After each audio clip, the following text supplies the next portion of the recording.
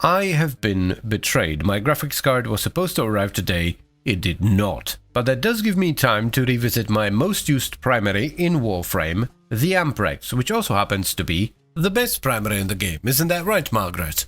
It's always the best, Mr. YouTube man, just like you. Oh, why, thank you, Margaret. That's awfully kind of you. But yeah, the Amprex. This is a Mastery Rank 10 chain lightning gun. If that doesn't sell it to you, I don't know what will. It does, surprisingly enough, pure electricity damage with a 32% crit chance, a 2.2 times crit multiplier, and a 22% status chance. It also sports a 100-round magazine with a relatively long 2.6 second reload, but it's not too bad because it doesn't drain ammo too fast. You can get the blueprint for it from the or energy lab in your dojo, and to build it you're gonna have to slap in 25,000 credits, 8 fully built field drones, 600 plastids, 9,000 ferrite and 3 argon crystals. So let's give it a shot and see what it can do, shall we?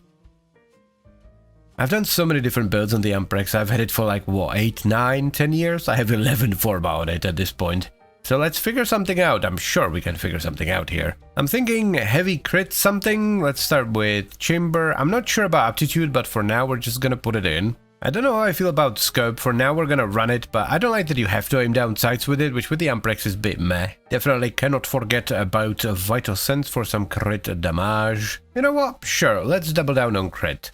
We could actually run Hammer Shot instead of aptitude. We lose the damage scaling, but we get crit damage. Hold up, this would actually work pretty well. If we go like Corrosive and Cold, we can run Frostbite for the crit damage and multi-shot. I don't like that we're getting 3 sources of crit damage though, so we will probably drop one of them, most likely Hammer Shot. Yeah, so Hammer Shot goes out, we flip the forma around, like so. So then we can put in Primed Cryo rounds, as well as Serration. We need some base damage. And we top it all off with Corrosive. There we go. Lovely. I suppose we might as well put in Sinister Reach, if I can bloody find it. There it is. Alright, let's see what it do. Corrupted 190. Sure. Ooh, that's actually quite saucy. Look at that.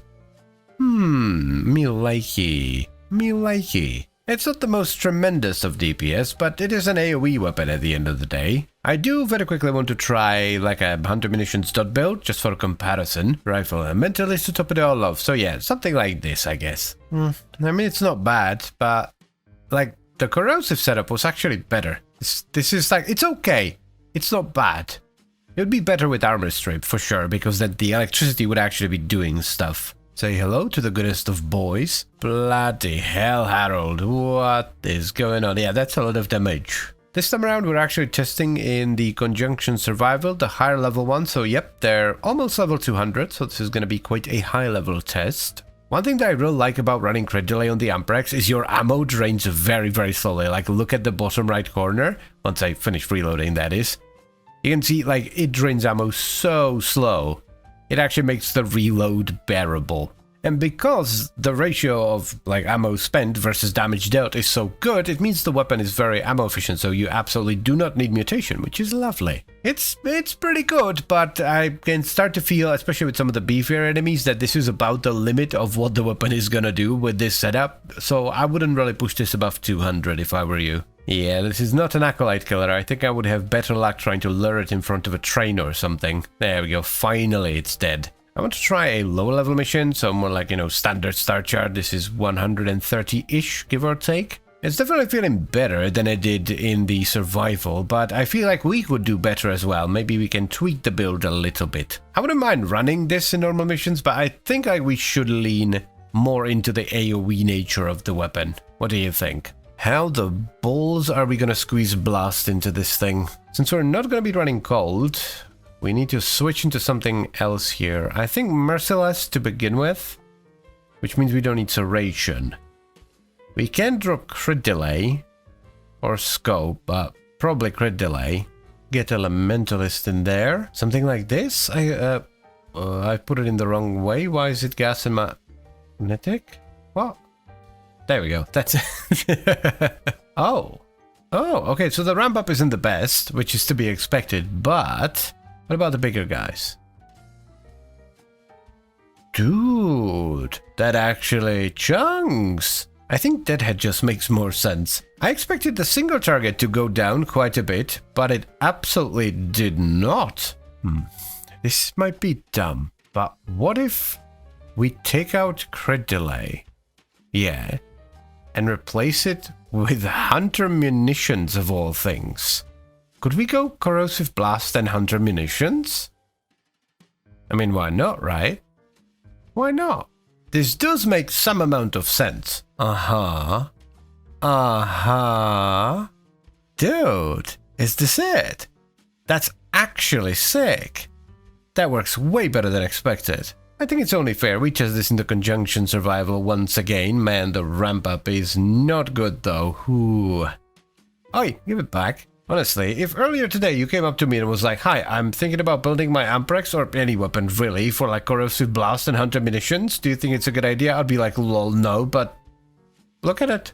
It does actually make sense when you think about it though. We're scaling status damage through Elementalist, right? So that affects both blast and slash, but also the slash damage is adding a significant amount of single target, which, you know, works well with the weapon because the weapon does more AoE, so it kind of balances that out. But also it kills the enemy so much faster, which then triggers the big blast, clearing more enemies. It actually makes a lot of sense. Slash, blast and corrosive on the Amprex of all things. I'll be damned. This works so much better than any of the other setups that we've tried. This is why, no matter how silly something might seem, you always try it first. So, here's the final setup for the Amprex, and it is absolutely exquisite. We have a combination of Thermite rounds, Rime rounds, and Malignant Force, which leaves us with Corrosive and Blast. Then we have Galvanized Scope for crit chance, Vital Sense for crit damage, Rifle Elementalist for status damage, Hunter Munitions for slash procs on crits, Galvanized Chamber for multi-shot, Sinister Reach for more range, though this isn't entirely necessary, so you can simply leave the Exile slot blank.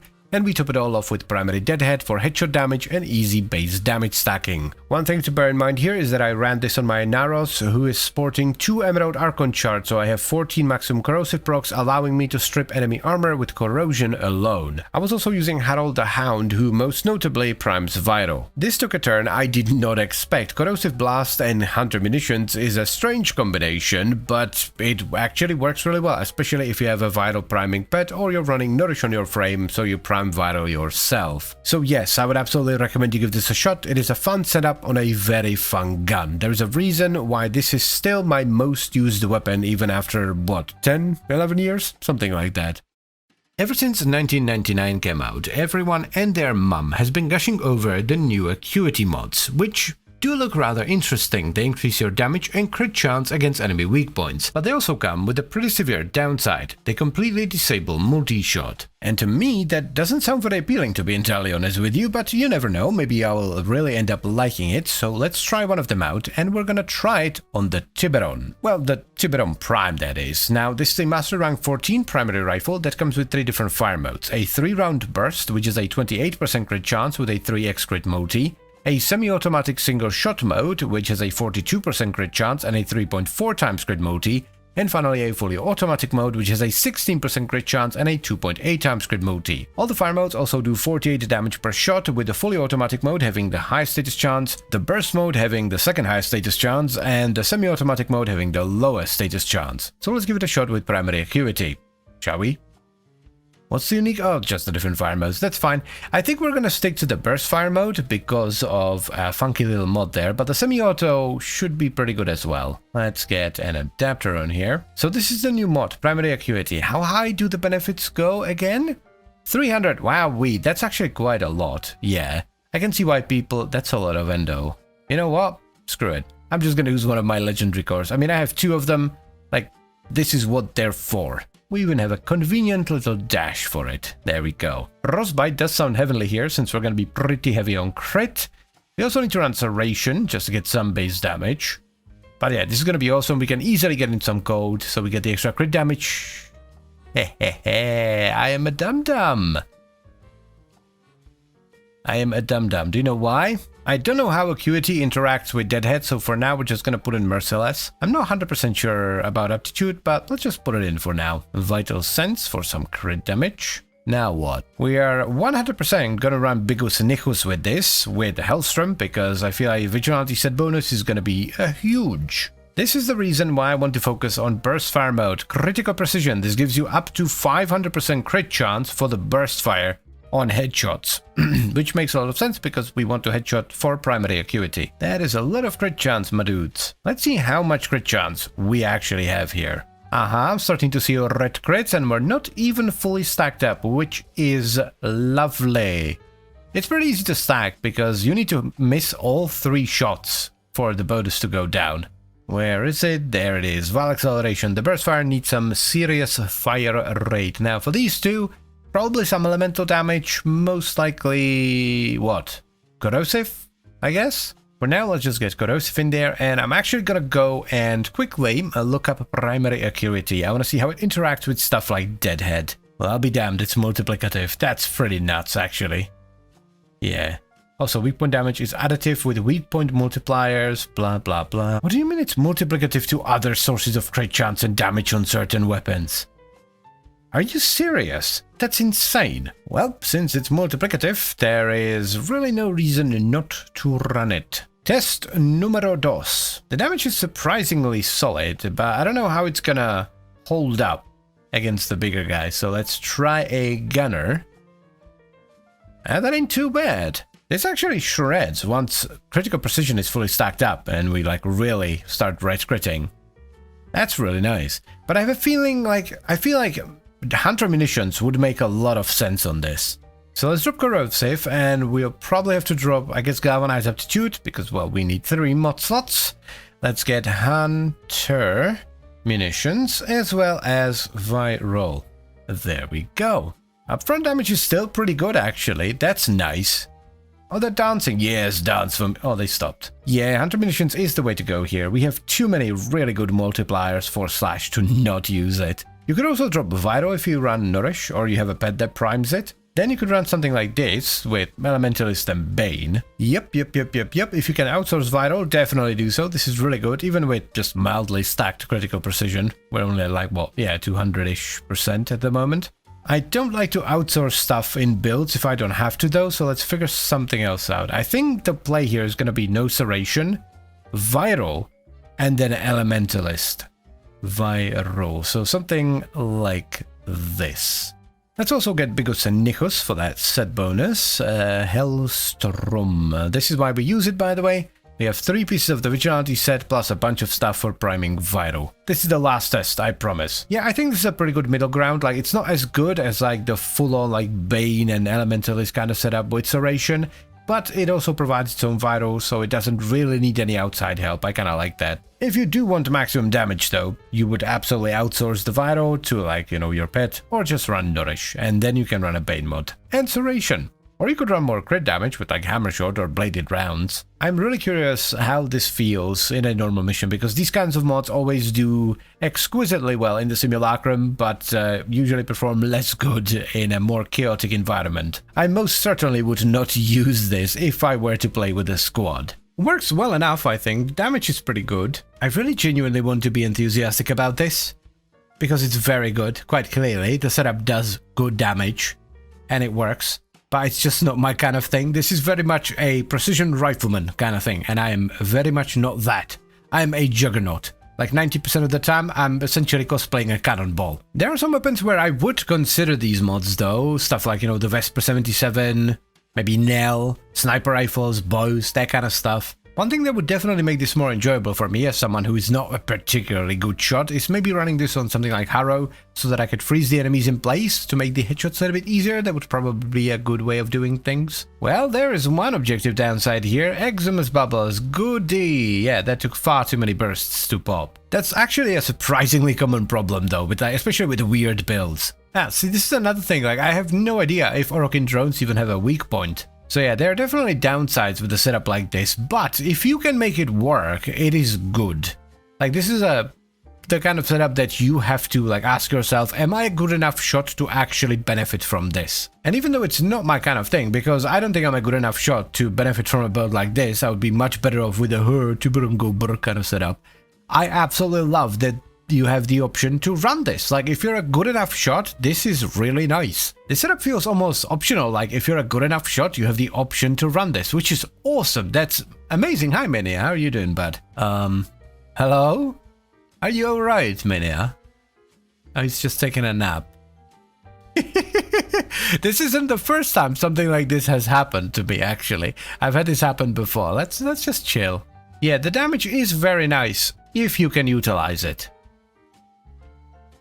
So here's the final setup for the Tiburon Prime, utilizing the new primary acuity mod. We have Hunter Munitions for slash procs from crits, critical precision because we're mainly using the burst fire, and this stacks crit chance as you headshot with the burst fire up to a maximum of 500%. We follow that up with Vile Acceleration for a bunch of fire rate. Then we run the new primary acuity mod for a ton of weak point damage and crit chance at the cost of locking our multi-shot at 1. Next on the menu we have Vital Sense for crit damage, Rhyme Rounds and Malignant Force for Vital, and then Rifle Elementalist for status damage. Now if you can outsource Vital to like your pet, or maybe you're running Nourish on your frame, you can easily take out Malignant Force and Rhyme Rounds and replace it with a Bane mod and something like Serration or Hammer Shot or Bladed Round, something for more damage here. Now I did mention in the video that this setup is not for me. I don't like the setup, but I like that it exists. The setup is actually very good, it does good damage, and it can be fun, it just requires you to be a better shot than me. So I would recommend it if you're a good shot and if it's the kind of thing you're looking for. If you watch my channel, you know I don't generally do clickbaity titles. I find them rather obnoxious. I don't like seeing them, I don't like using them. So imagine how absolutely disgusting something must be for me to use a title like this. Today we're going to do something disgusting. We're going to take advantage of this. This is a quote-unquote bug on acuity mods, where on some weapons the crit chance you get from acuity is multiplicative with other sources of crit chance. This seems to be a very similar, if not the same thing that happens with Condition Overload on some weapons, where the damage from Condition Overload is multiplicative with base damage. Now the weapon I chose for this is the Kuva Chucker. This weapon started off as a bit of a meme. It has very high crit chance, 50%, 2.3x crit multi, 27% status chance, and it has quite a nice splash, but it did mostly impact, didn't have a lot of slash, so when it first came out, it, as I've said, was a bit of a meme. But as more and more updates came out, especially the update that introduced internal bleeding, because this does have a forced impact proc on direct hit, the weapon has gotten stronger and stronger and stronger, to a point where it's kind of absurd at this point. Now, since it is a cool weapon, the only way to get it is by vanquishing a Lich that's wielding it. Now, as far as the Valence bonus goes for this setup, it doesn't matter. You could literally get anything at any percentage and the weapon will still one-shot every single enemy in the game as long as you can hit them in the weak point. So, let's give it a shot, shall we?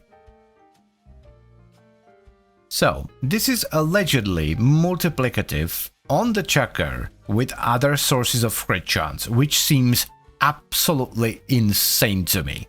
It's gonna be a weird build, but I have a feeling it's gonna do absurd damage if the wiki is correct. This weapon really has access to some of the best mods. Semi-rifle cannonade goes in, this is an insane amount of base damage. This is where the crazy scaling starts, because the Condition Overload effect from Aptitude is multiplicative from the high amount of base damage from cannonade. Another piece of the puzzle is Deadhead, because the base damage we get from Deadhead is multiplicative with Condition Overload as well, but also the headshot multiplier is multiplicative with the weak point multiplier from primary acuity. Next we have Galvanized Scope, and if the wiki is correct, the crit chance from this should be multiplicative with the crit chance bonus from primary acuity. Now if the base damage is not enough, we can run Internal Bleeding because this weapon has Force Impact procs, and the fire rate is low enough to where 70% of the time we are gonna proc Slash. Let's get some crit damage on this Mama Jamma, and I'm not entirely sure how we're gonna top it off yet. I mean, we might as well go all the way, right? We're doing ridiculous things. Let's run Avenger and Nourish. Moment of Truth. Does it do what I... that's the wrong button. Did you see it? That was a red crit right there. That was a... It's so hard to hit them in the head. Stop wiggling about. Oh my... 7.7 mil. That was a 3 exclamation point as well, right? Oh, that's disgusting. That's ridiculous. I cannot believe that that's actually how it works. What? Now, just in case you don't know, exclamation points are an indicator for additional tiers of red crits, and with 3 exclamation points it would be yellow, orange, red, then 1, 2, 3, so a 6th tier of crit. This is a tier 6 crit, which means we are hitting 600% crit chance, right? Yeah, 600%, that's insane. I can't believe that That's how this works. That's so busted. What? Now, bear in mind, this is with 2 open mod slots, right? We're hitting like 5-10 million with 2 open mod slots, and we have internal bleeding, so we're also proccing slash most of the time. Also, there was a level 190 steel path. I mean, yeah, sure, hammer shot and bladed rounds. We're hitting tier 6 crits. We want to get as much crit damage as possible. Yep, vigilante supplies. I mean, why not? I don't even know if this works on tier 6 crits, but sure, I'm gonna put it in. Oh my, the fact that the first shot did 2.5 million damage with no 17 million. 18. Oh my god, what have we done? 23 million. Dude, this is crazy. 31 million. Oh my god. What have we done? This is insanity. What the Clum! Like, my nourish fell off. I don't even have a pet.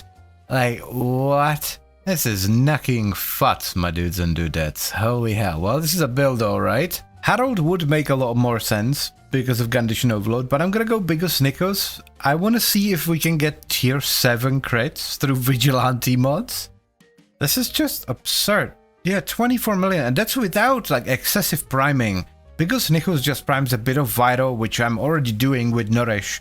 And a bit of heat? Like, what? 17, but I'm dead. I want to see how this works in a normal mission, but, like, this should just feel like a normal Chakkur build. On it's like, my Clum! god. Now, that's what I call a ramp up. Yeah, this just feels like a normal Chakkur build. It just so happens to do like millions of damage. Like, this thing one-shots everything. This is supposed to be an internal bleeding build. Imagine if you like drop the internal bleeding, because it's actually not doing anything.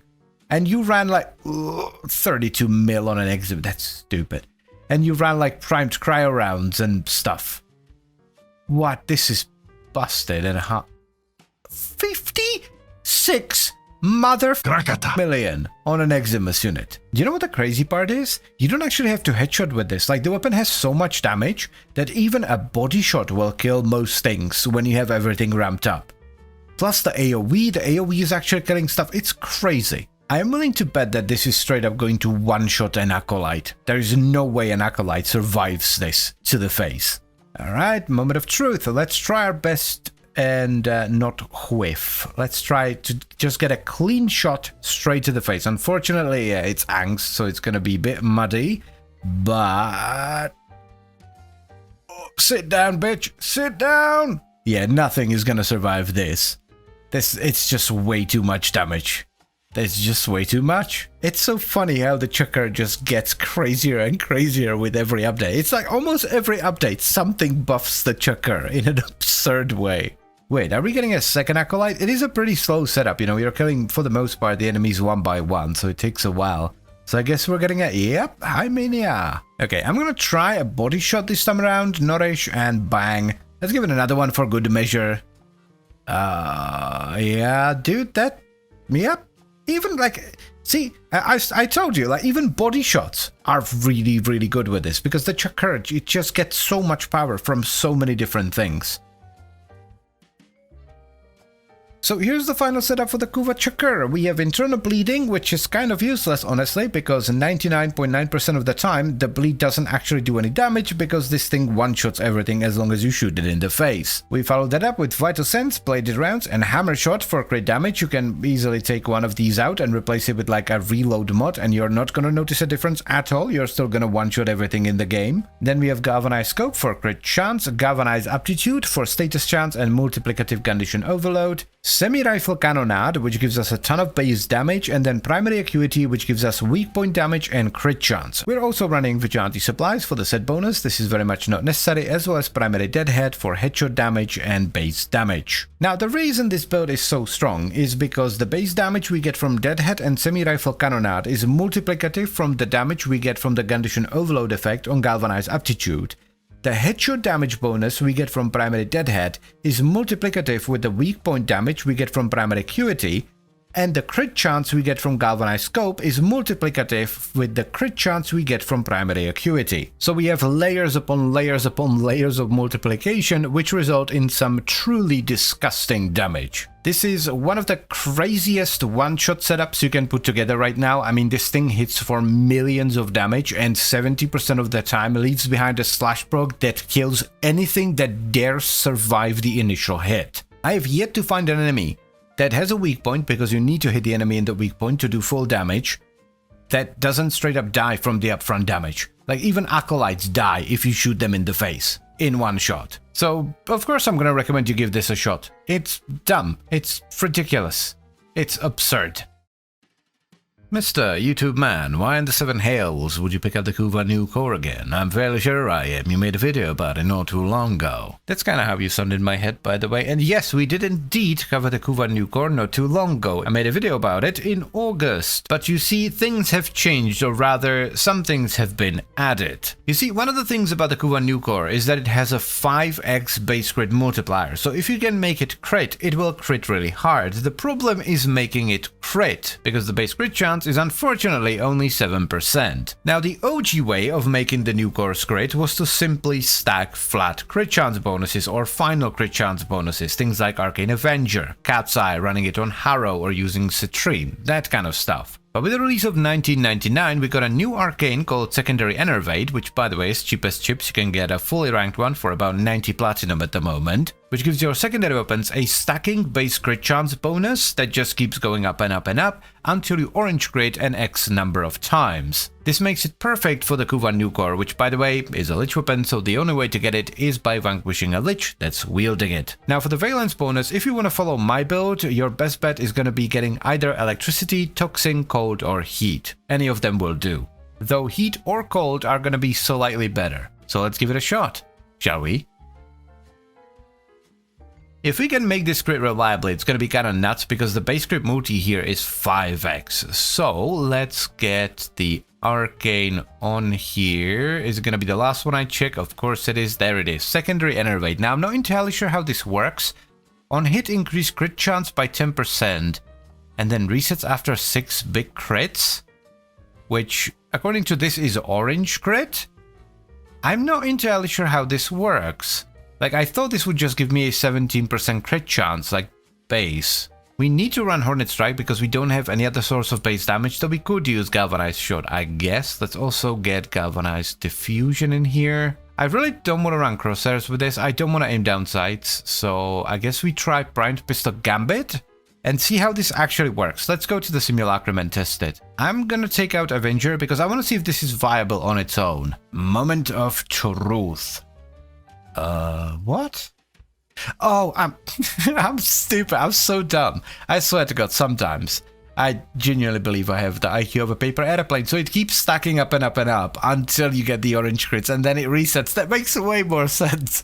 I thought it would just give you the, like, 10% base crit chance. That would be it. I guess we just focus on crit damage since we don't need crit chance. Man, that's gonna be really strong. There are so many options. My god. Let me think for a second. I need to figure out what we want to do here. I think Blast is going to be the way to go because of the chaining beam, so it's going to cross-proc the Blast. Yeah, Corrosive and Blast makes a lot of sense.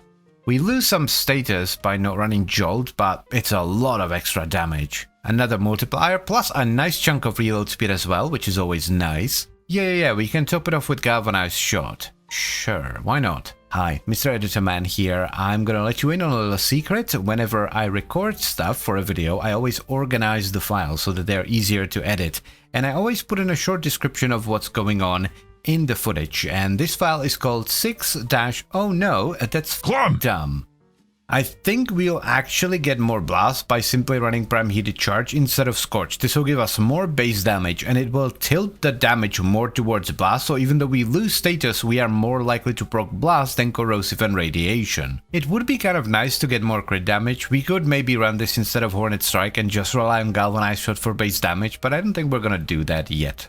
Let's instead add, what is it called? Ruinous Extension, that's what it's called, for a bigger beam. Look at my beam, bro, so big. Let's also add Herald into this Insanity, make sure it's on Vital and Electricity, good stuff. You know what, I'm gonna Nourish as well, because why not? This is so crazy. This is an AoE weapon with an AoE setup, and it just deletes 190 steel path. And the way it works is so satisfying as well. Let's try some other factions. Murmur, sure, why not? Oh my god, that is insane. What the hell, dude? That's crazy.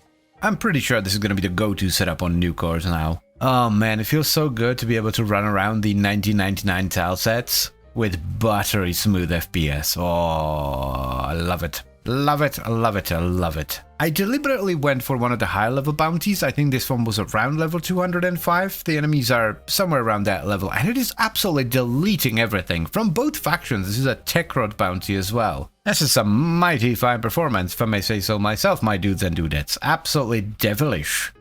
Good god. Like, even the vehicles aren't safe. Look at this. Sheesh. Ooh, one of the fat guys. Show me. Oh, that's good. These guys are notoriously tanky. That was well good. That was a really fast exterminate as well. That must have been like 5-ish. Yep, 5 minutes. Yeah, as I've said, I think this is going to be the go-to setup on new cores. It's very, very good. But it's not going to work on every weapon, which is why I think the arcane is so cheap. Might be easy to get as well. I don't know. I haven't really looked into it, but I think the reason why it's so cheap is because on some weapons, it's not going to do an awful lot, if anything at all. Like, on some weapons, it might not do a damn thing, but here it's perfect. What are some other secondaries that would be really good with this? I can't think of any right now off the top of my head, but there have to be some. If you can think of some, just let me know in the comments. Yeah, this is just terrific. I can't think of a bad thing to say about this. It's just all good. There are like no downsides to this. It's perfect. I mean, if you pair this up with the Chucker setup from the previous video, you would have an absolutely godlike setup. You would have this, which clears really, really well against all factions, and then you would have the Chucker for insane one-shots.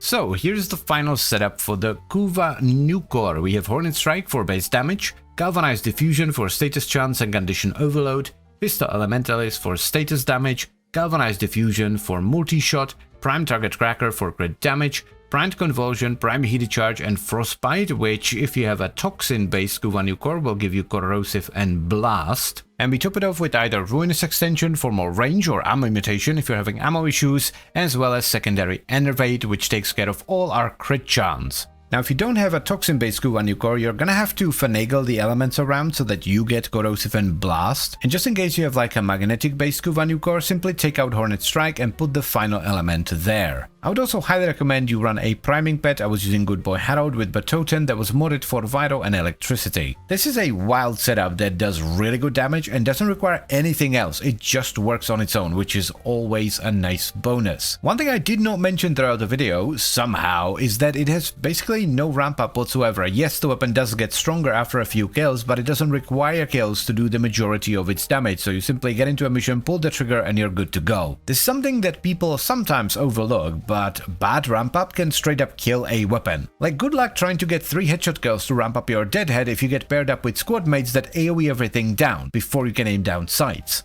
So on top of it being really good and fun and easy to use, it also doesn't have ramp up, so you can use it in essentially any scenario against any faction. So yes, I absolutely recommend you give this a shot.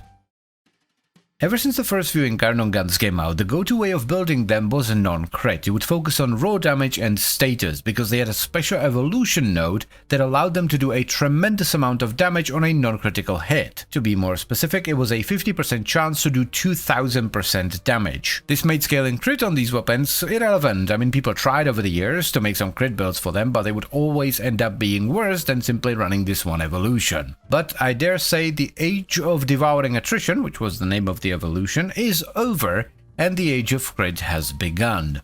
For you see, at least for the Latum, you can get multiplicative crit chance from pistol acuity. Now the Latum, just in case you don't know, is a very solid secondary pistol that does primarily slash damage with a decent chunk of impact as well, and it sports a 22% crit chance, 2.2 times crit multiplier, and a 22% status chance. When you activate Incarnate mode, the weapon goes from semi-automatic to full auto, and it stops doing slash. However, it does gain a 2-meter explosion which does pure radiation damage. This is also where the weak point crit chance bonus from acuity becomes multiplicative, as it is not multiplicative in normal mode. If you want to get your hands on this puppy, by the way, you can simply get a blueprint from Cavallero on Zariman, and you're gonna have to put in 30,000 credits, 1 Void Plume Pinion, 5 Void Plume Quills, 20 Void Gel Orbs, and 4,000 Ferrite to build it. So let's give this a shot and see if it's actually worth building it for crit now, shall we? We're gonna have to change the evolutions here. Yeah, I think I want to go for the negative recoil. I think that's gonna help us more. The reload speed on headshot sounds nice, actually. Ooh, headshot damage. I bet that's multiplicative with acuity as well. And for the last one, we don't actually have a good choice here, I don't think. This used to be the go-to, but yeah. We can't run this either because this requires you to not crit, so I guess it's the ammo efficiency one. The build idea here is pretty simple. We run pistol acuity for the weak point damage and crit chance, and these locks are multi-shot, so we can't run things like diffusion. Then we probably get galvanized crosshairs because the crit is going to be multiplicative, and let's get galvanized shot in there as well. For the arcane we go with deadhead because the headshot multiplier is multiplicative with the weak point multiplier. Let's not forget prime target cracker for the crit damage. I am tempted to run primed pistol gambit as well because we have the mod space, right? Since we have pistol acuity we can't run multi-shot, so we have way more mod slots than usual on a secondary, because on secondaries most of the time you would run 2 multi-shot mods. Let us shuffle the polarities around so that it doesn't look quite as messy. Let's get the dash up here. There we go, that looks much better. I definitely want to go cold for the crit damage, but how are we gonna do that? Do we just go deep freeze or do we get frostbite? Decisions. Why not both? We could run magnetic might. That would be kinda nice actually. Or merciless gunfight. How much crit damage does this give you? 45, that's not a lot. So I think magnetic might is gonna be the way to go. Or alternatively, we can just go sharpened bullets. That's even more crit damage. Well, let's get a D right here. And for now, crit. Sharpened bullets. And yep, it is multiplicative. Okay, I was a little bit worried because it was not actually multiplicative on the normal mode, but yeah. That's a lot of damage, my dudes. The fire rate is really low, though. I think this needs some... Oh my god, 1.4 million. Yeah, this needs some fire rate. Do we go all out or just run Gunslinger? I think we go all out, right? With the dynamic agility. Oh, that is... that's just a little bit better, all right? Okay, one thing that is bothering me a little bit, though, is the projectile speed. The projectile speed is really, really low. Yeah, we definitely want to get a lethal momentum. The projectiles are far too slow to reliably headshot at any kind of range. Be blessed, my dear children. Ring ding ding ding ding, we're done. First things first though, we will take out sharpened bullets and put in magnetic might instead. This gives us a less crit damage but more base damage thanks to that magnetic, which is gonna help a lot. Yeah, this is a substantial amount of extra damage. Let us flip this into a V. It's a bit of a shame we can't squeeze in a fully ranked one, but 1 rank from the top is better than nothing. Alrighty then, let's see what it do. Oh my god, 734k? What? 761k? Sure.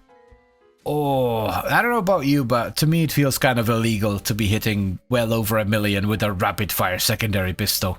This truly is a silly amount of damage. One thing to bear in mind here, by the way, is this is with 0 buffs. I'm not using any abilities, I don't have any frame arcanes, and I don't even have a pet with me. I probably should have done a test with the original setup, but I am fairly certain it did nowhere near this kind of damage, right?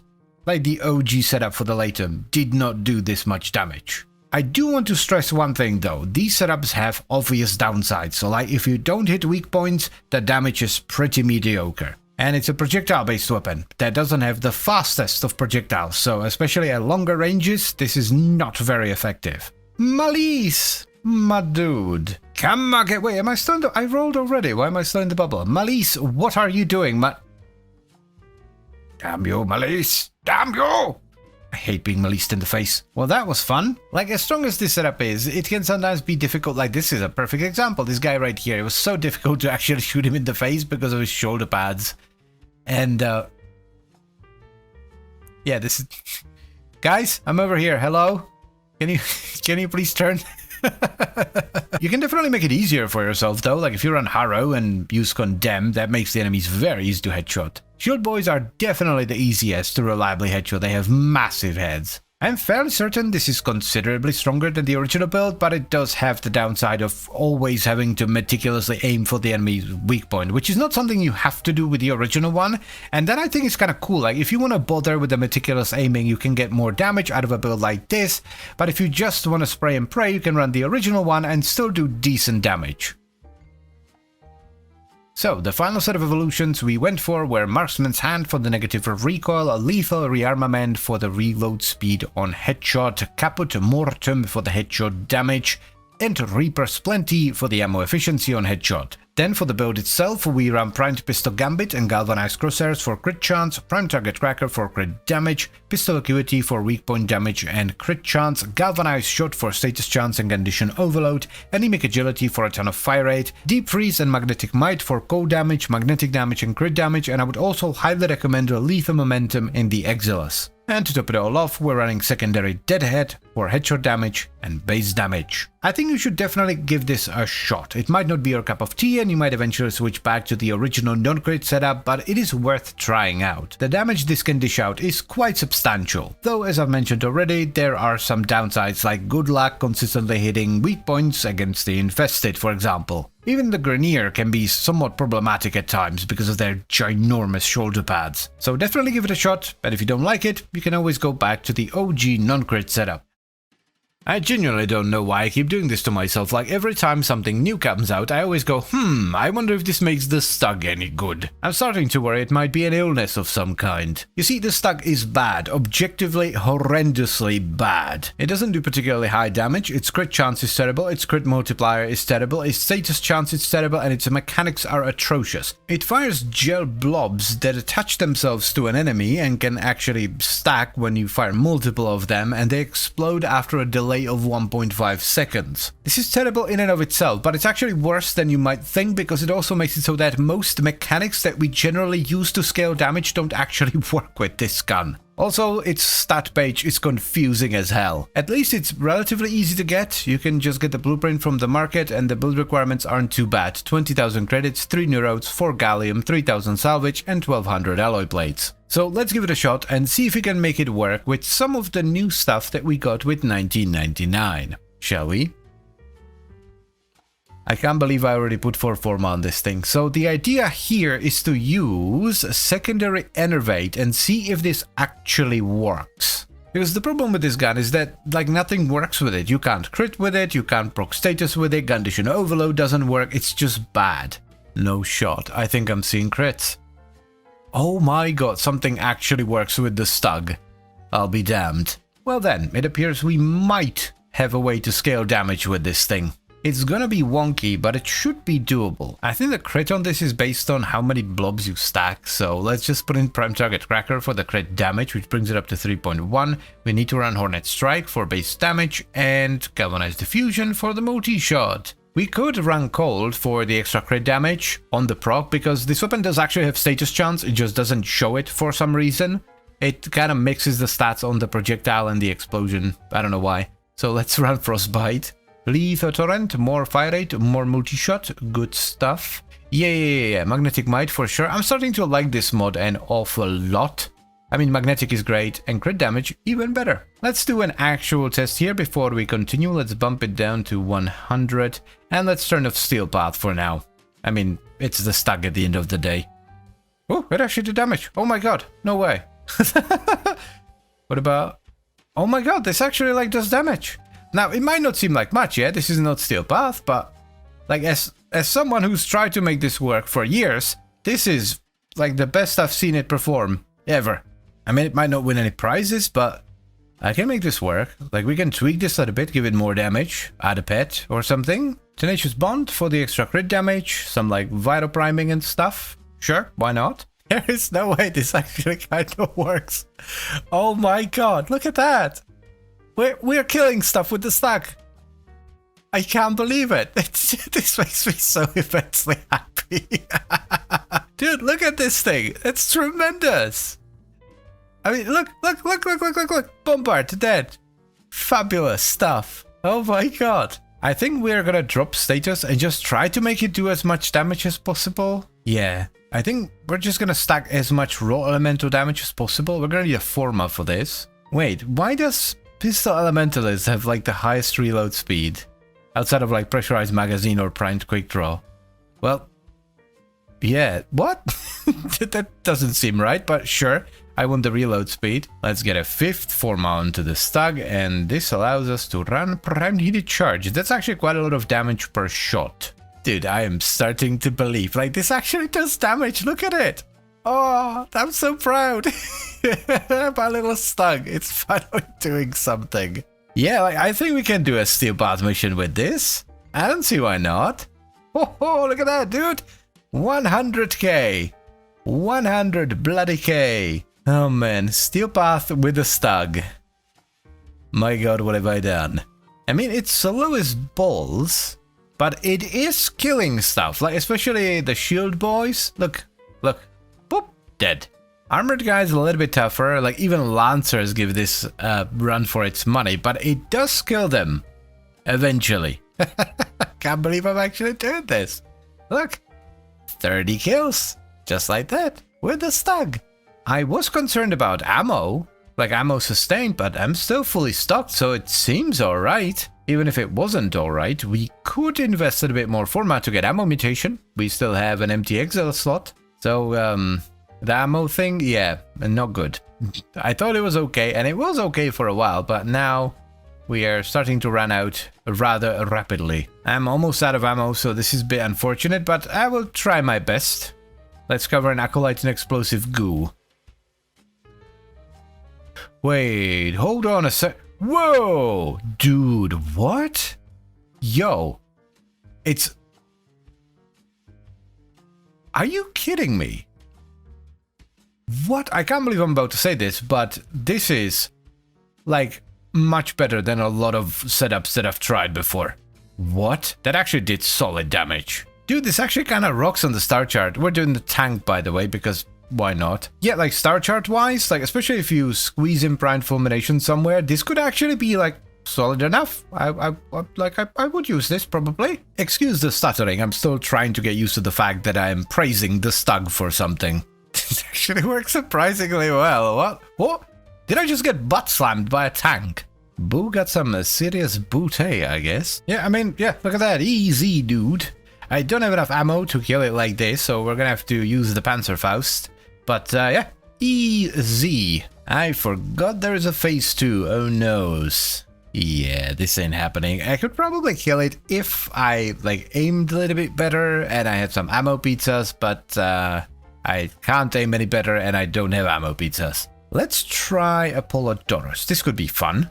This feels kind of awesome, not gonna lie. The AoE is quite good. It's... yeah, I was about to say it's really good. It's good for the stug. Yeah, it's still pretty bad, but as far as the stug goes, this is as good as it gets, pretty much. We're actually, like, surviving in the survival with the stug, of all things.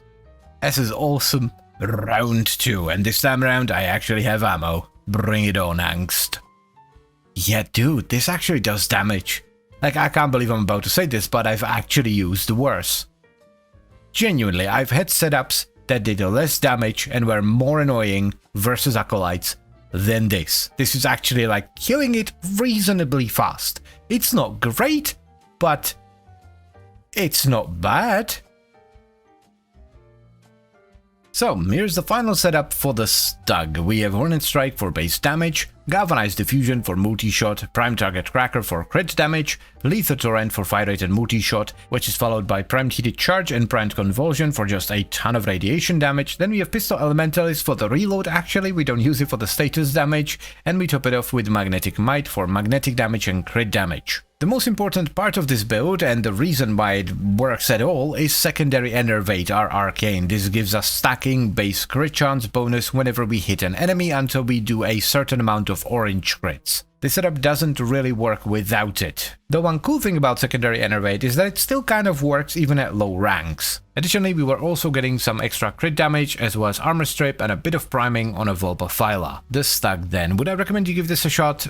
Well, no, obviously, this weapon is still bad. It's not as bad as it used to be, and it kind of works with secondary enervate and when you help it out a bunch with like Warframe abilities and pets, but at the end of the day, it's still the stug and it's still pretty bad. It's a lot of investment for not a lot of return. Do it if you want to be a hipster, run around with something weird and confuse everyone in your squad.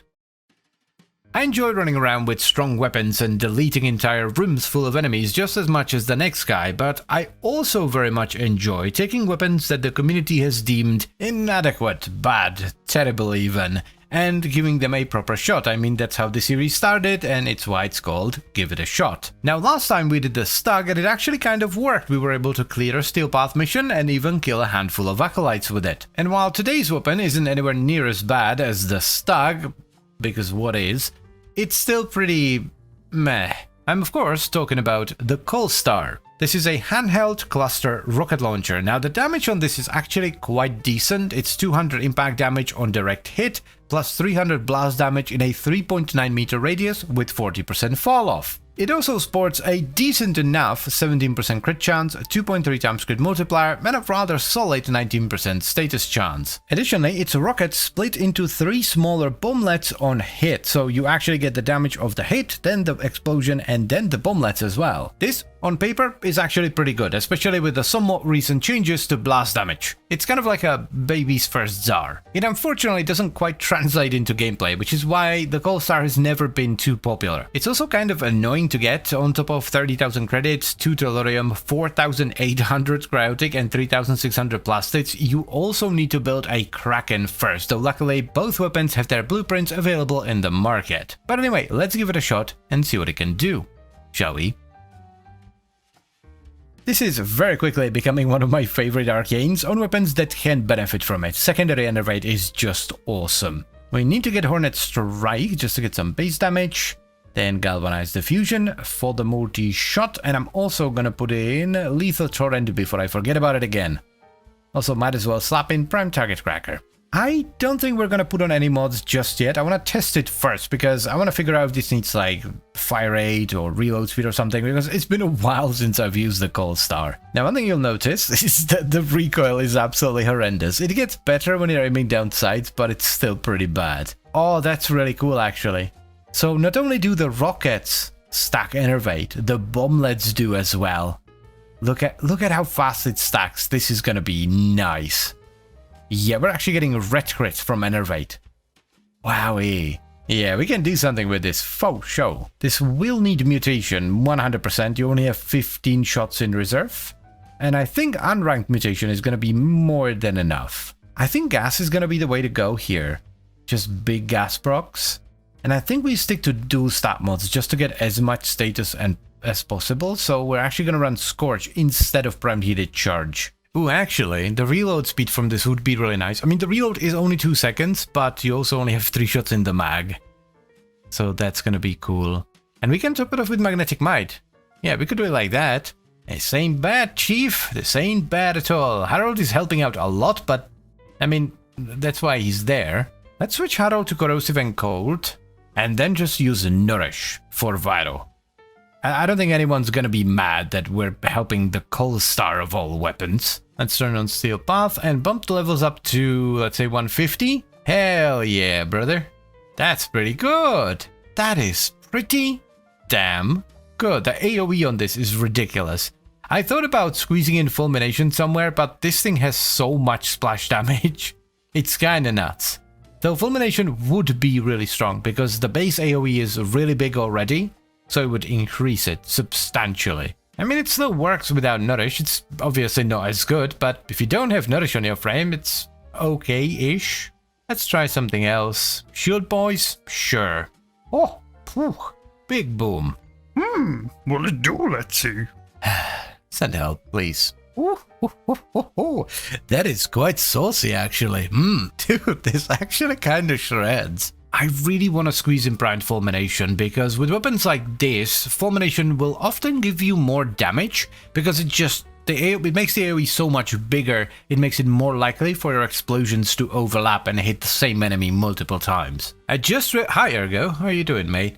I just realized we're also not running Elementalist, and we probably should, because we're doing Blast and Gas, both of which count as status damage, which is scaled by Elementalist. Oh, konnichiwa, Akuroi-san. Bring it on, Torment, I'm ready. Oh my god, that was a big chunk. Wowee.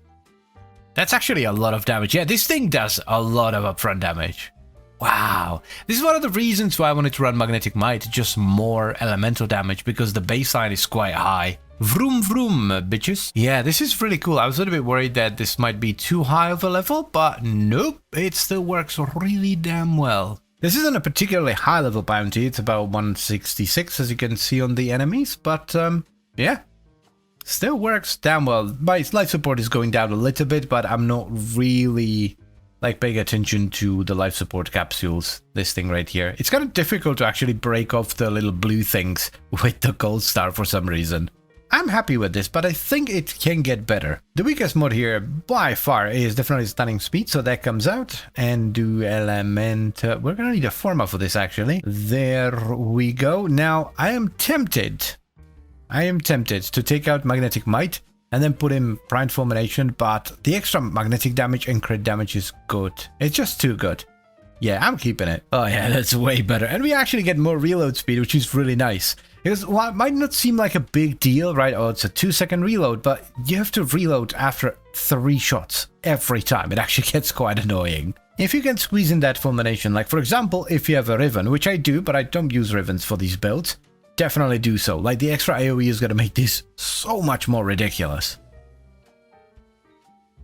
Well then, here's the final build for the Cold Star. We run Hornet Strike for base damage, Galvanized Diffusion and Lethal Torrent for a bunch of multi-shot and a bit of fire rate, Magnetic Might and Prime Target Cracker for magnetic damage and a ton of crit damage. Then we have Pistol Elementalist to scale the damage of our Blast and Gas procs, and we top it off with Pistol Pestilence and Scorch for gas damage and status chance. I would also highly recommend you run either Ammo Mutation in the Exile slot or you use this with Carrier, otherwise you're gonna be out of ammo in no time. And finally we have what is very quickly becoming one of my favorite arcanes of all time, Secondary Enervate. This provides us with all the crit chance we need. This is a very important part of the build. It will not work without it, though luckily it will work even if you only have rank 1 Secondary Enervate. Now we did help the Cold Star with some other stuff as well. I was using Harold and I had him modded for Corrosive and Cold for a bunch of priming and armor strip, and I was also using Nourish on my Naros for Viro priming. These are not entirely necessary, like the setup will work with a different pet setup and it will work without Nourish, but if you want to get as much damage out of it as possible, you're gonna have to use them. This is a surprisingly fun setup that does really good damage and it has kind of ridiculous AoE. It kind of just feels like Kuvazar, honestly, it just has much worse recoil. So I kind of want to recommend this. This isn't just like a meme, this actually works pretty well. The one thing I will say is that stagger protection or self-stagger protection is absolutely mandatory with this. Okay, if you don't have self-stagger protection, you're going to be lying on the ground 99% of the time. It is virtually impossible to avoid not just the rockets, but also the follow-up bomblets. So yeah, give it a shot. It's not just a meme, it actually works. Greetings, my dudes, this dudettes includes. Come and lighten your brain with this brand new arcane and dispel all your incertitudes. Now today we're going to be playing around with a rather controversial new arcane by the name of Melee Doughty, and the reason it's controversial is because some people think it's garbage, some people think it's really good. Now I know Doughty means brave, right? But to me it still sounds kind of silly because we have Merciless and Deadhead, and then Doughty, it's kind of like an evil wizard that calls himself Tim. The weapon I decided to use this arcane on is the Ceramic Dagger. This requires Mastery Rank 3, does primarily puncture damage with mediocre crit and decent status. Now the reason I chose the Ceramic Dagger for this arcane is because Melee Doughty increases your final crit damage based on your puncture proc chance. You get plus 1x crit multiplier for every 10% chance to proc puncture at maximum rank. One issue with the Ceramic Dagger is that its blueprint is only available from the Nightwave shop, so if it's not available, you just can't get it. Though luckily the blueprint is pretty cheap and the build requirements are not that bad, it's just a handful of resources. You will, however, have to farm an Incarno adapter from Circuit into Viri, because without it the Ceramic Dagger is mediocre at best. So let us give this new arcane a shot and see if it's any good, shall we?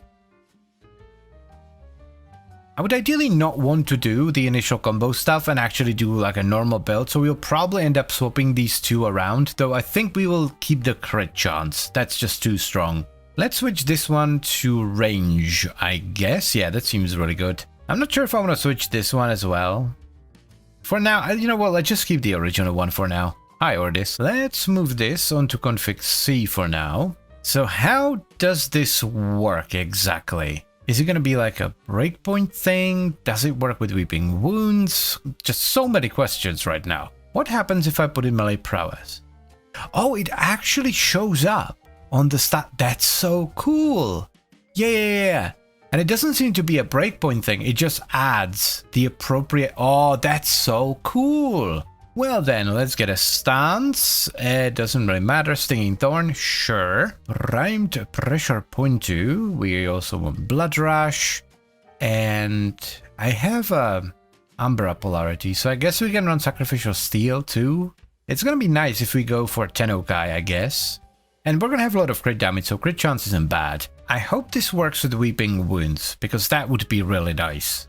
This is kind of weird, but Sundering Strike should actually give us crit damage, because it gives us a higher chance to proc puncture, right? Yeah, it gives us 0.2 extra crit. That's so cool. We might actually use this. Don't know if this is necessarily worth it, but what else am I gonna use? I don't want to use Elemental Mods, because that will lower our chance to proc puncture. Primed Reach for more range, always good on daggers. And let's also get an Exos adapter and run some kind of Tennokai. I wonder if this works with the Arcane.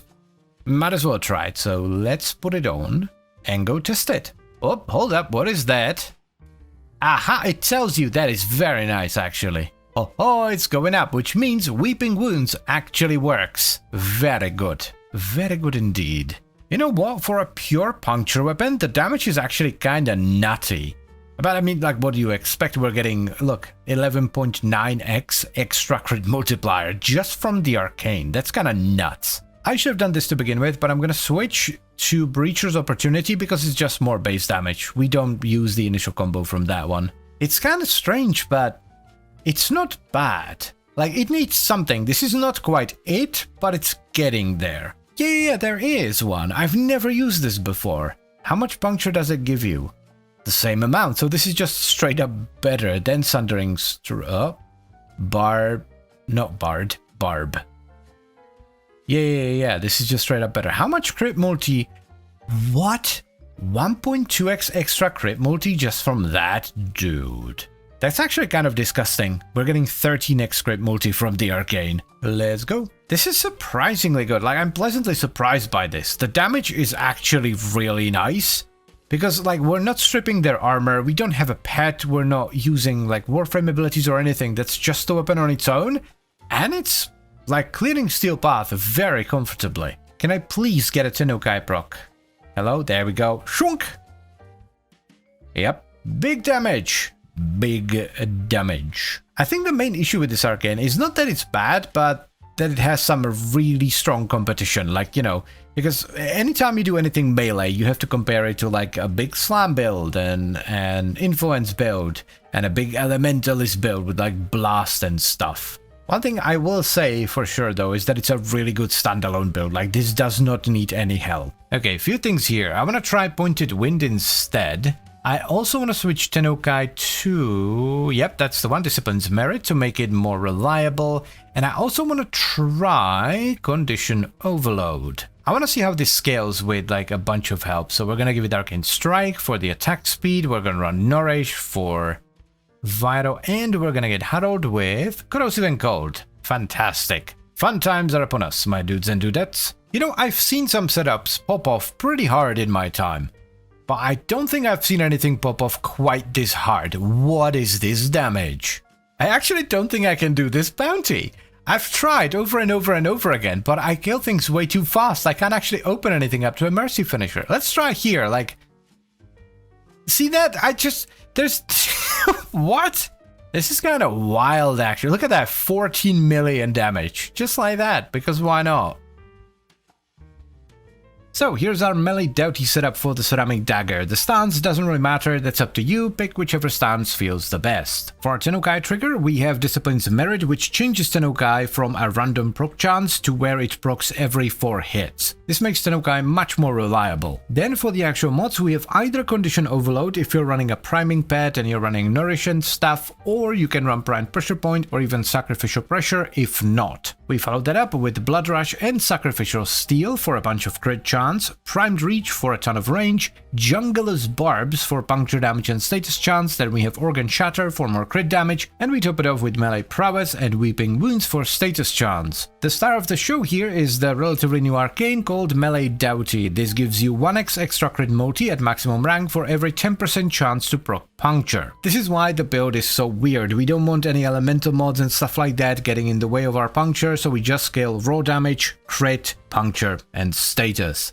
For our evolutions, we run Breacher's Opportunity because it simply gives more base damage than the other one. Then we have Orokin Reach for extra range, and finally Absolute Valor for more base crit chance. Now unfortunately, this setup doesn't really pop off until you give it some extra stuff. So for this video, we were running the Naramon Focus School for combo sustain. We use Arcane Strike on our frame for attack speed, as well as a Nourish for priming Vital. And we use the priming pet, in this case a Hound, with its Batoten modded for corrosive and cold. I think this setup is really cool and is worth giving a shot, but there are a few caveats here. So as I mentioned already, this setup does need a little bit of help to get going, or rather to absolutely explode with damage. It doesn't really get going, it just becomes insane. And it doesn't work very well on most weapons. The ceramic dagger is one of the few weapons where you can actually utilize it, because if you want to use this setup, the weapon needs to have good crit and status chance, and it also needs to do primarily puncture damage. If it's missing even one of those things, it's not gonna work. So yeah, very niche, but good.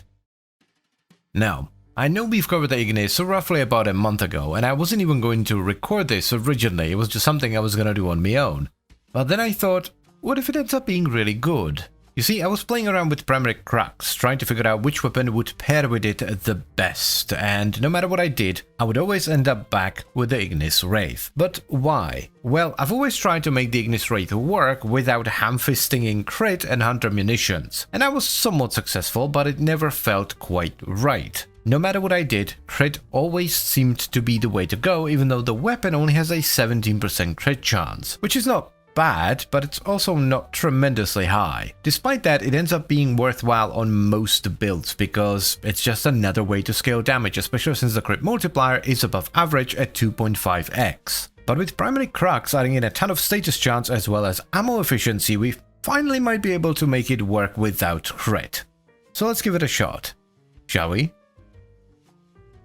This is still a really good build, by the way, and I would recommend it for Steel Path, but today we're gonna try something else, so let's move it over to config B. Today we're gonna use Primary Crux. This is one of the new arcanes. On weak point hit, which with the Ignis is basically every hit, because, well, it's Flamethrower, gain plus 30% status chance and plus 6% ammo efficiency for 10 seconds, stacking up to 10 times. Build should be pretty straightforward. Serration for damage, chamber for multi-shot. We're probably gonna run primed cryo rounds for big blast. Yeah, this is just too much damage to skip on that. Let's get corrosive. This works really well with blast. That's not gonna work. Hold on a second. Let's get aptitude. I really don't want to break this build, so we're gonna have to swap rhyme rounds with elementalist. Hold on. There we go, so that's fine, and now we can move that over there, and that gives us corrosive and blast. Lovely. We can easily run acceleration because we have the efficiency and elementalist for the status damage. That looks really good to me. Let's go try it out. Dude, that stacks up so fast. Yeah, that's awesome. Also, look at the ammo count. That's going down very slowly. Additionally, the damage is absolutely terrific. The single target is a bit on the weaker side, which is to be expected from a corrosive and blast build, but I have a feeling that all this needs is just like a little bit of extra oomph, and it's gonna be fabulous, absolutely fabulous, because if there are at least 2 enemies standing next to each other, the damage is actually really nice.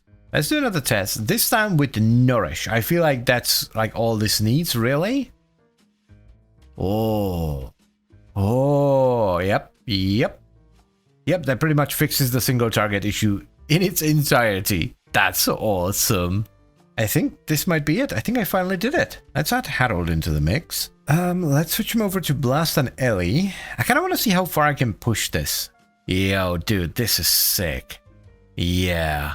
My god. Look at, yeah. This is, like, this has to be better than the Hunter munition setup, right? Like, this is so nice and very smooth. Let's try Sentience. Yeah, they're actually resistant to corrosive. Yo, get destroyed. Wowee, that's a lot of damage. Eeny, meeny, miny, murmur?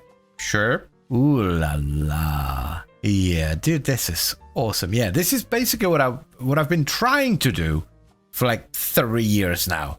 Now, if we really want to go ham, we could add Avenger. I don't really count this as scaling crit. It's just a bonus sort of thing because you do have a 2.5 excrete multi, but we're not actually scaling crit. It's just like a little bonus that we get on top. Oh, oh, oh, baby, that is saucy. Well, let's go do some missions then. Damn, this feels so smooth. It kind of feels like a solid Ignis build on the star chart, basically. We've scaled our way to the point where this feels like it used to feel on the star chart. An alternative thing you could do here actually is strip armor some other way, like use Scarab Swarm or some other ability or even a pet, and then run corrosive and no, not corrosive, blast and electricity actually. That would give you way more damage. I know we're using a lot of extra stuff here, right? But I'm still happy with this. Originally, I wasn't actually going to record this. This was just something I was going to do on my own, but then I thought, well, what if it's actually good and then I'm going to feel bad for not recording it? One thing that I absolutely love about this is that even though we are running Vial Acceleration, which cranks up the fire rate like crazy, but, you know, also the DPS, we are not running into any ammo issues despite not... Oh, Acolyte time. Despite not running ammo mutation. Malice, my dude, I'm not actually expecting much from this. The Ignis has never been a great single target weapon. Yeah, I mean it's decent, but it's nothing amazing. Bit of mixed combat here. Both the shield boys and the Grenier are going down reasonably fast, you know? Again, very nice and smooth. Oh, ho, ho. Sit down, Sentience. Wowee, yeah, that's good. That's good stuff. No major complaints so far. Like, the single target is not great. I guess that's a complaint, but... yeah, it's an Ignis Wraith. Like, the single target's never gonna be amazing. Ammo is super consistent, once again, very nice. I mean, I've used worse, but I use some weird stuff, so that doesn't really tell you much. At the end of the day, you can just run a secondary weapon that's specialized in, like, one-shot type damage, right? You don't have to kill everything with a primary, you can just run a nice big hand cannon. This is just good across the board. Like, so far, everything we fought has been incredibly smooth. We have the Murmur, Corrupted, Grenier, and Corpus, and it's going to be good against the Infested as well. I can tell you that, even though I haven't tested it yet. I'm going to call this a success. I can't think of anything else I would want to do here, so let's wrap it up. So, here's an alternative build for the Ignis Wraith using the new primary crux, and I say an alternative build because the original Hunter Munitions Viral setup is still very good. We have Serration for base damage, Galvanized Chamber for multi-shot, a Rifle Elementalist for more blast damage or status damage, but it scales our blast damage. Then we have Galvanized Aptitude for status chance and condition overload, Primed Cryo Rounds which combines with the base heat from the Ignis into Big Blast, Malignant Force and High Voltage is there for corrosive damage and status chance, and we have Vial Acceleration for a ton of fire rate. The star of the show for this build is the new primary Crux Arcane, which adds a ton of base status chance, which helps us proc corrosive and blast, adding a ton of damage and much faster armor strip, but also a ton of ammo efficiency, which allows us to run Vial Acceleration and sustain our ammo even without using any form of mutation. This means that if you want to, you can actually invest into Sinister Reach for the Exiles to get a longer beam. It is less of a standalone setup that I usually go for, though we have a lot of help here. We have 2 Emerald Archon charts, so our corrosive procs can strip the enemy armor on their own. We don't need any additional help. We're running Arcane Avenger for a bit of extra crit on top, which is very nice with the 2.5x crit multi. We have Nourish for a bunch of Viral, and we're running a pet, in my case that was Good Boy Harold with Electricity and Blast. There are numerous things that I really like about this setup. The damage is really good, it has a ton of AoE, the ammo sustain is great, and I like that I don't have to aim down sights all the time. Also, it is almost non-existent ramp up because you have most of your power right off the bat. You just need to hit a few enemies in the weak point, which with the flamethrower is pretty easy. And then once you get a couple of kills, yeah, you do get more power, but you don't need it to start killing stuff, like with some setups. So I would absolutely recommend you give this a shot. Hey, I heard you were looking for some Forma, eh? I have some right here in the van, if you would like to come check it out. Do not enter strangers' automobiles, regardless of how much Forma they promise in return. Also, stop looking at my feet. Good god, these intros keep getting worse and worse. So, last time we did a build for the Ignis Wraith using the new Primary Crux Arcane, and some of you guys recommended or suggested other weapons for the Primary Crux, and one of them that stood out to me was the Phantasma Prime. It seems perfect for Primary Crux. It's a beam-based primary shotgun that does radiation and impact damage. It has high fire rate with a relatively small magazine and some ammo issues, so the ammo efficiency part of the Crux is definitely welcome. And the best way to do damage with it is to simply proc an obscene amount of status. So the status part of the Crux is going to be utilized as well. Its crit chance is also mediocre with a slightly below average crit multiplier as well, so we don't have to waste space with crit mods and we can simply scale big status and damage. It just seems like it would be really good. So let us give it a shot, shall we? Primary Crux, there it is. This could be really, really good. You need Prime Point Blank for the base damage. Let's get Savvy for the status chance and condition overload. Hell for the multi-shot. And I think we're gonna use Primed Elemental mods just for big damage here. No. Let's just go Prime Chilling Grass, because it's huge, and then Blaze, and simply try to rely on Savvy and Crux to provide all the status we need. That is an absurd amount of damage. My god, yeah, this is gonna be really nice, I think. Let's get a D right here. Shotgun Elementalist, this gives us some magazine capacity, which is really nice as well. And what are we gonna do for the last mod? Normally this wouldn't be like the most amazing thing in the world because you already have high fire rate and a tiny magazine, but because we have the ammo efficiency, I think fire rate might be the way to go here. Whoa, yo, that's crazy. Holy shit, look at this. That's crazy. Yo, it still has that very distinct electricity delay where it takes a little bit for the electricity to zap them, but my god. Come on, show me. 269, nice, that's wild. Let's try some other factions as well. The speed at which this disposes of mine enemies is quite satisfactory, I must say. Yo, now this is wild, because we are not stripping their armor, and Sentients are pretty beefy. At 190 in Steel Path with full armor. So this is a lot of bloody damage. Let's add Harold for a bit of armor strippage. So let's switch him over to corrosive and cold. Oh, now that's gross. My god, yeah. Bloody hell. Yeah. Disgusting. Absolute filth. Let us go. Wowee, this feels just downright illegal. These dudes are melting in mere milliseconds. Gotta say, I absolutely love blast electricity setups because in my eyes, they complement each other perfectly.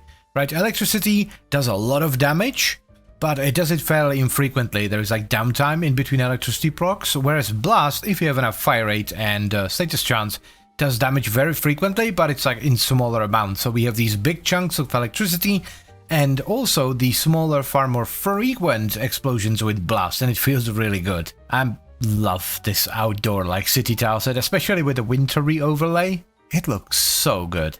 I really need to work on my chemistry with Mag. Hey, how you doing, boo? Being drawn to unhinged women is definitely one of my less fortunate qualities. The art of combat must be practiced to truly master the canvas of war. Get beamed. I sometimes wonder whether I'm making funny YouTube videos or I'm just documenting my mental decline. I was somewhat worried about the armored portion of the Corrupted, but it seems fine. It would probably be better in like a survival or something. In an exterminate, you're constantly moving forward.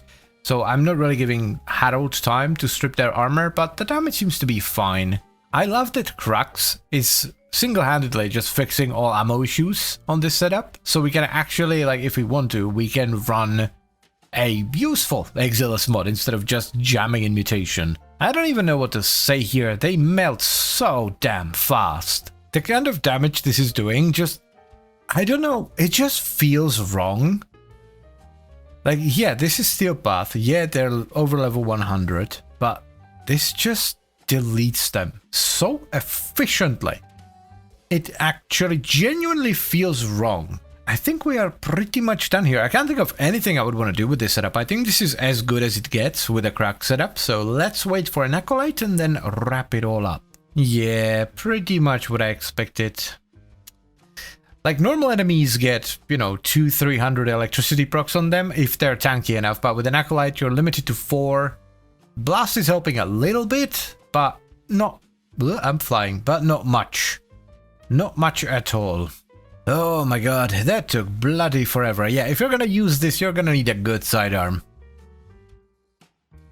So, ho ho, here's our primary crack setup for the Phantasma Prime. We have Primed Point Blank for damage, Galvanized Savvy for status chance and condition overload, Galvanized Hell for status chance, Shotgun Barrage for a ton of fire rate. We follow that up with Shotgun Elementalist for magazine size and status damage, and we top it all off with Primed Charged Shell for a ton of electricity, as well as Primed Chilling Grasp and Blaze for an absurd amount of blast damage. The Arcane is of course primary cracks, which upon hitting a weak point grants you status chance and ammo efficiency. This completely fixes any ammo issues that the Phantasma Prime might have, so you can easily put in Galvanized Acceleration into the Exiles to get a bigger beam, which is always nice. It's also our biggest source of status chance. Outside of that, we're only using Galvanized Savvy, and we can easily proc upwards of 300 electricity procs and even more blast procs on one enemy with one magazine, as long as we're hitting their weak point and stacking cracks up. The biggest weakness of this build is going to be enemy armor, so I would highly recommend you either use a pet with a corrosive setup or some form of armor strip, or you use an ability that strips armor for you. I use the normal setup that I use on Harold with his Batoten modded for corrosive and cold. This is a tremendously fun setup that does fantastic damage and it feels good. You can actually push this to do even more damage than what you've seen in this video by simply getting some final crit chance bonuses like Arcane Avenger or Cat's Eye. You could even run one of the companion bond mods, I forgot the name of it, but it's the one that gives you a final crit damage bonus. That would make this setup even crazier than it already is. So yes, I do absolutely recommend you give this a shot.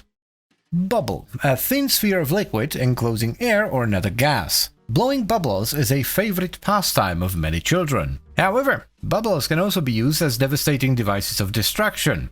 You just need the right bubble maker. This is where the Compressor comes in. Wowee, what an introduction, eh? The Compressor is Yoreli's signature secondary. It requires Mastery rank 8 and it blows bubbles. It has a base multi-shot of 4, so it blows 4 bubbles at a time, and they do a tiny bit of viral damage when they hit, but significantly more viral damage once they pop after 0.6 to 0.8 seconds in a 2.4 meter area. The weapon also comes with a fairly lacking 6% crit chance, a slightly below average 1.8 times crit multiplier, though a fantastic status chance of 30% per bubble. Normally, the sensible way of scaling damage on the Compressor is to focus on status chance and status chance alone. However, with the release of 1999, I think there is another option. Now, all the bits and bobs you need for the Compressor are available from the vent kits in Fortuna. You're gonna have to get the main blueprint as well as a blueprint for the barrel and receiver. You're gonna have to build them separately and then put them all together. Now, while the weapon isn't terribly expensive, it does require a lot of open world materials such as Stara Marast, Ting, dissipation coils and stuff like that, so you will have to do some open world content to build it. But there is enough of that, so let's just give it another shot, shall we?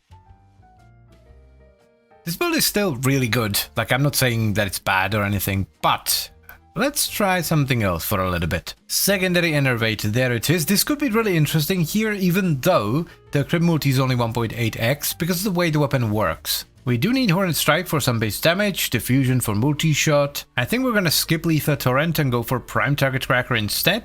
And we're also not gonna run Galvanized Shot, because I'm pretty sure Condition Overload doesn't work on the bubble pops. I feel like Blast on Electricity is gonna be the best way of doing things, so let's get Prime Convulsion actually, because that's just way too much damage. Though I will stick with Scorch instead of Prime Heated Charge because I want the status. Standard Sure Shot because it's cheaper and it actually gives more status, and top it off with Elementalist. That's pretty good, I think. Let's go try that. If this doesn't work, we can try Corrosive and Blast, but I would rather have Corrosive and Electricity. Let's see. Ooh, that looks very promising. Yes, it can overflow as well. It works exactly as I thought it would, so both the hits and the pops. Stack Innervate. That is tremendous. Ooh, I'm actually seeing some exclamation points in there. That I did not expect. This actually does surprisingly good damage because we're not stripping any of their armor. Oh my god, what was that? That was so much red crit. What? Let's get Harold. We can actually get a decent amount of armor strip from him if we switch him. He's already on Corrosive and Cold. And by the way, I made a new Harold video. I will link it somewhere so you can go check it out if you want to see what Harold is all about. Yeah, that is a massive difference. Even with just a little bit of armor strip, not even full armor strip from the corrosion, the damage absolutely skyrockets. Yeah, that is a humongous difference. Let's try Murmur as well. Jesus Christ, yeah. That is extraordinarily destructive. Bubbles go boom. Good god. Let's try Corpus just for funsies. I am not surprised. It is very unsurprising, but still, wowie. Yeah, this has to be better than the Cascadia setup, the empowered one. For sure. Why is it so bloody dark all of a sudden? This actually performs better than expected, because generally, like, exterminates are not the best when all your armor strip is coming from a pet, because the pet needs to... Whoa, that was a big chunk. The pet needs to actually catch up, so it's not very reliable, but yeah, I'm like not noticing it at all. This is really nice. One thing I will say is that because the way this weapon interacts with Enervate, the damage can be kind of random. Right, sometimes you get the crits when you're hitting with the bubbles, and other times when the bubbles are popping, and you want it to go off, or you want to get crits when the bubbles are popping, not when you're hitting. I'm honestly not the biggest fan of the delay between the bubbles popping and electricity zapping, but that's only really an issue for Eximus units. Most normal enemies just die from the blast. Ammo also seems to be absolutely a-okay. I was wondering if you were gonna have to run mutation or not, and it seems or not is the answer. Definitely another benefit here is that the setup has very little ramp up, though with that said, the original like status focused Cascada empowered setup also didn't have any ramp up. This setup has more potential, for sure, especially if you introduce Rivens into the equation, because, well, you can scale crit damage now, which is another stat you can get there. But I have a feeling like, I don't know why, I feel like the empowered setup was more self-sufficient, more like reliable. Ooh, terrible against Eximus bubbles, which is actually a more common problem than you might think. A lot of weapons struggle with these. I feel like I'm being too negative, I don't know why. This is a really good setup. I don't want to like give you the wrong idea here. This is a really good setup. I like this. Bring it on, Torment. You know what the f was that? That was a lot of bloody damage. Holy hell, yeah. That was actually very good. That's like a solid B+ when it comes to Acolyte damage. And there is no way the original setup did anywhere near this much. Very cool. Let us try Pure Grenier Armor. Ooh, baby, that seems pretty Gucci to me. You know what? I think it might actually just be the delay on electricity procs, because with a Cascadia empowered setup, as soon as a status proc happens, it deals damage. Here you don't have that. You have to wait for the big electricity chunk to happen, which might make this feel slower. But I don't think it actually is slower, there's just that delay that feels a bit weird. I'm pretty happy with this overall though. I guess it's time to wrap it up. I'm pretty happy with what we've made here.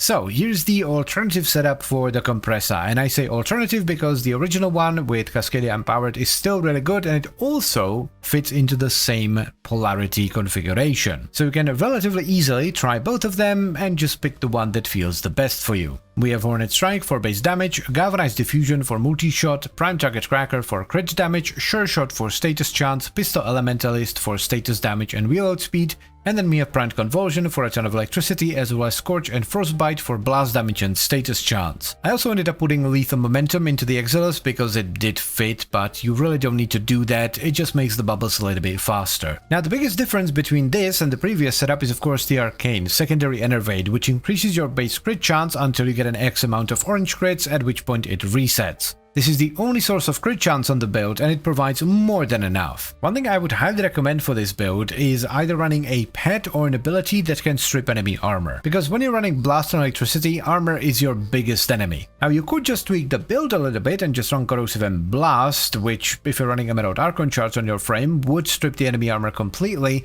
but you would also lose a lot of damage. So I think it's a much better idea to outsource the armor strip to either an ability or a pet. 1999 has been an absolutely tremendous update in my eyes. Even if you remove all the new missions and the new factions and all that, just the arcanes and mods alone have given us so many more options when it comes to builds. It's terrific. I mean, just look at the compressor, right? You can run a priming build with all the status effects in the world. You can run a status-focused build that gets a ton of damage from Cascadia Empowered, or you can run an Enervate build that actually scales crit as well. I love that, because if you don't like one of the builds, you can just run a different one. And they're all pretty damn good. So yes, I would absolutely recommend you give this a shot. You should always try out different builds to see which one you like the most. Don't let me or anyone else tell you what you should do. Try it, and if you like it, do it. The Telos Boltis and I have a long history. I made a video about it on the 16th of September 2016, one day after the weapon came out, and then I made a build video for it in December of the same year. Since then, the weapon and game has changed in such a substantial amount, it might as well be a different weapon in a completely different game. But one thing remains constant. Every time I try to do something with this weapon, it just doesn't work. I've tried so many things, and none of them ever worked out. The problem, I think, is that I would always try to make the unique mechanic of the Telos Boltis the centerpiece of the build, especially after it got reworked, so it no longer just proc slash. Because that's what it used to do, the pulse you get on a slide attack would just proc slash on enemies. Nowadays, the first pulse pulls enemies in, and the second one lifts them up into the air. But I think it's time to stop fuffing around and just make the damn thing work. The Telos Boltis is available from the Arbiters of Hexis Syndicate for 125,000 standing if you're the rank of Maxim, which is the highest rank. They're a pair of Tonfas that do primarily puncture damage, with a 20% crit chance, 2x crit multiplier, and an absolutely fabulous 35% status chance. They also provide a passive 20% velocity boost to bullet jump, rolling, aim gliding, and wall latch duration, and unlike a lot of other Syndicate weapons, they don't actually have a Syndicate effect. So let's finally make this damn thing work. Shall we? I think the mistake I make every single time is I try to build around this unique trait and it just does not work. So I think it's time to finally try something else and finally get this thing to do something. So let's get rid of this ancient build. Let's slap on an arcane adapter. Dowdy could be cool because of all the puncture on this. Yeah, we start off with a 5x crit multi, which is very nice. Just in case you're unfamiliar with this weapon, you have two pulses, one pulls enemies in, the second one lifts them up into the air. It's really cool, doesn't do a lot of damage anymore, but yeah, it is really cool. Look at that, neat. It is a Tonfa, so it is a forced slash proc on its heavy, and I wonder if that could be finagled together with melee Dowdy. So basically we would scale puncture, but we would do that in order to get high crit multiplier for the slash procs on heavies. Yeah, let's give it a try. Sacrificial Steel for crit chance. This could be interesting, not just for this, but you could actually use this for other weapons as well. Melementalist for the damage and status chance. And yeah, we can go Reflex. We could go Tenokai, but Reflex works too. Crit damage and wind up speed. Fabulous. We can actually utilize the dash polarity with Jungle's Barbs. That brings us up to 8.8x crit multi, lovely stuff. Weeping Wounds. For now, we can just top it off with Drifting Contact. The damage seems quite nice. We're getting a tremendous amount of crit multi from Doughty, but it's a bit awkward. I don't know if I like the playstyle. Yeah, we're getting 15.4x crit multi. That's a stupid amount of crit multi. I thought maybe we could utilize the slide attacks to group enemies up, but it's a bit awkward, and you do have to do both the slide attacks. So you trigger the pull and then the lift, otherwise the cooldown doesn't start. So, I don't know, I don't like it, it's very awkward. Yeah, the mods that interact with the lifting are few and far between, and most of them are really bad, so I don't think this is the way to go. I'm doing it again. You know, I'm doing it again. It's time to stop fuffing around and just make a good build for the damn things. Let's go with, where is it? Melee Influence. There we go. Let's get Shocking Touch. Shuffle these around a little bit. Get Blood Rush. Regular Organ Shatter. We don't need Drifting Contact. We do want Weeping Wounds. Top it off with a bit of Blast. We need to flip these around. Something like this, yeah, that should be really nice, especially with the high status. Jesus, yeah, this works really well, and it actually utilizes the vortex on the slide attack, because grouping enemies up is tremendously beneficial for influence. It does need attack speed though. I don't want to make this work for myself, so I'm just gonna get the attack speed from Arcane Strike. Oh, that is much better. It is more of a setup than a build at this point, but still. Very good. Single target is a bit mediocre, which is to be expected. Most influence builds are like that. Let's add Harrow. This is actually going to be huge. Corrosive Encode, yes, because we're actually running Condition Overload, so that priming is going to be a massive. Let's actually Nourish for the full experience. I'm expecting greatness. This should be really nice. Oh, baby. Yep. This is actually... Oh my god, yeah. Yeah, this is a perfect candidate for an influence setup. Like, the grouping and the high status chance. Dude, this is sick. Yeah, this seems rather effective. Good god. A vroom. There are so many calculations happening, it's actually lagging my game, and that's without influence being maxed out. Like, I'm genuinely lagging, and I just upgraded my PC like a month ago. I'm liking this very much. It's less of a standalone build, more of a full setup, but still, it is tremendously entertaining. Yeah, this is one of them builds that makes it feel like even in Steel Path, the enemy density is way too low, but it isn't. It really isn't. They're just dying way too fast. I should have done this a long time ago. I've tried so many fancy things with the Tails Boltis. Basically, every time something new got released, I was like, oh, I'm going to try this on the Tails Boltis. And then it wouldn't work, and I'd be like, well, I'm not making a video about this. This is stupid. All I needed to do was just make a good build for it. A good, straightforward build. That's all it needs. Funny thing is, now that I have made a straightforward build and sort of ignored the unique mechanic actually works with it really well because it's tremendously beneficial to be able to group enemies up for influence. Acolyte, eh? I'm curious about this because, like, it should be okay, but influence setups are not the best generally. Let's see. Ooh, actually, that's not half bad. I would say that's a solid B+. That is a solid B+. It's not an A, definitely not an S tier, but I would give it a B+. So here's our build for the Tails Boltis. For our stance, we have Gemini Cross because it matches the polarity. If you prefer the other one, feel free to switch it. We are running Condition Overload for base damage, Organ Chatter and Blood Rush for crit damage and crit chance, Galvanized the Elementalist for status chance and status damage, Shocking Touch, Volcanic Edge and Vicious Frost for electricity, blast damage and status chance, and we top it off with Weeping Wounds for even more status chance. Now, while melee influence can carry most weapons that have at least a reasonable amount of status, it's actually a really good fit for the Tails Boltis because of its high status chance and the unique trait which helps you group enemies together. It's unfortunately not a standalone build. We are using Arcane Strike for attack speed as well as a Nourish for Vital. For combo sustain, we are utilizing the Naramon Focus School, and finally we have a priming focused Hound which bombards the enemies with corrosive cold, puncture, impact, radiation and magnetic, giving us a ton of extra damage via Condition Overload. Its corrosion will also strip away most of the enemy armor, which is very important for blast and electricity. Now, I generally prefer to make standalone builds for these videos so that you can run them with any frame and pet, but I kind of wanted to make this work for myself more than anything else. I just wanted to have a fun setup on the Tails Boltis. And a fun and effective setup it is. The Tails Boltis is a perfect fit for melee influence. It does tremendous damage, and if you're willing to help it out a little bit, maybe run that Arcane Strike, maybe run Warcry, or use it on Volt or Gauss, it is a lot of fun to use, so yes, definitely give it a shot.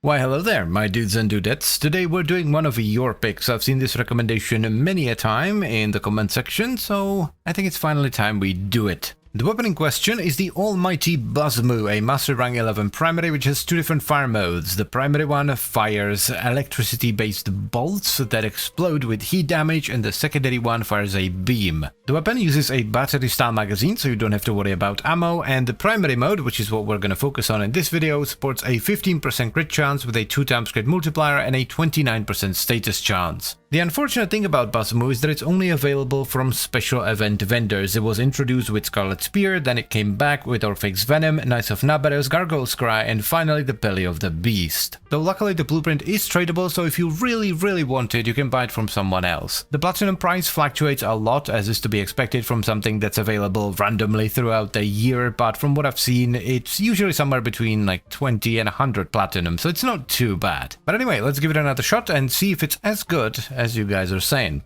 shall we? Here's the build that we did last year. It was actually very effective. I liked it an awful lot, but it is time to try something a little bit different. The biggest change here is going to be primary acuity, because this is one of the weapons where the crit chance you get from it is multiplicative with other sources of crit chance, which is really, really strong. Primary deadhead is an absolute no-brainer on a setup like this, and so is galvanized scope. And we're gonna top it off with galvanized aptitude. The reason this is so good is because the damage we get from Deadhead is multiplicative with the damage we get from Gandishan Overload on aptitude. The crit chance on galvanized scope is multiplicative with the crit chance from acuity, and the weak point damage is multiplicative with the headshot damage we get from Deadhead. So we have like layers upon layers of multiplication. I think the rest of the build is gonna be pretty similar to what we ran before, because that worked out really well. So we're gonna slap in Hunter Munitions, Vital Sense for some crit damage. The punch through shouldn't be a problem, and it's gonna boost our electricity and slash procs. And then we can top it off with either viral or blast.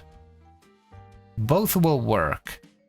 I think we'll go with viral, just so we don't need to rely on either a pet or nourish. If you're running Nourish, you can run Blast, and it's actually going to give you more damage. I hope the ramp up isn't bad, because that's like the one thing that can go wrong, but we shall see. We shall see. It seems pretty... I need to be a little bit more conscious of my ammo. You don't want to empty it completely. Okay, we're officially ramped up. Let's see what it do. Oh. Whoa. Okay. Oh, damn. That is a disgusting amount of damage for a weapon that fires this fast. Holy hell. Even body shots are doing a decent amount of damage, actually. Adding the new and improved Harrow to this is going to be insane, because look at all the extra priming we're gonna get. Oh my god, what do you mean 1.9 million? 1.3, 2.3? Are you serious? That's insane. That's not, like... If that was like, you know, if I hit that with like a... I don't know... The Chucker, sure. But with a Buzzmo, what the... Clum! Most single-shot weapons, hell, most sniper rifles cannot hit this hard. I wasn't entirely sure how the loss of multi-shot was gonna affect this weapon, but yeah, I think it's doing just fine. We could run Vigilante Supplies in the Exiles. We would have to reformat into a dash, though. And I don't think it's gonna be necessarily worth it, so I think we're just gonna leave it open. And you can do whatever you want with it. Let's see what it do against something that's a little bit harder to headshot. The Murmur. Oh, Harold, please, thank you.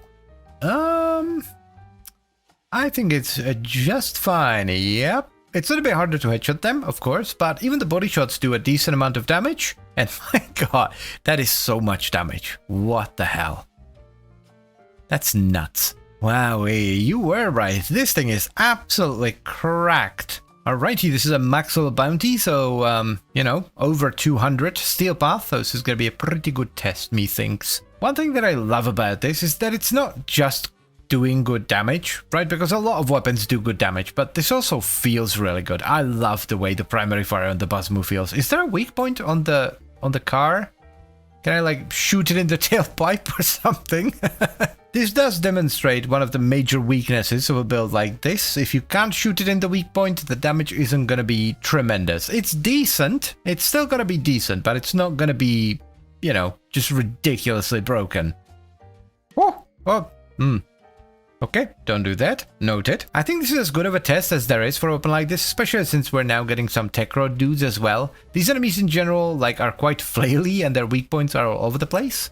And the weapon is feeling mighty fine. I think the big flaps are the weak point on this dude, right? Yes, correct. This is exceeding my expectations. Such a tremendous setup for a tremendous weapon. Love it.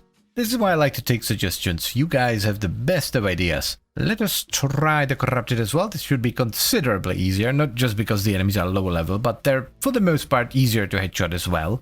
What an absolutely fabulous setup this is. I'm finally starting to get used to the magazine again. You don't want to empty it completely, because then you have to go through the reload. It's faster to leave a few shots in the tank and let it recharge, because it recharges really fast. With that said though, there is actually a reason for you to fire out the magazine completely, because let us not forget that the pulses you get as you're reloading heal you. That's one of the very cool features that you actually get with this gun. You can heal with it. If you ever see this gun on a vendor, by the way, get it. Just get it. It is worth it. One thing I do want to point out though is that we're actually getting a lot of damage multiplication thanks to Harold, because he's priming with a tremendous amount of status effects. So If your priming pet is not quite as heavy on the priming side of things, or you don't even have a priming pet, the damage is going to be significantly lower. Malise, my dude, how are you doing, bud? I haven't seen you in a while. Malise, you're being an asshat. Could you, like, not? There we go. Finally.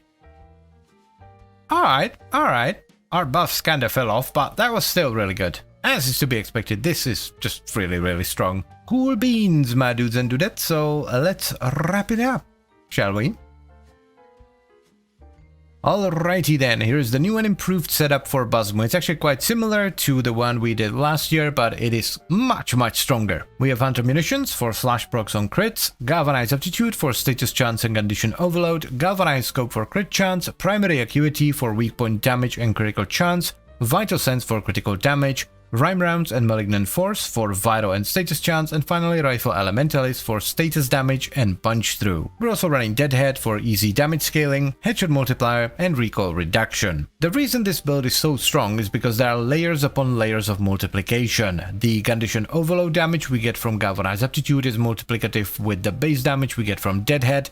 The headshot multiplier from Deadhead is multiplicative with the weak point damage from Primary Acuity, and the crit chance from Primary Acuity is multiplicative with the crit chance we get from Galvanized Scope, resulting in a fully automatic rapid-fire rifle that hits for millions of damage on a weak point hit, with what is effectively a status setup because we're mostly doing electricity and slash. Now, one thing that's very important on a setup like this is priming the enemy with as many status effects as possible. It contributes a lot to your overall damage. This is why I was running Harold with a Patoten that's modded for corrosive, puncture, impact, cold, radiation, and magnetic. Please do not underestimate how much this helps. It is the difference between hitting for hundreds of thousands of damage and millions of damage.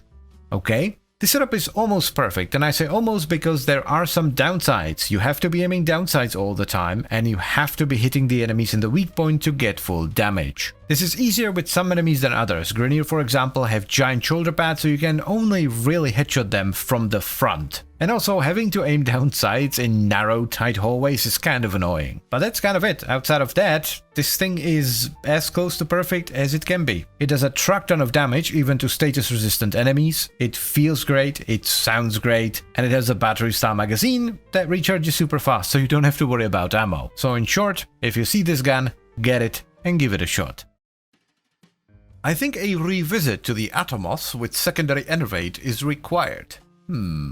Is it though? Because the Atomos can crit pretty well with Incarnon, but you have made me curious, Mr. Kirby's boss. So let's find out if it is worth it or not. The Atomos is a very popular secondary weapon because you can run it from Master Rank 5 and it's easy to get and cheap. The blueprint is available from the market and the manufacturing requirements are 60,000 credits, 1500 salvage, 1300 pono bundles, 800 rubido and 2 argon crystals. It's one of the earliest reliable AoE weapons you can get. It is a beam-based weapon that does pure heat damage with a 15% crit chance, 1.7 times crit multiplier and a 21% status chance, and its beam will chain to up to 3 nearby enemies. Additionally, the weapon does kind of pop off once you install an Incarnon adapter, which you can farm from the circuit in Duviri. So it's a weapon you can stick with throughout, well, the majority of your Warframe journey. You can get it very early on. It's more than strong enough for the mid-game, and once the Incarnon adapter goes in, it is more than strong enough for the end game as well. That is not what we are questioning today. We know the Atomos is good. The question is rather whether it is better to go the standard route for crit scaling or simply rely on secondary enervate. So let's give it a shot, shall we? The biggest benefit of running enervate is that we can drop Commodore's Fortune for, well, probably elemental balance. 41% base status chance, ooh la la. I'm definitely not gonna discard the original build, so let's move it over to config B for now. Secondary Enervate. This is a really good arcane. It basically solves crit on weapons that don't have a lot of base crit chance, though with that said, the Atomos does have 15%, so this is kind of like a borderline scenario. The downside is that we can't run Flare for base damage, so we need to use Hornet Strike instead. Diffusion for multi-shot. Let's also get a Galvanized Shot. Oh, that's big status. As well as Prime Target Tracker for some crit damage.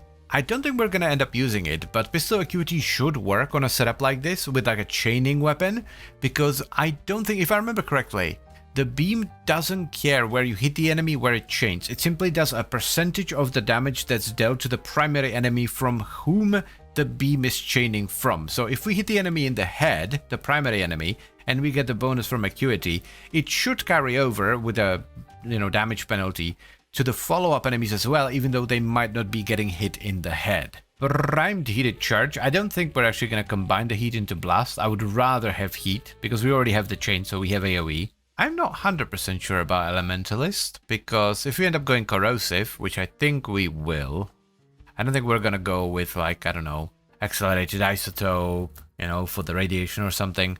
Corrosive isn't really going to benefit from it, but the heat will. Oh, this actually feels a lot better than I thought it would, considering we're still missing a bunch of mods. The damage is quite lovely, actually. This works surprisingly well on the Incarnon mode. I wasn't entirely sure if we were even going to use Incarnon mode on this setup, but I guess we will. Let's do a quick Acuity test. I just want to try it out. The main downside with this is that we lose diffusion, and I don't, yeah.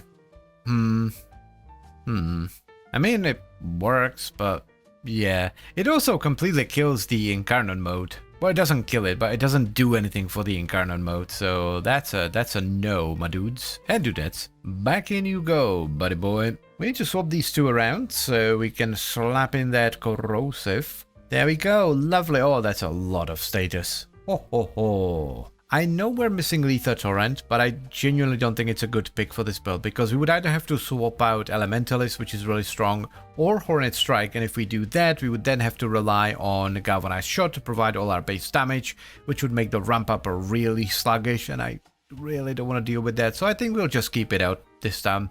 Woo, that is looking mighty fine. That is looking spicy. Might not be as good as it was on the Kuva New Core, but it is still very strong. Let's try the Incarnon as well. Ooh, big boom. Big boom.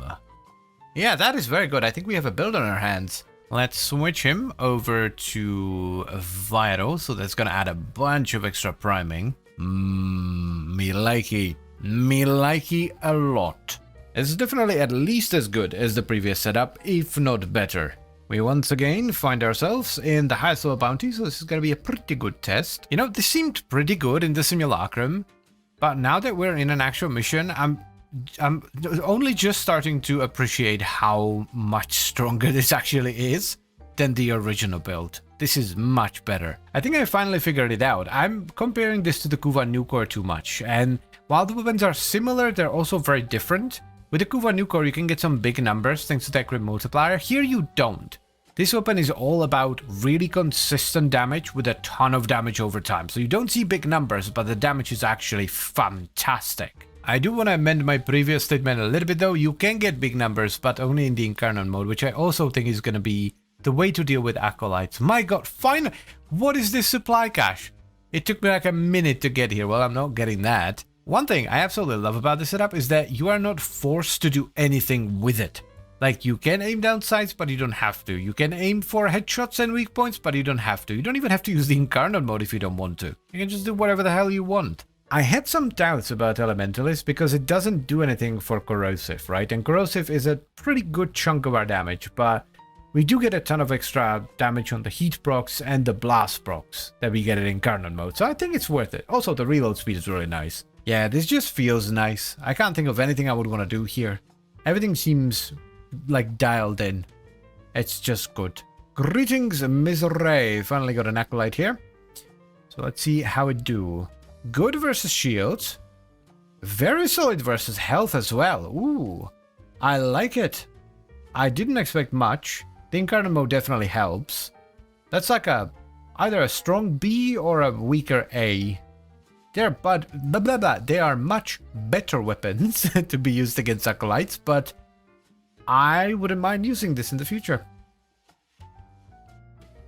So, here's the final build for the Atomos. So we have Hornet Strike for damage, Galvanized Shot for status chance and condition overload, Galvanized Diffusion for multi-shot, Prime Target Cracker for crit damage, Prime Heated Charge for a ton of heat, Pistol Pestilence and Jolt for corrosive damage and status chance, and Pistol Elementalist for status damage and reload speed. Now for Arcane we have Secondary Enervate. This covers all of our crit chance, and that's kind of what we wanted to test here with this build. We wanted to find out whether it's better to stack crit the regular old school way or to simply rely on Secondary Enervate. And I think Secondary Enervate is the way to go. The DPS is very reliable, you get some really juicy crits. However, If you want to, you can still go with the old way of building this, which is to stack crit normally and just run Cascadia Flare for a bunch of damage. As far as the evolutions go, I have Blood and Virtue just for the base damage. I don't actually have the stats to trigger any of the secondary effects here. Then we have Moonrise Velocity for the range. And finally, I picked Elemental Balance for the base status. One thing I do want to point out is that I'm using 2 Emerald Archon shards on my Inaro, so I can strip the enemy armor completely with just corrosive procs. And I'm also running a really strong priming pet. I was somewhat skeptical about running Innervate on a weapon that can crit pretty well if you have the right evolution and mods, but I want to try it out and I'm glad that I did. So yes, I would absolutely recommend you give this a shot. And also, as you can probably tell, my microphone is doing something weird, so I need to go fix it. I used to absolutely love the Tenet Envoy. It was my go-to gun for a very, very long time. But I've always struggled to make it work well enough whilst retaining my enjoyment of the gun. Essentially, I do not enjoy the builds that make this gun work. But we've gotten a plethora of new mods and arcanes and all kinds of good stuff, so maybe, just maybe, I can finally make this weapon work in Steel Path with a build that I actually enjoy. The Tenet Envoy is one of the briefcase weapons, which means it reloads while holstered, but it also has a 4-second reload time as a result. Yikes. It fires rockets that do 100 impact damage on, well, impact, and then 640 cold damage in an 8-meter explosion, which is quite big, though that does come with a sharp 80% fall off. And it sports a 28% crit chance, a 2.6 times crit multiplier, as well as a 24% status chance. Now, because this is a Tenet weapon, the only way to get it is by vanquishing a Sister of Parvos that's wielding it. And now I unfortunately got an impact-based one because I forgot to switch away from Wukong when spawning the Sister, so this is gonna be kind of like the worst version of the gun, and I would highly recommend you get something else. For the build that we're gonna be running in this video, heat or electricity are gonna be best. So let's give it a shot, shall we?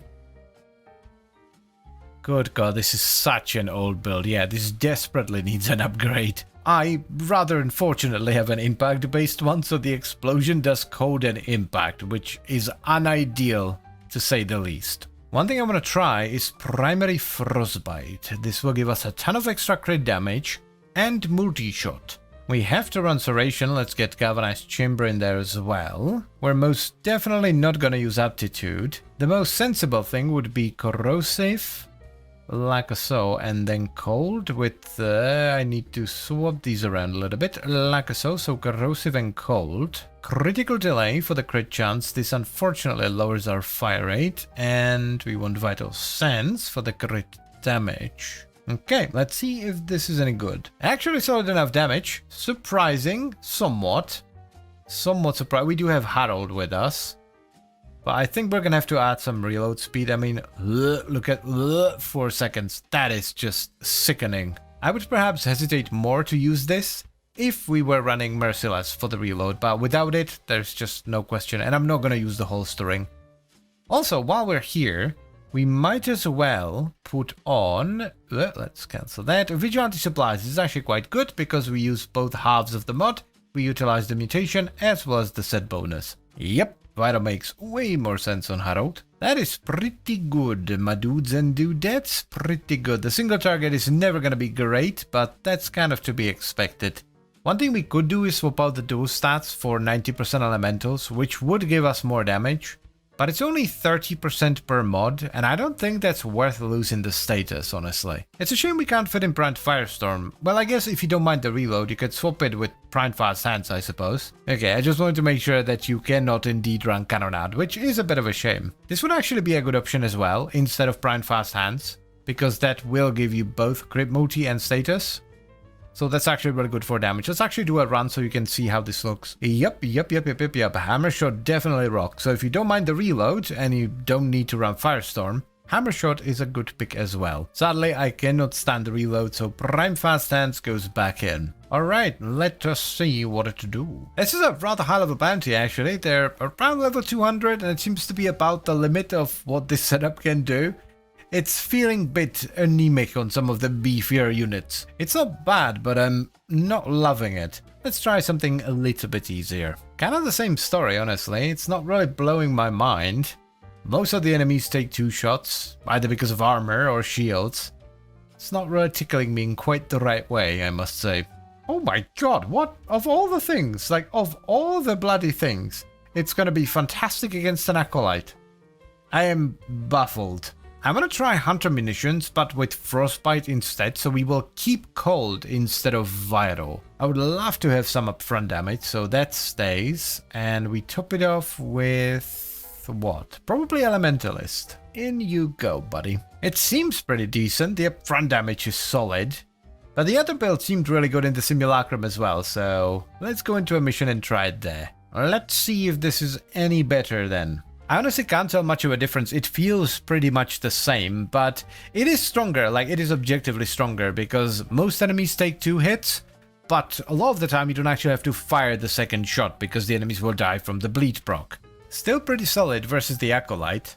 I'm loving the cold procs, as always. Slowing the Acolytes down with cold is top notch. Get this out of my face, I just don't like it. I just don't like it, so we're gonna try one more thing, okay?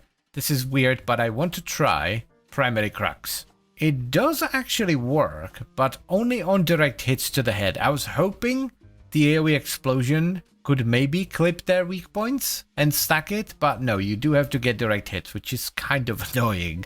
Let's try Blast and Electricity for a little bit. It definitely works. Damage is actually pretty good, and we're not stripping their armor. Like, yeah, this does work, though having to get direct headshots with a rocket launcher seems rather silly, does it not?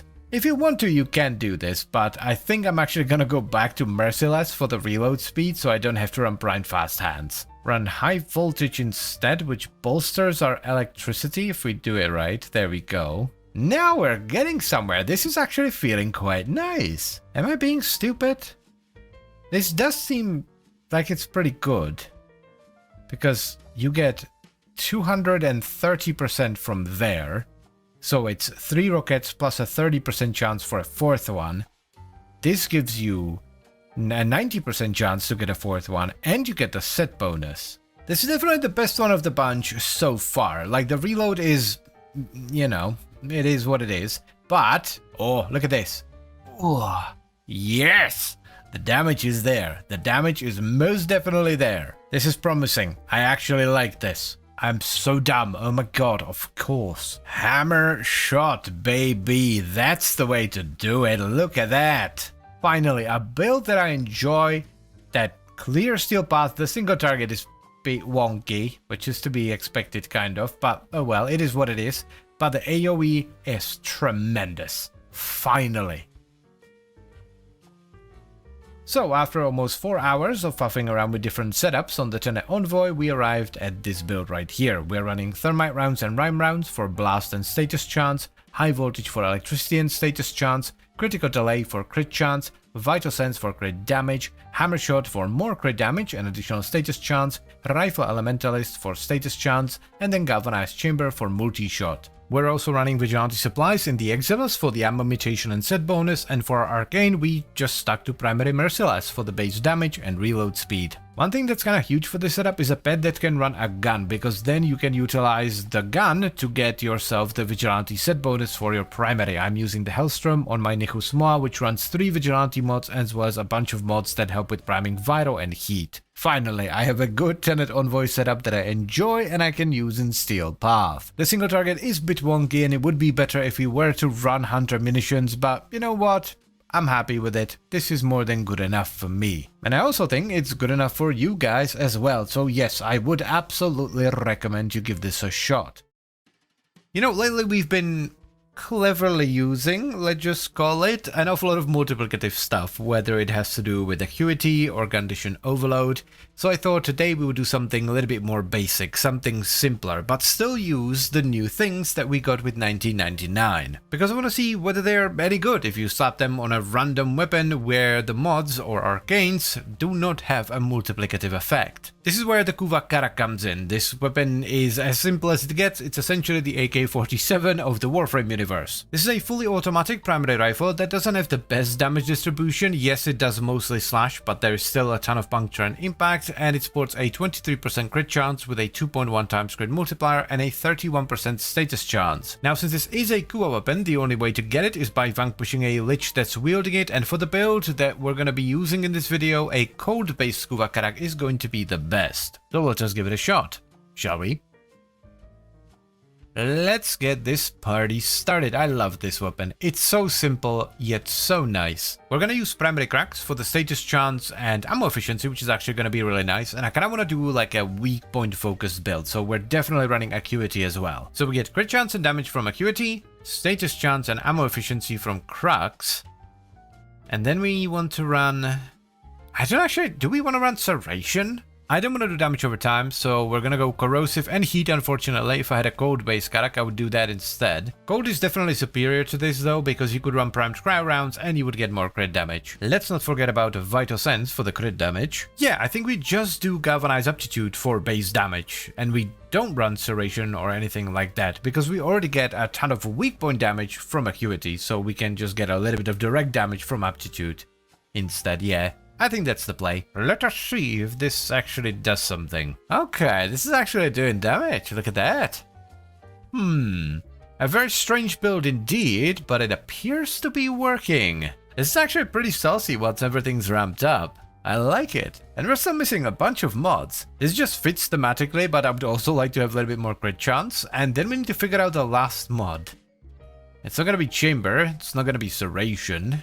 What are we gonna put in? We could do Hunter Munitions. It doesn't make an awful lot of sense with corrosive, but if you do Vital, then you can run Hunter Munitions and it should be pretty good. But as I said already, I do not want to do a damage over time build. That's a bit of a no-brainer right there. I love the way this feels. Like, I like the Karak to begin with. It's one of my favorite weapons. I just love it. But I think this build fits it really well. My concern is that builds that require you to be accurate tend to play really well in the simulacrum, but it doesn't always translate well into normal missions. Especially if you're playing with a squad. Normally, I wouldn't go for this, but we have the ammo efficiency, so yeah. Let's run unranked vigilante supplies, which doesn't matter because we just want the set bonus, and then just run primed shred. Hell yeah. I like what I'm seeing and feeling. This actually feels good with fire rate as well. Yes, that's so much more DPS. Love it. Absolutely love it. The best bet for this has got to be Bigus Nichos with the Hellstrom, because we have 3 more Vigilante mods, so we get a 4-piece set bonus and Vital Priming. We also get extra fire rate from Bond. Reinforced Bond. Bloody hell, that is a Grakata level of Daka, and it works because we have that efficiency. This would be unsustainable otherwise. You just gotta believe. If you believe that you are not consuming ammo when you're shooting, it shall be so. Them's the rules, boys. What a terrific little setup. Let's see how it translates into an actual mission though. So far, so good. The damage is quite tremendous. I like it. Though it does have, you know, the common issues of a weak point focused setup like Granier and their giant shoulder pads are annoying. And some enemies either don't have weak points or they're obstructed. However, because of the way this is built and we're not relying on crazy multiplication, you actually maintain a lot of damage even if you're not hitting a weak point, which is very nice. I don't want to downplay too much though, because you do lose a decent chunk of your damage when not headshotting. Not just because acuity doesn't work, but also because you don't get multi-shot by the nature of using acuity in the first place. I don't think this is going to be everyone's cup of tea, but I actually like it, so it's definitely an option if you don't mind a build like this. This should be pretty good, theoretically. Hello. Okay. Well, fancy pants McGee, alright then. Oh, get absolutely fed bullets. Yes, dude. That is a solid A. It's not an S, but it's a solid A. I know this is gonna sound dumb, but I actually prefer the fire rate without reinforced bond. I think it's a little bit too much. It's taking away some of the charm of the gun. It's just blurting out bullets at ridiculous speeds. It is ripping them to bits though. Very solid damage for sure. Yeah, look at that. Would most definitely be better with cold though, because primed cryo rounds would add a ton of extra damage, and if you didn't like the build, you could actually use the inherent cold damage to turn it into vital. So here is sort of an alternative build for the Kuva Karak, because I'm pretty sure it's not going to be everyone's cup of tea, but if you like these kinds of builds, you should definitely try it out. We have Prime Threat for punch through and fire rate, Galvanized Scope for crit chance, Vital Sense for crit damage, Primary Acuity for weak point damage and crit chance, Galvanized Aptitude for status chance and condition overload, thermite rounds for heat and status, and malignant force with high voltage for corrosive and status. However, you would ideally actually have corrosive and cold on this build, so if you have a cold based Karak, you run primed cry rounds instead of thermite rounds, and that's gonna give you a lot more damage, it's gonna slow the enemies down, and it's gonna give you more crit damage on them. Now to top it off, we're running unranked vigilante supplies in the Exiles just for the set bonus, and you know, the ammo mutation isn't the worst thing in the world, and for arcane we have primary crux, which provides us with status chance and ammo efficiency. If you want to spice the build up a little bit, I would highly recommend you run 2 Emerald Archon charts, or you run this on Hydroid so that you can strip away the enemy armor with corrosion alone. I would also highly recommend a companion that can run a gun so that you can get a 4-piece vigilante set bonus. This might not be the best build in the world, hell, it might not even be the best Karak build in the world. I'm pretty sure that running Hunter Munitions and Viral with everything else staying pretty much the same is going to be better, but that's the beauty of this build and these new mods and arcanes. We have options. Do you have any idea how long it's been since I sat on the mod screen without, you know, making a meme build and actually thought about what I'm doing? Like, okay, so I don't actually need this. I could substitute that with this and then I could run that instead, and then we could combine that with this and we get a build. Weapons, for the longest time, essentially had 3 good builds. Crit, status, or both. That has changed quite dramatically, and it's fantastic. Yes, some builds are better than others, sometimes much better, but that's just how it is. The important thing is, even the less optimal builds are still more than good enough. So yes, I would absolutely recommend you give this a shot. It's really fun. Greetings, Internet! Today we're going to do something nice and simple. It's something I wanted to do for quite a while, and I was kind of surprised that none of you suggested it when I asked you for your favorite builds. Now, as you can see, the weapon we're going to be using today is the Tenet Galaxian. This is a pretty tremendous primary beam weapon that does pure cold damage with a 20% crit chance, 2.2 times crit multiplier, and a 40% status chance. Additionally, unlike the regular Galaxian, the Tenet Galaxian's beam will chain to up to 3 nearby enemies. And finally, since it is a Tenet weapon, the only way to get it is by vanquishing a Sister of Parvos that's wielding it. Also, as you can see, I have a cold-based Tenet Galaxian, so it simply bolsters the base cold damage of the weapon, and I did that because I didn't want to have issues with the elements mixing up on me. I think this way the weapon is far more flexible, though you could also do radiation or magnetic. So let's give it a shot, shall we? Now, normally you would build this for hybrid, kind of like this, but today I want to do something else. So let's move this over to config B.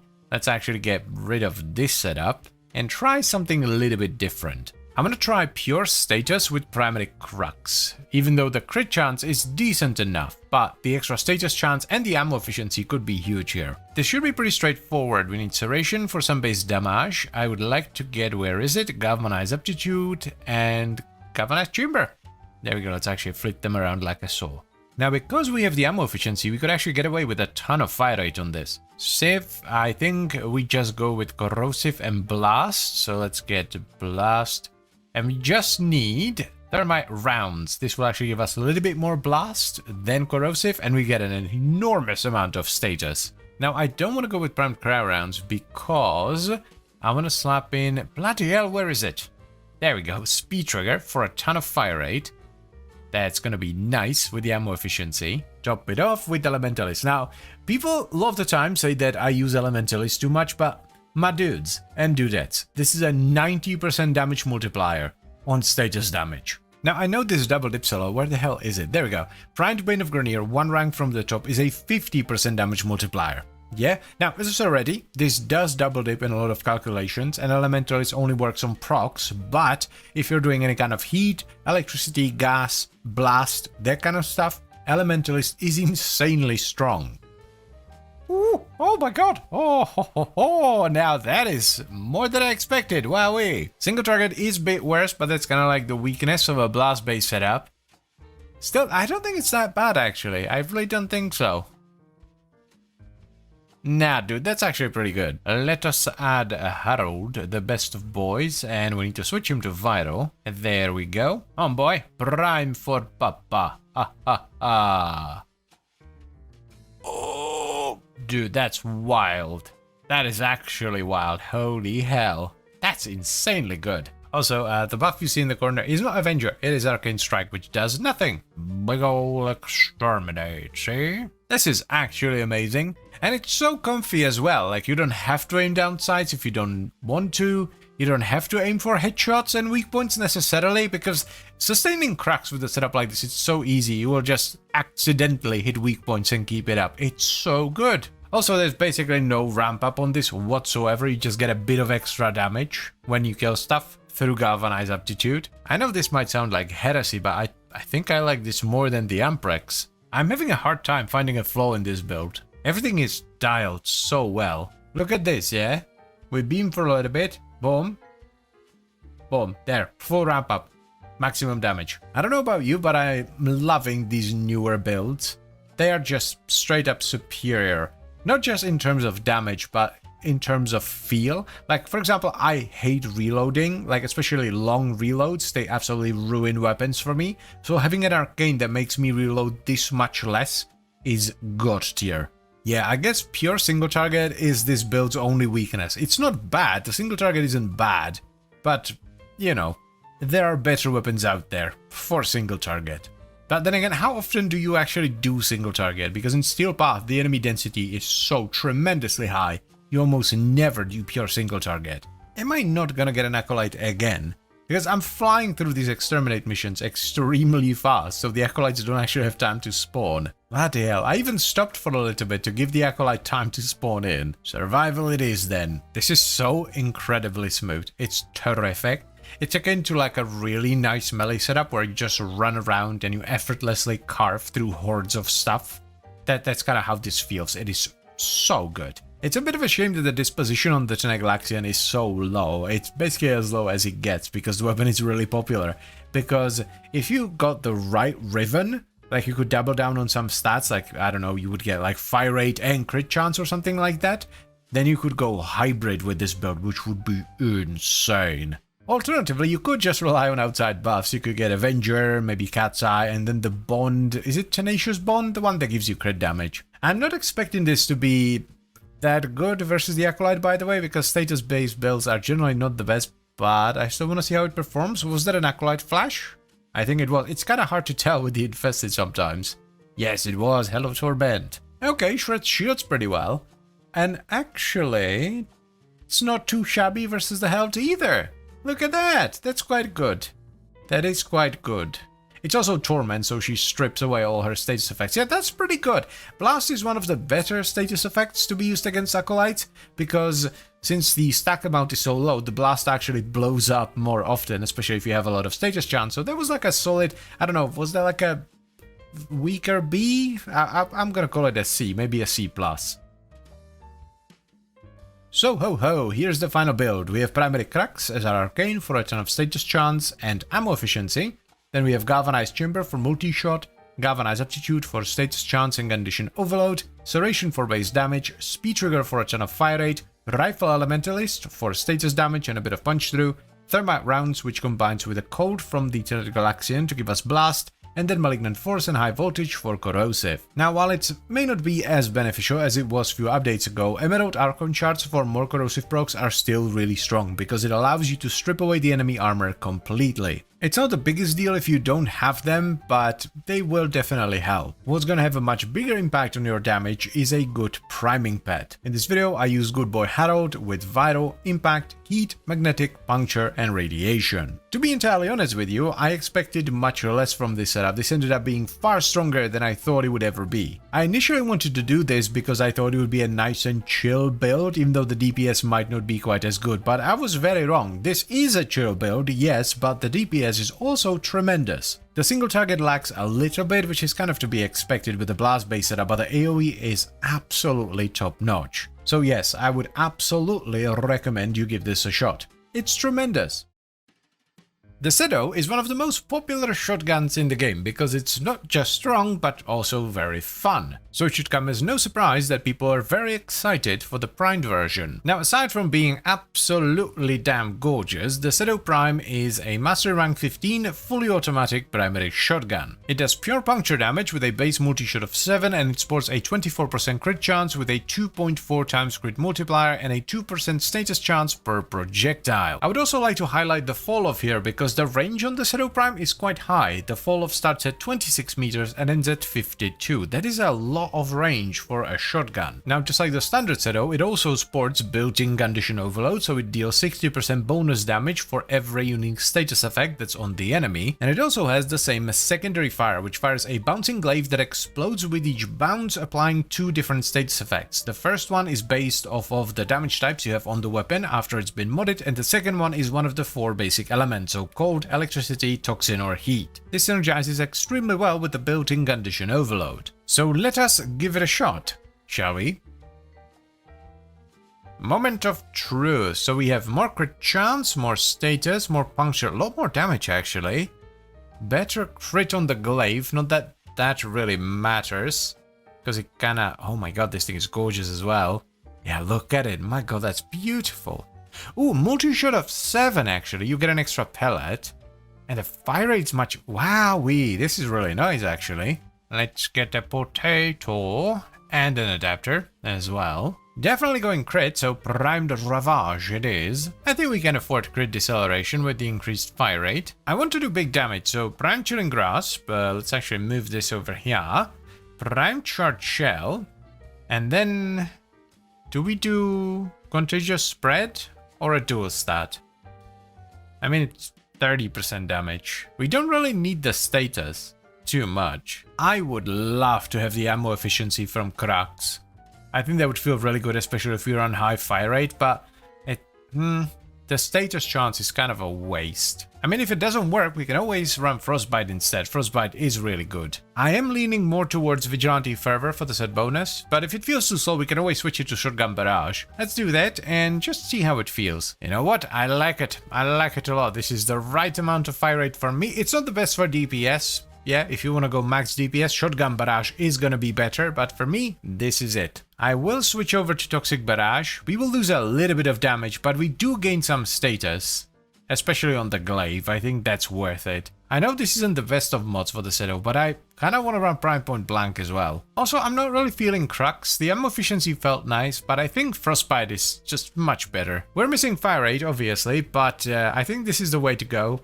Yeah, the damage is just incomparable. It is not even close. Now let's skyrocket our DPS. Good boy Harold. Vital Magnet, yep, that's the right one. Oh, yep, don't even have to fling the glaive out anymore. Bloody hell. That's some damage. Now mind you, we are still missing 2 mods. And we're already shredding level 190 Steel Path. That's what I'm talking about, baby. Be blessed, my children, yes. Oi, love me. Well, thank you. And there we go. Let's get a dash for Prime Charge Shell. There we go. That's better. Oh, come on. I'm 1 short for Galvanized Hell. Oh, well. Let's do something else. I can't even fit in normal health chamber. Yeah. Bullshit.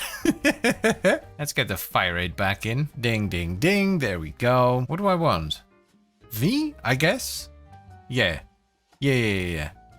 Is that gonna be enough? Actually, no, that's not it. Oh, we're gonna need 1 more. Bloody hell. Oh, dearie me, I'm being a bit of an asshat at the moment. I just hope I wasn't the host, so they don't have to go through host migration now. But, yeah, what are you gonna do? I have a booster and a blessing. 1 last V, and that should be it. Yes. Lovely. So, let's get fire rate back in with Vigilante Fervor, and we're pretty much done. I love the rhythm on the fire rate with Vigilante Fervor. Like, you're probably better off running Shotgun Barrage because it's so much more fire rate, but I love the way this feels. Like, for me, a lot of the time, the feel of a gun is actually even more important than the DPS. Of course, we get an elevator. I probably should have said this earlier, but I want to dispel a bit of a misunderstanding on this gun. There is a multiplicative effect on Galvanized Savvy on this weapon, but only on direct hits on the secondary fire. So direct hits of the glaive. It's not multiplicative on the primary fire. It's additive. Though with that said, you could actually run it instead of Prime Point Blank. I like Prime Point Blank because sometimes I'm too lazy to prime everything, so that adds a lot of base damage to unprimed enemies, but if you want to, you can run Savvy instead. Man, the DPS on this is just gross. And the extra crit chance fires in multi-shot are really noticeable on this. Hello, Chrissa, why do you hate me, baby? What did I ever do to you? I've always been nice. See, this is what I get for being nice. Stupid cloned bimbo. Right on time. Fabulous. Hello, Mania. You are about to get destroyed. Yes, sit down. Woof. Filthy, filthy damage. This is about as good as I expected, maybe a little bit better when I saw the stats. So yeah, there's just a much better Seto. Honestly, can't really think of any downsides here. Like, the damage is great, weapon is fun, cool unique mechanic, excellent range for a shotgun, the pellet spread is nice and tight, just good all around. If I really had to be picky, I would say maybe the AoE isn't the best, it's more of a single target type weapon, but is that really a downside? It's more of a focus of the weapon, you know, it's more focused on single target rather than it being focused on AoE. I guess that's not really a downside though, I don't think. This is probably a better showcase of how good the DPS is than an Acolyte. It can kill treasurers fairly easily in Steel Path. They're like the beefiest thing in the universe. Alright, I think we're pretty much done here, so let's go do the thing.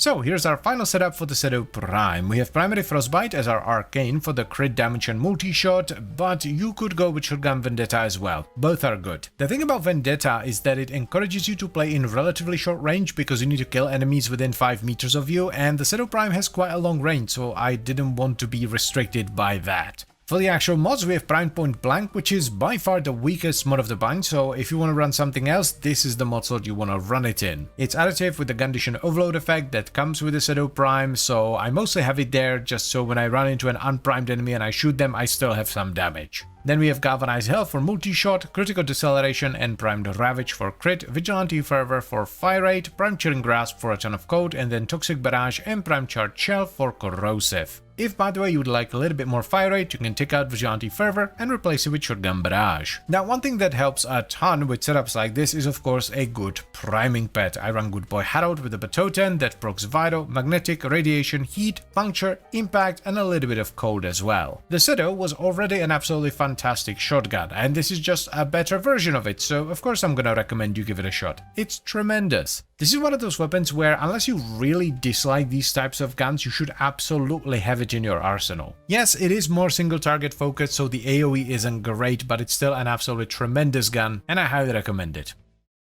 So, some of you young whippersnappers may not know this, but the Dual Zoran is one of the, if not the most important melee weapon in the entire game, and that is not an over-exaggeration. I am completely serious. It's the weapon that's pretty much responsible for the game having parkour movement, you know, bullet jumps and such. You see, back in the day, Warframes weren't anywhere near as fast as they are today. There was no bullet jumping, no double jumping, there was no parkour movement, there was a little bit of wall running, and that was about it. The game was so slow, in fact, compared to what it is today, it was acceptable for Warframe like Excalibur to have super jump as one of his abilities. That was like an acceptable thing to use energy on. You press a button, you spend energy, and you jump really high. But then some people figured out that if you do a slide attack mid-air, you will actually get a nice boost of speed. You'll be flung forward. After trying out a bunch of different melee weapons, people eventually figured out that the weapon that was by far the best at this was the Dual Zoran, which allowed you to fly across entire tilesets if done right, giving birth to the term Zorancoptering. You might have actually heard this before. Now, while the devs really liked this mobility, they didn't like the way in which we achieved it, so they eventually took it away, but gave us parkour in return. This is the reason why when you do a mid-air slide attack with the Dual Zoran Prime, you get a nice boost of speed, you get flung forward. It's a little nod to the legacy of the Dual Zoran.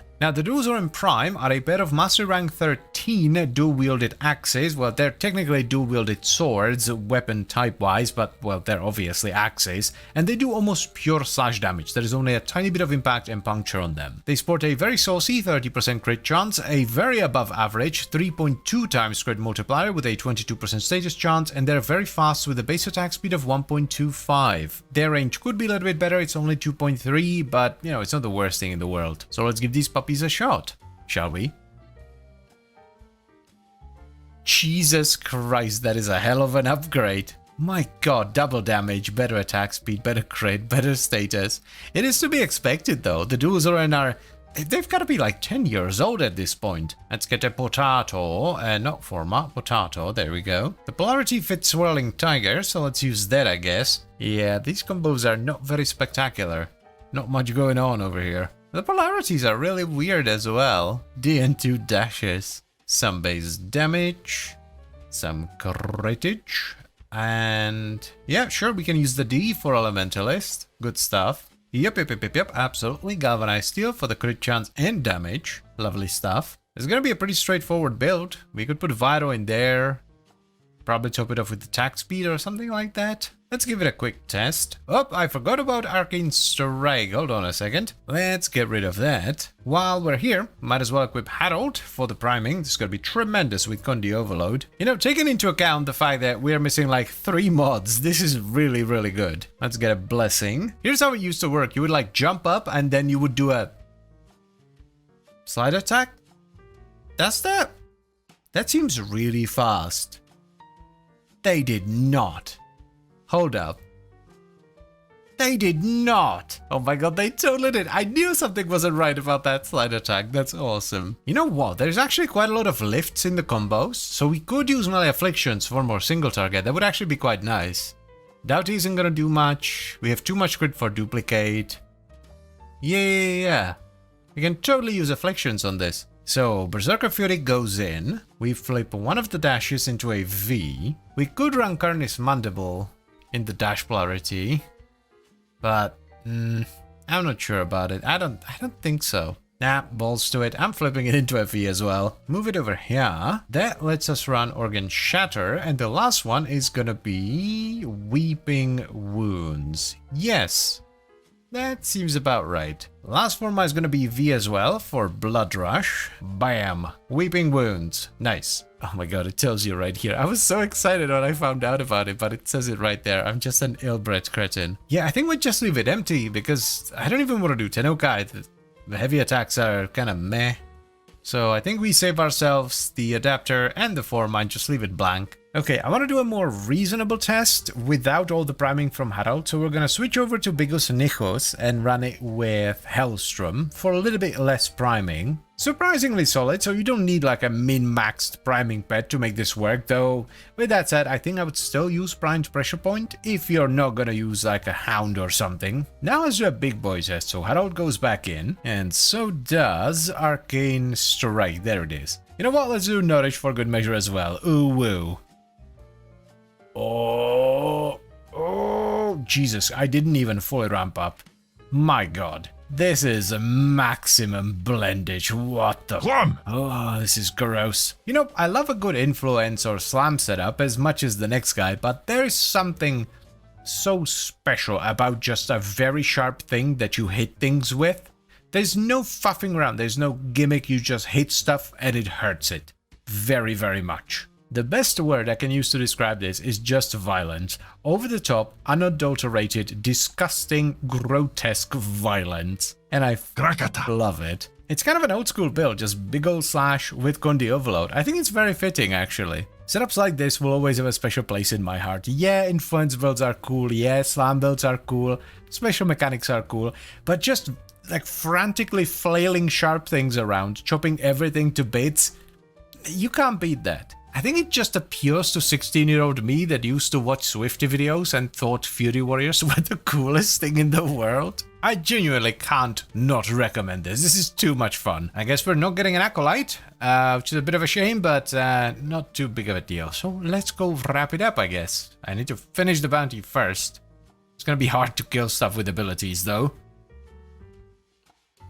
So here is kind of like a new school version of an old school build for the dual Zorem Prime. For the stance we run Swirling Tiger because it matches the polarity, and because we're running Swirling Tiger we're actually using melee afflictions because Swirling Tiger has a few attacks that lift enemies and melee affliction procs additional status on enemies when you lift them. It's not too important though, so if you don't want to use the adapter or you don't have melee afflictions, don't worry about it and just leave it blank. On to the mods then. We have Galvanized Elementalist for the status damage and status chance, Berserker Fury for attack speed, Primed Reach for range, Galvanized Steel for crit chance and crit damage, Condition Overload for stacking melee damage based on the number of status effects we have on the enemy, Blood Rush for crit chance, Organ Shatter for crit damage, and then Weeping Wounds for status chance. We're also using the Naraman Focus School to sustain our combo. Now, if you're gonna go the Condition Overload route, I highly recommend you use a priming pet, because look at my good boy Harold. He procs Radiation, Vital, Puncture, Heat, Impact, Magnetic, as well as Cold from his abilities. That is a lot of damage through Condition Overload. And if you don't have a priming pet, don't worry, simply switch Condition Overload for Primed Pressure Point. I love everything about this. Yeah, the way it looks, the damage, the damage distribution, the crit and status, the attack speed. The only thing that could be considered questionable by some people is the range. It's a little bit shorter, but that's nothing Reach, Primed Reach, or even Spring-Loaded Blade can't fix. I also love the, let's call it unique mechanic, you know, that little nod to the legacy of the Zoran. It's just so cool. I love that they did that. So of course I recommend you give this a shot. It's tremendous.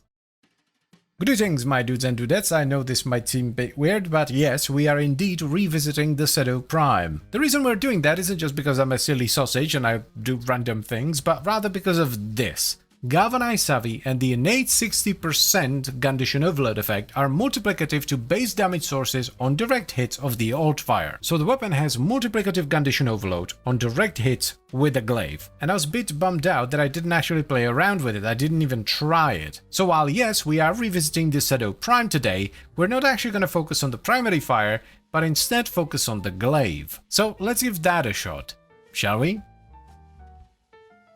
Ideally, we don't break this with any additional forma, but if we do, oh well.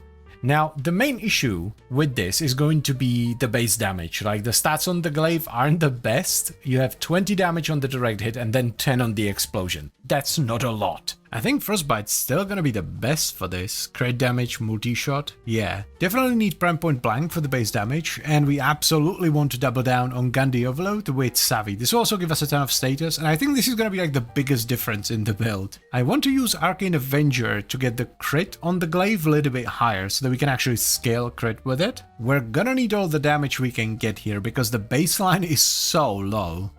So we want to go with primed elemental mods, if at all possible. Yeah, that is a lot of extra damage. So we want to squeeze in Prime Charge Shell somewhere, somehow.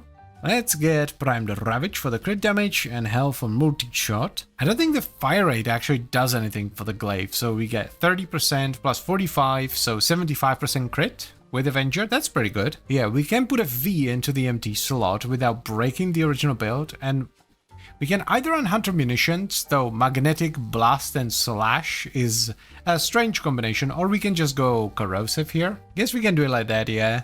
Let's put a V in there, and then run Corrosive. There it is, we get Corrosive, bit of status, and we still have a functional build just in case this doesn't work. Let's bump it down a little bit. I mean, this is a bit of a meme build. Better than I expected.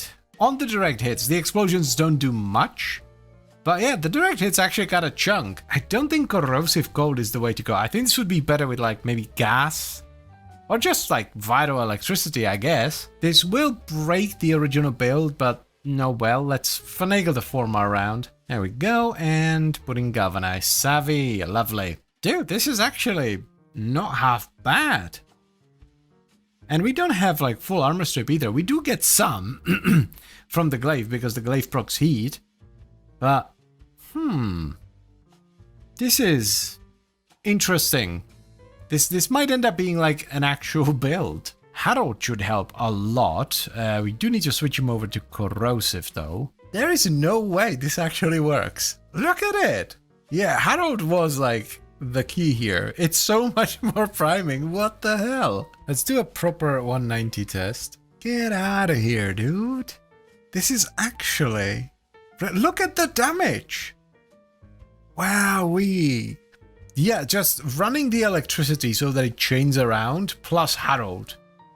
That's so strong. Now for a proper mission test though. I am genuinely impressed by this. Is it as good as like a normal AoE weapon? No. But I am gonna say that this is better than the first build I did on the Shadow because it's not that different. Like the mod setup isn't that different. So the primary fire still does a lot of single target, but we have so much more power in the glaive, it's unreal. It does require Avenger to crit reliably though, so bear that in mind. I am absolutely gonna use this build over the last one. This is just better. I think this is a great example of why we should always like question builds and not copy them one for one. If you think something else is better, try it. It might be. Like, I'm not all-knowing, I'm not God yet. Man, the bounty was like good, it was fine, but it was over 200. Here at like 120-ish in the void, it is absolutely ripping them to shreds. Best thing about this, right, is that you have all the clear of the glaive, which is like, this is decent clear. I would say this is like a B-ish clear. But if you run into something beefier, all it takes is a single tap of the primary fire and they explode because you have so much damage scaling. Let's do a bit of a single target test, shall we? Yep. Oh, where are you going, buddy? Yep.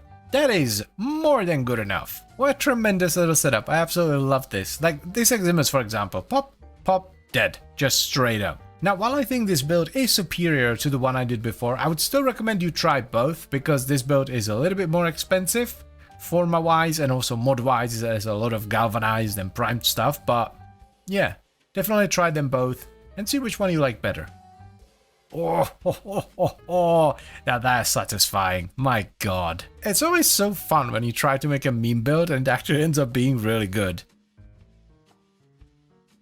So I actually ended up investing a little bit more into this. I added an extra forma and an Exilus adapter just so I can run galvanized acceleration, because one of the things that was bothering me a little bit is how long it took for the glyph to do all the bounces and return. I would only do this if you really want to min-max this, so if you just want to have a fun little setup and you don't care about min-maxing everything, the acceleration isn't that important. You can save yourself the forma and adapter. With that said though, the Shadow Prime actually has really good range. The fall off is quite impressive for a shotgun, and galvanized acceleration adds even more range. So it's definitely nice to have. But anyway, let's go over the build. For the Arcane we have Primary Frostbite for the crit damage and multi-shot. Then we're running Prime Point Blank for base damage, Galvanized Hell for multi-shot, Crit Deceleration for crit chance, Prime Ravage for crit damage, Galvanized Savvy for a ton of status chance, and Multiplicative Condition Overload on direct hits of the glaive. And we top it off with Prime Charge Shell for a ton of electricity, as well as Prime Chilling Grasp and Toxic Barrage for vital and a bit of status. Primed Elemental mods are quite important for the glaive because the base damage is so low. The direct hit damage is 20 and the explosion damage from the glaive is only 10.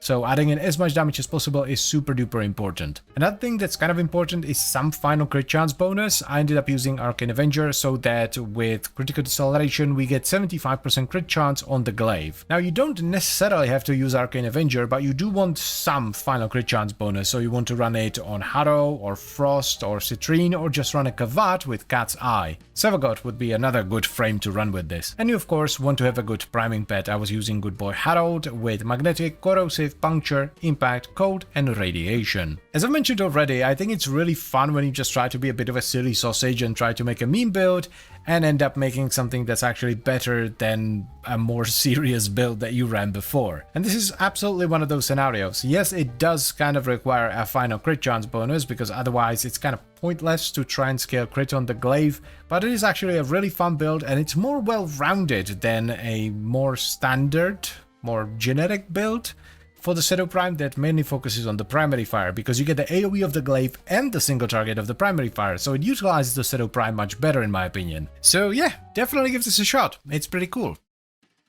So one of the weapons that I really wanted to revisit after the release of 1999 was... Is it 1999?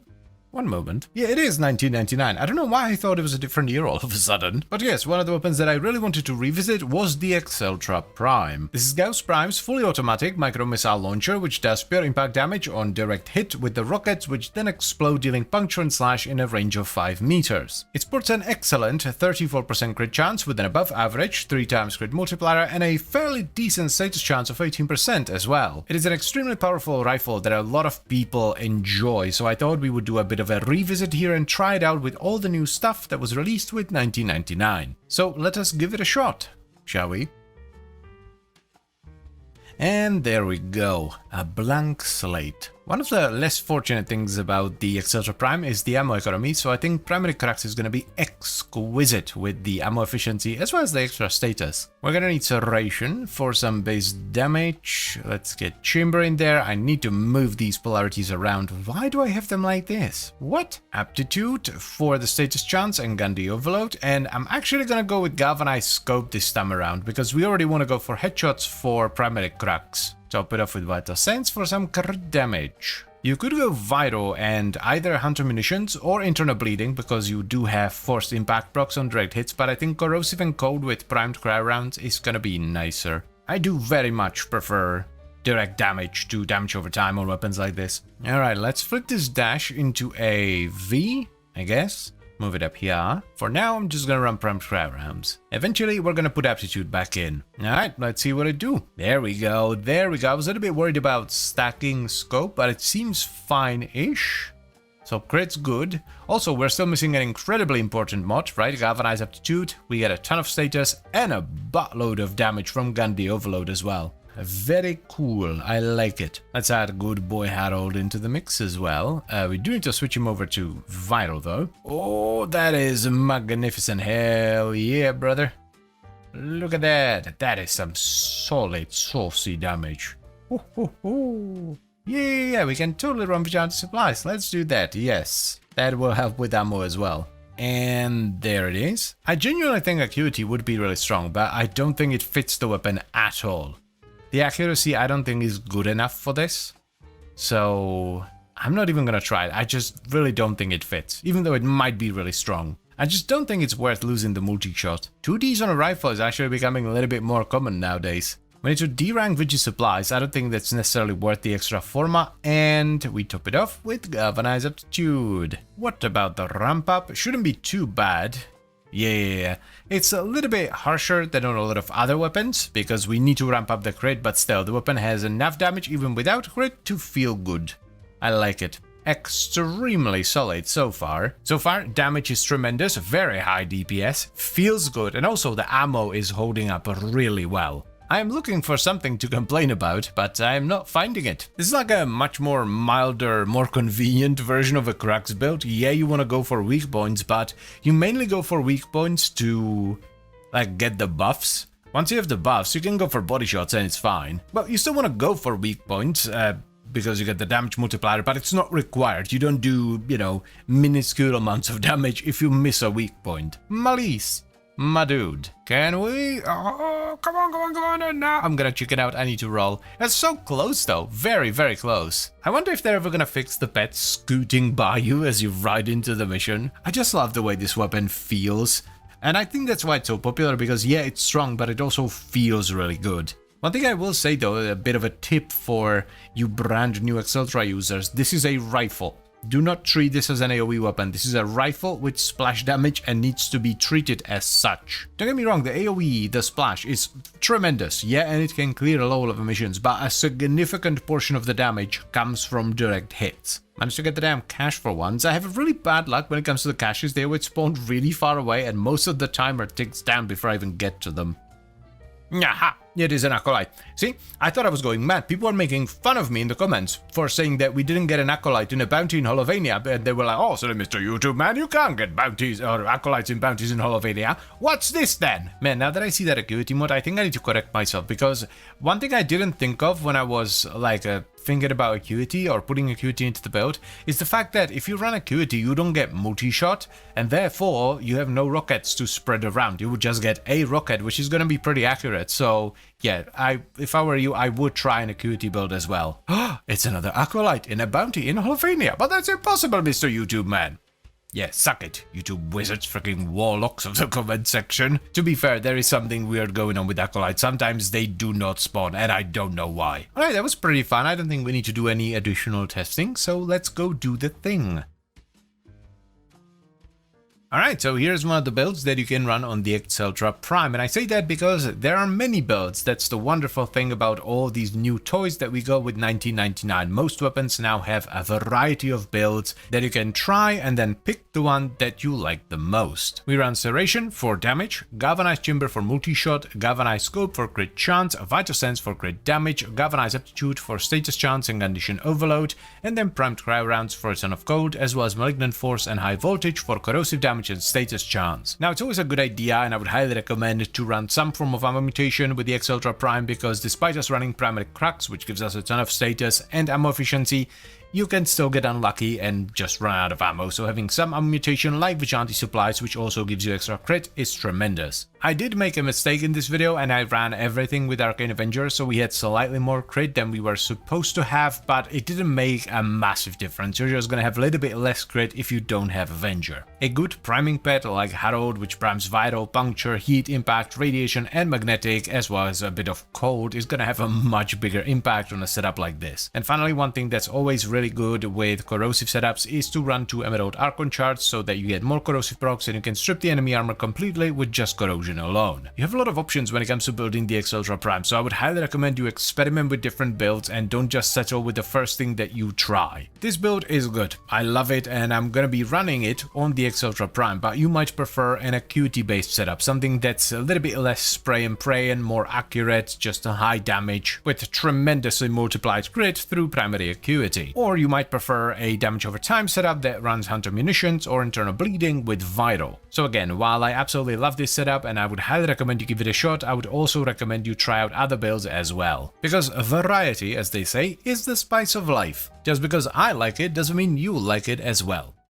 Well, hello there my dudes and dudettes, so welcome to another video. Today we're doing one of my picks. I want to try something with the Mitre, so I thought I would invite you to come and join me. The Mitre has been sort of my guilty pleasure of a gun for a long time. It used to be really bad, then it got buffed in 2017, got a little bit better, and finally it got an Incarnon adapter in 2023, and it's actually a usable weapon nowadays. It's still not very popular, as can be seen by the incredibly high Riven disposition, which is not necessarily a bad thing, especially for those of us that do actually enjoy the Mitre, but for most people it's still just the gun that can run the Neutralizing Justice Augment, which is used exclusively to pop nullifier bubbles. The Mitre, or rather the parts for the Mitre, are actually a boss drop from the X-Stat assassination mission on Ceres, which is the Lieutenant Lek Krill and Captain 4 assassination, and if you want to get one yourself, you're gonna have to farm for a blueprint, blade, barrel, handle and chassis. Additionally, if you want it to be an actual damaging weapon, you're also gonna have to farm Circuit into Viri to get the Incarnon adapter, which is what really makes this weapon pop off. The Mitre is a Mastery Rank 6 primary charge-based swordblade launcher that does primarily slash damage, and it does between 100 and 500 damage depending on the level of the charge, with the level of charge also affecting the crit and status chance, with crit chance going from 5 to 10% and status from 20 to 50%. So let us give it a shot and see if it's any good nowadays, shall we? I think I'll keep the evolutions. They're really good, a lot of damage, ton of projectile speed and a bunch of crit, so I think we'll keep these. I want to do an acuity setup here, so we're most likely going to be running Deadhead. Acuity should be multiplicative here, with the Deadhead and with a galvanized scope as well. Just standard acuity shenanigans, so aptitude goes in for the condition overload multiplication, and I would really like to get serration into the build as well. I want to do a little test. Now, because we're missing like a billion mods, so let's bump it down a little bit. Okay, so the damage is good. Fantastic even, actually. Let's try the Incarnon. I don't think the Incarnon is going to be particularly good because of acuity and the headshot thing, so you'll most likely just stick to the normal... Okay, never mind.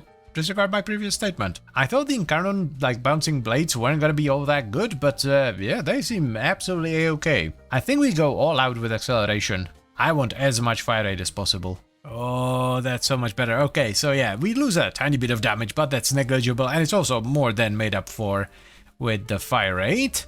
What about the Incarnon? Should feel much better as well, and yes it does, let's go. There's no way the bouncing blades are getting the benefit of acuity, which is like the downside of this build, because we lose multi-shot and we're not getting acuity on the bounces. This would be the simplest way to do it, you know, just run Vital and then slap in Elementalist, like so. Let's bump it back up. Yeah, it's much better for the Incarnon, and the upfront damage of the like normal shots is better. But, like, the slash... Oh, that was 1.2 mil. That is it. And again, look at that.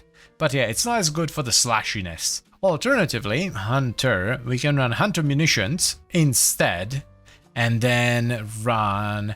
Oh my god, I forgot about a Vital Sense. Nobody saw that. Oh yeah, now that's damage. That is gross. Because, mind you, this is with 0 priming. Let's try the Incarnon as well. Still very good.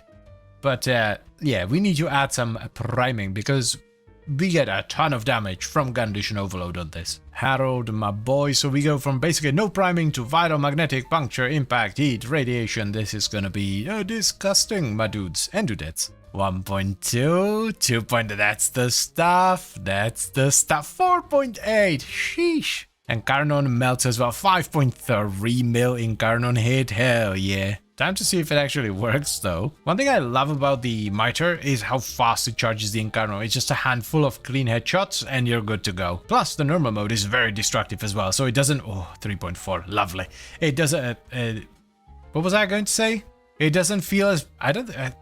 huh? Am I having a stroke? I might be. It doesn't feel as bad to not be in Incarnon mode. That's what I wanted to say. So far, the damage has been absolutely gargantuous. But I will say that I don't know, I'm not loving the gameplay so far. It feels a little bit too precise for something like the Mitre. Maybe it will grow on me.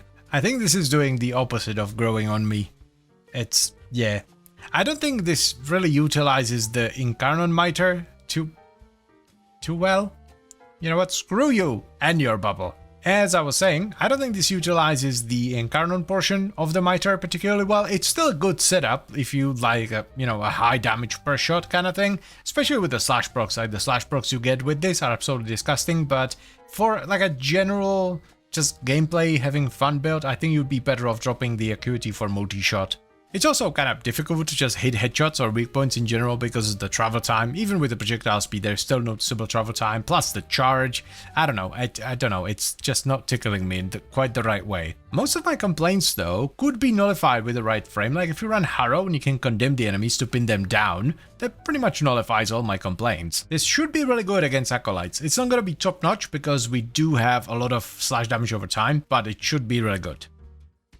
Oh, hell, that's a solid A tier. That is a solid A tier right there. By the way, S tier is reserved for straight up nonsense setups. You know, stuff like the Sampodes that just one-shots them. Seems like a really strong setup. It's just not my kind of thing, unfortunately. Like, if it was just me, I would take out all the, like, precision-based stuff and just use my Riven, but I don't want to do that because I want you to be able to replicate the build yourself. Let's see, maybe a different faction will feel better. Somehow, some way, even though this is a Tech Road bounty, it does feel better than the Corrupted. I have no idea how that's possible. Maybe because their weak points are kind of like all over the place? Yeah, this is not my kind of thing. It's a good build. I'm gonna say that, it's a good build, but I am not some renowned marksman. I am a cannonball. We might have to revisit this again at some point. Alrighty then, so even though this is absolutely not my kind of thing, it could be your kind of thing, so let's go over it. We have Serration for base damage, Galvanize Scope for crit chance, Galvanize Aptitude for status chance and condition overload, Vile Acceleration for a ton of fire rate, Vital Sense for crit damage, Hunter Munitions for additional slash procs from crits, Primary Acuity for weak point damage and crit chance, Rifle Elementalist for status damage and punch through, and finally Primary Deadhead as our arcane. One thing you will notice though is that we have no elemental damage on this whatsoever, and we're primarily doing slash, so in order to get a lot of damage scaling from condition overload, you're gonna need a priming pet. For me, that was Good Boy Harold with a setup that can prime cold, vital, magnetic, puncture, impact, heat, and radiation. This, as you might imagine, increases your damage by an absolutely tremendous amount on primed enemies. This is a really strong setup that does a ton of damage, but I don't think it fits the Mitre, especially the Incarnon Mitre, particularly well. I really don't think the Mitre is a weapon well suited for a sharpshooter style build, especially if you have the Incarnon version with the adapter, so you sometimes have the blades bounce around as well. I think a looser, less punishing build that doesn't rely on as much accuracy would fit the Mitre a little bit better, even though it might not be quite as damaging as this. But even with that said, I would still recommend you give this setup a shot because who knows, it might very well be your thing. Why hello there people of the internet, welcome to another video, and today we're checking out perhaps the biggest W of the entire Incarnon system, the infested variant of the Ogris, also known as the Torrid. This weapon was actually pretty okay when it first came out back in the day, because we didn't have a ton of good AoE weapons, so the Torrid was actually fine. But as time went on and we got better, stronger, more reliable AoE weapons, the Torrid fell off pretty hard. That is not to say that people didn't try to make the Torrid work, hell I did, like a lot, but it was never a meta weapon. You see, the way the Torrid works is it fires infested grenades that embed themselves into whatever they hit, creating a 3-meter toxin cloud that damages enemies that step into it, and it lasts for 10 seconds. It's also a pure elemental weapon, dealing nothing but toxin damage to begin with, and it sports a 15% crit chance, a 2x crit multiplier, and a 23% status chance. Now, the reason I said that this is perhaps the biggest W of the Incarnon system is because if you farm an Incarnon adapter from Circuit into Viri and slap it onto this, it essentially turns the weapon into a toxin-based Amprex, turning a fairly niche biolab weapon that doesn't have an awful lot of use into an absolute monster. And I think that's enough talking, so let's give it a shot, shall we? I think we're gonna try Commodore's Fortune. Survivor's Edge gives you a nice balance of crit and status, so we do lose some status, but 35% base crit and it's 49 for the Incarnon is really good. This is definitely not the meta way of building it, but I want to try it with Primary Blight, which is effectively Frostbite but for Toxin. So whenever you proc Toxin, you get crit damage and multi-shot. Let's get some basic stuff. Serration for damage, Galvanized Chamber for multi-shot. I don't think you can run Cannonade because of the Incarnon. Cannon, nope. Sad times. Bit of a polarity shuffle in here. Something, no, let's move you here as well. I want to do Critical Delay. Let's also get Vital Sense in there. If the crit isn't enough, we get 105, 147, that's actually decent. We can run Scope, but I really don't want to have to go for headshots with this. Aptitude for the status and Gandhi Overload, and then we do Primed Cryo rounds and what is it called? Blast. Thermite rounds, there we go, for Blast. That way we keep Toxin for Blight. This should be fine. Oh man, I forgot how fast this thing builds the Incarnate. It is almost instant. And then we get the Beamage. Oh yeah, now that's that's really good actually. We're still missing a mod. The single target is a little bit weaker, not much though.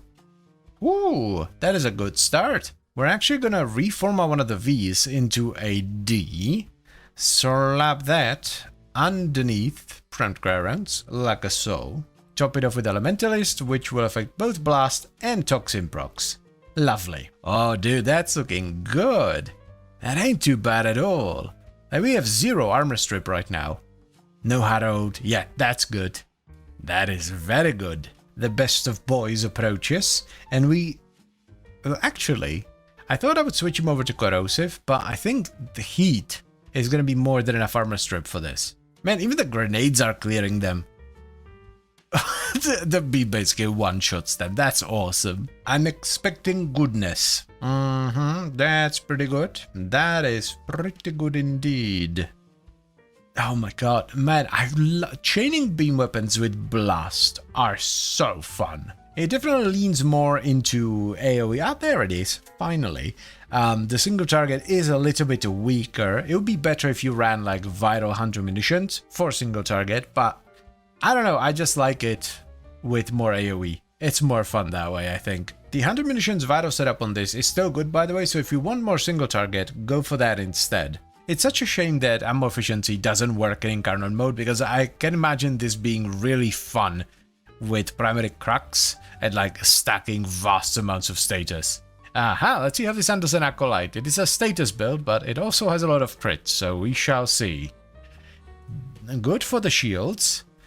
Decent enough for the health. Like for a status build, this is good. The Blast is helping a lot, yeah. So that's decent for a status build. Extraordinary first run. I'm actually very happy with how this feels. I thought I would have to do some tweaks, maybe, but this actually feels nice. I'm actually really glad we didn't go for scope with this one, because you can totally do it and you're gonna get more crit, you're not gonna gimp your fire rate like with crit delay, but I don't think it fits the weapon very well. I just don't want to be aiming down sights with it, because in Incarnate mode you don't actually get any extra zoom, so you're basically just like moving slower, and I don't know, I don't like it. The ideal way to deal with the crit thing would actually be to just run a Riven with like a massive crit chance, but we don't do that around these here parts. Who's it gonna be? Is it Malice? My dude? It is Torment, hello.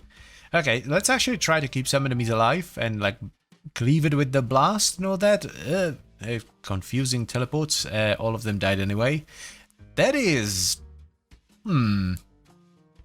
Okay, that was like thrice as much damage as last time, which leads me to believe that either something fell off, some of my buffs fell off, or the Acolyte wasn't primed last time.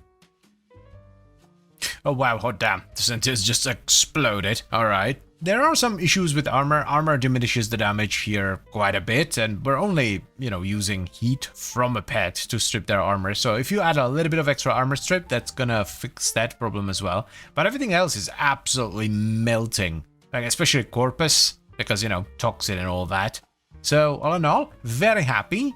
And yeah, I think we're done. So let's go do the thing. First things first, we have the evolution. So we start off with Final Fusillade just for the base damage. The multi-shot one doesn't really matter here. Then we have Swift Deliverance for faster projectile speed, which makes it easier to stack in Carnon. And we top it off with Commodore's Fortune for a ton of base crit. You can definitely play with Survivor's Edge on this one as well. You will lose a bit of crit, but you will gain far more status. Now, the actual setup here is somewhat centered around the primary Blight Arcane, which gives you crit damage and multi-shot whenever you put Toxin. So we needed to make sure we didn't combine the base Toxin into either Viral, Corrosive or Gas. So we ran Serration for base damage, Galvanized Chamber for multi-shot, Critical Delay, or if you don't mind going for headshots and aiming down sights, you can run Galvanized Scope as well for crit chance, Vital Sense for crit damage, then Galvanized Aptitude for status chance and condition overload, Rifle Elementalist for status damage, and we top it off with Primed Crow rounds and Thermite rounds for a ton of blast. Now, if you really want to min-max this, I would also recommend you run Vigilante Supplies. Unranked is fine in the Exiles just for the set bonus. You don't need the ammo mutation because you're going to be spending most of your time in Incarnate mode. And finally, a solid priming pet is always a good idea. I have Good Boy Harold, which helps me prime cold, viral, puncture, impact, heat, radiation, and magnetic. This, on top of the actual effects of the status effects themselves, adds a ton of extra damage to the weapon via condition overload. This is a pretty interesting way of building the Incarnon turret. I think most people go for the 100 munitions viral route because it just makes a lot of sense. You already have Toxin in there, so you can save a mod sword when modding for viral and so forth. But there's something magical about just going, you know what, screw it. I'm going balls to the wall AoE. I'm just gonna lean into the strengths of the weapon, and I don't care that it has slightly weaker single target. And I'm going to recommend you give it a shot as well. It's really fun. Why hello there, citizens of YouTube land, and welcome to another one of my broadcasts. Today we're going to do something simple but very, very fun. We're going to unleash the lightning with the one and only Prisma Oma. This weapon is a perfect fit for melee influence. It's a master rank 12 pair of Taunt Fast that do primarily electricity damage with a decent chunk of impact and a little bit of slash on the side. It sports a 30% crit chance with a 2.2 times crit multiplier, as well as a 20% status chance, and it has a decent base attack speed of 1. Now, the only way to get this one is to either buy it from Barokatir or to buy it from someone else who bought it from Barokatir. You could theoretically just use the regular Oma, which actually has 10% more status chance, but you can see the rest of the comparison isn't very favorable. You have less damage, less attack speed, less crit multiplier, but most importantly only half the crit chance. So while this will absolutely work on the standard Oma as well, it is not going to be anywhere near as good because of that lower crit chance. But anyway, that's enough blabbering, so let's give it a shot. Shall we? This weapon is a perfect fit for, there it is, melee influence because of that high-based electricity. Let's get a stance on there as well. I want to go with condition overload because I have a really good priming pet, but if you don't have any priming on your pet, primed pressure point is going to be the way to go. I'm pretty sure we're not going to be able to fit everything in, so I'm going to format right away for condi overload. Move that over here. Blood Rush for the crit chance, combo that with Steel and Melementalist. So far so good. Want to lean into the AoE, so Blast it is. That's way too much. That's still a lot. I kind of want electricity to be the main component of this. Do we go fully unranked? That's a much better ratio. Whipping Wounds is kind of what allows us to run the unranked Dorsat mods because it scales off of base status, not modded. And top it off with speed for Berserker Fury. I guess it would have been better to reformat that dash into a V. Oh well. Also, if the single target is really bad, what am I... No. Exos. If the single target is bad, we can do Tenokai, but I would much rather just do a pure light attack setup here. Actually pretty decent, even without priming, or extra priming I should say, from Harold. Do it again, but fully ramped up this time. I love the lightning effect, it's so cool. Yeah, the single target is gonna be a little bit weaker, especially without priming, but I think it's gonna be fine once we add Harold. Like the chain lightning effect, by the way, is just cosmetic, it doesn't do anything. Hello, Harold, and yep, Viral Heat, that's the one. Jesus Christ, we're at like 3x combo and everything's already dead. Yeah, I think it's okay. I think we're fine.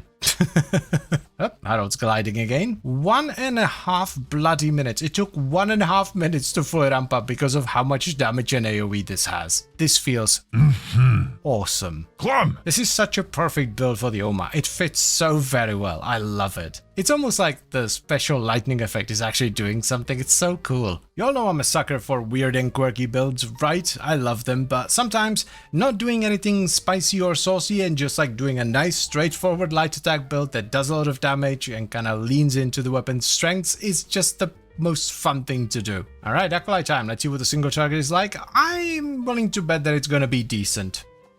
That was a lot of damage. Okay. I guess it depends on how many enemies are surrounding the Acolyte. Dude, that's more that we don't need Tennokai. That's more than good enough. Tennokai would be really strong on this, by the way. So if you want to really min-max it, do go for Tennokai because Tonfats have a force slash on heavy. So you get a lot of extra single target from it. What a fun setup. This is just a good time. So far, the armored enemies aren't really posing much of a problem, which is good. Oh, look at them go. Look at the frogs. Jeez, dude, that's so much fun. I'm a simple man. This is like all I need to be happy. Ooh, I'm flying. Yeah, this is pretty much as good as it gets, I think. Like, you could make it stronger with Tennokai. Maybe you could run Warcry. Yeah, probably Warcry for more attack speed. That would be even more fun. It is more of an AoE, like, farming setup than a single target setup, obviously. Especially when it comes to, like, status-resistant enemies. But even then, the damage is still solid. But when you really think about it, what do you do most of the time in the game? You're farming. You're doing big AoE damage. You're killing many a thing. You're not doing single target all that often. Let's see if it was a fluke or not. Oh, the shields went down really fast. Yeah, dude, that's fine. That is like a solid A tier. Might not be the best like level cap setup or whatever, but I don't do level cap, so I don't build for it. There's no need. I think this is it. I can't think of anything else I would want to do here. The mods are pretty much set in stone. The only thing you could do is to just add Tennokai.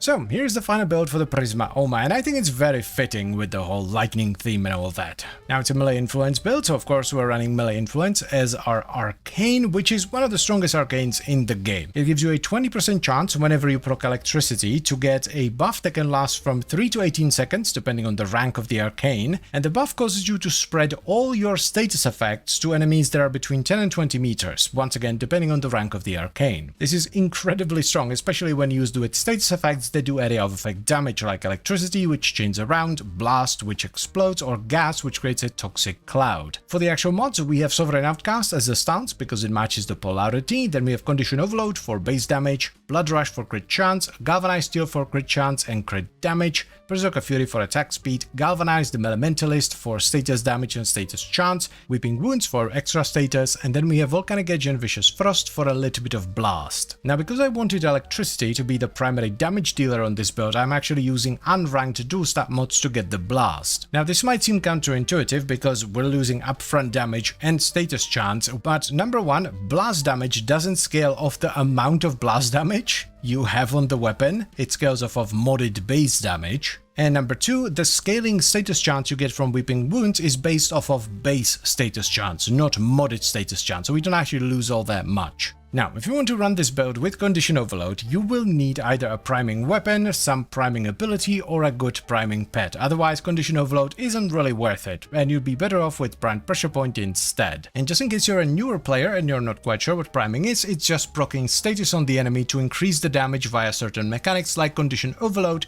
which increases your damage based on the number of different status effects you have on the enemy. And finally, I'm also using the Naramon Focus School to sustain my combo. If you're not running Naramon, you're either gonna have to squeeze in combo sustain into the build, or you're gonna have to run a dexterity arcane on your primary or secondary. This build is honestly nothing special, it's just a good influence build on a weapon that fits it really well. But there's nothing wrong about that, it simply recognizes a strength of a weapon and leans into it. So yes, I would absolutely recommend you give this a shot. It's just a fun setup. You can of course tweak it a little bit here and there. You might go for a more blast oriented setup. I wanted to go more electricity focused, but we can just run fully ranked dual stat mods and get more blast. And if you want more single target, you can always put in Tennokai as well.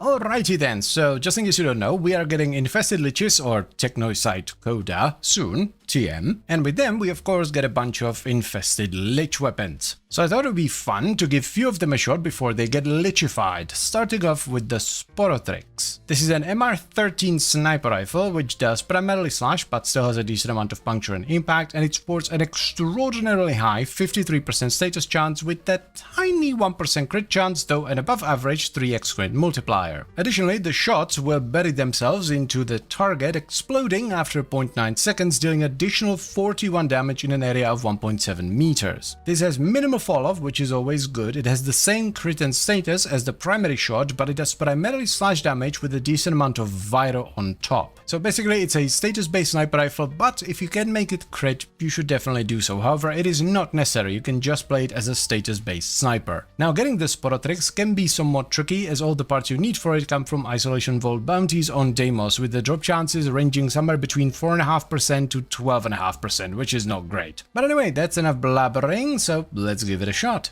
shall we? The stats on this are actually kind of cracked. Yeah, the crit chance is non-existent, but everything else is just top-notch. I'm not entirely sure how well this is gonna work because of the explosion and all that, but I think primary cracks is gonna be really good here. It can run Canonade, but the punch-through might cause some issues, so let's go test it first. It seems okay.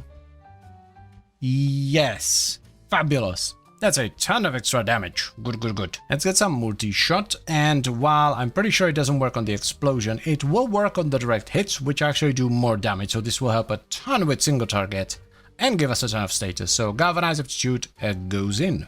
A Rifle Elementalist for some status damage. Can't forget about Firestorm, because even though it gives us only 2.45 meters, it has a 10% fall off, which is insanely good. I think Pure Gas is the way to go here, because yes, we're proccing a lot of status, but it is a sniper rifle, so I think just gas.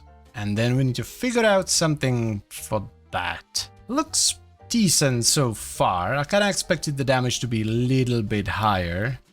Well, actually, that was pretty good. What's the last mod? Well, Bane would be really strong. Another multiplier there, but I can't believe I almost forgot about this. This is an insane augment. So volatile variant for the Sporotrix. More punch through, instant explosion on the barbs, massive extra radius, ton of status chance, just more stuff is more good, basically. Dude, that is a night and day difference, that. Jesus Christ, that feels so much better. Like, this went from a sniper rifle to like a rocket launcher with a scope. Okay, this is officially sick. Let's add the boy. Viro Heat. Sure, let's actually keep it, yeah. Dude, that's insane. Now, mind you, I am running Avenger to take advantage, at least a little bit of an advantage, of that crit multi. But so even without Avenger, this is gonna be absolutely disgusting. One thing I am somewhat concerned with is actually cracks, because I feel like I'm not stacking an awful lot of it. So let's try that again. Oh my dude, the damage is so bonkers on this. Yeah, it's kind of hard to stack cracks. If it is a problem, we could run something else. I don't know what though. Probably just Merciless, honestly. Whoa, network not responding. They can be good. Aw, come on now. Man, we're back. This is my kind of sniper rifle. You shoot something in the head and the entire room explodes. Perfect. Just perfect. One thing that I forgot to mention, I think, I'm not entirely sure, I think I didn't mention it yet, that actually plays into like cracks, is that the scope zoom gives you headshot multiplier. So you want to headshot if you can. That's so good. This is probably the guess.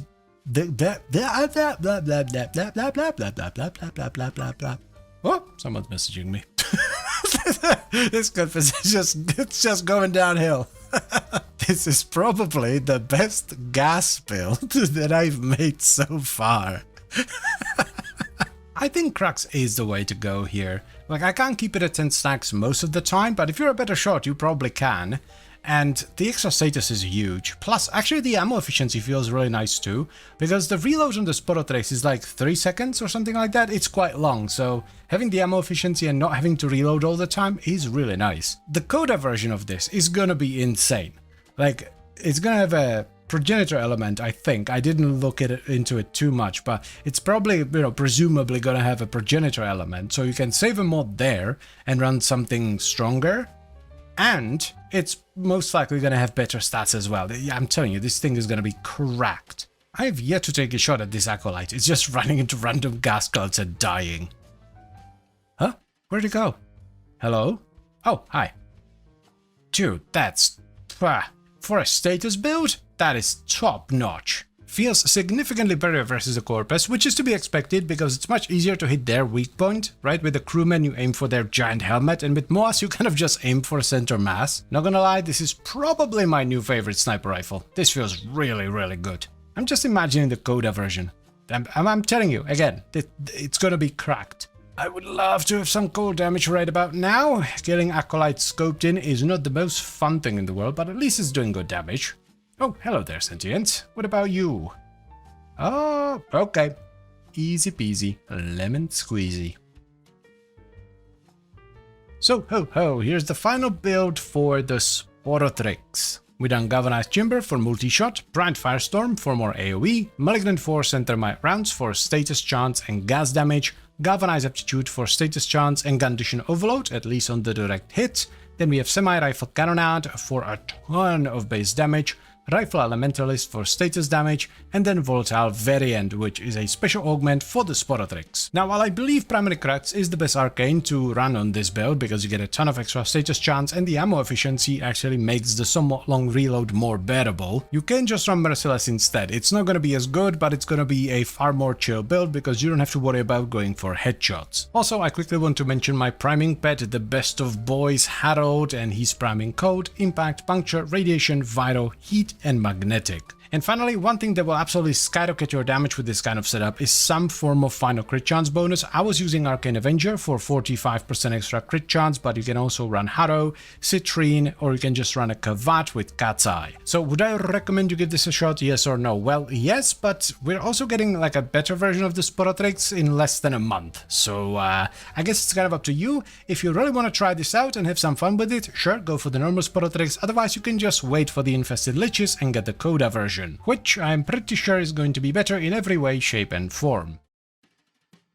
Day 11 of asking for a Furious Incarnon build. Well, right then. By the way, I am fully aware that some of you have been asking for an Orpheus build for like 7 months now, but I lost it somehow. I used to have it, I made a video with it, and I don't have it anymore. I have no idea what happened. But back to the Furious we go. This is a very early game weapon. It requires Mastery Rank 2 and it's available from the market. It's extraordinarily cheap, just requiring some credits, bit of ferrite, few alloy plates, some salvage, and 4 neurodes. It is a fully automatic bullet hole secondary that does primarily puncture damage with a 5% crit chance, 2x crit multiplier, and a 12% status chance. It is not a particularly good weapon, not to begin with anyway. It does have an augment that allows you to steal some life so you can use it for some ghetto healing, but the weapon doesn't really come alive until you install an Incarnon adapter on it that you can farm from the circuit into Viri. This really bumps the Furious up and makes it an actual viable weapon even in Steel Path. So yeah, let us give it a shot, shall we? This one is kind of interesting because it doesn't say you have to proc electricity, you just need to hit an enemy that has electricity on them. I do like the sound of Executioner's Fortune, but then again, it's very possible to just sit in Incarnon 24/7 with this, so I don't know, we can try it out. I think we stick with Elemental Balance for the status chance, though Prelude of Might be interesting. I just quickly want to remind myself of the Incarnon because it's been a while. Let's activate it. Oh, that's a big beam, right? Big beam. Thick beam. Jesus Christ, that's bright. Let's figure something out then. We're definitely gonna lean into status. 40% base status is crazy high. We could do an empowered setup. We haven't done one of those in a while, so that's an option. Yo, hold up. This could be really sick. We don't really care about the reload speed, but getting multi-shot from electricity procs would work really well with the... which one was it? Was it this one? Yes, with the Stormburst evolution, which gives you extra multi-shot when hitting enemies affected by electricity. Yo, that's like a cool build idea. I like it. Galvanized Shot for the status chance. We will need Hornet Strike because we don't have any other base damage. That's not the right one. Galvanized Diffusion for the multi-shot. Let's actually move some of the polarities around. You go there. Let's put you there for now. a Lethal Torrent for even more multi-shot, and we need Primed Convulsion for the electricity. Lovely. Now, we have a few options for these three mods here. Now, with what we have, I think what makes the most sense would be Blast and Elementalist. But we could go with like Gas and Elementalist as well. Or even just Viral and Elementalist. But I think Blast and Elementalist makes the most sense because of the high fire rate. We can always try the other ones as well, but I think Blast is going to be the way to go. Let's get Elemental. We can't fit it in. One more V should do it. And there it is. Normal mode is somewhat mediocre, like it's fine, but you have to bear in mind we are not stripping away any armor, which for a blast electricity setup is really bad. What about the beam though? That is... yeah, that's just a little bit better. Ooh, baby. I'm gonna switch Harrow to Corrosive because I want to get as much armor strip as possible for this. And surprisingly, much better. And I'm expecting the beam to be just pure and utter filth. Oh, it is. Oh, it is. It is so gross. I love it. I don't think it's going to be a problem because you can sit in Incarnate mode a lot with this, but just to be sure, let's put in Pistol Ammo Mutation. Blimey, I didn't know you can turn the camera around. That is feeling really good. My god. Look at that. That is tremendous. It is ripping through everything. Even the Eximus units are just melting. Yeah, I mean, it's not the worst thing in the world, but it's most definitely not the best thing either. That's very, very mid, as the kids would say. Very, very mid. It does the job, though. Some weapons are simply not meant for this kind of stuff. I'm actually having a lot of fun with this. I'm like taking it slow, exploring. We even got another Acolyte, look at that. Yeah, if you're gonna use this, bring something that has a bit more oomph for the Acolytes. I'm liking it so far. It's really good. Other than the Acolyte, that's a bit mediocre. Let's try something a little bit more basic here. One thing that I very much enjoy about this is that the ramp up is very minimal, right? You don't do a ton of damage to begin with, so you can kind of ramp up everything you need on the first enemy with a few headshots. And by the time that enemy dies, you're ready to just jump into Incarnon and obliterate everything in your way. It's very fun. This is a very spray and pray kind of setup. You really don't have to aim for anything here. I like that.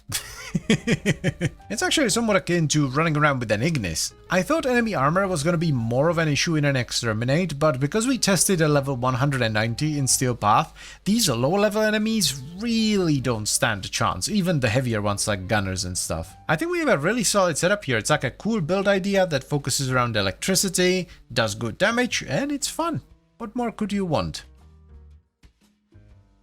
Alright, so here's the final setup for the Incarnon Furies. We have Galvanized Shot for status chance and condition overload, Hornet Strike for base damage, Galvanized Diffusion and Lethal Torrent for multi-shot and a bit of extra fire rate. Then we have Primed Convulsion for a ton of extra electricity, Scorch and Frostbite for blast and status, and Pistol Elementalist for status damage and reload speed. Now if you want to be super safe and never run out of ammo, Pistol Ammo Mutation is a good idea, but you're going to be spending most of your time in Incarnon mode, so you shouldn't run out of ammo. Now for the Arcane, we're running Conjunction Voltage, which when proccing electricity gives you extra multi-shot and reload speed. This plays really well into the first evolution we chose, which is Stormburst. This, upon hitting enemies that are affected by electricity, gives you extra multi-shot. So we end up with an absolutely ridiculous amount of multi-shot on this setup. After that, we have Executioner's Fortune. This gives you a chance to instantly reload the weapon on a headshot. It's just kind of nice to have, though you mostly don't need it.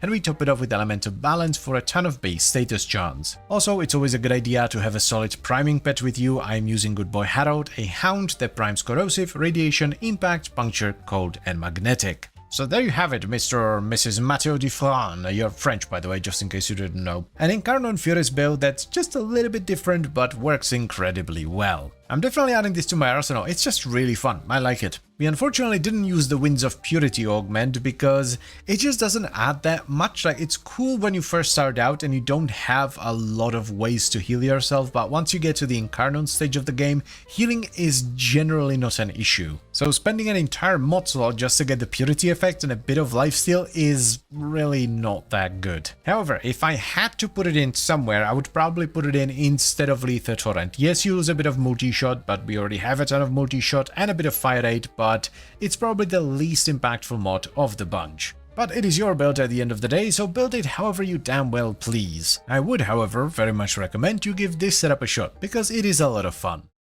Greetings my dudes and dudettes, welcome to another video, and today we're gonna do yet another weapon that's supposed to get lichified once the infested liches come out. Now the weapon in question is the one and only Catabolist, a secondary beam pistol that does pure corrosive damage with an 11% crit chance, a 2.9 times crit multiplier, and a 43% status chance. It also comes with a very unique mechanic where whenever you reload you throw out a grenade. This grenade does corrosive damage as well, and its crit, status, and damage varies depending on how empty your magazine was when you started reloading. With the emptier the magazine, the better the stats. You can get the blueprint for this pupperino from the infested or bio lab in your dojo, and to build it you're gonna have to put in 30,000 credits, 5 scintillant, 4 ocular stem roots, 7 mutagen mass, and 10 stellated necrathane. So let us give it a shot and see if it's any good, shall we?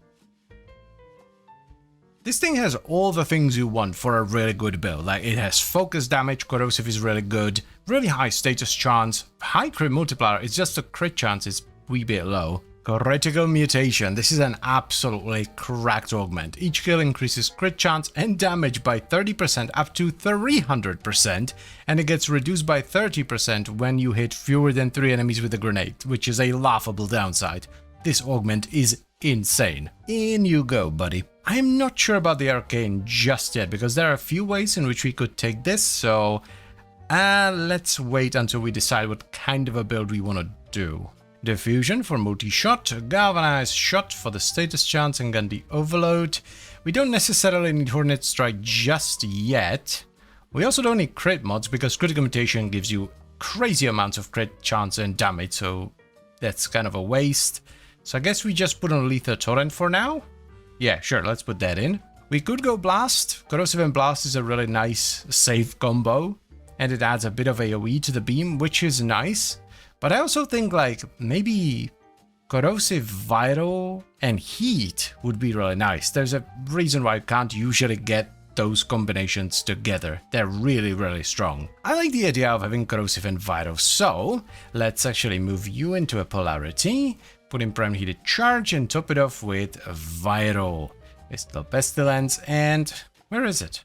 Oh, I'm blind. Vital, Corrosive, and Heat, a tremendous combination. It also kind of decides the arcane for us, which is going to be Cascadia Flare. So all that's left is to figure out what goes right in here.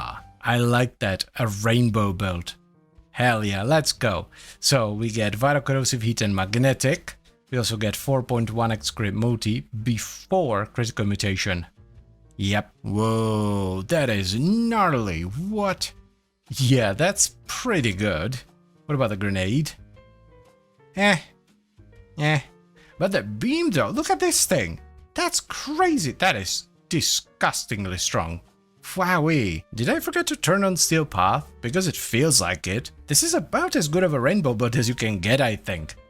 Yeah, Vital, so they take more damage to health, which is really strong. Corrosive to strip their armor. Magnetic to destroy their shields and overguard, and then to really, like, kill them dead, we have Heat. No one is safe. Doesn't matter what kind of defense you have, this thing will absolutely break it, and then kill you with a heat stroke. I am a little bit worried about ammo though, so let's put in at least unranked mutation just to be safe. If ammo is not a problem and we want to add a bit more forma, we could go with Ruinous Extension instead. This is one of the few setups where Herald isn't actually going to help all that much, because, well, we're already doing most of the things that Herald normally does for us. I need to do that again, hold on. What? Okay, I retract my previous statement. Herald adds a ridiculous amount of damage to the grenades. Loving the feel of this thing. The only thing that somewhat bothers me, but I kind of understand why it works that way, is the reload. You have to automatically reload. It doesn't reload itself, but that's so that you can aim the grenade. Let's give the fat man a grenade. Boop. Yeah, sometimes it depends on what kind of a crit you get. If you get a big orange crit, the grenades can actually, like, clear pretty well. Oh, uh-oh. Oh, that's not good. Finally managed to figure out what the hell it was, so let us continue. These errors, by the way, just in case you're getting similar errors yourself, are usually related to memory. So it could be like something to do with RAM, it could have a 4G RAM, or it could be something with virtual memory. This one, however, was particularly stupid, which is why it took me like 2 hours to figure out, because I was testing the more obvious things. But basically, a few months ago, one of my SSDs died, and as a result of that, I had to move my Steam library and a few other things onto my system SSD, where I usually just have Windows and a handful of other things, and I wasn't paying attention to it. the SSD almost completely filled up, and then when Windows tried to do a backup, it completely filled up, and then everything panicked and died. The end. This is one of those setups that kind of makes Steel Path feel like a bit of a joke, like not in a way where it explodes entire rooms with a single press of a button, but it incinerates the enemies with such vicious speed, it's crazy. So far, the only negative thing I have to say about this is the reload. I am not liking the manual reload. I'm just so used to weapons reloading automatically, it's kind of annoying me, but I feel like that's a thing that you just get used to after a handful of missions, and then it's not that big of a deal after that. Not that it's a big deal to begin with, this is like a minor inconvenience at best. I wonder what they're gonna do with the Coda version. Like, the craziest thing they could do is make the beam chain, that would be ridiculous. But, I mean, this is already really strong, so even if they just give it a progenitor element and bump up the stats, that's gonna be more than good enough. I don't know if I've already mentioned this or not, but just in case I didn't, I am running Arcane Avengers, so I have 45% more crit chance here, which is by far the best way of increasing the crit chance beyond critical mutation. It's not worth running like Pistol Gambit, even Prime Pistol Gambit on this. Show yourself, sentience, moi. Oh, dude, that's big dupas. That is big dupas, my dudes and dudettes. Not gonna lie, a little bit of AoE would feel pretty nice, but it's honestly not that big of a deal. It does so much damage, it's rarely an issue. I probably wouldn't want this as like my primary weapon for a big survival run, but for everything else, this seems a-okay. Are we just like not getting an Acolyte today? Is that what we're doing, video game? Seriously? 7 bloody minutes! What are you doing? Complain and you shall receive. I honestly expected a little bit more. It's like not the worst thing in the world, it's pretty decent. I've seen worse, but I've almost certainly seen better. It's fine, like this, I wouldn't mind using this as my Acolyte killer. This is a-okay. So, here's the final setup for the Catabolist. We have Galvanized Diffusion and Lethal Torrent for multi-shot and a bit of fire range, Galvanized Shot for status chance and condition overload, and Critical Mutation for a ton of crit chance and crit damage. Our arcane of choice is Cascadia Flare, which provides a ton of base damage, is easy to stack, it's one of the simplest arcanes in the game, yet one of the strongest, as long as your weapon can reliably proc heat. And the rest is basically just a rainbow of all kinds of different damage. We have Magnetic Might for magnetic damage and crit damage, Prime Heated Charge for heat, and Pistol Pestilence with Frostbite for Viro and status chance. Additionally, I would also recommend at least unranked Pistol Ammo Mutation in the Exiles, because the ammo can sometimes get a little bit iffy. This is a really fun, really strong, single target focused weapon. Yes, you have the grenade, which adds a little bit of AoE, but you only throw that every now and then, so as far as I'm concerned, this is a single target weapon. But that doesn't mean you can't play around with different elements and give it a little bit of AoE. You can run Blast, you can run Gas, however that will most likely result in you having to run a different arcane. So would I recommend you give this a shot? Yes, absolutely. Even the standard Catabolist is really good and I think is worth trying, and the Coda version is just gonna be better. Even if they simply tweak the stats and give it a progenitor element, it's gonna be just disgusting. So yes, absolutely do give this a shot. Greetings my dudes and dudettes, and welcome to a bit of a special video, because you see, today we're talking about a weapon that I never actually made a video about, which is quite rare because I've covered the vast, and I do genuinely mean vast, majority of the weapons that we have in game. The weapon in question are the almighty Venka Prime, a pair of claws that do primarily slash damage with a nice splash of puncture, which nowadays is actually quite nice, and they sport a 32% crit chance, a 2.6 times crit multiplier, and a 24% status chance. Additionally, the Venka Prime have a unique, not necessarily mechanic, but rather a property where their combo counter actually goes up to 240 hits, allowing them to hit a 13 times combo multiplier. These have been in the game since 2016, they were released with Valkyr Prime, and I've never made a video about these, and I've never made a video about the standard Venka either. Which honestly is kind of crazy, because I've been doing this for a long time and I've made a lot of videos, so let's finally give them a shot, shall we? You know, these are actually really good for an old weapon. Also, they can hit a 13x combo multiplier, so they're just straight up better than other weapons that even have slightly better stats than the Venka Prime. I am not quite sure about the stance, they're all pretty good, so let's try them out and see how we feel. I usually go with Vermilion Storm because it's the most fluid of the stances, and it also has the most pizzazz. If we do a little yep, look at that. Four Riders definitely loses a bunch of points on the fluidity. The combos seem quite rigid. The dash is nice. but that's about it. Rapture is kind of the in-betweeny one. It's pretty fluid, but I don't think it's as cool as Vermilion Storm. So yeah, Vermilion Storm it is. We could go with Afflictions. There are some lifts and knockdowns in Vermilion Storm, if I remember correctly. Yep, there is a lift and 2 knockdowns there. 2 knockdowns here. Nothing there, and nothing there. I want to go Slash and Vital, because, well, obviously. But we do have a decent amount of Puncture as well, so I think we don't have to run Primed Pressure Point, and we can stick to Condition Overload. And let's get Blood Rush for crit chance, Galvanized Steel for crit chance and damage. We do need Primed Reach because the base range is very low here. I want to do unranked Viral mods because we want Slash to be our highest damage type because this changes the weighting of status procs. As you can see, Slash 18%, Viral 7.2. And we're gonna get the status chance from Weeping Wounds. Elementalist is a really big multiplier, and it's gonna help us with the status chance because, you know, we're losing a little bit by not running ranked dual stats. I just realized that we forgot about attack speed. I was like, why is this so slow and sluggish? I wonder, Damage is really good once we get to 13x combo though. Very nice. Well, I hate to see it go, but Primed Reach is the least important mod here. It's a bit of a bummer.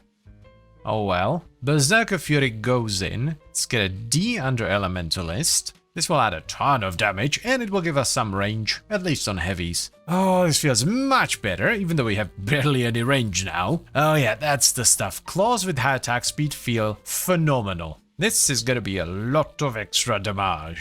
I'd rather have the Corrosive and Cold though. Absolute damage machine, a bit of an old school build to be fair, but you know, still works very, very nicely. I always wanted these because they look absolutely sick. Look at them. Gorgeous. The damage is great, don't get me wrong, but I really want more range. Yeah, we need to do something about this. This needs some tweaking. The damage is phenomenal, fantastic, fabulous, but the short range is just not doing it. Because it's just like, you know, back in the day this was fine, but nowadays we have slam setups, we have influence setups. This is just not doing it for me. Okay, here's the plan, and it's pretty simple. We switch Harold, hello, back to Vital, and just drop Vital from the Venka. This gives us 2 slots, which we can fill with Primed Reach. Don't have enough capacity, okay. And then something else. I guess for the time being, Blade, we can run Spring-Loaded Blade. Another V, coming right up, Primed Reach. I feel the temptation to run Gladiator Might. This would be very good, actually. And there we go. One last Forma. Gladiator Might.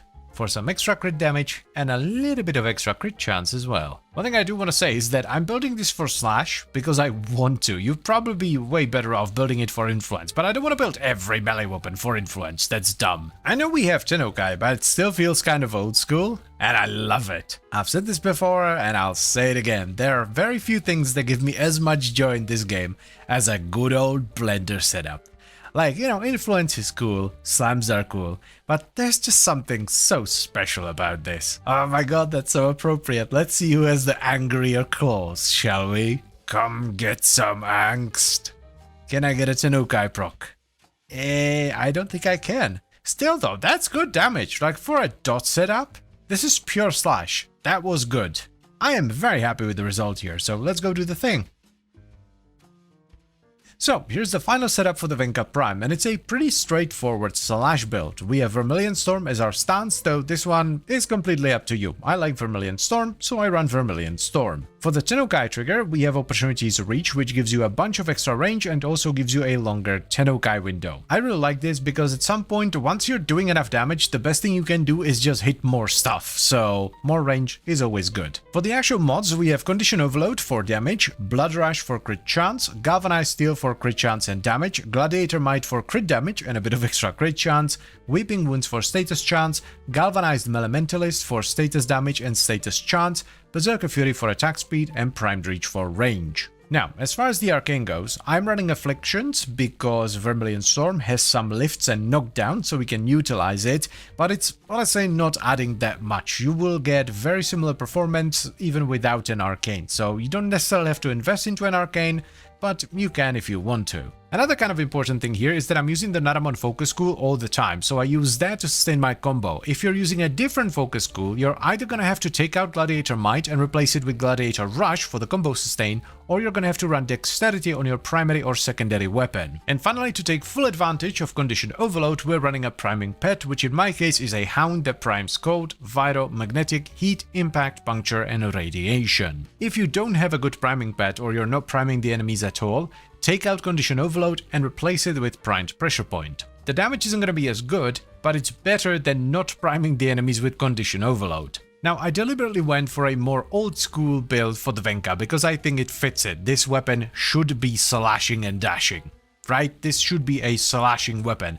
I don't think it makes an awful lot of sense for this to run Influence, even though an Influence setup would be absolutely phenomenal on this. Variety, as they say, is the spice of life. If you do the same thing on every single weapon, every single time, it's gonna become real boring real fast. Trust me. So I would actually recommend you give this somewhat old school build a shot. It's really fun, it does a lot of damage, and with the Tennokai procs, you actually cover a decent area with each slash as well. I genuinely wonder how many of you remember this one, because I sure as hell didn't. I was scrolling through my arsenal and I was like, Zymos? When was that released? I thought it was one of them weird infested sidearms that got released like 10 years ago, but no, turns out this is a weapon from Deimos. It's actually one of the first weapons you can pick up, and it's pretty cheap as well. It's available from the rank of Stranger, which is rank 1. You can get that very quickly, and the blueprint is 2000 standing, with both the barrel and the receiver being 1k a pop. This weapon actually has a lot going on. It does puncture and impact on direct hits, mostly puncture, and it has a forced impact proc on direct hits as well. It causes a 3.3 meter explosion, which does pure toxin. It has a very solid 30% status chance, and while the crit chance is only 5%, the crit multiplier is actually above average at 2.3x. And finally, when you score a headshot with this, the shots will bury into the enemy's head and after a short delay release 6 spores that will seek out nearby enemies. That's like a lot of stuff for a wee little cheap pistol that you can get from Father basically as soon as you get to Deimos. So let's give it a shot and see what it do, shall we? I have no idea what this does anymore, but it actually has good stats. The radial attack is particularly nice, 3.3 meters is quite good. What do you do, my dear Zymos? Oh. Weird, but okay. I feel like this is absolutely an Enervate candidate because of that above average crit multi. There it is. And because of that, we're gonna need Hornet Strike, and let's put in Galvanized Diffusion while we're at it as well. Lovely. Prime Target Tracker for some crit damage. And let's get a Lethal Torrent as well. I don't know about you, but for this one, I'm feeling gas, and we can utilize the dash as well. That's gonna be quite... Hold up. Ooh, heat and gas. I like it. How much status? 54. That's okay. Let's see what it do. The projectiles are... bit slow. What the fuck was that? I think I remember now. But just to be sure, let's try and headshot something to confirm.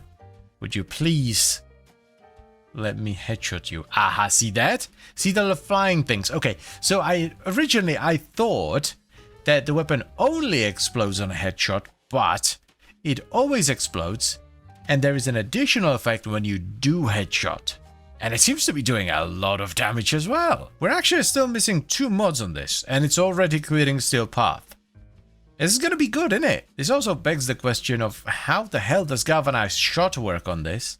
Like, it doesn't work on the explosion, but what about like the spores? Well, for now we can slap in heat and go level it up. This is very fun, I like it. The reload is a bit sad though. Okay, let's put D right here. This Elementalist is a perfect fit here because the status damage is an awesome multiplier, but also that massive, gargantuan, absolutely enormous reload reduction is huge. 3.2 second reload? No thanks. I think we might go for Primed Fulmination as the last mod here.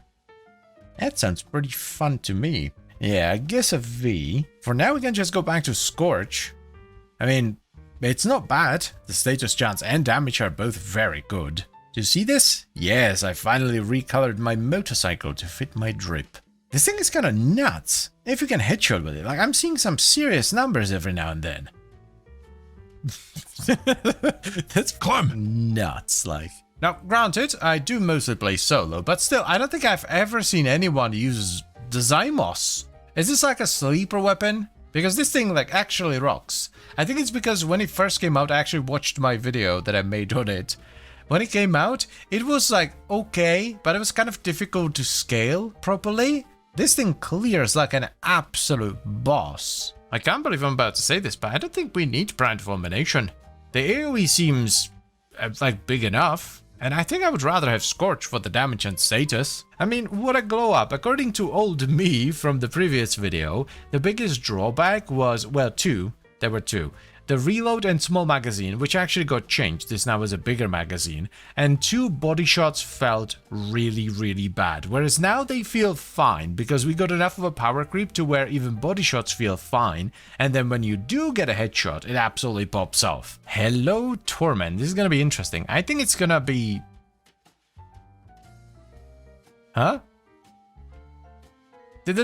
Even the Acolytes fear the Zymos, I guess. Yeah, I genuinely don't think we need Fulmination. I would much rather have Scorch for the status and damage. Or, actually, another option here would be Hemorrhage, because we do have those forced impact procs, so we could get some extra single target from Slash. Oh yeah, but are you gonna Notepad here as well?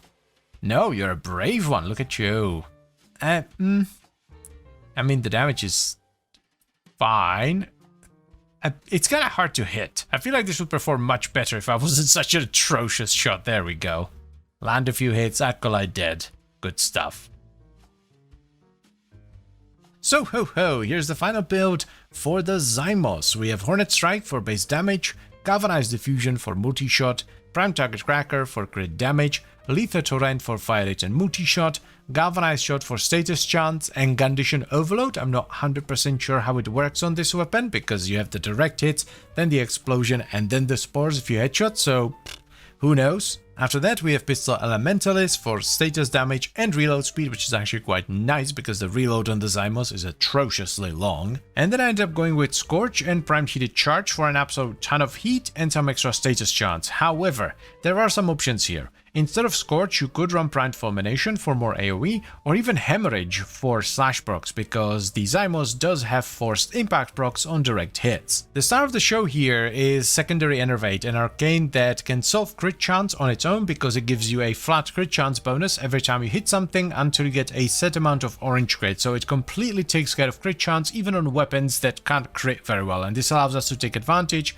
of that above average crit multiplier. Also, to make landing headshots a little bit easier, you can run Lethal Momentum in the Exiles. And then, just like with the vast majority of builds, a good priming pet is always going to be a good idea. I'm using Good Boy Harold, a hound that primes Code, Vital, Impact, Puncture, Radiation, Heat, and Magnetic. If you're curious about Harold's build, there is actually a video that I made fairly recently where I updated his build, so you can find that on my channel. Blimey, what a pleasant surprise. I expected absolutely nothing from the Zymos, but it delivered, and it delivered hard. It went from kind of an annoying gun with far too many downsides into something that can absolutely butcher Steel Path. So yes, I recommend you give this a shot. It's really, really nice. Plus, since it is a bit of a sleeper weapon, the Riven disposition is quite high because no one's using this, so if you have a Riven for this, oh boy, you're gonna have some fun. It does require you to at least attempt to go for headshots, but if you land a body shot here and there, it's not a big deal, which I like. So yes, definitely give this a shot. So, just in case you don't know, it's Warframe's anniversary. It's 12th anniversary, to be more precise. Dear God, I've been playing this game for 12 years. This means that you can get a bunch of free stuff, including weapons, for essentially free by simply logging in and doing a handful of alerts that will pop out every week. The weapon alerts specifically are very much worth doing even if you already own the weapons, because they come with a free weapon slot, so you can get them again, delete the duplicates, and you get a free weapon slot. The Dex weapons are also not too shabby. The Dex Iberis is a solid primary, the Dex Furis are solid enough, bullet hose secondaries, and the Dex Dakra has a lot of potential as well. It's a pair of dual swords that do primarily slash damage with minimal amounts of impact and puncture. They sport a 16% crit chance, a 2x crit multiplier, and a 24% status chance. They're definitely on the slower side of things with the base attack speed of 0.883, though they do have a decent range at 2.5. So let's give him a shot, shall we? Swirling Tiger is more than good enough, so let's slap it in. Since the crit chance isn't super high, I think we can actually use Blood Rush and do a duplicate crit setup. I checked the wiki, and apparently a 16% crit chance will give us about 85-ish, give or take, percent crit chance with Blood Rush, so we can easily use duplicate and run Galvanized Steel for crit damage and crit chance without getting too many orange crits. Let's just make sure that that's actually correct. My mathing isn't always spectacular. We are getting a handful of orange crits here and there, but it is mostly yellow crits, which is perfect. If you're doing literally no priming, even with a pet, run some variation of pressure point, but I'm gonna use Condi Overload. Berserker Fury for some much needed attack speed. I know the base range is decent and the follow through isn't the best, but as George Washington once said, more range equals more good. By far the best way to ramp up status chance here. I wanna see where we're at, so let's add Harold into the mix with Vital, yes. Harold is actually breaking our arcane. I forgot that he primes puncture, and since he's so good at priming, everything is covered in it and we end up having way too much crit. So we need to do something else.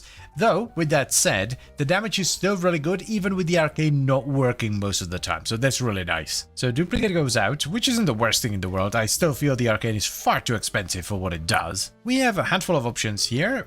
Afflictions is one because there are some lifts in the combo, so we could run that for additional status, or we can all beam down to Planet Sensible and just run Influence. This arcane is just too damn good. Alrighty then, Forma time. Get a V for Blood Rush. We can actually utilize the dash here with Shocking Touch, which is lovely, is it not? Yeah. Galvanize Elementalist, faux show. I'm very confident in saying that this is going to be hella good, so I'm just leveling it in Steel Path Holovania. I know the crit on this is a bit meh, but it is an extremely solid weapon. Feels very, very good. Extraordinarily Gucci, one might say. Am I losing it? Maybe a little. This is the benefit of leveling very solid weapons. 5 minutes and we're pretty much done. Show me the damage, oh acolyte. That's pretty good, actually. And if it wasn't Mania, which is annoying as balls, it might even be fast. One more V coming right up. Galvanized Elementalist, an absolutely massive multiplier. Tons of damage, and status chance is actually gonna help as well. I generally prefer influence setups on slash based weapons, even though influence doesn't actually carry the slash around. Influence only works on elemental damage, because influence setups are amazing for AoE. I mean, you can just look at the screen, right? Stuff's dying off screen even. It's crazy. But it doesn't have the best single target, but that's where the slash comes in. This weapon is an absolutely monstrous pickup, especially for newer players. Now, I understand that you are not going to have the kinds of mods that you see me using here if you're a newer player, but it's something you can build up to, and that I always found that very enticing, right? Getting a weapon, being like, okay, I'm going to start off with something basic, and then over time, I'm going to build up into something great. Also, you could absolutely go with Tennokai on this, and it will give you better damage. It's just that I don't like to put Tennokai on everything. Sometimes I just like to have a light attack build or a heavy attack build and not squeeze in Tennokai, but if you want to max it out, Tennokai is the way to go. Do bear in mind that putting in Tennokai will cost you a lot more Forma. Is this the best weapon in the world? Absolutely not. There are better weapons, even similar weapons, but it's free and it's more than good enough. Like, once you have the full build going, you can easily go to level like 3, maybe 400 with no issues. That's pretty good for a weapon that you get from an alert for free. Man, I'm loving Swirling Tiger. The movement on this stance is fantastic. Oh, get melted, Mania. Yeah, that's very good. Yeah, I think we're pretty much done, so let's go do the thing. So here's a relatively straightforward influence build for the Dexdakra. For the stance, we have Swirling Tiger, which matches the polarity and is actually a fun stance to use. I like it. I did not end up going for Tennokai, but you very much can if you want to. It's just gonna be a bit expensive because you need to put in the adapter and then a bunch of extra Forma. But it's worth it if you want to max out the damage you can squeeze out of this. For the mods, we run Condition Overload for base damage, though if you have no priming, primed pressure point, or some variation of pressure point, it's going to be better. Then we have Blood Rush for crit chance, Galvanized Steel for crit chance and crit damage, Berserker Fury for some much needed attack speed, Primed Reach for a bunch of range, Weeping Wounds for a ton of status chance, Galvanized Elementalist for status damage and status chance, and finally Shocking Touch for electricity. The arcane is, unsurprisingly, melee influence, an absolutely cracked arcane that can carry a build by itself, even if it's not fully ranked. I mean, I have it at rank 3. Now, if you're gonna go the condition overload route, you're gonna need some priming, and the best way to prime nowadays without having to actually do anything is to just run a good pet. I'm using a Hound, Good Boy Harold, that primes Cold, Vital, Heat, Impact, Puncture, Radiation, and Magnetic. This provides a ludicrous amount of extra damage, because not only do you get the status effects on the enemies, you also get a bunch of damage scaling through condition overload. If you want to see the setup for Good Boy Harold, I recently made an updated video for him. And let's also not forget that I'm using the Naramon Focus School to sustain my combo. If you're using a different Focus School, you're either gonna have to run a Dexterity Arcade on your primary and secondary for the combo duration, or take out one of the mods and replace it with a combo duration mod. The Dex Dakra, despite it being a free weapon, is a very good weapon. The crit chance is somewhat mediocre and the attack speed could obviously be better, but that doesn't change the fact that it can absolutely rip through Steel Path. So yes, I would absolutely recommend you give this a shot, especially if you're a newer player. Start off with some basic mods and upgrade it over time. It's not gonna measure up to like a well-built Slampodus or even the Cronin Prime, but it's still a good weapon. It will happily carry a newer player through the entire star chart, and then once you get some fancier mods and you upgrade your build, it will take you through Steel Path too. So don't forget to log in during week 4 of the anniversary, which starts on the 28th of March and ends on the 4th of April, to do the alert for the Dex Dakra. I've tried to make melee vortex builds in the past on numerous occasions, and while they did work, it always felt rather suboptimal, like there was a much better option there. But then one day I spotted this comment right here from Chaos Gyro, which pointed out that the easiest way to get melee vortex going is to simply use the Magnetic Rush mod, which provides magnetic damage plus a little bit of attack speed as well. This actually highlights a bit of a problem that I sometimes struggle with, because I've been playing the game for so long, it's sometimes difficult to adjust to new things. Because for 12 years, in order to use magnetic, you would have to give up electricity and cold damage. Because, well, that's what makes up magnetic damage, right? Well, no, actually, not anymore. So I decided to give Vortex another try, and the weapon I landed on was the Rakta Dark Dagger, specifically because it comes with radiation damage. Because I didn't just want to do a Vortex build, I wanted to do a Rainbow Vortex build. And the Rakta Dark Dagger, with its relatively even damage distribution between Radiation, Puncture and Slash and high status, seemed pretty good for it. Now, one of the reasons I'm able to do such nonsense on a somewhat regular basis is Jake the Starchild, who continuously feeds me platinum to feed my madness. So once again, thank you very much, Jake. If, by the way, you want to do this yourself, you're either gonna have to get Exalted with the Red Veil, or you're gonna have to buy it from someone else, because the Rakta Dark Dagger is a syndicate weapon aligned to the Red Veil. But anyway, I think that's enough blabbering, so let's give it a shot, shall we? This is actually a superb trait, unless you're using like Inaros or Nidus, because this allows you to leech shields and overshields from enemies, which is quite strong. I don't mind using Homing Fang, it's actually quite a fun stance. I want to go Rainbow on this, so Condi Overload is a no-brainer, because Rainbow builds are essentially primers that actually do damage. I keep forgetting about this mod, but honestly, for 7 capacity, 60 magnetic and 20 attack speed is good. I only have it at rank 3, but wait, I can upgrade it. So rank 4, which is a 40% chance to pull enemies in. The effect is kind of similar to Larva from Nidus. So we already have Radiation and Magnetic. The next color in our rainbow is going to be Corrosive. Get that in there, lovely. And to top it off, Blast. So we get Corrosive, Radiation, Magnetic and Blast. Ton of extra status from Weeping Wounds, and to top it all off, I want to run Primed Reach. Let's give it a testorino. If this doesn't work, I'm going to be very sad. Oh, there's a suck. It's quite an aggressive suck, isn't it? What a spectacular setup. Suck them in with mag, strip them with corrosive, blow them up with blast, and then you have radiation, because why not? And it all happens automatically. Vital from Harold should help a ton here. Ho ho ho ho ho. Baby, that's good stuff. That is good stuff. This is so delightfully chaotic. The clear on this is so fantastic. It is much better than I had expected. Oh, here comes the suck. It stacks the enemies so reliably. It's crazy. But the single target is a little bit weaker, so I feel like we do need to squeeze in Tennokai. I hate Mania. Such an annoying acolyte. The infuriating thing here is that the damage would actually be nice if I could hit it reliably. I'm definitely leaning towards opportunities of reach here. Daggers have really high follow through. Let's flip the dash into a V. In you go, buddy boy. Now I do like Discipline's merit as well. It makes it really reliable and it makes it feel good. right? Because every 4th hit you trigger Tennokai, but in this case I think opportunities reach wind because it gives you so much more range. We're at 7.75 meters, which is insane with 90% follow through, especially because we're stacking the enemies with Vortex. I don't think you have any idea how happy I am that I finally have a melee setup where melee Vortex doesn't feel like an obviously incorrect arcane. Because the previous attempts that I had made were always just like, well, this is cool, but if I took out the cold and just kept electricity, I could do influence and it would be way better. I'm not so sure that's the case here. Yes, influence would be good, but you know, influence is good on any weapon that has like some amount of status chance, but it wouldn't be overwhelmingly better. Man, I'm very much enjoying the agility of Homing Fang.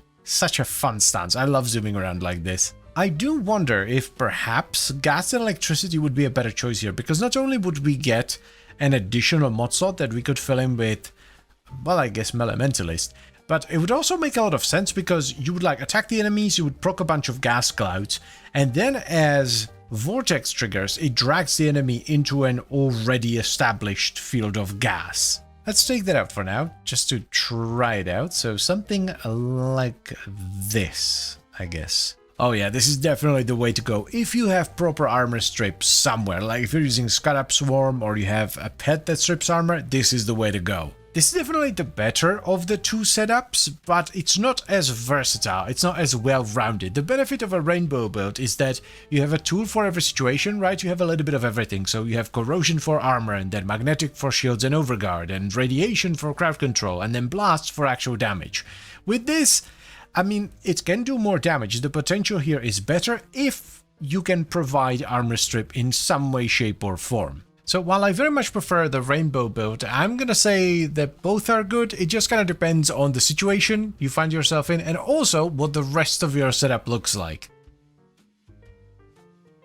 So here is the final Vortex setup for the Rakta Dark Dagger. For the stance we have Homing Fang, which matches the polarity and is a really fun stance, so you don't necessarily have to switch to something else. Then for our Tennokai trigger, we have Opportunities Reach. This is a really good one here because it gives you a longer Tennokai window, but it also adds 3 extra meters to your Tennokai attack range, so your Tennokai attacks have 7.75 meters of range. This is good because daggers have very high follow through, so you retain most of your damage as you cleave through multiple enemies, and it synergizes really well with our arcane. For the mods, we run Condition Overload for base damage, Magnetic Rush for magnetic damage and attack speed, Voltaic Strike and Virulent Scourge for corrosive, Vicious Frost and Volcanic Edge for blast, then we have Primed Reach for more range, and we top it off with Weeping Wounds for status chance. Alternatively, instead of going corrosive and blast with your dual stat mods, you can swap them around and run gas and electricity, and then the remaining mod slot is going to be occupied by Galvanized Elementalist. The arcane this time around is the almighty melee Vortex, which gives you up to a 45% chance to trigger a larva-like vortex that will group enemies together when you kill an enemy that's affected by the magnetic status effect. So as you're killing enemies, you will constantly trigger more and more vortexes that will group enemies together for you to explode with blast damage and to also cleave through with that high follow through, as well as a ton of range from primed and Opportunities Reach. Now pretty much every setup can benefit from a little bit of extra priming, so of course you want to get a nice priming pet. I'm using a Hound, Good Boy Harold, that primes Cold, Vital, Impact, Puncture, Radiation, Heat and Magnetic. This doesn't have as much of an effect as it does on some other setups because we're already proccing most of these effects with Dagger itself, but it still helps, especially the Viral.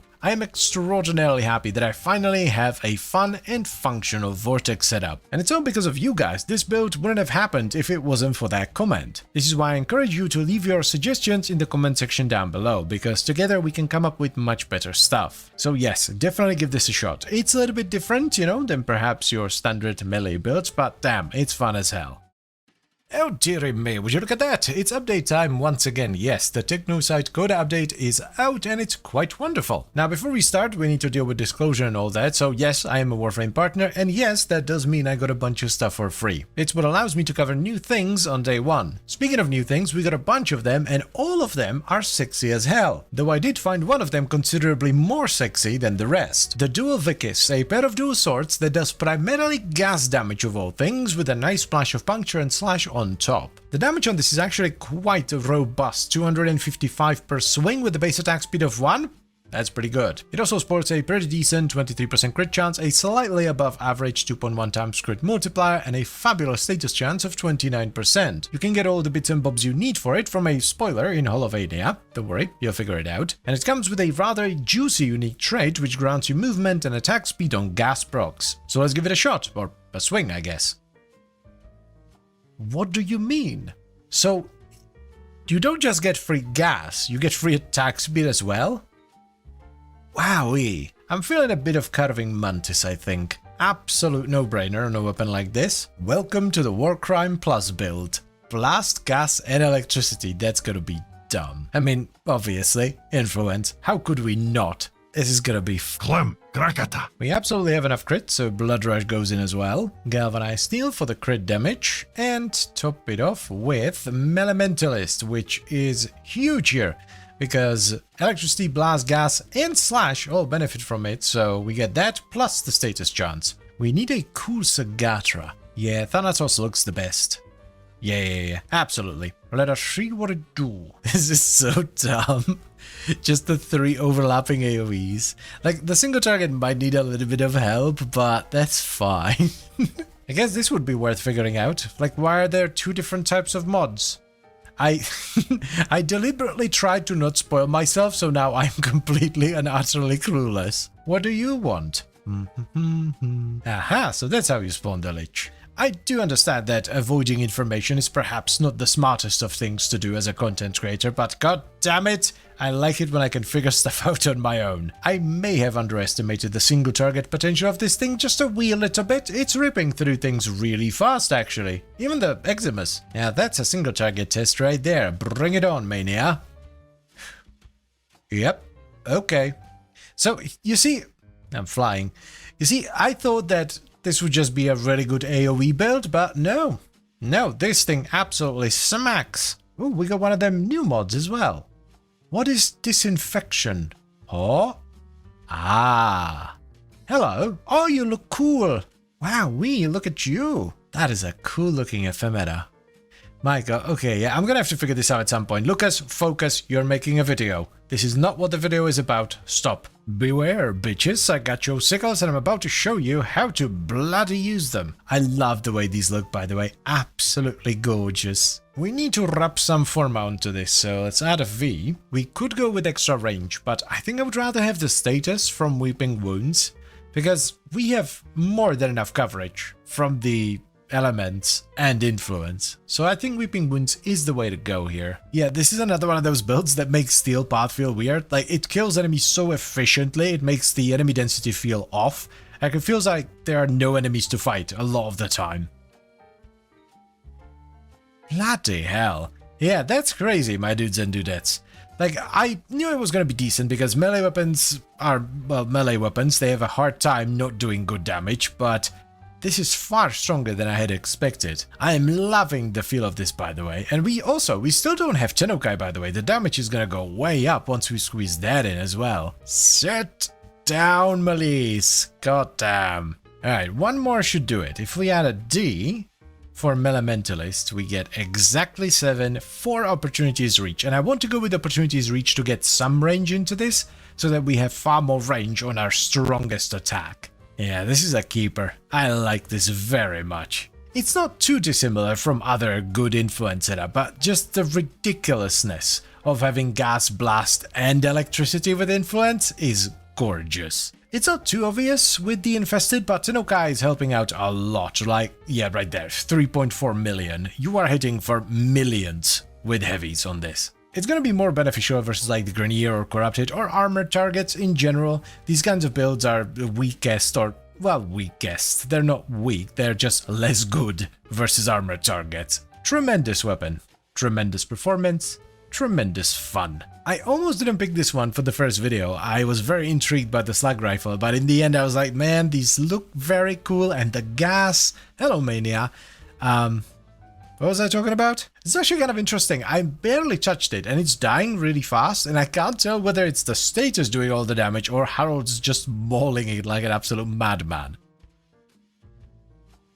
so ho ho, here's the final Warframe Plus build for the dual Vicus. Man, even the name sounds cool. Stance doesn't matter, pick the one that you like the most, and for the Tennokai trigger I would highly recommend Opportunities Reach. This gives you a longer Tennokai window, but it also gives you the most range on your strongest attack. For the mods we have Condition Overload for base damage, Blood Rush for crit chance, Galvanized Steel for crit chance and damage, Galvanized Elementalist for a ton of status damage and extra status chance, Weeping Wounds for even more status chance, and then we top it off with Voltaic Strike, Volcanic Edge, and Vicious Frost, which leaves us with Electricity, Blast, and Gas. This is an absolutely devastating combination when it's used with Melee Influence, which will spread those status procs around. It's just downright dumb. You hit something and everything around you gets electrocuted, gassed, and blown up, all at the same time. It's ridiculous. Now, as you may have noticed, we don't have any supporting mods, not really, but we don't need them. We get attack speed from the unique trait, and we get combo sustain from the Naramon Focus School. Now, if you're running a different Focus School, you can either run a Dexterity Arcane on your primary and or secondary, or you can simply take out Weeping Wounds and replace it with Drifting Contact. This won't give you as much status chance as Weeping Wounds, but it still provides some status chance, plus you get combo duration, which will help you sustain your combo. So while it's definitely not ideal, it's better than nothing. Additionally, a priming pet is always a good idea. I use a Hound, Good Boy Harrow, that primes Cold, Heat, Viro, Magnetic, Radiation, Puncture, and Impact. This adds a ton of extra damage to the weapon through Condition Overload, plus it also provides all the different effects that you get from the status procs themselves. The Dual Vicus might not be the flashiest of the new weapons, but it is damn good, and should definitely not be skipped if you are a melee enjoyer. Hell, even if you're not a melee enjoyer, I would still recommend you give this a shot.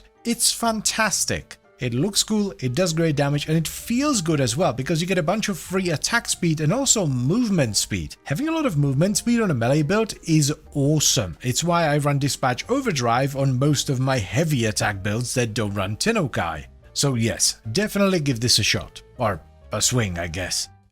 Greetings, my dearest dudes and dudettes, and welcome to another video. Today we're going to check out our first Coda weapon. Now initially I thought we would start off with the new Coda weapons because well, they're new and exciting, but Eleanor just so happened to have a really good Coda Sporotrix with a ton of electricity, and that's simply too good to pass up. The Coda Sporotrix is a Mastery Rank 17 sniper rifle that does primarily slash damage, but it still has a good amount of impact and puncture. But that's not all, because it also has a delayed explosion which happens after you hit a target, which does slash and viro damage in a 2-meter area. Now, while delayed explosions are generally not great, there is an augment for the Sporotrix which makes them instant and much bigger. And other than that, the weapon comes with a very low 5% crit chance, though an above average 3x crit multiplier and an exquisite 55% status chance. At first glance, the Coda Sporotrix isn't that big of an upgrade over the standard one, but it actually is, because while yes, the boosted stats are relatively minimal, the big difference here is the valence bonus. When we include that, this Coda Sporotrix does well over 50% more damage than the regular one. Now, just like any other Coda weapon, the only way to get it is by engaging with the Technosite Coda system, so you need to make your own infested boy band and stab it a bunch, which will give you currency that you can then spend with Eleanor to buy the weapons from her. And I think that's enough blabbering, so let's give it a shot,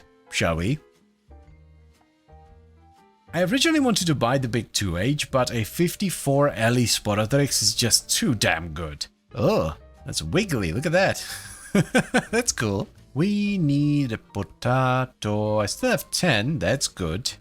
Let's get an... I'm out of adapters, alright. Let's actually get a bunch of these. I have more than enough essence. Primary Arcane Adapter, yes. Now, this is fairly similar to the standard Sporotrix.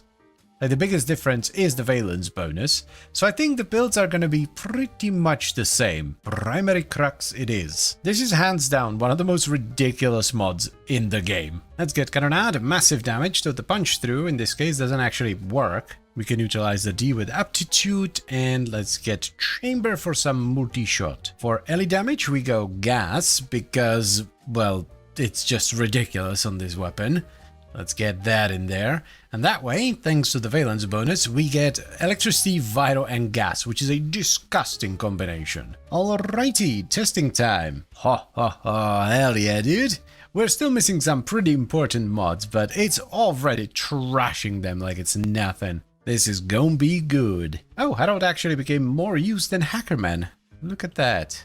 Let's switch him over to corrosive for this one. This is sick. Oh my god, yes. This has to be the best sniper in the game. Like, for general use, I can't think of a better sniper than this. This is the first, like, actual mission, and I'm already loving this. Also, I don't think we need Firestorm on this. The AoE feels more than big enough, so I think we can actually use a different mod, because on the normal Sporotix, I did run Firestorm.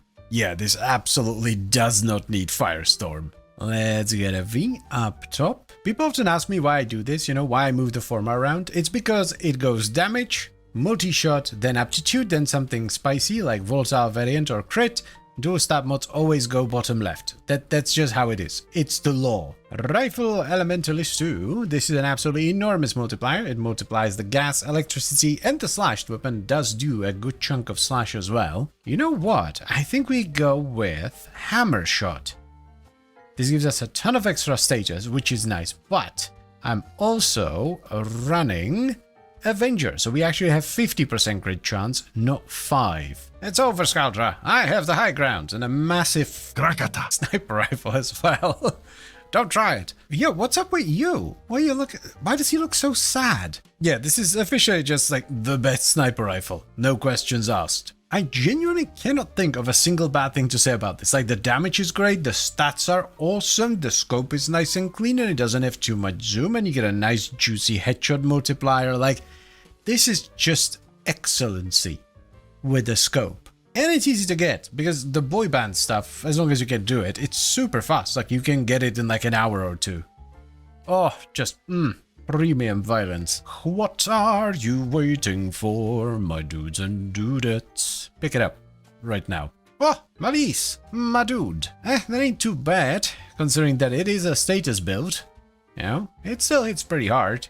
So, it's a sort of like a B+, maybe. There aren't really any, like, must-have Exilus mods, so I think, because I want to min-max this for myself, I think we're gonna go with Vigilante Supplies, just for the set bonus and the mutation. I mean, it's not the worst thing in the world. Bada bing, bada boom. There it is. Time to bully the shield boys. Oh, this is just gross. Look at it. Yeah, this is an absolute must-have weapon, unless you completely and utterly despise sniper rifles. Even then, though, I would still recommend you try it out. Like, if this won't convince you, just use sniper rifles. I don't think anything else will. Love it, love it, love it. So ho ho, here's the final build for the Coda Sporotrix. Now, while this will work with various different elemental valence bonuses, I would highly recommend you get an electricity based one. We run semi-rifle cannonade for an obscene amount of damage, galvanized chamber for a ton of multi-shot, galvanized aptitude for status chance and condition overload, and then we have volatile variant, which is one of the most loaded mods in the entire game. It gives the Sporotrix 3 meters of punch through, it makes the barbs explode instantly upon hitting an enemy, it gives them 4 meters extra explosion radius, and plus 50% status chance as well. This mod is just dumb. And only drains 7 capacity. Now, next on the menu we have Hammer Shot. Only use this if you have some source of flat crit chance in your setup. I use Arcane Avenger, so I actually end up with 50% crit chance on the Sporotrix. But there are other things you could do. You could run it on Harrow and use Covenant, you could have a Kavat with Cat's Eye and that kind of stuff. However, if you don't have any of these, you're not boosting your final crit chance in some way, do not run Hammer Shot. Use something else, whether it be Primed Firestorm for more AoE, or electricity mods to either boost the valence bonus or add in electricity if you have a different valence bonus. Then we have Rifle Elementalist for a bunch of status damage, and we top it off with Malignant Force and Thermite rounds for gas damage and status. Now for the Arcane, I absolutely love Primary Crux on the Sporotrix because you get a ton of status chance, which is good, but you also get ammo efficiency, which for me at least on the Sporotrix is quite important because even though the Coda Sporotrix reloads a little bit faster, it's still a 2.5 second reload on a 9-round magazine.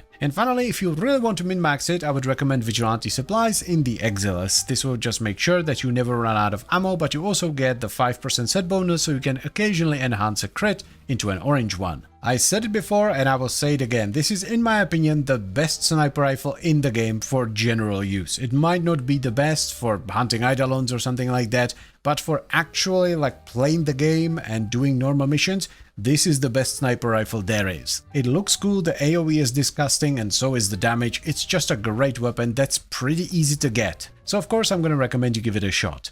It's fantastic. Alrighty then, so yesterday we did an old Coda weapon, today we're gonna do a new Coda weapon. Now this weapon carries with it a little bit of confusion, because not only does its name kind of sound like the dual Toxocyst, it kind of looks like it as well. But believe you me when I say that this is no dual Toxocyst, this is the dual Coda Torxica, a pair of Mastery Rank 17 fully automatic secondaries. They do primarily slash damage with a nice chunk of puncture on the side, they sport a 25% crit chance with a 2.4 times crit multiplier and a 28% status chance, and they also have a rather large magazine of 160 rounds with a reload of 2.3 seconds. Additionally, enemies killed by the dual Torxica release an infectious spore that seeps into nearby enemies, making them vulnerable to damage from the dual Torxica, giving you a 1.5x multiplier against them, while periodically proccing code on them as well. Now because it is a Coda weapon, the only way to get it is by engaging with the Technosite Coda system, so you need to make your infested boy band and then stab it a bunch to get the resources to then buy the weapon from Eleanor. So yeah, let's give it a shot, shall we? I'm not surprised some people think this is an incarnation of the dual Toxocyst. That is a very easy mistake to make. Now, while I don't like the radiation very much, we can eventually change it, and I really want to try these out, so let's buy them. All of the Coda weapons are an absolute 10 out of 10, looks-wise anyway. Oh, blimey, I did not expect that. That is very pew-pew-ish, isn't it? So he kills something. Aha, that's a rather nice visual, very clean. And then, okay, so it procs the cold periodically. And we should also get a damage multiplier against these guys. Let's get in all this stuff. So a potato and an adapter. And I have absolutely no idea how I'm going to build this. So let's try a few things. It does seem fairly accurate, so I want to try Acuity. Let's see how much crit we're gonna get out of this. That seems promising. We get a decent amount of crit, and it kind of works with the unique mechanic because cold procs on enemies give you more crit damage and all that, so that's good. Another thing I definitely want to try is secondary cucumber. I want to see if the secondary cold procs from the effect trigger cucumber as well. That is a definite yes, my dudes and dudettes. So that's another option. It is a little bit slow, but you can kind of pre-prime the enemies for yourself, which is really neat. I also want to try Cascadia Empowered. I want to see if the cold procs will actually do damage because of this. Okay, so that's a no, unfortunately. Let's try to make some kind of a cucumber setup then. And for now, primed heated charge. Alright, so now it's ramping up. Okay, so that's definitely a thing we can do. Faux show. Yeah, this ain't too bad. I am not loving the radiation. It makes it much more difficult to headshot them. Would very much recommend against radiation. I think Acuity is gonna be even worse because of the radiation thing, but I do want to try it out. Swap this around. I actually don't think this is worth it anymore, because you don't get that much more crit. And we're losing multi-shot, which is very much not a good thing. I didn't even think about Enervate because of the crit chance, but we could try it. So yeah, let's slap in Prime Target Cracker and give it a shot. I think this is the way to go. This feels the best out of everything we've tried so far. There's a little bit of a ramp up because we're only getting base damage from Galvanized Shot at the moment, but that's fine. Yeah, I think this is the way to go. Definitely feels the best. Let's switch Harrow to Viral. Oh, hell yeah. This is very, very strong. Like, it's surprising level of strong, because you have to bear in mind we're missing like half the mods still. This is gonna be an absolute banger, isn't it? Is that a mixtape on the ground? Yes, it is. That's rather unideal. Boy band assembled. Oh damn! Shreddage. That is some proper shreddage. Again, we are missing like half the mods. Okay, 1v coming right up. There we go. Organization. Lovely. Magnetic Might feels like a really good fit here. I am very glad we didn't go the Acuity or even like a Crosshairs route, so we don't have to go for headshots, because this is an extremely comfy weapon. I don't know, maybe we could add a little bit more fire rate. I don't know, this feels about right though. I know some people don't get this, and it's fine, but when it comes to fire rate, I like to go by feel. Some weapons just feel better when they don't have a ton of fire rate. It's very rare for me to max out fire rate by any means necessary. Okay, for now, let's put in stunning speed, but eventually I would like to go with corrosive here. And there we go. Okay, this should do it. There it is. It actually ended up being a bit of a rainbow build. We have corrosive, heat, radiation, and magnetic. I want to do a quick Harold-less test so you can see what it does without a priming pet. Oh yeah, this is absolutely banging. Look at this. Yeah, this thing is huge. There's a bit of a fluctuation in the DPS because of Enervate, right? Sometimes the crit's a little bit higher, sometimes a little bit lower, but overall, fabulous.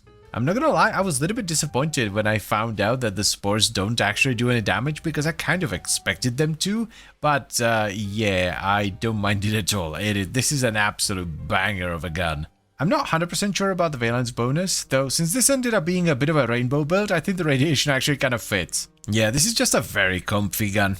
I like it. Ah, mother... Krakata. You absolute fanny. It's so violently bright. Yeah, I think this is the way to go here. Just a rainbow enervate setup. Good stuff. Dude, this thing melts acolytes. Love it. So, here's the final setup for the Dual Coda Toxica. We have Lethal Torrent and Galvanized Diffusion for multi-shot and a bit of fire rate. Galvanized Shot for status chance and condition overload, which is very important because it's actually the only source of our base damage, so make sure you run the galvanized version, otherwise you're gonna have no base damage. Then we have Prime Target Cracker for crit damage, Magnetic Might for even more crit damage and magnetic damage as well, Prime Heated Charge for a ton of heat, and Pistol Pestilence with Jolt for corrosive damage and status chance. For our Arcane, we have Secondary Enervate, which takes care of all of our crit, so we don't have to mod for crit chance, which is always really nice. It saves you some mod space. Though it does result in the damage fluctuating a little bit as the Enervate is charged and then consumed. Now, while a good priming pet is always a good idea, it doesn't make a massive difference in this case because we're running a bit of a rainbow build with decently high status chance, so we're actually priming most things ourselves by just shooting stuff. However, it is a good idea to squeeze in Vito somewhere, whether it be via a priming pet or by just running Nourish. This is an extremely solid, very comfy secondary with a cool unique mechanic. It absolutely rips through Steel Path and it does it without any additional help, so you can run whatever pet you want and whatever frame you want, which is always nice. So I would highly recommend you give this one a shot. It's fantastic. Now, while my build is pretty damn strong, if I may say so myself, I can definitely see some potential in maybe a slash damage over time build, so you would get like a Toxin or a code-based Toxica, run Vito and then focus on slash. I can see that being absolutely devastating with the vulnerability as well as the extra code procs. So while I do very much recommend you try out my setup, I would also recommend you play around with different setups and maybe you'll find something even better. I can't look at this. What have I done? Why do they fit so well? He's such a friendly boy, look at him. He's like, greetings friends, do you like sand? On today's forecast, we have Losing My Goddamn Mind and the Coda Basocyst. Basocyst? I think Basocyst sounds better. A Mastery Rank 17 shotgun that does primarily blast damage with a tiny splash of radiation for some reason, that sports an 18% crit chance, a 2.2 times crit multiplier, and a 40% status chance. Additionally, it is a secondary fire that fires like a leech to up to 4 enemies that will either bury into their flesh for 10 seconds and periodically proc impact and magnetic, or if the enemy is open to a Parazon finisher, you will teleport to them and finish them off. The primary fire, by the way, is very Arca Plasmor-esque. Also, since it is a Coda weapon, the only way to get it is by engaging with the Technosite Coda system, so you need to make your own boy band and then stab it a bunch to get the currency to then buy the weapon from Eleanor. So yeah, let's give it a shot, shall we? Alright, so that took no time at all, man. This system is fast. I am not in love with the magnetic, but then again, having blast, radiation, and magnetic does sound rather interesting, and the whole weapon just looks and sounds cool. Ooh, we have a cool crosshair again. Man, this thing is a chunker, look at it. Oh, I hope that has punched through. That seems very Arca Plasmor-esque. Not quite as big though. Down to 8 potatoes flying through these. There we go. What is this? Old fire, aha. Infects enemies damaging, applying both impact and magnetic over time. When target enemies open to a mercy kill, the alt wire will instead trigger ranged execution. Ooh. What do, my dear shotgun? What do? Oh, that seems big. What about the secondary? Aha. Okay, what about the...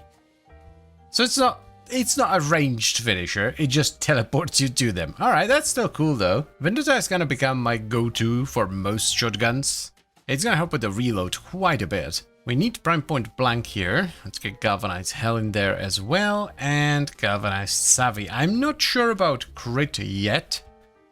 The crit chance isn't amazing, so I don't know. Let's start off with corrosive. I just want to see how it feels, because it's a rather nice combination of elements, you know, corrosive blast, radiation, magnetic. That's pretty cool. Why not? Let's add heat into the mix as well. Man, the elemental combos we can get nowadays are just wild. I'm actually gonna take Avenger out. Yeah, dude, this feels like a moldy Arca Plasmor. I don't know how much I'm gonna use the secondary, because I generally don't do finishers that much, but I mean, it's nice to have. I think this is a good start. Harold isn't gonna add a ton to this, but yeah, the Vital is always nice to have. Yeah, this is a keeper. Alright, so let's max it out and then maybe try crit, because we ended up with 2 empty mod slots, so we can do crit chance, crit damage, and that would be that. I'm really liking these new crosshairs. That is such a nice touch. And there we go. I'm stupid. This is a semi-auto, so we can run cannon or not. What? Is the secondary fire not semi-automatic or something? Oh well, let's rub some forma on it. And there we go, much better. Let's try some critage then. This gives us 54% crit chance. We do lose a little bit of fire rate, but it's not that bad.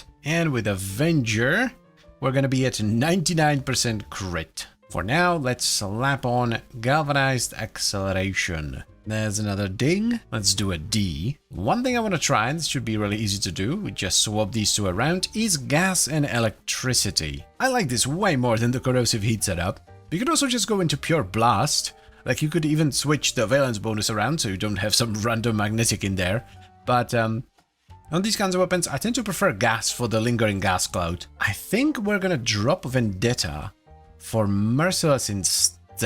And then, because we can take out prime point blank then, we don't need the base damage. If we then slap in another V, we can do primed Ravage. Somehow I managed to forget to put the Elementalist mod in, so let's do that. 1 Herald less test, coming right up. Now we're getting somewhere. We don't have any armor strip, so this is basically the worst case scenario here, and it's still really good. Herald goes back in. Oh ho ho, now that's what I'm talking about.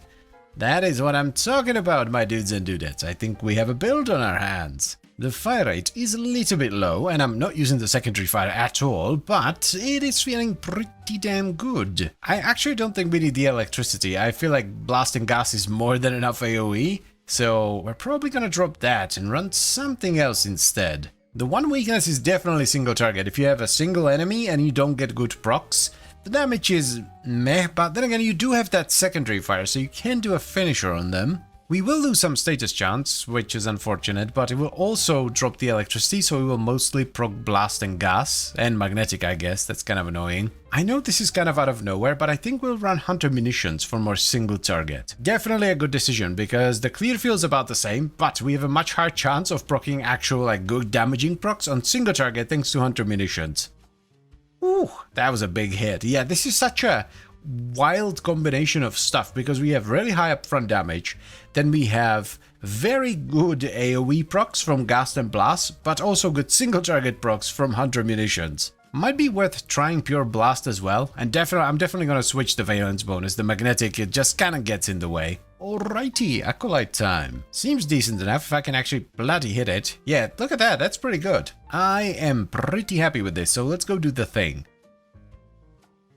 So, here's what we ended up with on the Coda Bus Assist. We have Critical Deceleration for crit chance, Primed Ravage for crit damage, Galvanized Savvy for status chance and condition overload, and Galvanized Hell for a ton of multi-shot. We followed that up with Shotgun Elementalist for status damage and magazine size, Hunter Munitions for slash procs, and then Toxic Barrage and Scattering Inferno for gas and status. If you want to, you can also run Galvanized Acceleration in the Exilus for more projectile speed, and for the Arcane, we just went with Primary Merciless for easy damage stacking and some reload speed. One important thing I want to mention here though is that I am running Arcane Avenger on my frame, so my crit chance is actually 99% because I get extra 45% crit from the Avenger. And if you're not boosting your crit in some way, shape or form, don't run Hunter Munitions because it's going to be extremely unreliable. I would also highly recommend you run a pet that primes Vital for you, which is going to increase your damage quite a bit, and a little bit of armor strip on the pet is always a good idea as well. I know I've said this multiple times throughout the video, but this genuinely just feels like an infested Arca Plasmor. The secondary fire and the unique mechanic are cool, but I ended up not using them at all basically.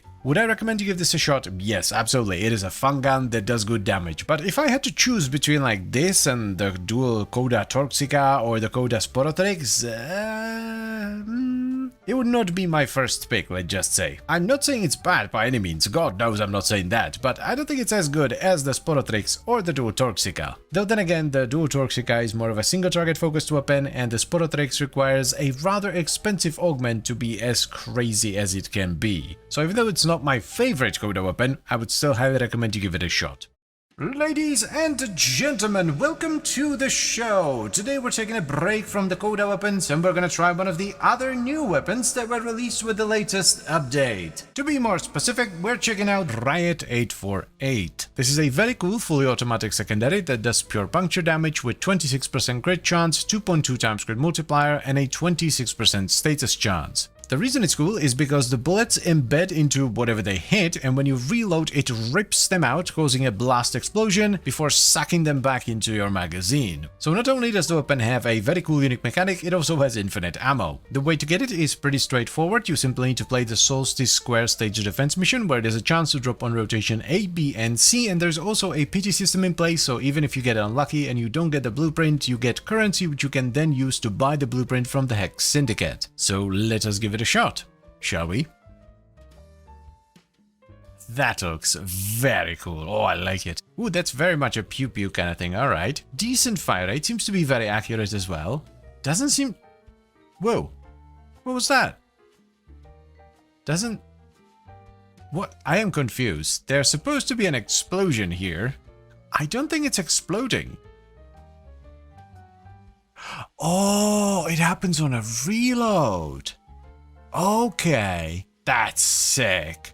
But it's back into the... Oh, that is a sick unique mechanic. Alright, this is gonna be interesting. I'm looking forward to this. I am drawn towards Cascadia Empowered because of the base damage. It's really, really low. Like, the actual shot has 12 damage, the explosion has 48. That's not a lot. A little bit of base damage, some multi-shot, Lethal Torrent, and I want, where is it? Anemic Agility, because I want as much fire rate as possible, because we don't have to worry about ammo, and we kind of want to empty out the mag as fast as we can. Oh, I almost forgot, Pistol Elementalist gives a reload. That fits in perfectly.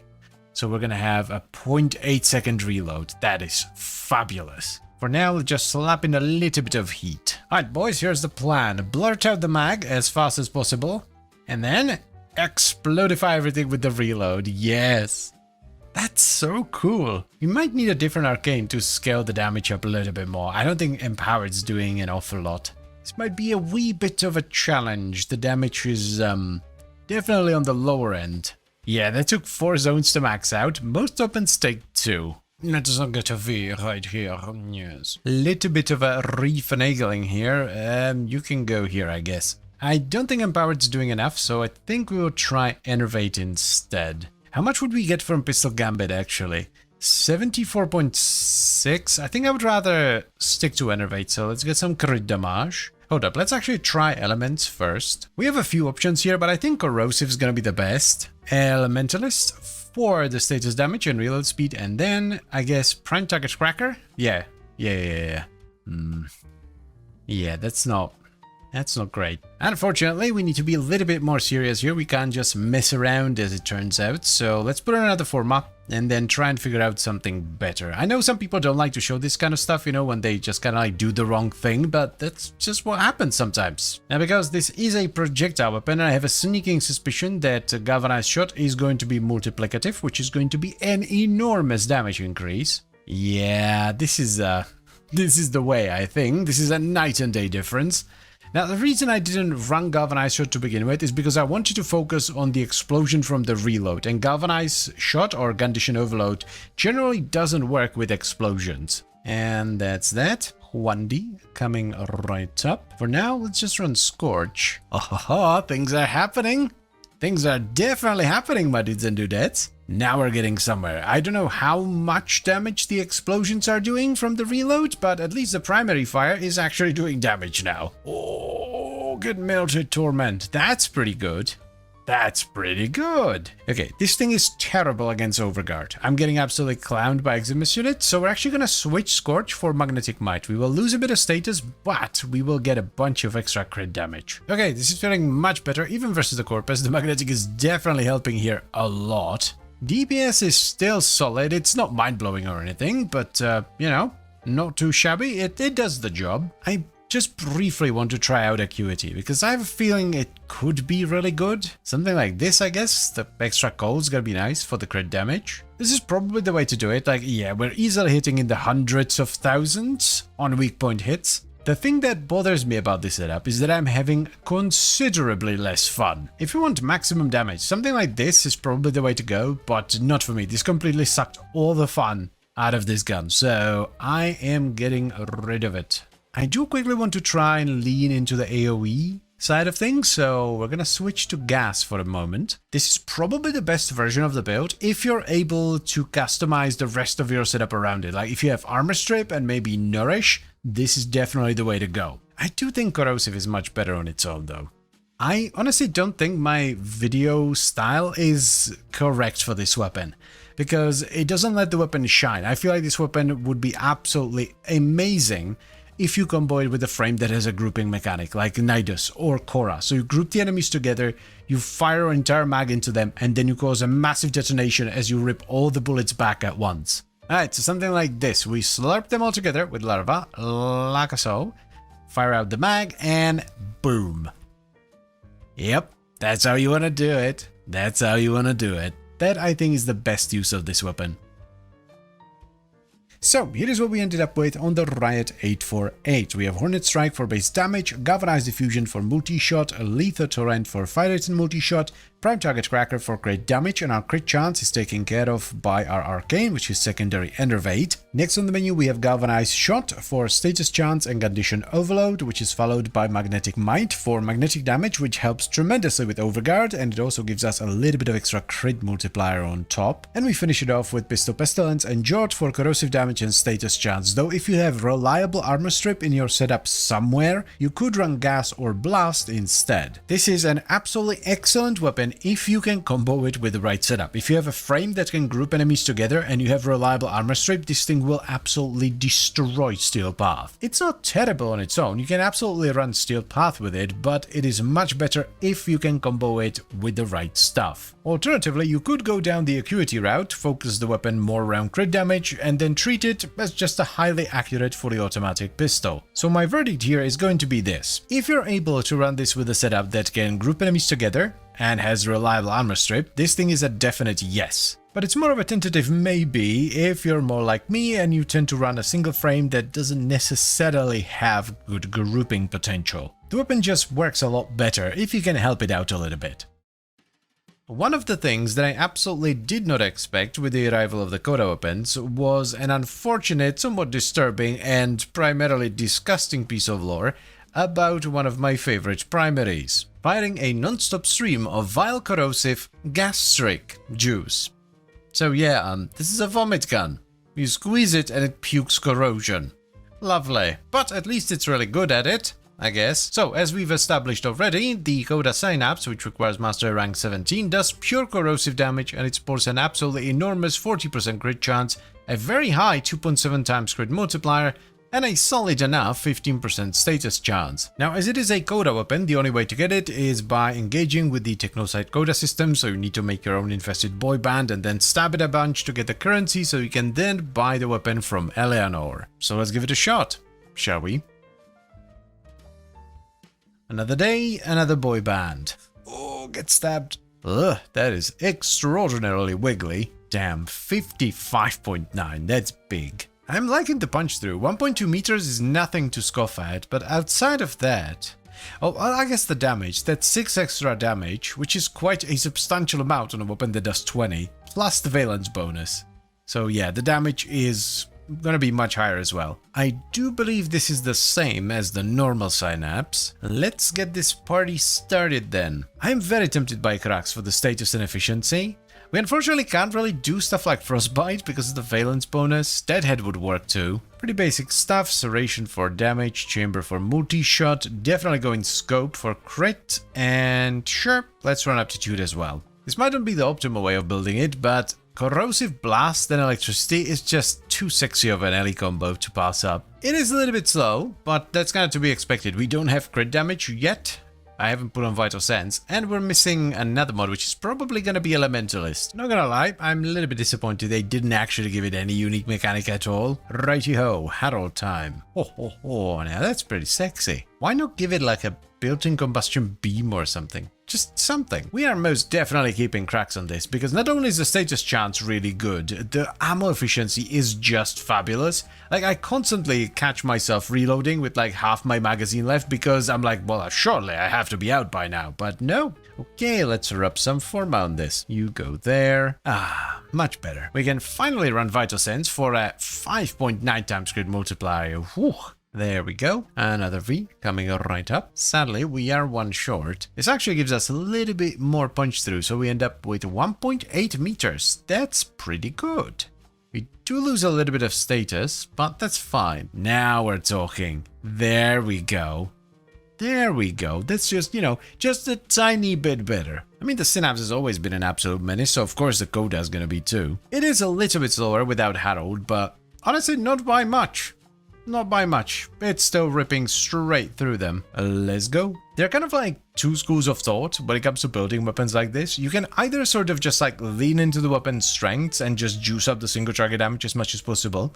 Or, and this is what I prefer to do, you can cover the weapon's weaknesses by adding in splash damage through stuff like blast, gas, and electricity. Makes for a more well-rounded, versatile weapon that's more usable in normal missions, which is ultimately what most people do. I'm still salty they didn't give it a unique mechanic. Like, I understand you don't want to make a chain or something, because then it would just be a better Amprex, but still. Come on. Malice. My dude. Wait, no. Oh, Krakata. Malice, you absolute bastard. That is the downside of having really strong weapons. Wow, I just got absolutely clowned by Malice. Oh my god, I'm gonna die because the cats keep killing everything and I have nothing to hit. Yep, well, down I go. Man, I really like blasting electricity on weapons like this, because when you have enough fire rate and you're proccing enough, you get a lot of blast explosions and then occasionally get a big discharge of electricity, which just works really well. And then of course you have the corrosion, which is really good for blast LE setups because it strips armor for you. I definitely want to try a more single target focused setup, so that's probably what we're going to try next. I just want to see how the weapon performs when you really build into that massive single target damage. Okay. There we go. That's pretty good. It would be better if we had some code to slow it down, but yeah, that ain't too bad. Oh, it's invisible. Invisible? Invincible. I mean, why is it called invincible when you can see it? Oh, man.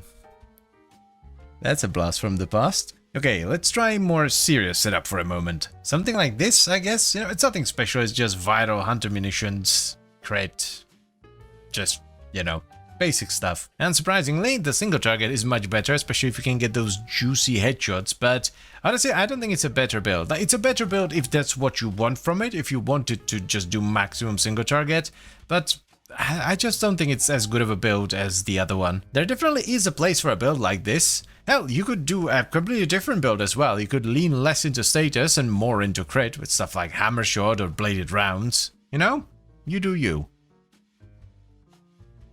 So, ho, here's the build that I ended up liking the most on the Coda Synapse. We have Serration for base damage, Galvanized Chamber for multi-shot, Galvanized Aptitude for status chance and condition overload, and Galvanized Scope for a bunch of crit. We follow that up with Vital Sense for crit damage, then we have Rifle Elementalist for status damage and punch through, and we top it all off with Ram rounds and Thermite rounds for blast and status. If you want to go one step further, you can always slap Vigilante supplies into the Exilus. An unranked version is going to be more than good enough, because we're mostly concerned with the set bonus, not the actual mutation. And for the Arcane, we are using Primary Crux, which gives us a ton of status and ammo efficiency, which feels divine on this. Now, it's always a good idea to run a good priming pet. I'm using a hound called Good Boy Harold that primes Code, Magnetic, Vital, Impact, Puncture, Heat and Radiation. This not only provides a lot of benefits from all the different status effects, but it also adds a truck ton of damage through Condition Overload. Now, I want to preface what I'm about to say with, this is a better version of an already good gun,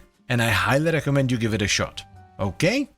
Okay. I am very disappointed with this. They could have given it something and they didn't. They just bumped up the stats a little bit and gave it a valence bonus. The end. That's a very boring way to do it. I think I would have been more okay with it if it was a more complex weapon to begin with, but this is literally just like a beam that beams a little bit stronger when you beam it into someone's face. The Synapse has been in the game since 2013 and I think it deserved better. But again, this doesn't change the fact that it's a really good weapon and it is absolutely worth picking up. It's just not very exciting. Though then again, I suppose not every weapon needs to have 10 unique mechanics and some hidden combos, so if you're looking for a simple weapon that will get the job done, this is a pretty good pick.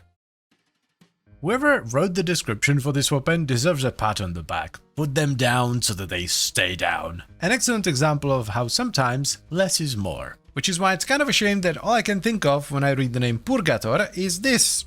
Yeah, it's a brand of windscreen washer tablets here. But anyway, it requires Mastery Rank 14, it does primarily puncture damage with a ton of impact as well. The damage per shot here is quite high, at 781 per shot. It's also semi-automatic with a rather small magazine and small ammo reserve. It has a 2.7 second reload with a 1.5 meter of base punch through, and it sports a 31% crit chance, a 2.3 times crit multiplier, and a 19% status chance. Also, enemies killed by direct hit leave behind a gas cloud that's equivalent to 1 proc of gas. To get all the bits and bobs you need for this weapon, you're gonna have to buy them from a spoiler in Holvania, so that's all I'm gonna say. So let's give it a shot, shall we?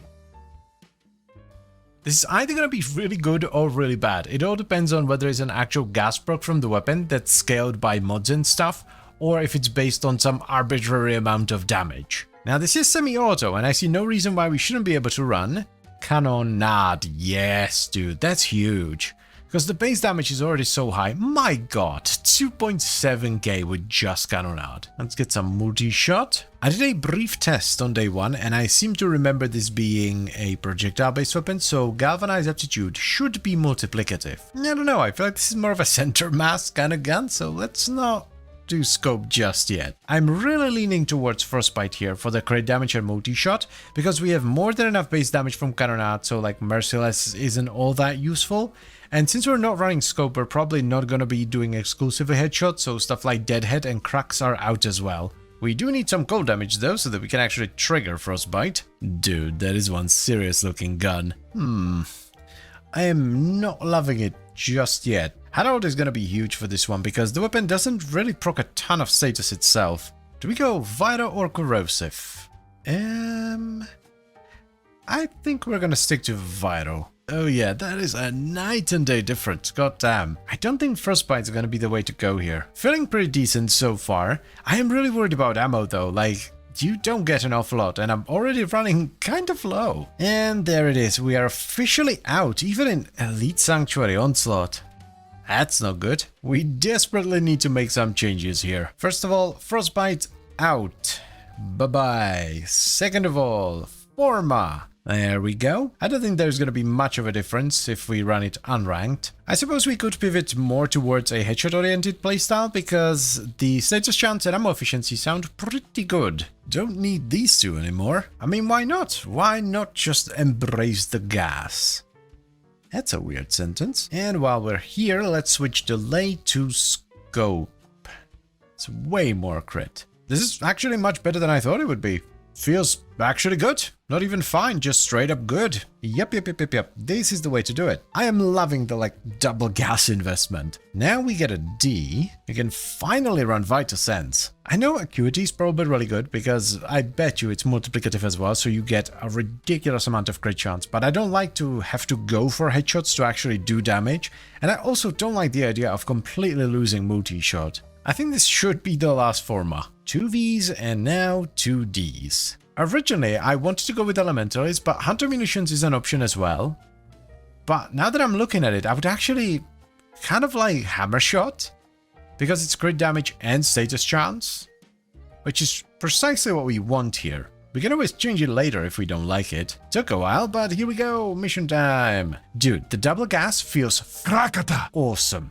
Because you usually get 2 clouds, or at least 2 clouds, right? 1 on hit, 1 on kill. And it is amazing. I would have liked it more if we didn't have to go for headshots, but it's really not that big of a deal. The weapon actually works really well this way. If, by the way, you are at least a decent shot, a better shot than me, I should say, you should definitely try out Acuity as well, because I can see it being really strong here. It's just that I don't think I'm a good enough shot to really take advantage of Acuity on most guns. That's actually pretty good if you can hit with it, which I quite clearly can't. Come on, sit down. Do you know what feels really good on this? The punch through, because we get a ton of it, right? You have the baseline punch through, and we have counter that on top, and it feels great. I think we have a build. It might not be the meta build, but it is a build I enjoy very much. And that's good enough for me. Another thing I want to quickly mention is that I've had zero ammo issues since we've added in Vigilante supplies and primary cracks, which is good. I imagine this thing absolutely slaps like Harrow or Frost or something like that. I mean, if it's found in arrows, who for the most part is just a big brick of sand when it comes to weapons, right? It can only get better. Very good. I'm happy with this. So let's finish the mission and do the thing. So, here's the build that I ended up liking the most. We have semi-rifle cannonade for damage and punch through, galvanized chamber for multi-shot, galvanized aptitude for status chance and condition overload, and galvanized scope for a ton of crit chance. We follow that up with vital sense for crit damage, hammer shot for crit damage and status chance, and we top it off with thermite rounds and malignant force for gas and status. I would recommend you run at least some kind of unranked mutation in the exiles because the ammo is kind of sketchy here. And for the arcane, we chose primary cracks. This adds a ton of status chance, but also ammo efficiency, which also helps with the ammo sustain. Now, a good priming pad or some form of priming is going to be absolutely essential for this setup because a lot of our damage scaling is coming from condition overload from galvanized shot. I personally chose a Hound Good Boy Harrow that primes cold, vital, heat, radiation, and magnetic, as well as puncture and impact. I really want to stress how important this is. The weapon will do considerably less damage if the enemies are not primed. This is of course not the only way to build a weapon, and I would highly recommend you experiment with different setups. If you're a good shot, an Acuity Deadhead setup is going to be very nice because you're gonna get much more upfront damage, and I think a relatively standard Hunter Munitions Vital setup is worth trying too. I really like this double gas setup where you get one from status and then another one when the enemy dies from the unique mechanic. It clears even Steel Path level enemies really well. And while you're still gonna get that even if you don't go for double gas because you still get the gas procs on death,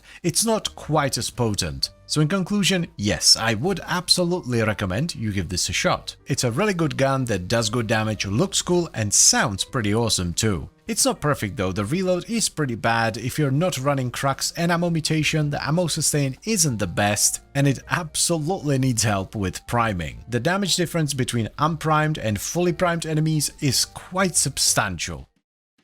So, before we start delving into the new and improved exalted weapons, there's one more thing I want to check out. The EFV 5 Jupiter, because it just looks sick. Look at it. Now, this is a fully automatic primary rifle that requires mastery rank 14, does primarily puncture and slash damage, but it also has a tiny splash of corrosive on top. It sports a 21% crit chance, a 2.3 times crit multiplier, and a 25% status chance. And it also has a secondary charged buckshot mode that consumes 15 rounds, though only has a multi-shot of 11 for some reason. And this is a really strong, very short-ranged shotgun blast. All the bits and bobs you need for this can be purchased from a spoiler in Holovania, so that's pretty much all I'm going to say. So let's give it a shot, shall we? Oh, I love the way this looks. All the Skulldraw weapons have such a tremendous aesthetic. A rather interesting trait indeed. So we have like a shotgun mode on the secondary. Dear God, that's really short range. The damage is really high though. So clean. Loving the rhythm on the fire rate. Very nice, just about right. I can't tell whether it's a hit scan weapon or not. What about the buckshot? Oh, bloody 15 rounds? There's a bit of kick to it as well. Don't know why, but this definitely feels like a deadhead kind of gun. We could go with cracks as well. That would work too. But for some reason, I'm just feeling deadhead. Galvanized chamber. I think we actually run all three on this one. Let's get aptitude and scope. It's a bit of a shame the corrosive is so low. Like, that's not gonna proc at all. It's gonna be minuscule chance. Yeah, 5.2%. Vital Sense for some crit damage. I do like the idea of corrosive on this, so let's bump it up. Eventually, we definitely want to go with primed cryo rounds, but for now, cold. Rime rounds will have to do. What? Is this... Did I forget Steel Path? Did I actually? I most certainly did not. Wowee. That's really good damage. Look at that. That's Steel Path. Level 100. Well, to be fair, it is Grenier. Grenier are weak to corrosive, but still. I don't like the Simulacrum. It's weird. Well, let's see what I do with the boy then, I guess. Yep, definitely want to go with the Vital on this one. Let's actually switch to Autokin so they're not weak to our main damage type. This thing absolutely shreds, and we're still missing like a mod and a half as well. That is lovely. Color me impressed. This is definitely one of them feels good guns. You know, kind of like the Karak. It's nice and clean. It feels good to use. Nice fire rate. Just good all around. Wowee, that was an absolute treat. I'm loving this. Let's get a D for the cryo rounds. There we go. We will lose a little bit of status, but yep, we gain an absolute truck ton of damage. Also, let's not forget about aptitude. This should be the last forma. 2 Vs, 2 Ds, pretty standard nowadays for primaries. I don't know if we stick with it, but I think magnetic capacity is actually going to be quite nice here. This way we can shred shields and overguards in addition to armor, which I think works really well with the puncture code combo, which increases crit chance and crit damage respectively, so it's like a neat little setup. Pretty basic setup, you know? It's not much, but it's honest work. I love how clean this is. There's no over-the-top effects, no crazy mechanics, you just point it at a thing and the thing dies. The only thing that's bothering me a little bit is the reload. It's somewhat long, but then again, you know, the magazine is rather large, so it's not like it's the worst thing in the world, it's just a little annoyance. Get pew-pewed. Oh, damn. Oh, damn. Sit down. That's pretty good. Krakata. Hell, buckshot hitting like a goddamn truck over here. Now I really want to buckshot an acolyte in the face. I have a sneaking suspicion that people will overlook this a little bit because, you know, no explosions, no AoE, no fanfare. But this right here, this is a goddamn banger. Get buckshot. Oh. Aw, it gets absolutely ruined by attenuation, now I'm sad. I don't know about you, but I am having a lovely time over here. This is great. The addition of Magnetic, by the way, was most certainly the right choice. It absolutely destroys Overguard on Eximus units. Feels great. I just want to have more fun with this, so let's go bully some shield boys. Unsurprisingly, the added magnetic damage is absolutely tremendous versus the shield boys. I know this might be considered sacrilege by some, but I would genuinely use this over some of the Coda weapons. Don't get me wrong, the Coda stuff is great, but this is such a cool gun. I was about to say I love everything about it. That's not true. I don't like the reload. The reload could do better. At this point, I have nothing else to say. I'm just enjoying some good old pew-pew. Good stuff.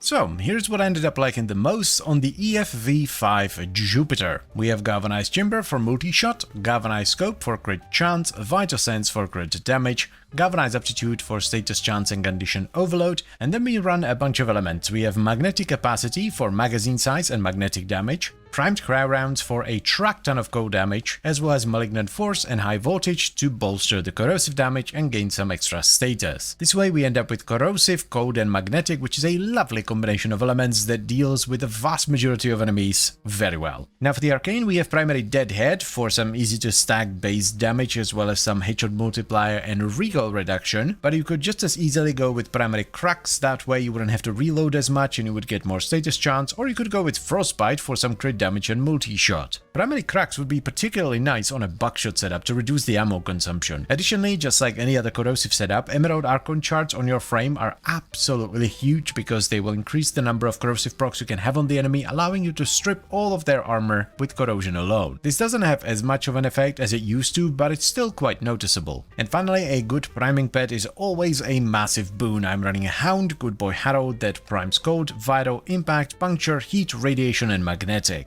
This provides loads of extra damage through condition overload, as well as all the benefits from the status effects. Like seriously, if you don't have a good priming Hound, get one. These things can clear Steel Path on their own. The EFV5 Jupiter might not be the flashiest or even the strongest weapon in the game, but it is absolutely worth picking up. It's one of those comfy, clean guns that might be somewhat boring in another game, but in Warframe, where we have arm cannons and actual cannons and all manner of nonsense, it's actually quite unique and refreshing. It's one of those guns guns that will just get the job done without any faff and nonsense. So yes, I would absolutely recommend you give it a shot. And please, do play around with different setups as well. A setup with Prime Tread might be really cool. I didn't want to do it because I really like the rhythm of the fire rate. Or if you don't mind doing a more damage over time oriented setup, a 100 munitions vital setup could be really strong too. So definitely play around with different setups as well. Don't think of my builds as the be all and end all of builds. That's nonsense, right? If you would rather run something else,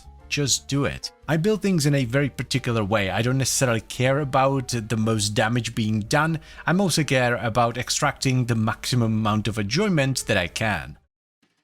Do you know what exalted weapons needed? Influence, said no one ever, but here we are. Now I know some exalted weapons got a much bigger change than the old E-Blade, but I mean, come on, it's the E-Blade. It would be silly to start with something else. Now, it doesn't really matter which Excalibur you do this on. I'm gonna do it on Umbra because, well, why not? But a normal Excalibur, or if you're one of the select few, Excalibur Prime will do just fine. So let us give the new and improved Exalted Blade a shot, shall we? Okay, I guess I don't have an Excalibur setup. Well, let's make a new one then. Should we do normal or Umbra? I'm feeling Umbra. We will need some better fashion though. Hell yeah.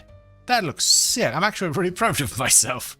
Honestly, like, that's got to be some of the best fashion frame I've ever put together. It's nothing spectacular, it's pretty basic setup with chromatic blade and like a decent amount of strength. What can I say? I like my frames like I like my women. Thick as hell. Need some serious beef to tank me. Oh, I can't say that. I mean, yeah, influence, obviously. That's got to be absolutely cracked on a chromatic blade setup. This is Umbra, so we do have two Umbra polarities, and I suppose we do go with pressure and steel, unless we want to format that away, which would be rather foolish. Elementalist, for sure. And we could go with reflex, but I think they actually built combo now. Organe Shatter, and then I guess we can go with just pure elemental mods? Yes, gas electricity, because then we can run Prime Fever Strike for a ridiculous amount of damage.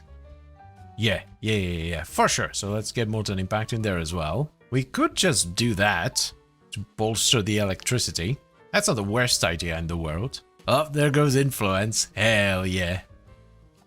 That's pretty cool. That's not a bad start. And yes, it does build its own combo now. You don't have to strike the enemies with the sword anymore, which is a massive boon. Let's add some priming. Oh, that actually looks quite nice. Look at that. Vital Heat, faux show. By the way, the chromatic blade energy on this is blue for more electricity. Hell yeah. Like, considering this is basically the worst case scenario because we're fighting against heavy armor with minimal armor strip.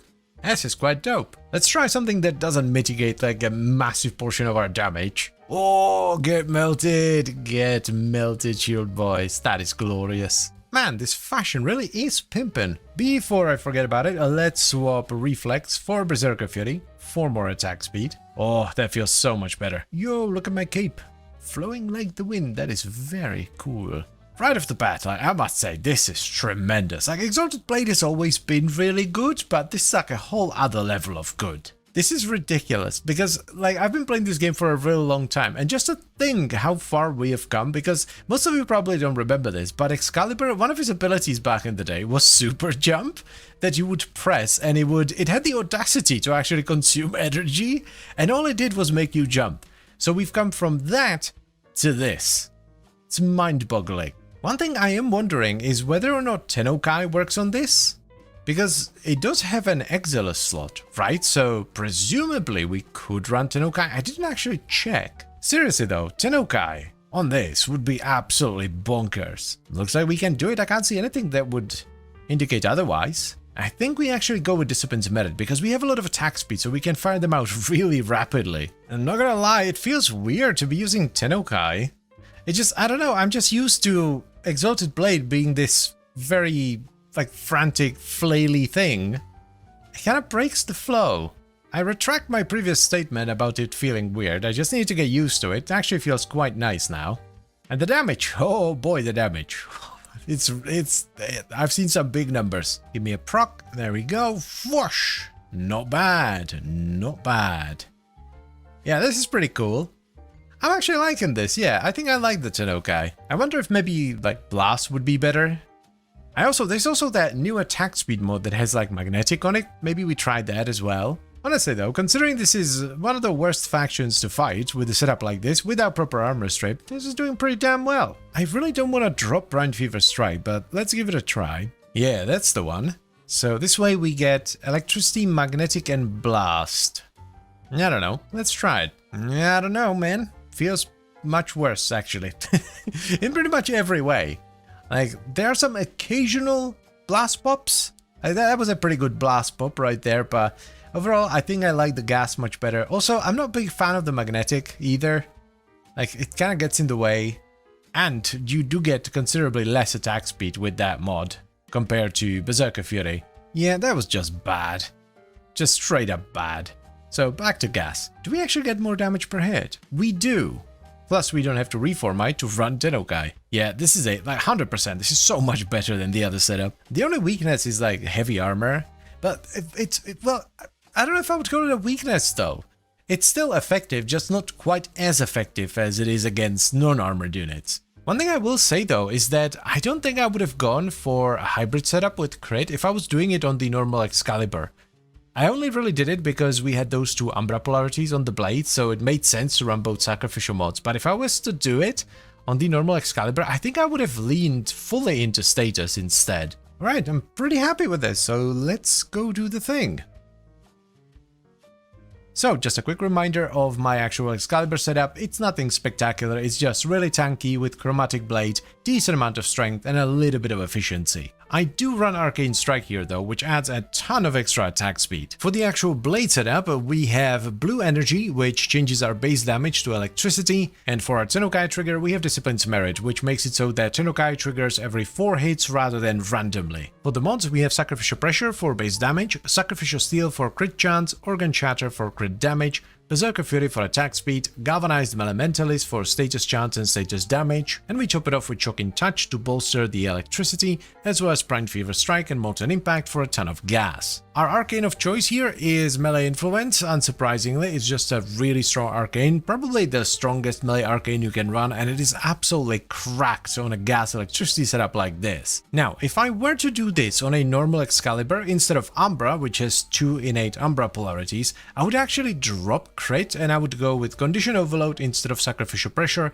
and then probably Weeping Wounds instead of Sacrificial Steel. Alternatively, if you want to keep the crit, you can swap Sacrificial Pressure for Condition Overload, swap Sacrificial Steel for Galvanized Steel, and then run Blood Rush instead of Organ Shatter. Also, don't forget a priming pad, especially if you're going that Condition Overload route. I think it should come as no surprise that I'm going to recommend you give this a shot. It's just a really strong, solid setup. Excalibur has been one of the most solid frames for an extremely long time, and he will continue to be that for a long time to come. A good Exalted Blade setup will always tear stuff up. It's a really fun build that does good damage and is fairly flexible. You can change quite a few things on both the frame side as well as the blade side. My setup is fairly basic on both ends, so if you'd like something fancier, definitely give that a shot as well. Play around with different builds, experiment, maybe you'll find something that suits you even better. So, there were an awful lot of suggestions on the previous video as to which Exalted weapon we should cover next, and I basically ignored all of them and went for Wukong because big stick good. Now, while I'm going to be doing this build on Wukong Prime, you can just as easily do it on the standard Wukong. The difference is just a handful of stats. I mean, it's not that big of a deal. Prime frames are basically just the normal frames in fancy trousers. So let's give it a shot, shall we? I haven't got a bloody clue why I went for 2 dashes and not Umbra Intensify. So let's let's fix that. I mean, it's dumb, but you know, it's the best thing I can do. I haven't polarized a double dash in a while. Wowee. So there we go, and then we're left with another dash. What was old me doing? Let's take out Prime due to memes and put in Streamline instead. That's much better. Gives us better drain, more damage, and more crit. Lovely. Does every combo has some sort of knockdown in this? I think they do, yeah. Afflictions it is then. Condi Overload, pretty basic. Blood Rush for some crit. Let's go Steel as well. Definitely want Weeping Wounds. This isn't going to be ideal, but if you move the D over here, we can just run North Wind instead of a dual stat mod, and we utilize the D, but yeah, this will give us way too much Vital and a relatively tiny amount of heat. Top it off with some attack speed. Now, we don't get any extra range, which is a bit of a bummer, but I don't think it's entirely necessary for the staff. What the Since when does this have like a vortex thing in it? That's so good. I have no clue if I was doing any damage or not. I was mesmerized by the bloody vortex. Oh, yo, what the? Is it me or is the damage just really high? What is up, my dude? Hey, this is gonna be wild when we add Harold into it. Definitely want corrosive though. Yeah, I can't even build up combo here. I get to like 3-4x and the simulacrum's dead. And I forgot about my twin as well. Wowee. Silly me thinking Exalted Blade was really strong. What a foolish man I was. Honestly, I don't think Afflictions is doing an awful lot here because our upfront damage is so tremendously high. It doesn't really matter that we like multiply the procs on the enemies, so Influence is probably the way to go, but I don't want to build everything with Influence. That's such a boring way of doing things. I enjoy variety. Are you sure you want some of this? Because I'm pretty sure you don't. Oh, get bonked. Yeah, bonked.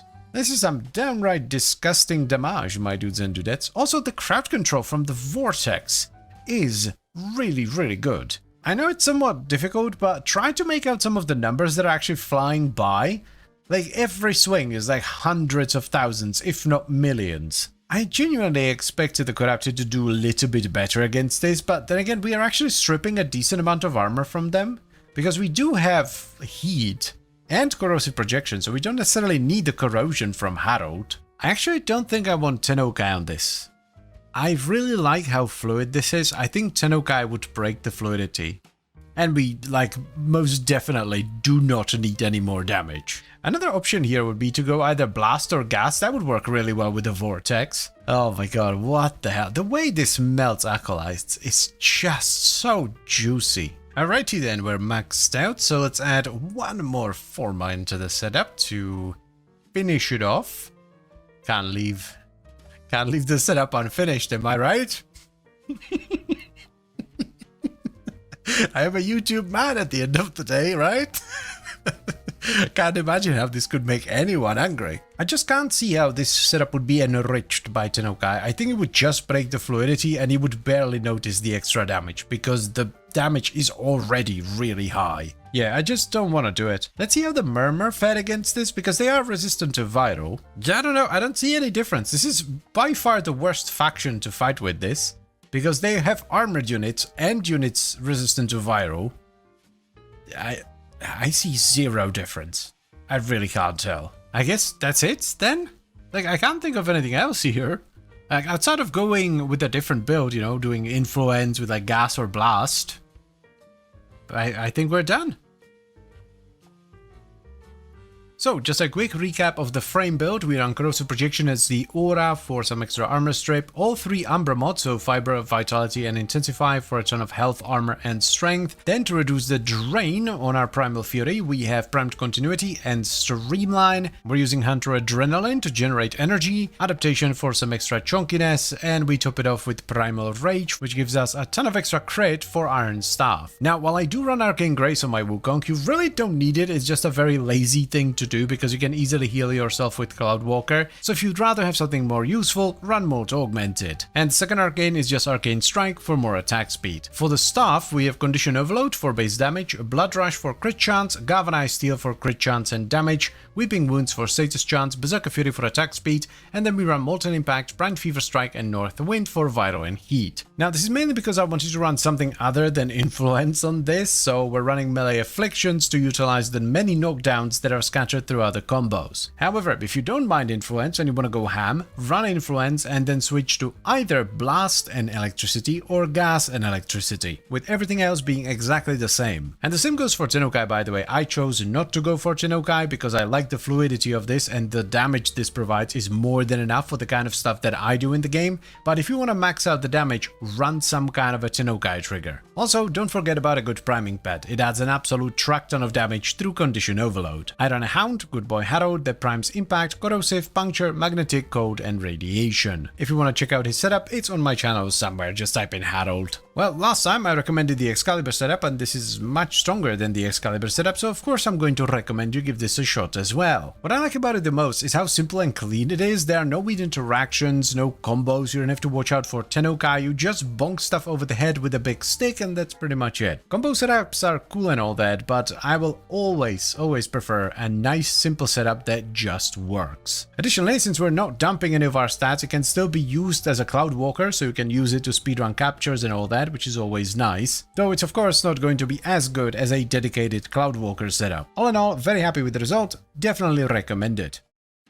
We seem to have forgotten about something, did we not? Yes, this thing right here, the EFV-8 Mars. I kinda just forgot about it, to be honest, and when people mentioned it, it did not sound great, because they would say things like, well, it's kind of like the Stag, which is akin to the doctor telling you, well, it's kind of like having cancer. It's a semi-automatic secondary pistol that requires mastery rank 14, does primarily puncture damage with a little bit of impact on the side, and it is a secondary fire which charges up a corrosive grenade that has a 3-meter explosion. It sports a fairly solid 27% crit chance with a slightly above average 2.1 times crit multiplier and a status chance that's at 17% on the primary fire and 33% on the secondary fire. It's also relatively easy to get because you can just buy it from the Hex Syndicate. So let's finally give it a shot, shall we?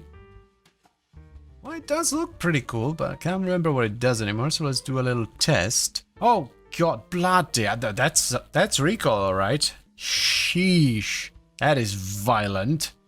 Okay, damage is pretty mediocre as well. What about the oh, that's so slow. Oh no, that's not filling me with a lot of confidence. Yeah. Okay, let's figure something out. Deadhead would be really nice for the recoil reduction. Unfortunately, I don't think the weapon is accurate enough for it to actually work. Empowered is kind of like a safe bet, but we could go with Enervate as well. I think Empowered's gonna help with the somewhat low base damage. Unfortunately, that charge mode probably... What? What do you mean? It's... I don't understand the rules of this mod anymore. Like on other weapons, when you have a charge mode, it disables Cannonade, but here, you know, I give up. I give up. Cannonade it is. Yeah, Creeping Bullseye. We can take full advantage of it without losing the fire rate, which is nice. 45? That's not a lot. I want to try Viro and Heat because that's a pretty nice combo with a corrosion on the grenade. There we go. For now, we just top it off with Diffusion. Lovely. Okay, so it is doing damage, which is good. It is somewhat slow, but it is doing damage. That's the important thing. I want to try Cucumber. We need to do a little switcheroo for a brief moment. You go in. Something like this, I guess. Okay, okay. That's definitely doing stuff. That's not too bad. Not too bad at all. That recoil, though, that is violent. We need to do something about that. Okay, goodbye galvanized shot. Hello steady hands. Top it off with Heat. Now we're talking. This is actually, like, usable. This doesn't feel horrendous anymore. Let's give that grenade another shot. So slow. I actually wonder if we should run Deadhead, because it doesn't seem to be terribly inaccurate. I think it was mostly just the recoil. 'Tis time for the boy. Alrighty, that's pretty good. I don't mind this. This isn't too bad. Let's see what it feels like when we completely eliminate the recoil with Deadhead. Feels a bit anemic, which is to be expected, but it seems very accurate, so it was mostly just the recoil. I wonder if we should run crosshairs, actually. Well, let's try it out. We're going for headshots already, so might as well get a bunch of extra crit. Oh, damn, yeah, the ramp-up's pretty good, thanks to Cannonade. That's always nice. It's a pretty basic pistol, but it gets the job done. I know this is gonna sound stupid, right, but bear with me a moment. If you have some sort of a combo, or something, right? Some unique mechanic, unique secondary fire. You need to make it so that using it is considerably better than just not using it, right? You would think that's pretty obvious, but it quite clearly isn't, because I can't think of a bloody reason why I would actually use the secondary grenade. These things do not need a drawback, like the long charge time on this. Like, all you achieve by giving it a drawback is that I will never use it. I mean, so far so good. I would appreciate a slightly faster reload, but other than that, it's a pretty solid pistol. Okay, that's like a C, maybe a D. Honestly, out of all the weapons that came out with this update, I think I like this one the least. Out of the ones that I've tried so far anyway. It doesn't excite me very much, it just kind of exists. I'm kind of struggling to keep up crosshairs, so I think we're gonna go back to Bullseye. Let's also, since we're maxed out, slap on a V right here so we can run Prime Target Cracker instead. Much better. I do like the idea of magnetic might here, so let's derank steady hands by 1. This is gonna give us a nice bump in damage. I don't want to come off as overly negative because it's not necessarily the weapon's fault. It's a fine weapon. You can quite clearly see that it's a capable instrument. I'm just not feeling it. Yeah, it's a solid gun. I wish there was something more to the grenade. It's just like a grenade that does relatively weak damage. It has forced corrosive, which is nice, but that's about it. Okay, let's shimmy this around a little bit, because originally I didn't want to run corrosive because, well, the grenade has corrosive, but since we're not using the grenade, I would actually like to have corrosive on this. Yeah, corrosive gold magnetic is definitely the way to go here. Unless you insist on using the grenade, then you can drop corrosive, but it's just a nice combo, you know, you have corrosive for armor, magnetic for the shields, and then you have puncture and cold for the crit. That's really nice. Sadly, even after all of that, I'm still not feeling it. It's just meh. Yeah, I think that's my final verdict. It exists. So, here's the final build for the EFV-8 Mars. We have galvanized diffusion for multi-shot, semi-pistol cannonade for a ton of damage, creeping bullseye for crit chance, prime target cracker for crit damage, and then we have a bunch of elements. We have magnetic might for magnetic damage and crit damage, frostbite for cold and status chance, as well as pistol pestilence and jolt for corrosive and status chance. We're also running a combination of steady hands and secondary deadhead to dampen the recoil, because the base recoil on this is quite aggressive. I would highly recommend you run at least one of these. You don't necessarily have to run both, because it does make the weapon feel significantly more anemic, but at least one of them I would say is necessary. And finally, as with any corrosive setup, having 2 Emerald Archon shards on your frame is really good because it allows you to strip the enemy armor with corrosion alone. I am not a big fan of this gun, I just don't like it very much. It is a perfectly fine instrument, it does the job, it will shoot the things and the things will die, but it's just not very exciting. Now, to be fair, I did deliberately make the weapon feel more anemic by eliminating the recoil, but then again, I would rather have that than the recoil. My biggest complaint here is that the 2 fire modes don't really work very well together. Let me explain. The secondary grenade has a rather long charge up time, so you ideally want to use a fire rate mod to speed that up. This prevents you from using cannonade, so we replace cannonade with Hornet Strike and run a fire rate mod. This depletes our ammo considerably faster, especially with the primary fire, so we're constantly out of ammo and reloading with a rather long reload time. So we need to run a reload mod to stay sane. Or we don't do any of that and just use the primary fire. I don't know. Honestly, unless you really like the look of this gun or you think you would have fun with it, I think this one is safe to skip. It's decent enough, you can absolutely do Steel Path with it, so if you want it, go for it. Don't let me tell you what to do. I think there are much better weapons to be had from the new update. Alright, so we've had some fun with exalted weapons, but now I would like to get back to Kodo weapons because, well, weapons are kind of my jam. I'm not much of a frame guy. Now, the one we landed on this time around is the Koda Hirudo. This is a Master Rank 17 sparring weapon that has very short range, but decent attack speed and good follow through, and it does primarily puncture damage. It also sports a gargantuous 34% crit chance with a very above average 3.1 times crit multiplier and still maintains a very decent status chance of 18%.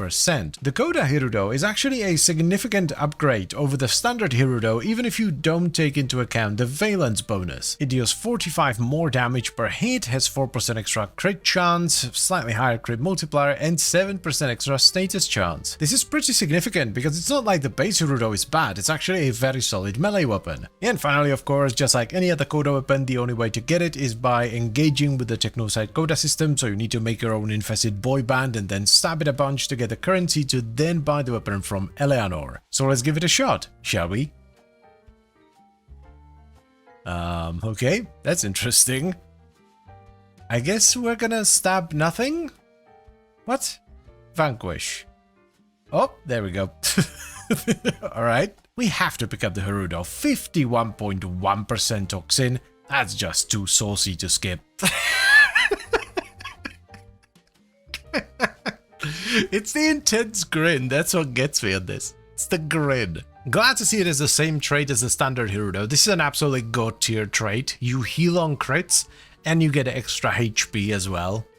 absolutely top-notch. Brutal Tide it is. Condi Overload is a bit of a no-brainer on these kinds of setups. Also, Primed Reach is absolutely non-negotiable because the base range is really low and the follow-through is very high, so Reach it is. I was wondering why the capacity was so low. Let's also not forget about the adapter. Blood Rush and Galvanized Steel. She's 71.4. This is gonna be mad.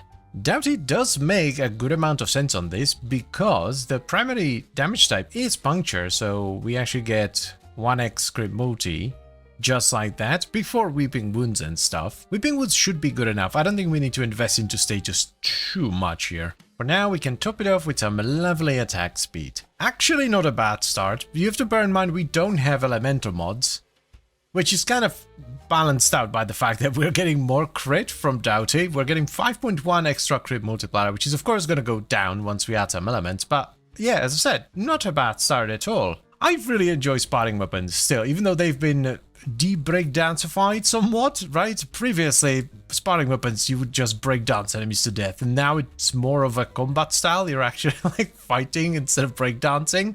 But they're still tremendously fun. There we go, that was nice and fast. Let's get a V. I genuinely think a little bit of AoE with Blast is gonna feel really nice. Oh, Nelly, that's some serious damage. Now, to be fair, we are using Herald now. We weren't using Herald before, so we're getting a ton of damage from Condi Overload, but still. I'm liking this very much. I'm having a ton of fun here. This is great. It does annoy me somewhat that I know it would be better for a fact with Influence, just flip the Valence into Electricity, and that's pretty much all you need to do here, but, you know, it's nice to be able to run something else. Hello, Misery, how are you doing, bud? Check out my sick dance moves, man. Oh, you don't like that at all. Bloody hell. Yeah, it's like a totally viable setup, so if you want something nice and simple, bit of Blast and a bunch of crit, not bad. I do want to try a few more things, so let's get another 4 mine here. There we go. So we can just drop Vicious Frost, which gives us more benefit from Doughty and gives us gas, plus it allows us to run Galvanized Elementalist for the status damage and status chance. Okay, yeah, this is the way to do it. For like a Toxin Hirudo anyway. Again, Electricity with Influence is probably better. When you combo this with proper armor strip, it is going to absolutely shred. And I'm not doing that, by the way. I just have a little bit of armor strip coming from Herald, and that's it. I don't know what's going on, but the enemy density is really borked. There are only like a handful of enemies running around. I don't know why. Come and get some angst. Yo, what the heck was that? That was some serious damage. Holy. Clom. I'm really not feeling Tenukai on this one, so I think we'll just skip the Exiles. It's not like it would be difficult, it's just a matter of putting it in, because we have the capacity, right? We have 7 capacity, most of these take 7, so it wouldn't be difficult, but I don't think it's necessary. I'm honestly starting to get annoyed by Influence, because it's such an obvious pick for basically every weapon, even though, like, you know, we get a bunch of crit multi from Doughty, it's like a perfect fit here, but it's still not as good as Influence. It's kind of annoying. Might not be the best way of building it, but god damn it, I like it. It's a lot of fun. Do you know what I like about the series the most? The fact that I can kind of just do whatever I want to do. And you guys are intelligent enough to just go, oh, this might not be the best way of building the weapon, but it's certainly a way, and I don't have to do it if I don't want to. It's tremendous. I've always liked the Hirudo. Like, back in the day, the original Hirudo was actually kind of a big deal because you could just heal with it at a time where healing wasn't as easily accessible as it is today. So it was kind of like huge that you could just heal without even modding for it. I was about to say that I'm pleasantly surprised at how much this trashes Acolytes, but I'm not really, because Acolyte's attenuation doesn't do well with crits. I am very happy with the result here. This is just good old-fashioned fun. I can't even imagine how ridiculous this would be if you flipped the Valence into Electricity and ran Influence. It must be nuts. So here's the final setup for the Koda Hirudo. We run Condition Overload for base damage and Primed Reach to get a bunch of range. This is really beneficial on a weapon like this because it has really short range but high follow through, which is the amount of damage you retain as you cleave through multiple enemies. The funny thing is, generally the more base range a weapon has, the lower its follow through is going to be, so the best weapons to actually cleave through hordes of enemies are the ones with the lowest range. But anyway, we move on to Blood Rush for crit chance, Galvanized Steel for crit chance and damage, damage, Weeping Wounds for status chance, and we have Berserker Fury for attack speed, Volcanic Edge, which combines with our Toxin Valence bonus into gas, and we top it off with Galvanized Elementalist. Now, to not have the same boring melee setup on every weapon in existence, we chose to go with melee Doughty for more crit multiplier. Though of course, if you want to, you can just switch the Valence into Electricity and run Influence instead. Now, a setup like this, a Condition Overload setup that is going to benefit heavily from a good priming pad, because not only do you get the benefit of the status effects, you also get extra damage through Condition Overload. So I'm using a Hound, Good Boy Harold, that primes Cold, Impact, Puncture, Radiation, Heat, Magnetic, and Vital. This is a really strong weapon, and I would highly recommend you give it a shot. It's just a fun sparring weapon that does a ton of damage. And I do genuinely mean a ton of damage. This would still be a good melee weapon even if it didn't have the Valence bonus. This is akin to like Gerudo Prime with the Valence bonus on top. It's just an absolute no-brainer in my opinion, especially if you find it with a good Valence bonus. It may not be the flashiest of weapons, but it's damn good fun. This miasmite thing sounds awesome. Also, the stats are pretty dope, so yeah. I want it. There we go, that's that. Also, I'm trying out some new colors. Oh, look at you. I haven't had you before. You look cool. And get stabbed, idiot. That wasn't too bad. Lovely. Greetings, my dudes and dudettes. Today we're trying out another one of the new Coda weapons, and this time around it's going to be the Coda Pathocist. This is a master... I recorded the wrong thing. How did I do that? Bear with me a moment. Master rank 17 glaive that does primarily vital damage, but also has a relatively equal split of puncture slash and impact with a 20% crit chance, 2.3 times crit multiplier, and a 35% status chance. It also spawns Tekrot miasmites as you attack with it, which are these little maggots that will seek out nearby enemies and explode. And finally, it is a Coda weapon, so the only way to get it is by engaging with the Technosite Coda system, so you need to make your own infested boy band and then stab it a bunch to get the currency so that you can then get the weapon from Eleanor. So let's give it a shot, shall we? Oh man, that looks really cool. I haven't got a Scooby what this scales with, but if I were to have a guess based on past experiences, I'm going to say nothing. Let's put on a potato. Pretty sure we're gonna do a throw build, so stance doesn't matter. I don't know about you, but I'm feeling like a light influence throw build, so let's do Condi Overload. Blood Rush for crit. Steel for crit damage. We're gonna need Rebound if we're going light. Power Throw would be nice if we have the space. Whirlwind would be godly as well. Get some status with Weeping Wounds. What else? Do we need like attack speed maybe? Oh dear god, we're gonna need some wind-up speed on this. What about the damage though? That seems decent enough. Oh, look at the little maggot boys. Do you see them? Oh, they're cute. Look at them.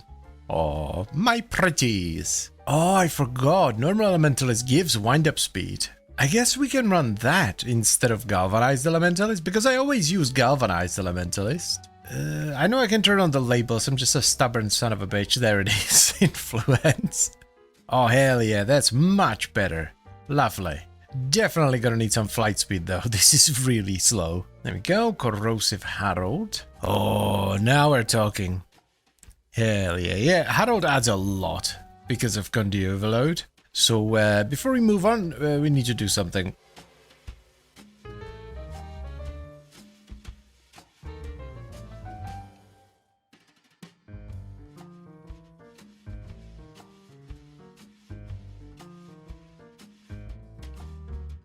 I don't know how this works. I've never done it before, actually. Valence Override. Install Elemental Vice. Yes. Oh, so just select it. That's neat. Okay, nice and simple. Ooh, cool animation. So we don't have to run electricity anymore, and we can run gas instead. Hell yeah, baby. Let's go. Oh, Clum! That's the stuff. That is the stuff. You could do blast as well, but I feel like gas is more appropriate here. I'm certain this is going to be an absolute absolute shock to anyone watching, but an influence build clears really well. I know, right? Seriously though, this is really dope. I'm loving this.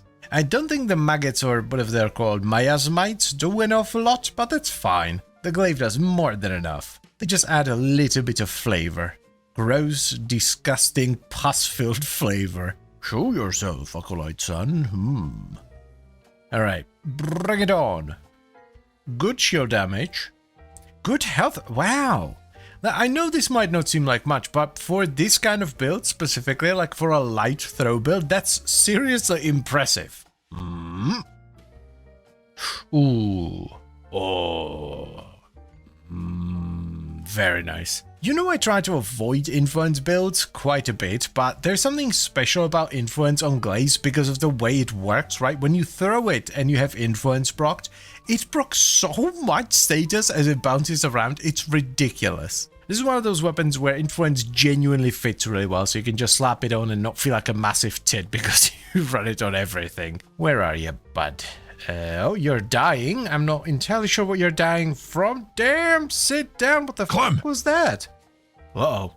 Oh, okay, I don't know if that was the game just calculating all the procs or whatever the hell that was. One thing to bear in mind here is that this is a much more advanced setup than I usually do because I've outsourced a lot of stuff. We have priming from Harold, which we usually do have, but we also have combo sustain from Naramon. We have attack speed from Strike because we couldn't fit attack speed on the weapon, so there's a lot of help here. Doesn't change the fact that this is an absolute banger though.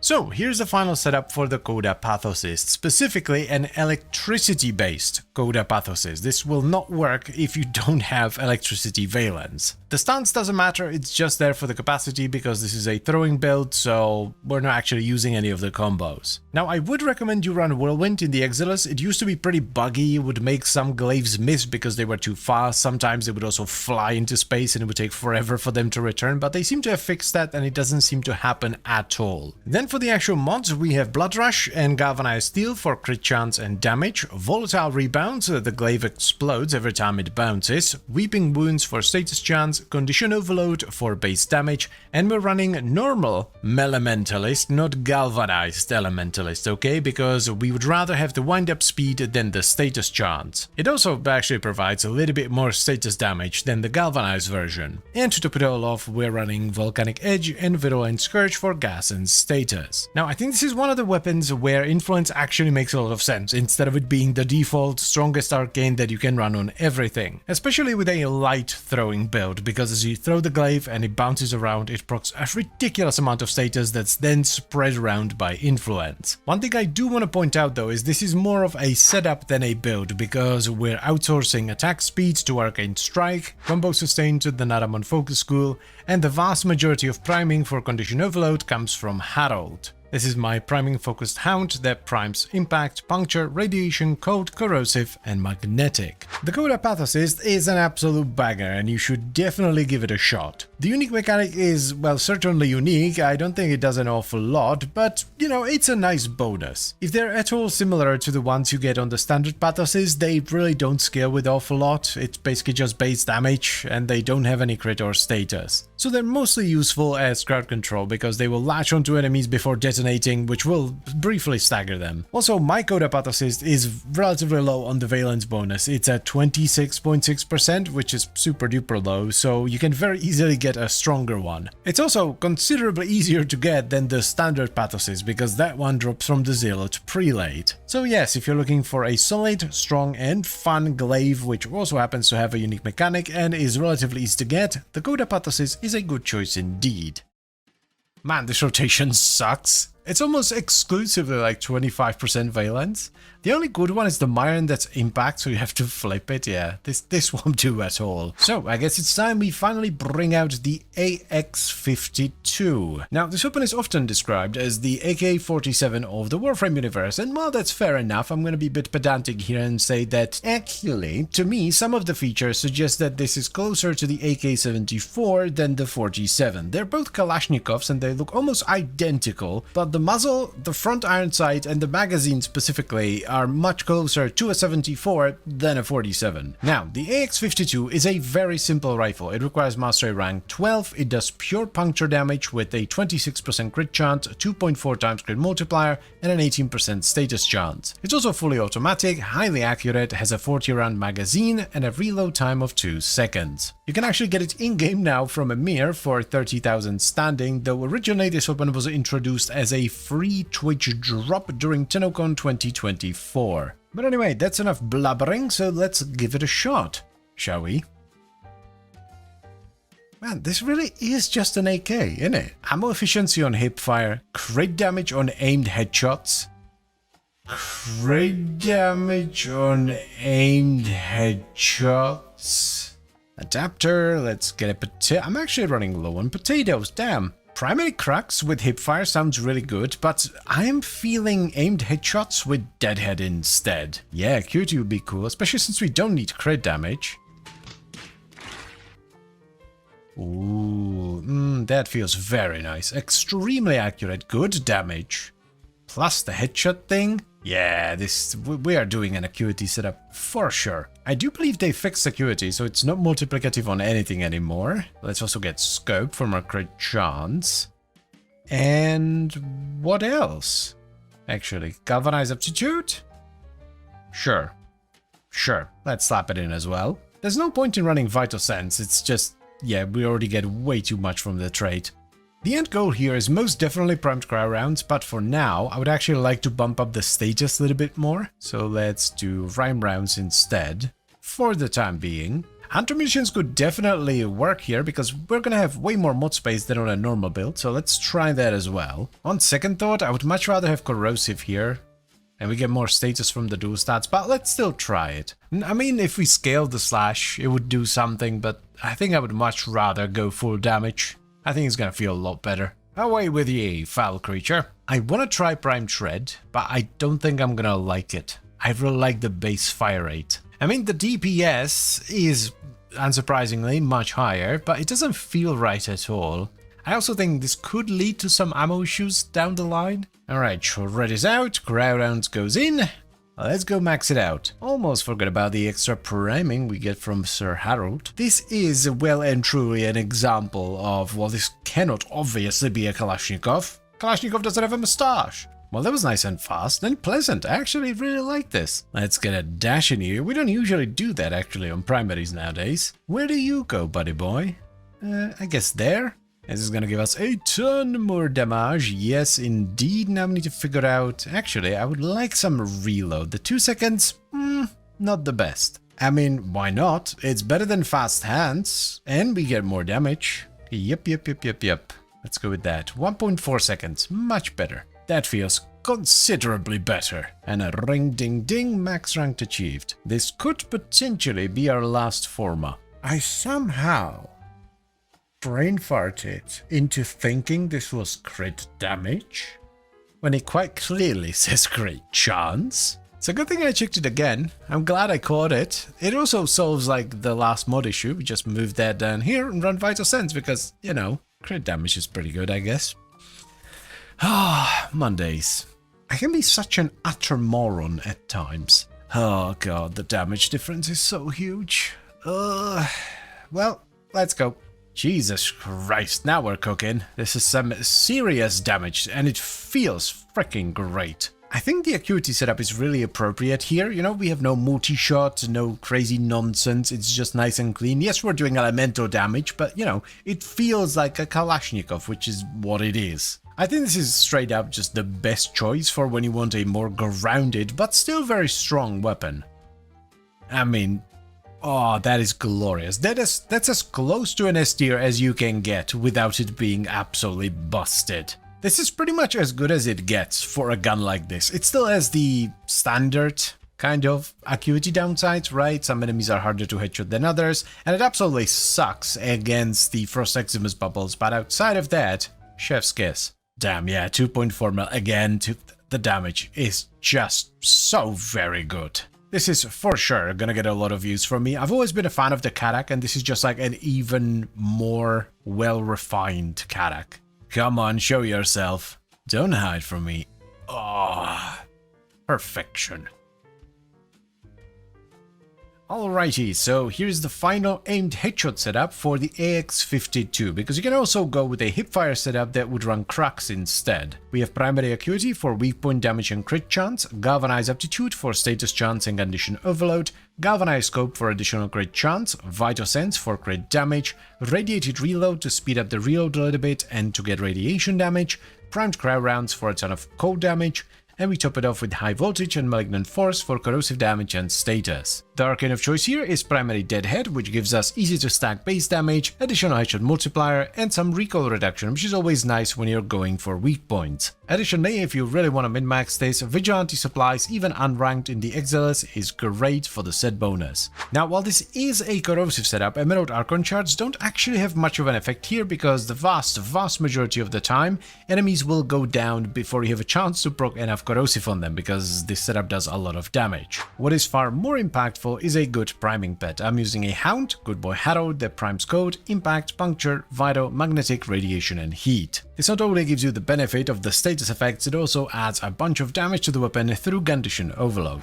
If somehow you missed this weapon during TennoCon, you should absolutely pick it up and give it a shot. It's just damn good. It's not difficult to get, it feels great, it does great damage, and it has a variety of build options. It's pretty much as good as it gets when it comes to weapons like this, because it's a very grounded weapon. Yes, this is not the Tsar, it's not the Phage or something weird and crazy, it's basically just AK-74 with a mustache. So go ahead and pick it up. By the time you get to rank 5 with the Hex Syndicate, which is what you need to pick up the blueprint, you should have more than enough resources so you won't even have to farm anything.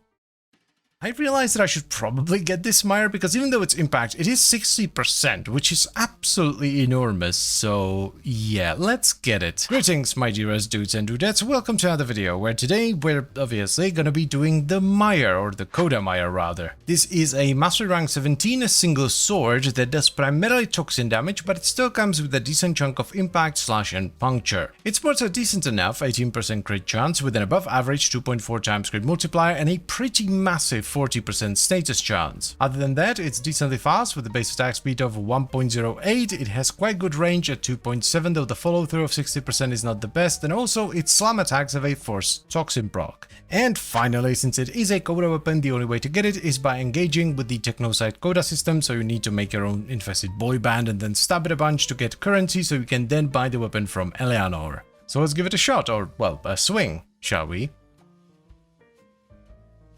Oh man, that looks sick. I really like the way the Coda weapons look. We're down to 2 potatoes, blimey. I'm not really sure about the stance, but let's just start off with Vengeful Revenant, why not? Combos seem pretty good. Condi Overload is a bit of a no-brainer with Harold. Now, even though the crit chance is a little bit low, we are gonna go with Blood Rush as well as Galvanized Steel, because it should be just about enough crit for melee duplicate. Weeping Wounds are gonna be huge with that 40% base status. Ooh la la. For now, I just want to try Blast, but eventually I do have a different plan here, though for that to work, we're gonna have to flip the Valence into something else first, so Blast it is for the time being. Not a bad start, it's actually pretty good, though I must say I am not loving Vengeful Revenant right now. Let's add Harold, who's gonna be responsible for the majority of the priming. That is a mind-blowing difference, goddamn, yeah. The difference this makes is insane. Alright, time to put on a ton of unnecessary forbot just so we can flip this Valence into something else.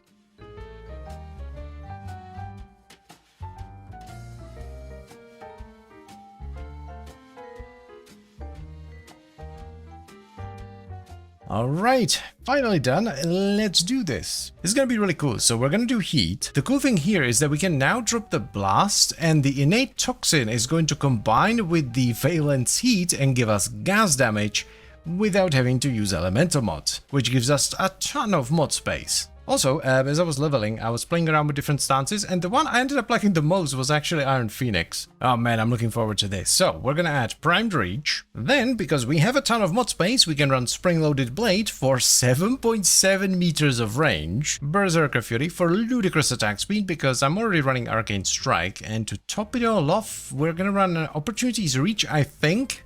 I think that's like the most fun option here, just to max out on range. I don't know if it's the ridiculous attack speed or the excessive range, or perhaps a combination of both, but this brings me immense joy. This is such a fun, blendy setup. It's so vicious. I genuinely don't think I would have more fun on this with Influence, and I think it's all thanks to that ridiculously high range. You know what I always forget about when I'm doing duplicate builds? Puncture. I always forget that Harold procs puncture like an absolute mad lad, so we actually have way more crit than we should.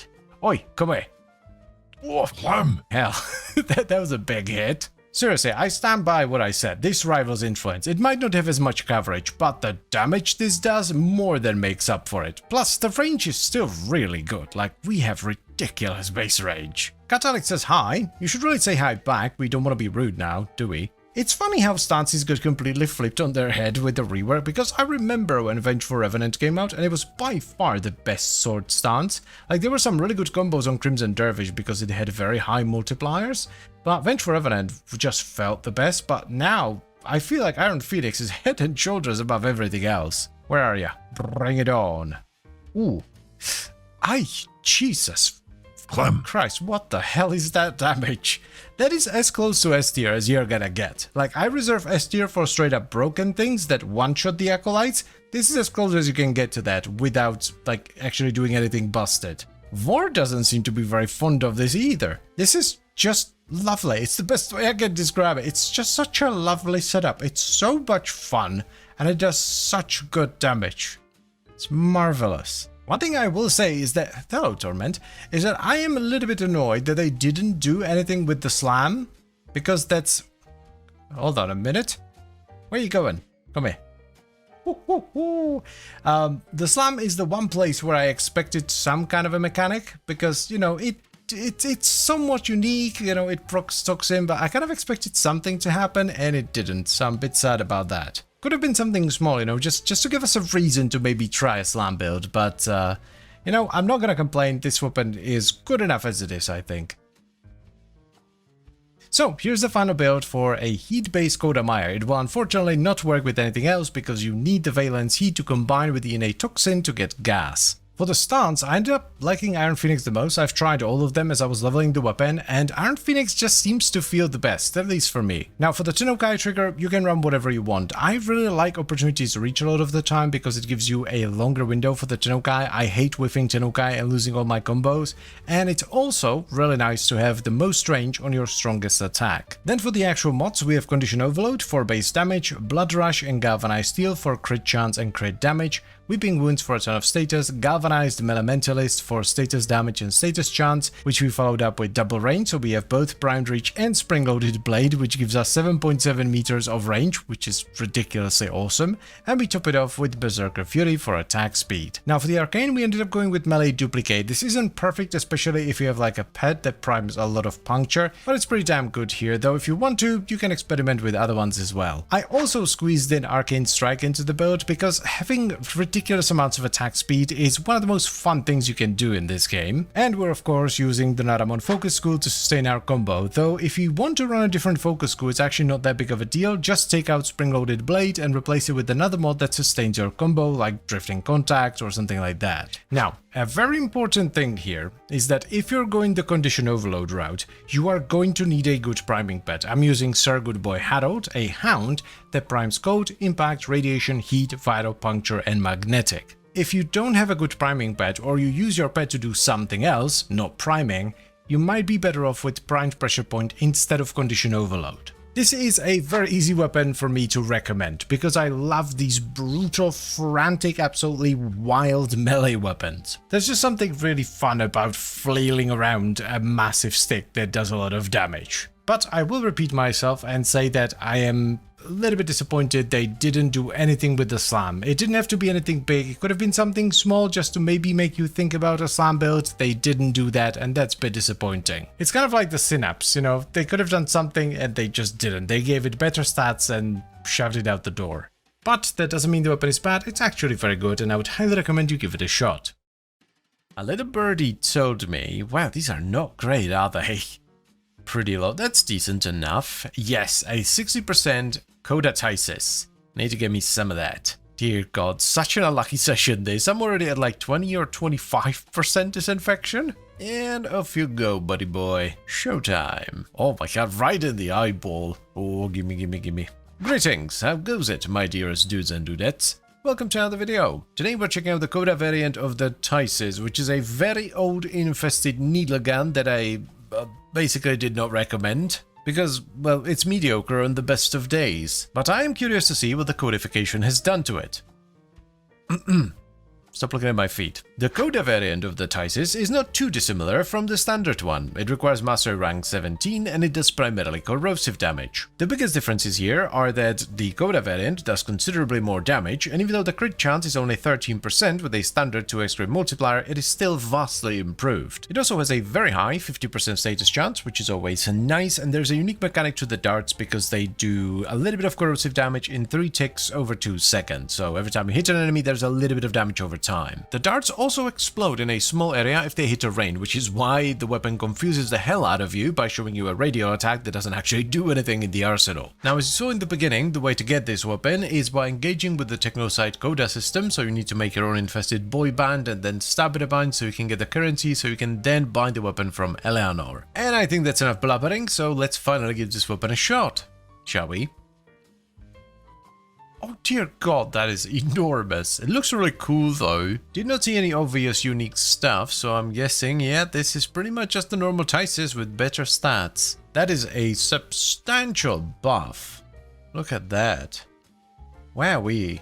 Daptor and a Tater. We could do Flare, that would ease up a mod slot there, but so would... where is it? Enervate. I think Enervate is going to be the way to go because 13% crit chance is not a lot, so... yeah, I think this is going to be the way to go. The punch through is going to mess things up a little bit, but we can run Cannonade. A wee bit of crit damage. I have a very dumb idea. Magnetic Might, Accelerated Isotope for the radiation, and finally Toxin, which is going to give us radiation, magnetic, corrosive, and gas. We shan't forget about Galvanized Shot though, that's going to be pretty big. It actually works. It desperately needs fire rate, but it works. I don't think we can actually run Cannonade on this one. The base fire rate is simply too low. You go out, you go there, and you go there. What if we go like full fire rate though? Something like this, I guess. Oh no, the recoil.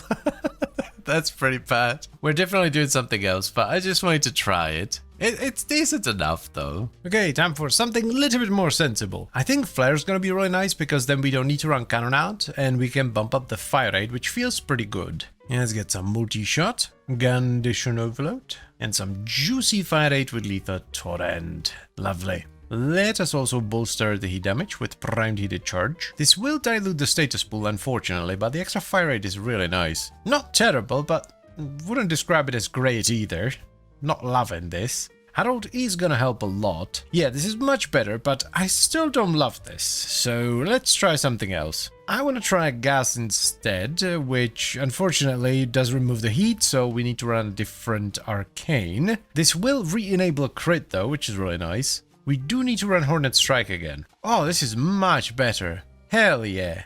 Might not be quite as strong as a pure heat setup, but the usability is just miles ahead. We're absolutely going to need steady hands. The recoil is getting on my nerves. It is really obnoxious. I completely forgot we didn't actually have great damage, so that's going to be huge. I sat here like an absolute fanny for like 5 minutes trying to figure out what to put in. Elementalist, obviously. I think we've got a build on our hands. This is pretty good. It definitely has the elevate. I don't know if I would necessarily call it a problem, but the elevate, enervate thing, blah blah blah. Well, let's try that again. It definitely has the enervate. I wouldn't necessarily call it a problem, where the damage comes in waves as the enervate is stacked and then consumed, but it's also kind of multiplied with Condition Overload because the damage also depends on whether or not the enemy is primed by Harold. So far, I can't really find anything to complain about. This just feels damn good. Well, the recoil is pretty mad, but we're gonna fix that momentarily. Yo, what the f- Look at that. Now that's some bloody damage, holy. I did not expect that. That was very good. I do want to give heat another shot, so let's do that for a brief moment. The single target is definitely better, and I do believe this has far more potential scaling wise because heat builds scale really well, but I don't know, it's not as usable. I know I keep using that word, but the gameplay, it just feels a lot worse with pure single target like this. Back to gas we go, though I don't want to run radiation as the final mod. I want to try something else. I mean, we could just go with Scorch, It doesn't increase the proc damage, but it will give us more gas procs, or they're going to be more likely. And we get more status. I'm pretty sure I like this more. We did lose a little bit of fire rate, but we're still getting some from Lethal Torrent, so it doesn't feel too bad. It's actually quite nice. Oh, God damn it, Red Text. That was almost done. Why do you do me like this, baby? We are very much done, though. We just need to get the recoil in there, because I cannot stand this recoil anymore. And there we go. You don't need to do this if you don't mind the recoil, by the way. Oh, bloody hell, I need to max it out first. Well, let's down rank it a little bit. Should be fine. Oh, that's the stuff. Yeah, definitely get some recoil reduction in there. And this actually feels fine. I don't know if I would actually go with primed steady hands if I had them, because I do like a bit of kick to my guns. This actually feels quite lovely.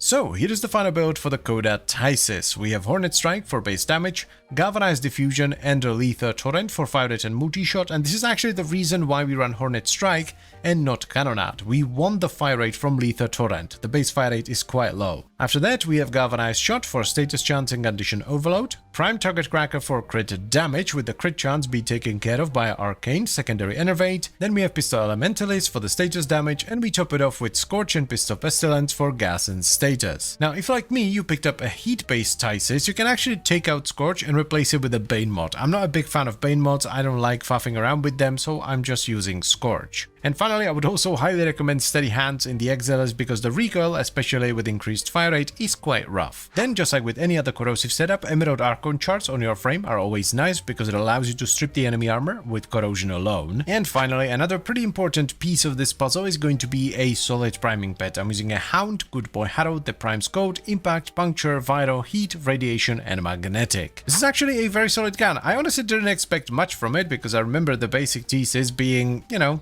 okay, but I was very pleasantly surprised. This actually feels good and can very comfortably do Steel Path. Now, while I very much prefer the gas build that we ended up doing, I can with confidence say that a heat-based build is going to scale a lot better. It's just that I don't think it suits normal gameplay as well as a gas setup, which adds a bunch of AoE through the gas clouds. Pure single target weapons, which is essentially what this is, are just not that useful in a horde shooter where you kill enemies by the hundreds and where a lot of AoE weapons can actually do comparable damage. So I will happily take a hit to my single target damage in order to do some AoE. But yes, I would absolutely recommend you give this a shot. It's actually pretty good. Ooh, right off the bat, look at that. That is very nice. Corrosive Cold, excellent combination. Yeah, I need to get me some of that. Show me. Nope, that's not it. Come on. Nope. Bloody hell. Finally. Sheesh. Literally the last one. And bye-bye. Wait. DJ Rom Green Popping. Now that's a mighty fine name, alright. And we are donezo. There we go. Oh, I'm out of slots. Oh well. Hi, it's me again, welcome to another video, and today we're doing the Coda variant of the Catapultist. I was a big fan of the standard Catapultist, I love that gun, so I'm expecting nothing but goodness from the Coda variant. The Coda Catapultist is a secondary beam pistol that requires mastery rank 17 and it does pure corrosive damage with an 11% crit chance, 2.9 times crit multiplier, and a 50% status chance. It also comes with a unique mechanic where whenever you reload you throw out 3 grenades that do quite a bit of corrosive damage in a relatively small area. On the standard Catapultist, the explosion was actually quite sizable. Here it's a little bit smaller and the damage is lower, but you do throw out 3 of them. So let's give it a shot, shall we?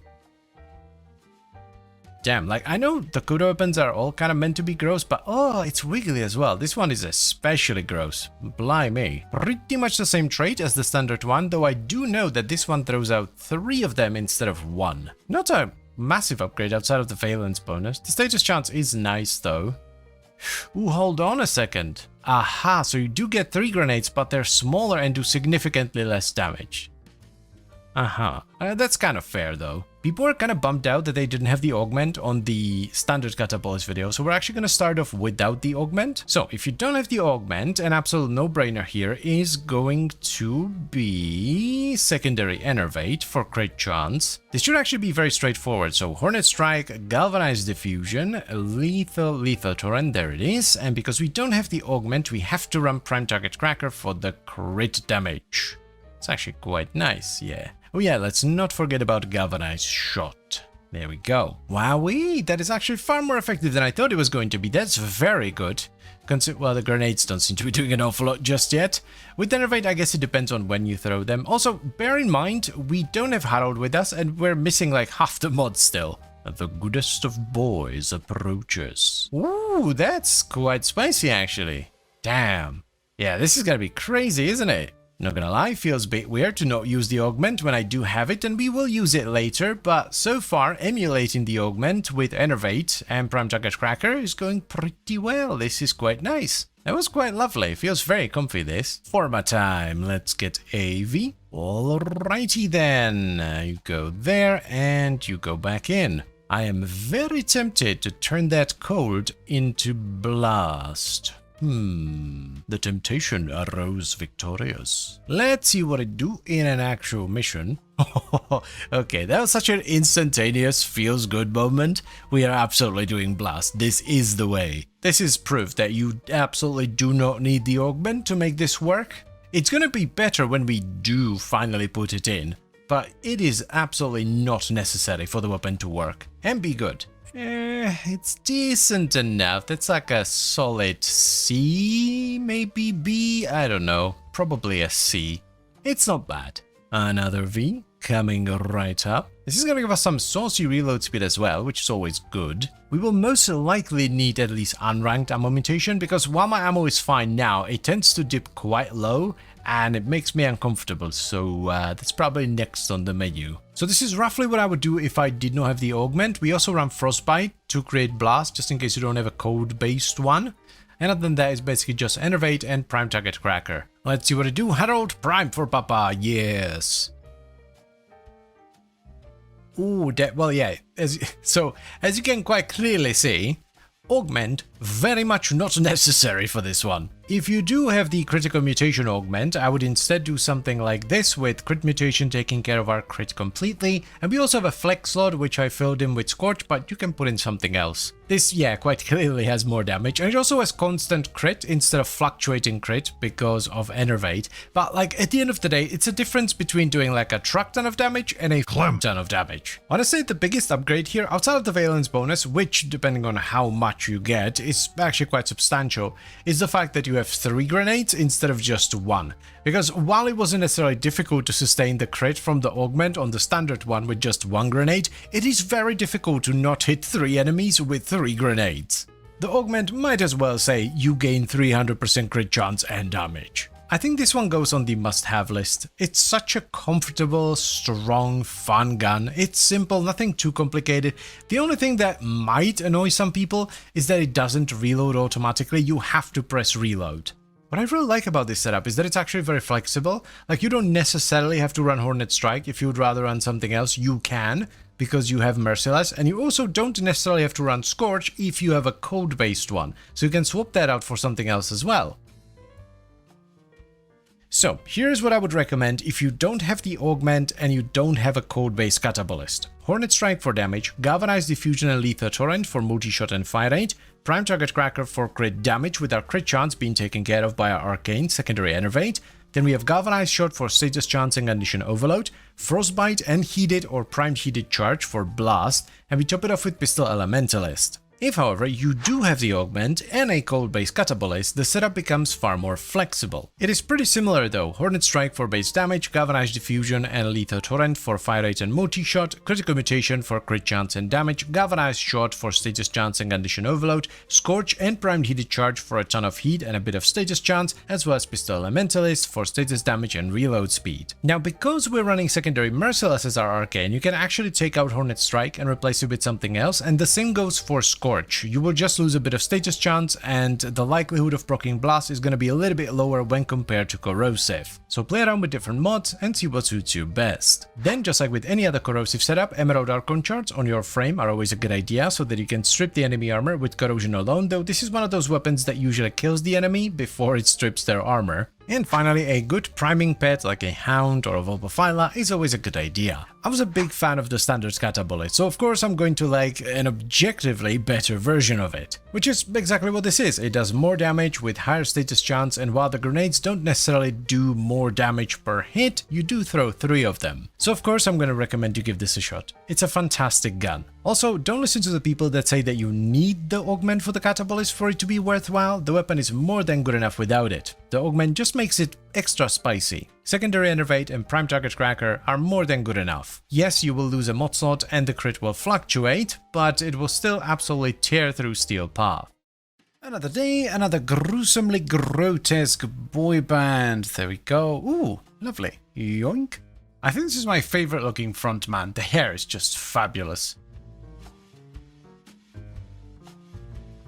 And we are donezo. That wasn't too bad. This will actually give us enough for 2 weapons, which is always nice. What's up? Today we're doing the Coda Caustasis, which is quite a lovely melee scythe. And now I remember when the original Caustasis came out and it was broken as hell back in the day, and then they nerfed it and it just became a scythe that did a little bit of corrosive damage and had a unique mechanic that didn't do anything. So I was really hoping they were going to address that with the Coda variant, and luckily they did. The Coda variant of the Caustasis requires Mastery Rank 17 and still does primarily corrosive damage with a decent amount of slash and puncture and a little bit of impact on the side. The biggest change here is that it actually has a viable crit chance of 19% with an above average 2.3 times crit multiplier while still retaining a really high 41% status chance. Additionally, the corrosive wave you fire with heavy attacks actually has decent stats. It still doesn't scale with much, but at least it's much better at proccing status. So it actually makes sense to use it somewhat regularly. And that's enough blabbering, so let's give it a shot, shall we?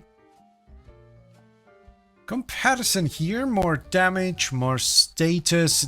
The crit chance though, that is a significant increase. I guess we're doing Stalking Fan, don't really feel like repolarizing the stance slot here. And we're officially out of potatoes, wowee. I know Tenokai is a good idea on most weapons, but here it's an absolute no-brainer, so let's slap in Opportunity's Reach, because it allows you to use the unique trait without really doing anything special. Get some damage, bit of crit, and let's get Galvanized Steel for crit damage as well. I have an idea, so in addition to the corrosive and heat, I want to run Magnetic Rush, which is also going to give us some extra attack speed. Initially I thought we might do a rainbow build, but Focus Radon has that heavy attack efficiency, which is useless for us here, so probably not that. This is why I want to do it. Melee Vortex is really fun, and I can't see another arcane being particularly good here outside of just like ham-fisting and Influence, so let's go with a Vortex setup. Weeping Wounds are going to be cracked with 41% base status. Hell yeah. I genuinely think gas is going to be the way to go. We could go with blast as well, but like corrosive gas and magnetic is a really nice combo because we can like strip their armor with corrosive, damage them with gas, and then magnetic with vortex is going to group them up. So that could be really good. I want to take out Arcane Strike to see what the attack speed is like. Aha, there goes Vortex. Can I get a proc please? Yes, and then you just whoosh. And that's basically the idea of the build. Seems pretty good to me. I'll take it over another bloody influence build, that's for damn sure. Definitely needs more attack speed though, it's pretty slow. For now I'm just gonna put in Unranked Quickening for some attack speed while I level it up, but eventually we will run Berserker Fury. Greetings, Saya, welcome to the party. And Vital, yes. Can't see anything. But Vortex is such a fun arcade. Yeah, I think this is the way to go. Oh, 29 mil. Yeah, I'm seeing some serious numbers from the heavy attacks, which is good because it means we don't necessarily have to fill in the rest of the mods with damage. We have more than enough of that. I'm definitely putting in Berserker Fury because I just like high attack speed, though Arcane Strike could do the trick as well. And the other one, it doesn't really matter. Like, you could add more damage, but do you really need to? Why not just run, like, I don't know, Healing Return or Life Strike and get mad healing instead? I'm genuinely curious how many people do like endurance style stuff, so you know, what percentage of the player base routinely goes above level, I don't know, 500, maybe 1000? I'm actually very pleasantly surprised here. I was somewhat concerned they weren't gonna do enough with the wave and it was just gonna be a stat buff, but this is nice, I like this. Okay, solid damage, very solid damage actually. Where did you go? Hello, Torment, come here please. Yeah, that's solid enough. Considering, again, we are still missing mods. That's pretty good. And there we go. Big attack speed. Nice. For now, I guess we could just run reach. I absolutely love automating things like this. Like, I know I can do essentially the same thing by just running Nidus or core hours, whatever. But, you know, setting something up in a very particular way so that it automates something like this is very satisfying to me. Honestly, like, fun-wise, this is like a 9 out of 10 for me. Do you know what's really annoying, actually? I didn't really mind it at first, but the more I play with it, the worse it gets. The way the frame swings the weapon into the camera over and over and over again. I guess it's more of an issue with the stance than the weapon, though. But then again, I didn't really notice it with the other... Well, I suppose... Yeah, I guess that's because, well, the other sides don't have 2 giant blades and a bunch of tentacles flailing around. Man, now that I've realized what it is, did you, like, see it? It's so, like, in your face. Oh no, what have I done? Now, because I don't really need anything specific, I think I'm just gonna go with Galvanized Elementalist for the damage, but you could also go with Reach for extra range, or you could just run Healing Return or Life Strike for mad healing. That's up to you. Oh, here they go. This is such a good combo. I'll have to reformat the stance. It's just, I refuse to let it ruin what is otherwise an absolutely fantastic setup.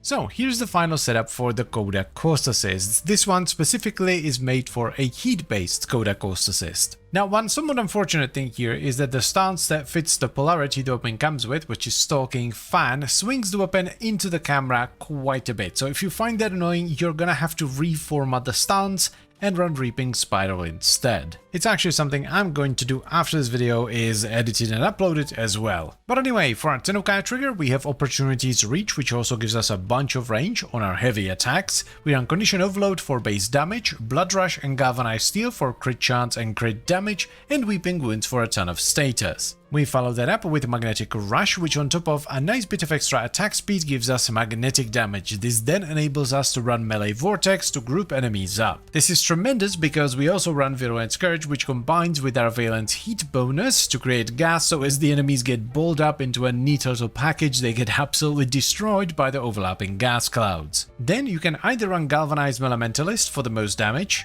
alternatively you can run Primed Reach for more range, or even Healing Return or Life Strike for a ton of healing, and to top it all off we have Berserker Fury for a ton of attack speed. Next up we have the Naramon Focus School, which is used to sustain our combo. If you're running a different Focus School, you're either gonna have to run a Dexterity Arcane or swap out one of the mods for a combo based one. And finally, it's also a good idea to have a solid priming pad, because you just get more status, leading to more damage through Condition Overload, as well as the benefit of all those status effects. Some people like Velpaphylas, I'm more of a Hound guy, but even a Moa with Hellstrom is just fine. I was pretty skeptical about this one, not gonna lie. I didn't think they were gonna do much with the wave. I thought they were gonna do the Synapse thing and just give it better stats. But they made it bigger, gave it more status, hell, they even gave it some crit. And while it still doesn't do tremendous damage, it is actually a useful thing. So yes, I would recommend you give the Coda Coast Assist a shot, especially with the Vortex build. Definitely try that. It's really fun.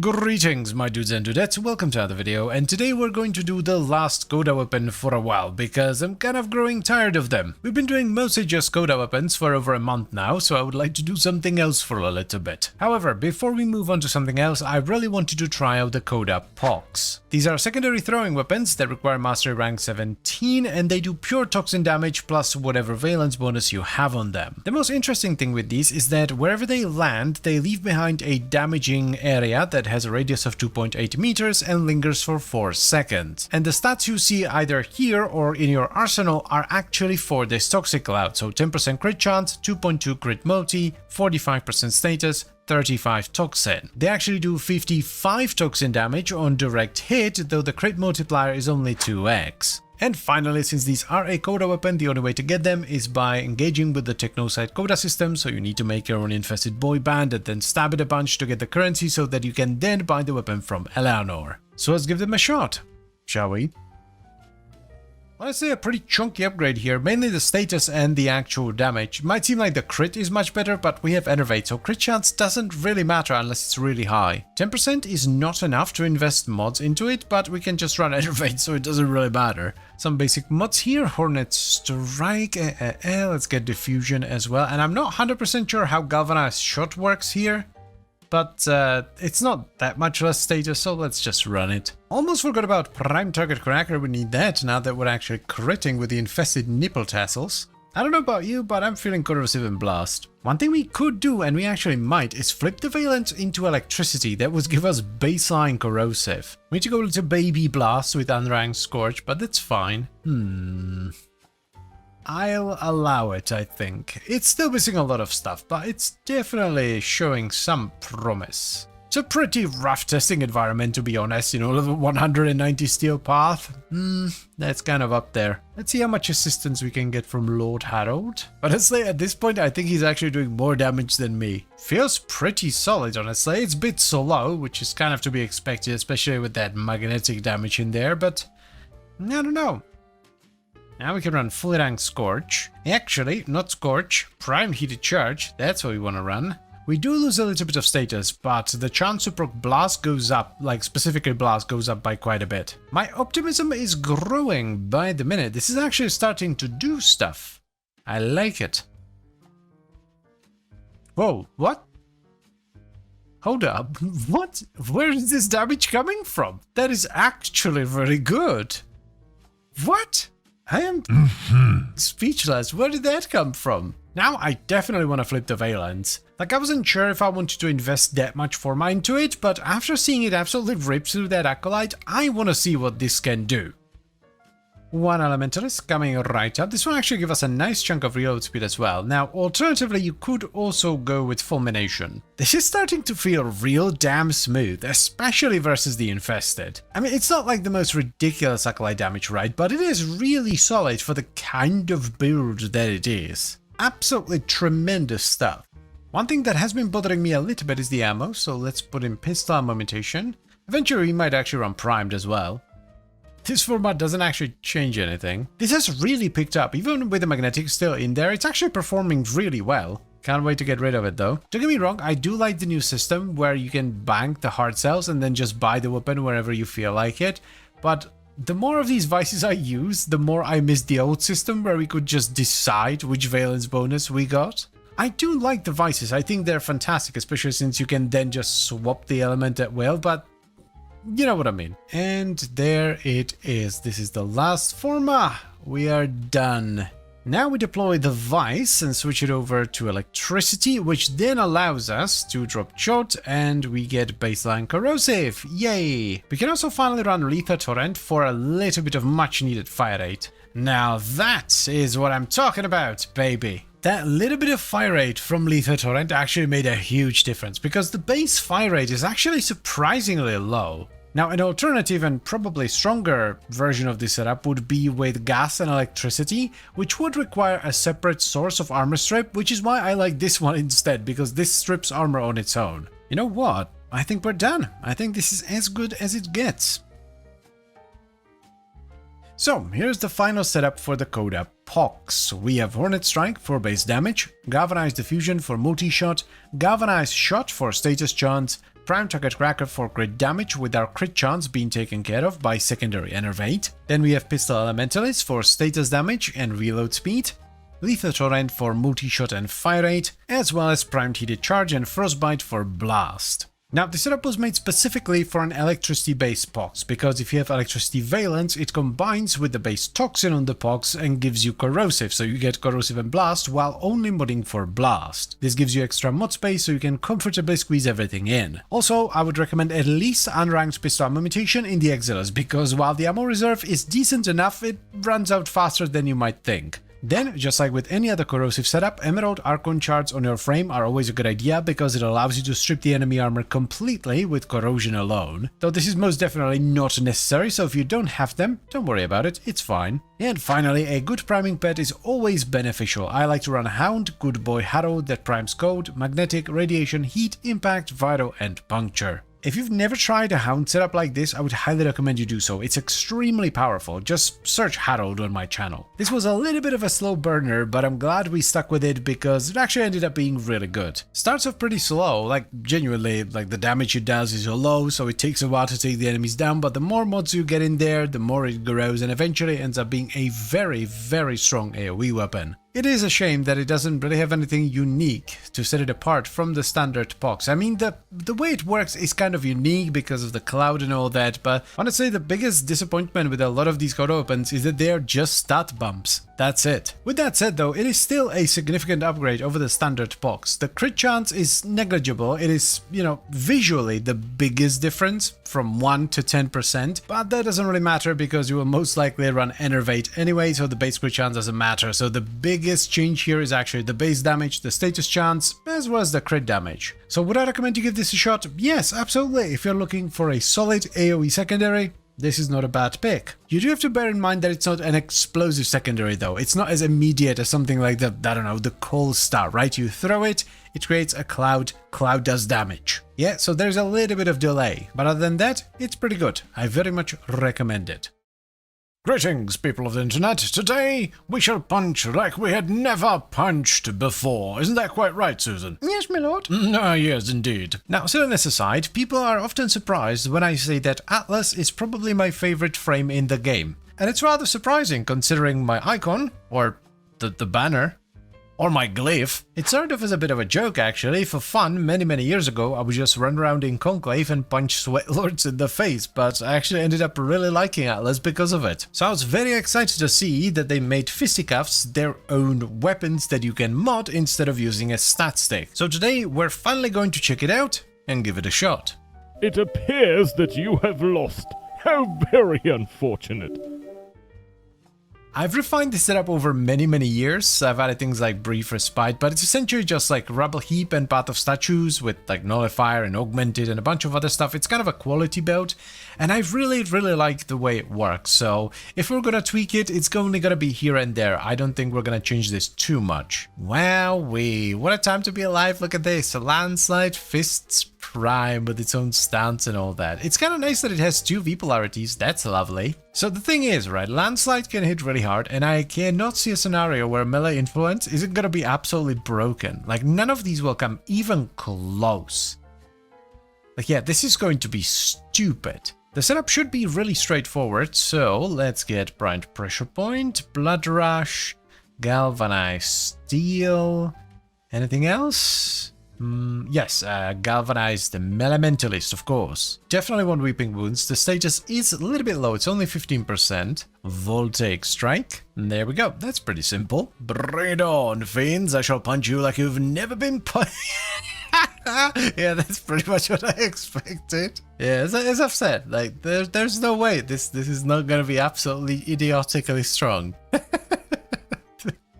This is just stupid. Yeah.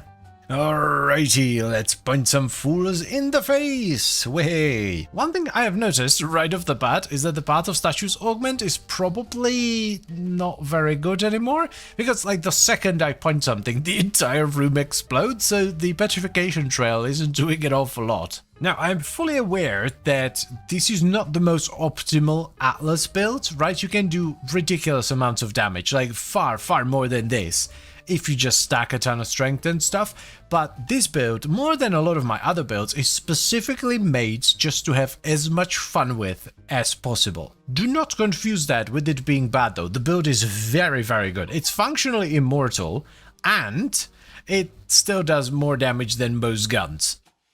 Oh, what the clum! There were like 3 red crits in there that did over 1 million damage. Yeah, one thing that has to change unfortunately is that we can't rely on Path of Statues anymore because Influence just kills things way too fast in too large of an area. So we're gonna have to use Petrifying Gaze, which, I mean, that's not the worst thing in the world. We are quite literally suffering from success over here.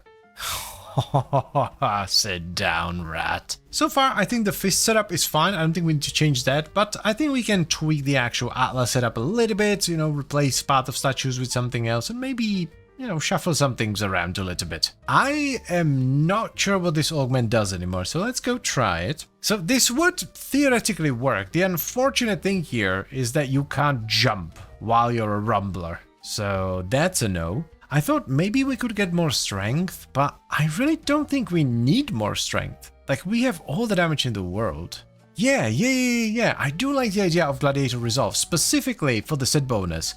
So we get more crit. I mean, I'm already running Aegis for the exact reason, so this way we can actually get a 2-piece set bonus, and we get a little bit of health on top. An alternative here would actually be rolling guard for when you have nothing to punch, because you're only invulnerable when you're like mid-landslide So if there is nothing for you to target, you become very vulnerable, and that's how you die on this build. So you could mitigate that with the rolling guard. One thing I'm curious about is like, how does this interact with the mods you have on your weapon? Because if we go to the Jetki tag, when we put on all 3 of these gladiator mods, they should get combined with the ones we have on our frame and give us even more crit, right? So we can still kind of stat stick. An even better question actually is, what happens if I were to put melee influence here as well? Do we get like 20% chances to trigger it, or do we only activate 1? Oh man, this is such tremendous fun. I mean, even just the idea of this is very amusing to me. Like, you have access to all the deadly instruments you can think of. You have them at your disposal, yet you still choose to just punch them in the face. I genuinely don't think I can make this build any better for myself. Like, this is perfect for what I want to do with it. That's something you should definitely bear in mind when you're looking for builds, by the way. Not just for frames, but for weapons and even pets. Like, a build might be good, but it might not suit you. And that's fine. I am very certain that there are people that will absolutely hate the hell out of this build. And that's fine, as long as they're not like, oh, this is a bad build, because it's objectively not. Alright, I think it's time to wrap it up. So, here's the final frame build, and I did tweak it a little bit because I've realized something after I finished recording. For the aura, we have Brief Respite. This converts a little bit of the energy you use for landslide into shield. This is here to bolster our shield gating capabilities. Then optionally in the Exiles you can run Cunning Drift for a little bit of extra range, but most of our range comes from Archon Stretch, because if you put electricity on your landside, you can actually trigger the energy generation from Archon Stretch. This is the thing I realized after I finished recording, and it makes the build even better because you will most definitely never run out of energy now. Following that, we have Fleeting Expertise for a ton of efficiency, which makes our abilities, mainly Ore Gaze, a lot cheaper because our landside's actually going to be free thanks to Rubble Heap. Then we have Gladiator Aegis and Resolve, mainly for the set bonus, which provides a Blood Rush-like effect, but they also provide a nice chunk of health and armor for us. Next on the menu we have Primed Continuity, which is kind of a flex slot nowadays. We mainly used to run it because of Path of Statues, but we don't run that anymore, so if you want to, you can replace it with something else. Then we have Intensify for a nice chunk of strength, a Rubble Heap, which is an absolutely ridiculous augment because it makes it so that once you're above 1400 rubble, which is the special resource that Atlas uses, your landslide is free, does double damage, and it charges enemies twice as fast. We used to sustain this passively with the Path of Statues augment, but now thanks to Influence, it doesn't really do much, so we're gonna have to use Ore Gaze to petrify the enemies to then break them and collect the rubble. And finally we have Catalyzing Shields, which gives us old school shield gating. This works really well with this setup because you're only vulnerable in between landslides. You are unkillable when you're landsliding. So with Catalyzing Shields, when you get hit, you would trigger a shield gate and you have more than enough time to find your next target. Now onto the actual fists, and there's honestly not much to say here. It's just a melee influence setup, so we run melee influence as our arcane, Blood Rush and Galvanized Steel for crit, Weeping Wounds for status, Galvanized Elementalist for status damage and status chance, Voltaic Strike for the electricity to trigger influence, Primed Pressure Point for melee damage, and then Vicious Frost and Volcanic Edge for blast. This is by far my favorite, let's just call it a caster. It's basically the I cast fist meme. It's fun, simple, and effective. I've been playing around with this kind of a build for a very long time, so I really have it dialed in for maximum enjoyment. The build is virtually immortal, it does ridiculous, disgusting damage, and it never runs out of energy. So yes, of course I'm gonna recommend you give it a shot. It's my favorite caster setup in the game. It's really, really fun. Trust me. Clem! Okay. Clem! Krakata! Clem! Wait, are you sure? Krakata! Oh, okay, so, okay, yeah, I get it. Wait, you did what? Oh, no. The grid makes it too creepy, I can't do that. Greetings! Today we have a bit of a mini video because I just wanted to have a little bit of fun with the old Grakata. The Prisma Grakata, to be more specific. This is a fully automatic Mastery Rank 11 primary assault rifle that has a relatively even split of impact, slash and puncture, and it sports a 25% crit chance, a 2.5 times crit multiplier, and a 21% status chance. Now the standout thing about the Prisma Grakata, or all Grakatas really, is the fire rate, 21.67 bangs per second. That's a lot. Now, the Prisma variant of the Grakata is only available from the Baruka Void Trader, though at least it's tradable, so you can still buy it from other players. So let us give it a shot and have some fun, because that's what the Grakatas are all about. They might not be the strongest weapons in the game, but they are damn fun. The time for maximum Daka has come. We are unsurprisingly going to do primary cracks for that status chance, but most importantly the ammo efficiency. We get up to 60% ammo efficiency, which is going to help sustain our ammo quite a lot, which has always been like the main issue of the Grakata. Serration, Galvanized Chamber, and this time around we're actually going to go with Prime Tread, because more Daka is more good, and I guess because we're going to be going for headshots, we can run scope for crit. Nothing too fancy over here. Want to go corrosive and cold. We're basically just gonna shoot them a lot, and if that doesn't work, we're gonna shoot them more. Almost forgot about crit damage. Also, we absolutely need guided ordnance. No, that's not the right one. Stabilizer, that's the right one. Weapon recall, because we're gonna be aiming down sights. Wowee, everything fits. Lovely. That is precisely what I wanted. That's Grakata. ridiculous. The Grakata. If you can see the enemy through the damage numbers, you are doing it wrong. This is fantastic. We could definitely tweak some things here, but this is so stupidly wonderful. I don't want to touch it. Harold is going to help, for sure. Also, we could... One thing here is that we could drop Prime Tread and run Aptitude instead. But... Daka. Let's bump it up. What a wondrous creation. You know what? For all its silliness, it's not actually half bad. Like, it's not going to scale very well, but, well, it could scale very... If you run it on the right frame, it's going to scale very well. Like, if you run this on Frost, it's going to be amazing. This is one of those builds that you don't run because it's utterly amazing or something. You run it because it heals your soul. This feels right. It just feels right. This very good shooter. Oh dear god, this really doesn't like Acolyte attenuation, does it? That's unfortunate. Man, that's bad. Even with the cold proc slowing it down, it sucks. Yeah, this ain't gonna win any prizes at the Acolyte killing competition, that's for damn sure. You know, there are so many things in this game, it's sometimes very easy to forget about some very obvious stuff. I am pretty sure there are some Grakata augments, yes, Wild Frenzy. Oh, that's the secondary fire one. I thought it was a different one. I don't want to use the secondary fire. I did not forget about Brainstorm, by the way. I just didn't want to use it because it takes up a mod slot. It's not an Exilus. If it was an Exilus, I would use it, but because it's not, I'm not going to. If you're an absolute git, you could just drop the fire rate and run it instead of Prime Tread, but nah. This feels right. It just does. Like, it does precisely what I wanted it to do. This is what I had in mind when I, started earlier today. Just no fancy shit, just like a funny, fast-firing shooter. Marvelous. This is the benefit of power creep and why I don't mind it anymore in games, because it allows silly setups to actually work pretty well. Well, it's not that it's like a super silly setup, you know, it's just not an optimized setup, it's just a setup that's supposed to be fun, and it works well enough to do Steel Path. I'm actually having a lot of fun here, this is great.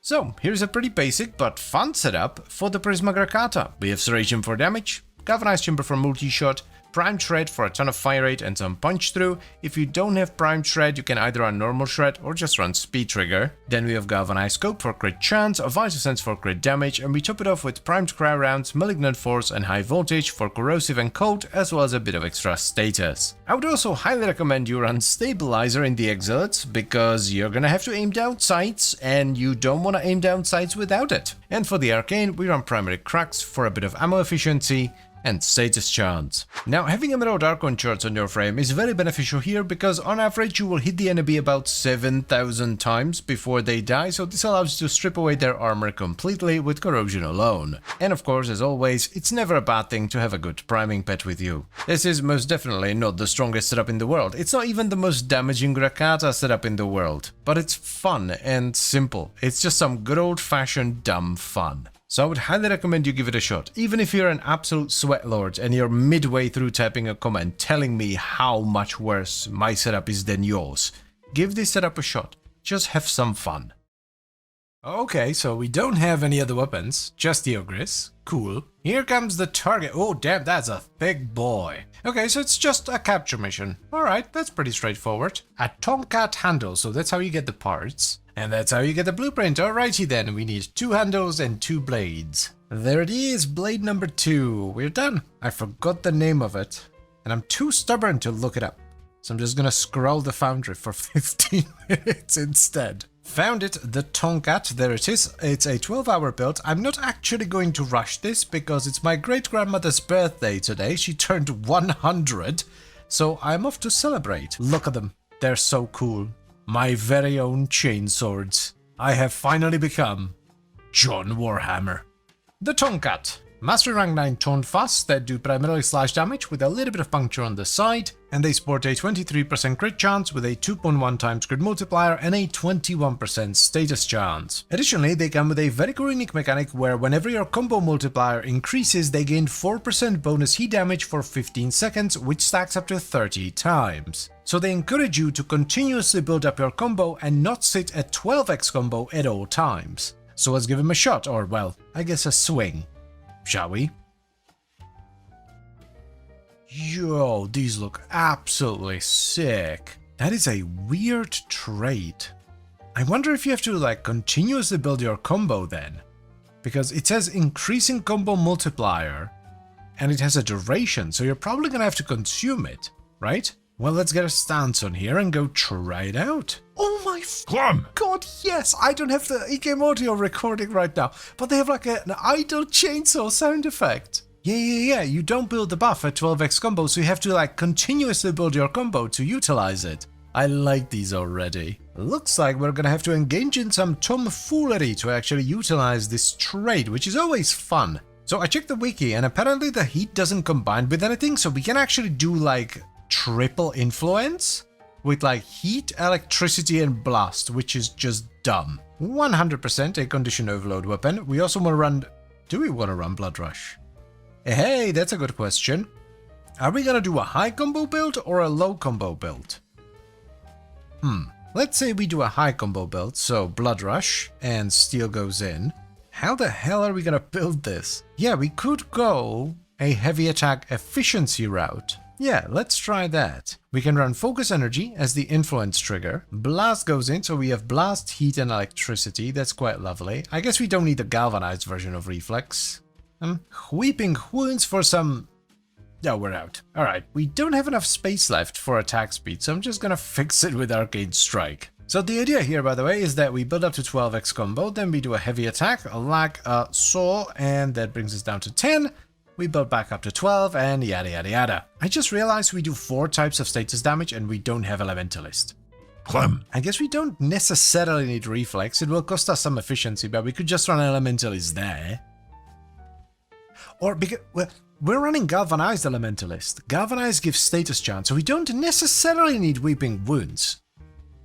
So we can actually run both. Aha! Oh my, this is a mighty fine chopper indeed. And you go there. Much better. So we didn't actually need this format because, well, originally I thought I would run something in the Exilus, but we don't want Tennokai because we want to consume the combo. And the rest of this is very much optional, so... We're actually gonna skip the Exilus and just run Galvanized Reflex, it's fine. I need to remove Harold for a little bit because I actually want to test this and he adds way too much damage into the setup. Yeah, so one thing I didn't think about is that we don't actually have any heavy attack wind-up speed, so the heavy attacks are quite long. Though I suppose we could do heavy slams and roll out of them instead, that should be much faster.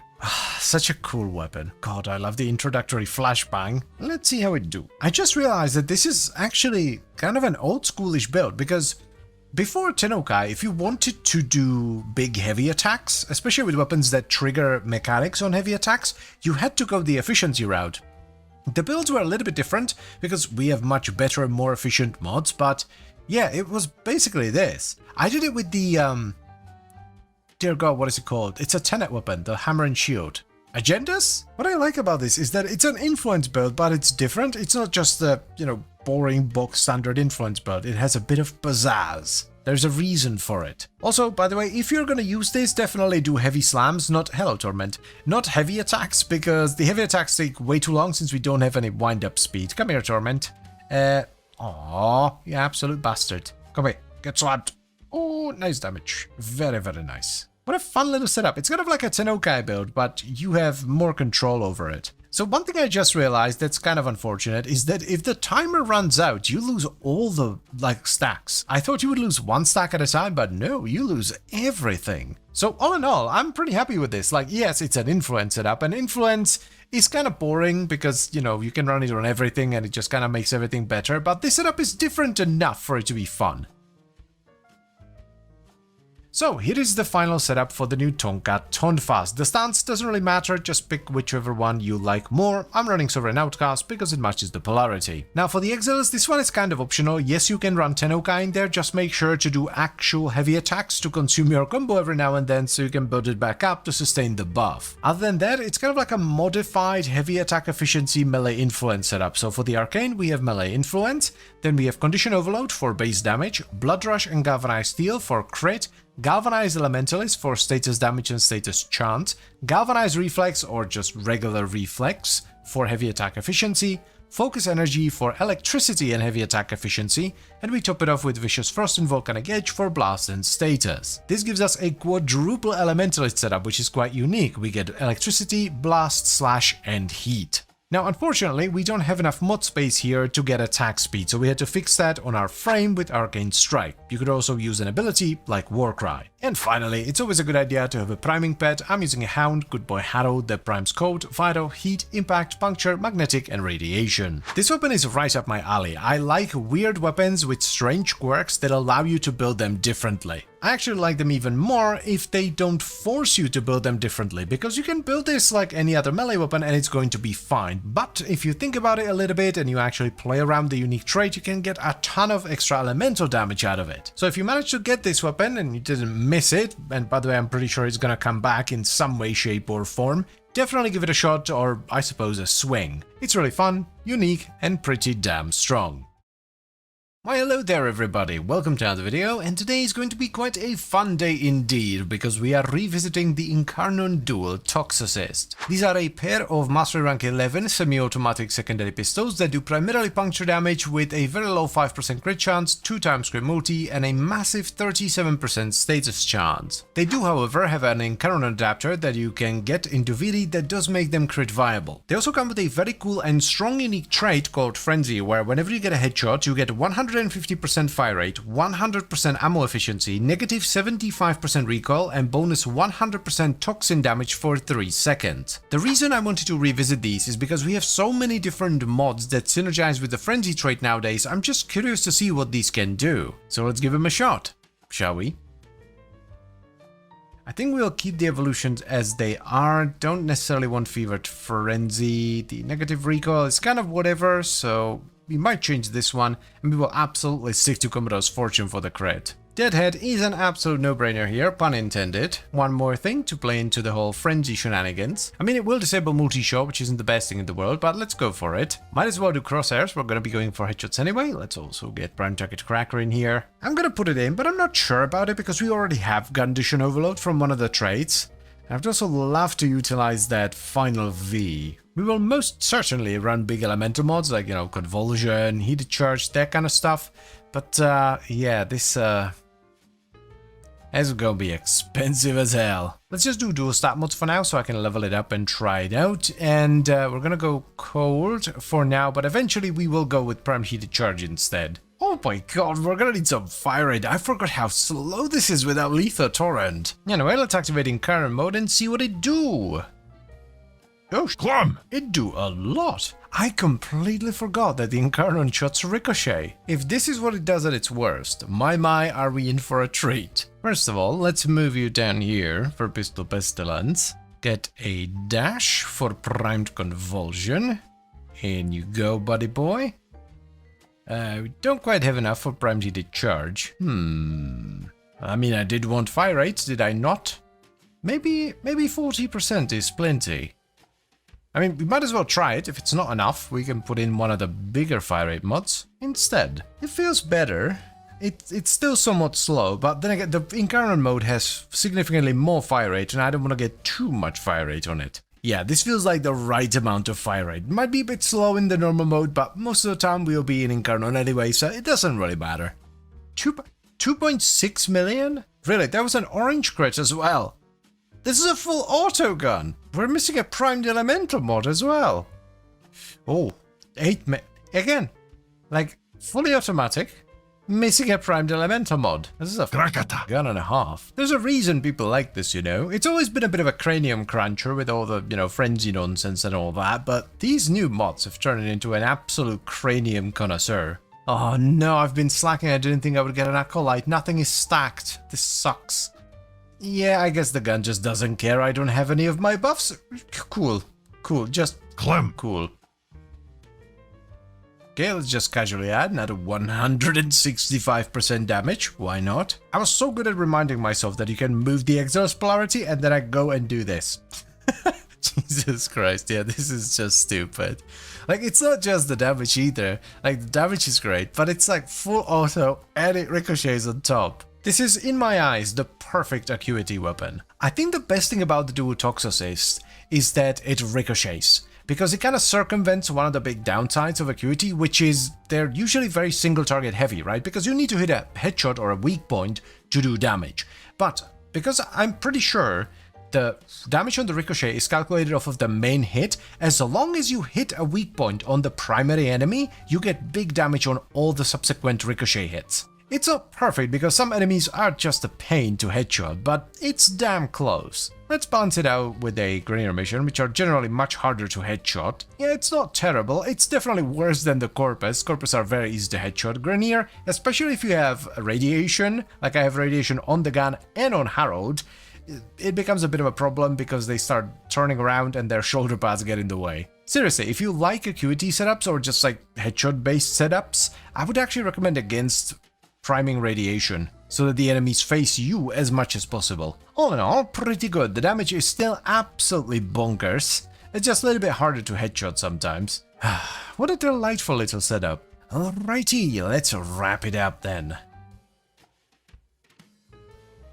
Alrighty then, so here's the final acuity setup for the dual Toxocyst. We have Galvanized Crosshairs for crit chance, Prime Target Cracker for crit damage, Accelerated Isotope for a little bit of extra fire rate as well as some radiation damage. And then of course we have to run Pistol Acuity. Wouldn't be much of a Pistol Acuity setup without it. This provides a ton of weak point damage as well as crit chance. Following that, we have Galvanized Shot for status chance and condition overload, Primed Heated Charge for a bunch of heat, as well as Pistol Pestilence and Primed Convulsion for a truck ton of corrosive damage. The arcane of choice here is of course Secondary Deadhead for the easy to stack damage, headshot multiplier, as well as negative recoil. As far as the evolutions go, they're pretty straightforward. We run Carnage Rain for the base damage and condition overload, Marksman's Hand for the negative recoil, and finally Commodore's Fortune for the base crit. I also use a priming pad, which you should try to run as well. I run Good Boy Harold, a hound that primes cold, viral, magnetic, heat, radiation, puncture and impact. I would like to remind all of you that at the time of recording of this video, the dual Toxocyst has a Riven disposition of 1.35. So just in case hitting 8 to 10 million headshots with a fully automatic gun that doesn't use ammo and ricochets is not enough for you, you can grab yourself a GOTY Riven and make him more like 20. It's honestly baffling. I thought people really liked the dual Toxocyst, but apparently they don't use it very much, otherwise the Riven disposition wouldn't be 1.35. But it honestly doesn't matter, because even if the disposition drops as low as it can, this weapon will still obliterate everything you pointed at. This is one of the easiest recommendations I've made in a while. Yes, absolutely give this a shot, it is tremendous. It is probably the best acuity-based setup that I've done so far, because it fits the Toxocyst, and it's not just because of the trait, the ricochet and everything just makes it work really well. So head over to your dojo where you can get it from the Biolab. I somehow forgot to tell you this at the beginning of the video, silly me. Also, I would like to remind you that you do not have to follow my builds to a T if, for example, you want a little bit more fire rate, take out Accelerated Isotope, replace it with Gunslinger or even Anemic Agility. Have some fun, play around with stuff, figure out what works best for you. Okay, so it's capture again. The mission seems exactly the same, and we get a handle, lovely. Now we need a blade and a guard. And there it is, the blade. So we only got one dupe. Take active defense to new height with a deadly flying shield and a brutal blade. Ooh la la, well now I'm excited. Let's get it built. You know what? I've been loving these brutal Grineer weapons lately. There's just something special about them. Laser pew pew guns are all nice and dandy, but a vrooming chainsaw of doom? Yeah, I'm not gonna say no to that. But anyway, the tuck and lug, a sword and shield combo that does primarily slash damage, with a little bit of impact on the side. It sports a 21% crit chance with a 1.9 times crit multiplier, so slightly below average, as well as a 31% status chance. Now, the most interesting thing about the tuck and lug is its heavy attack, which throws the shield. Now, while that's not too unusual, we have a few weapons like that. The difference with the tuck and lug is that the shield explodes 3 times in a relatively large area, dealing a decent chunk of blast damage. So it's definitely something to bear in mind when you're setting up a build for it, which is exactly what we're gonna do now, so let's give it a shot, shall we? Oh yeah, before I forget about it, if you missed either of the 2 new Grineer weapons, so either the Tonfas or this one, there's gonna be another alert starting on May 16th and ending on May 19th, where I'll be able to pick both of them up. Man, Grineer weapons are just the coolest. They're simply the best. Better than all the rest and so forth. Let's see what it do. Oh, hold up. That's not just... No. That's doing something. That's not just a simple throw. Hold on a second. Is it exploding or something?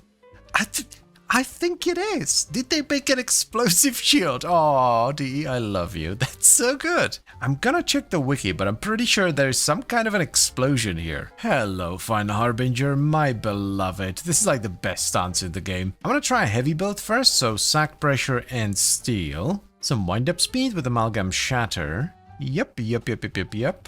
Koros. If for now, just so we have some elemental damage in there, let's go try it out. I mean, it works. We can definitely scale this up quite a bit with the right mods. But, I don't know. I'm not feeling it. This doesn't feel like a weapon that I would want to continuously throw, so I think we will actually go for a Tennokai setup. Let's get these out and then figure out what kind of Tennokai we're gonna go for. Yeah, Discipline's Merit, so that we get a throw every 4 hits. That sounds pretty good. Kinda wanna go viral here. Actually, do we wanna go unranked? That's 147 versus 157, so both unranked, maybe? Yeah, that's roughly about a 3-to-1 ratio. This way we mostly proc slash with a bit of viral on the side. This works because we can kinda catch up on status with Weeping Wounds, because Weeping Wound scales off of base status, not modded. Rest is pretty straightforward: Condi Overload, Blood Rush, Galvanized Steel, eventually Galvanized Elementalist in that D polarity. This is the way to go, my dudes and dudettes. I'm seeing some nice numbers, and the rhythm on Discipline's Merit is really nice as well. Look at this, yeah? Hey, lovely slash damage. Absolutely terrific. I want to see how a bit of extra range is going to feel. I don't think it's going to be necessary, but let's try it out with Spring-Loaded Blade for a moment. Now, you can of course do Influence, as with most weapons, but I want to do Melee Animosity, because I don't like ham-fisting Influence into every single melee build I do. Oh, this is feeling extra good. I'm liking this. That was super-duper fast. I honestly don't think we need the extra range, so let's swap it out for Galvanized Elementalist. I guess we're gonna do Berserker Fury for the last one, because I'm still using Arcane Strike for attack speed, and I don't like to do that if I don't have to. And that, as they say, is that. Let's get rid of that Arcane Strike. I'm seeing some pretty monstrous numbers here, actually. I've seen the heavy attack do like upwards of 15 million damage on a red crit. Extremely entertaining, very fun indeed. Like, Fun Harbinger helps a lot. It is an extraordinarily fun stance, but the heavy attack itself is just very fun to use. I like that we went the Discipline's Merit route here, because you get just the right amount of heavy attacks. You don't use them too much, but also not too little. It's actually pretty similar to the Tenet Agendas, which is also a very fun weapon, though I think I do prefer the Tuck and Lug. I am very pleased with the result here. I would love to try it on an Acolyte though. Hello? Malise. My dude. Where are you, bud? Hello? Ooh. Sit down, Malise. Sit down. You definitely have options when it comes to builds, and that's always nice. I love weapons that allow you to build them in many different ways. Like, this is a pretty old schoolish / vital build, but you can go with influence, that makes everything ridiculous, works on pretty much everything, right? But I'm pretty sure you could also do like a duplicate setup if you drop galvanized steel and you curb the crit chance a little bit. You could, I think you could do, what is it called? A crescendo build as well, just a heavy attack build, and utilize crescendo so you can do 12x heavies as well. I'm pretty sure that would work too, if you finagled it around a little bit. This is, in my opinion, an absolute 10 out of 10. It looks great, performance is good, like you have a variety of build options, and it's extremely easy to get, if you don't miss the alerts, of course.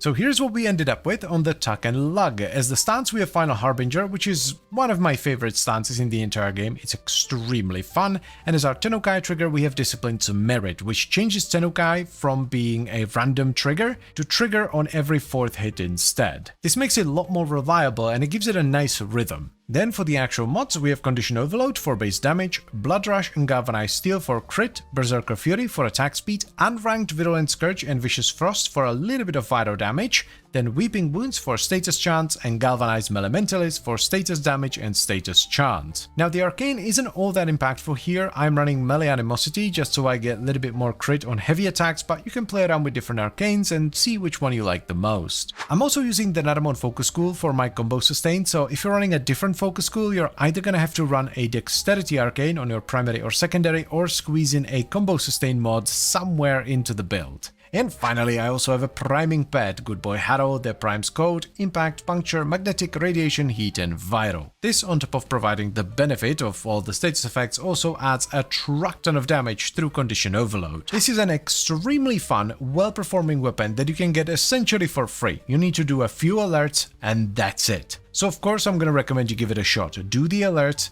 get yourself the tuck and lug. If you don't, you're gonna regret it later. It's just good. I can't think of a single bad thing to say about it. So if you've missed the first alert, which ended today, there's going to be another alert going from May 16th to May 19th, and this will reward both the Tonkat and the tuck and lug. So if you missed either of the two weapons, make sure to pick them up.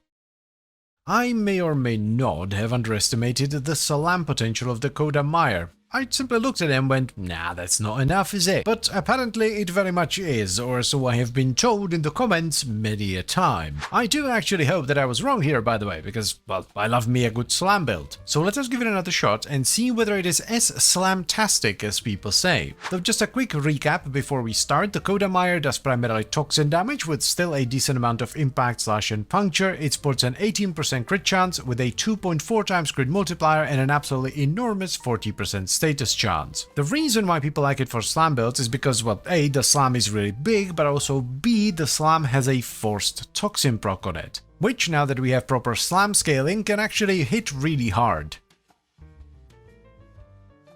This is still a really good build, by the way, and I would highly recommend it if you don't want to do a slam build, but today is all about the Slamma Jamma. We want to utilize this right here. Doesn't really matter which stance we use, so let's slap on Revenant, and I want to do a chill slam build. I don't want to fuff around with random stuff, I just want to slam the ground over and over and over again, so we'll most likely go the sacrificial route for some easy scaling, Elementalist for the status nonsense, and then a Reflex for the initial combo, because we want to have at least some combo build up. We'll actually use normal Organ Shatter for once. I'm pretty sure we're gonna have to finagle the Valence around, because right now we have heat, and if I put in Voltaic Strike, yes, that gives us radiation. Not good, so we're gonna have to flip that over into electricity. Then we can do gas, like so, and we have gas and electricity. Lovely. Seismic Wave for the slam damage, and we top it off with Melee Influence, surprisingly enough, because, well, it's a dumb slam build with a bunch of status. I suppose we could run Dispatch Overdrive for some extra move speed. Let us see. Oosh. Okay, not too bad, not too bad. What about when stacked up? Oh, I totally underestimated it. Oh, I totally did. Let's herald it up as well.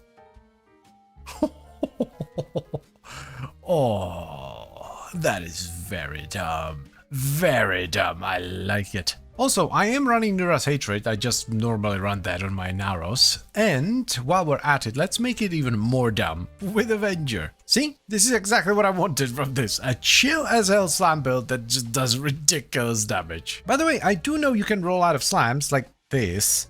I don't do it because, like, why? This could definitely be optimized to do more damage and all that, but for the kind of content that I do, this is already an overkill.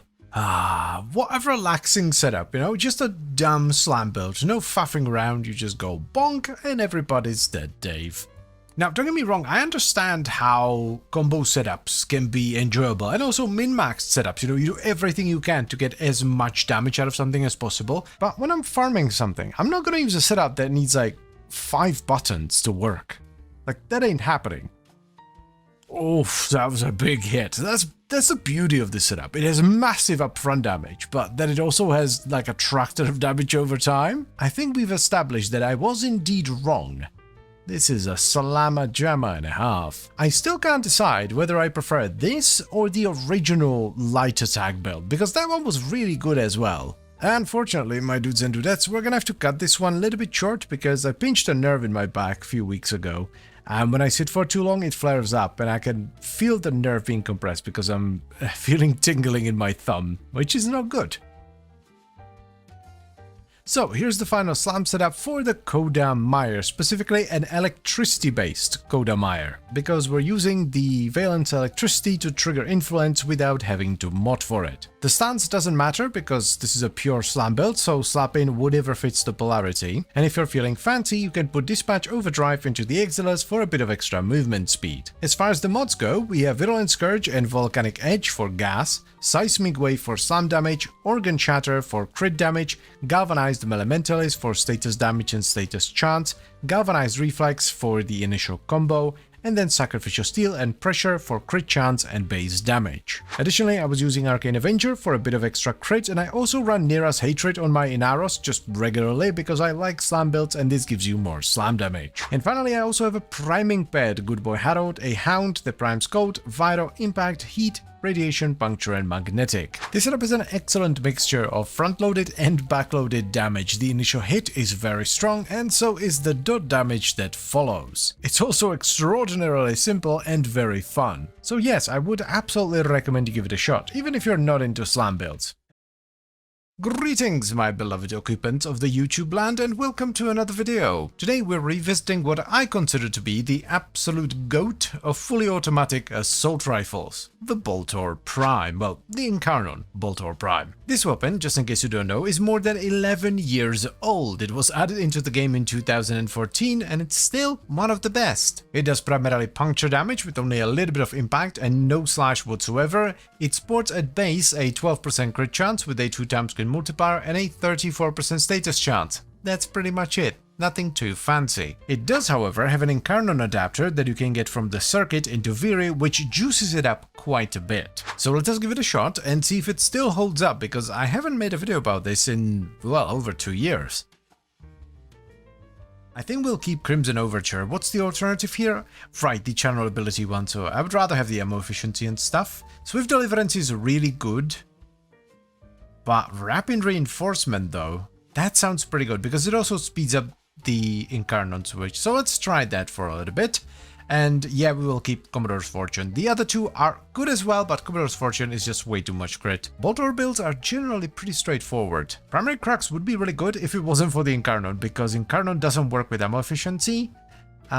Primary Frost. I'm actually really feeling Primary Frostbite for the crit and multi-shot. That sounds really good. Yeah, I think we'll go with that one. We're gonna need Serration, Galvanize Aptitude for some big damage and status. We're absolutely running Scope because the Incarnon makes it really easy to headshot stuff. And let's top it off with Chamber. There we go. I already have these two dashes in here, so it makes an awful lot of sense to just go pure elemental with this one. So let's get Infected Clip and no, Stormbringer for corrosive, and then Primed Cryo Rounds for cold. And top it all off with Vital Sense. Simplicity at its best. I really want to squeeze in Terminal Velocity. Step 1, reform a dash into a D. Step 2, move D under Primed Cryo Rounds. And step 3, gruff it. Nice. I suppose we could have gone for Vigilante Supplies as well, but I would rather have the projectile speed. Bring it on. Aw, man. Good old Boltor. It feels so good. Let's switch into the Incarnon, which is just, yeah. Oh, it's so destructive. The way it rips things apart, It's just nothing else feels like this. This is so good. I mean, seriously, like, how can you not like this gun? Let's add Harold because, you know, more ridiculous is more good. To me, the Incarnon has always felt less like a rifle and more like a just downright broken, fully automatic shotgun.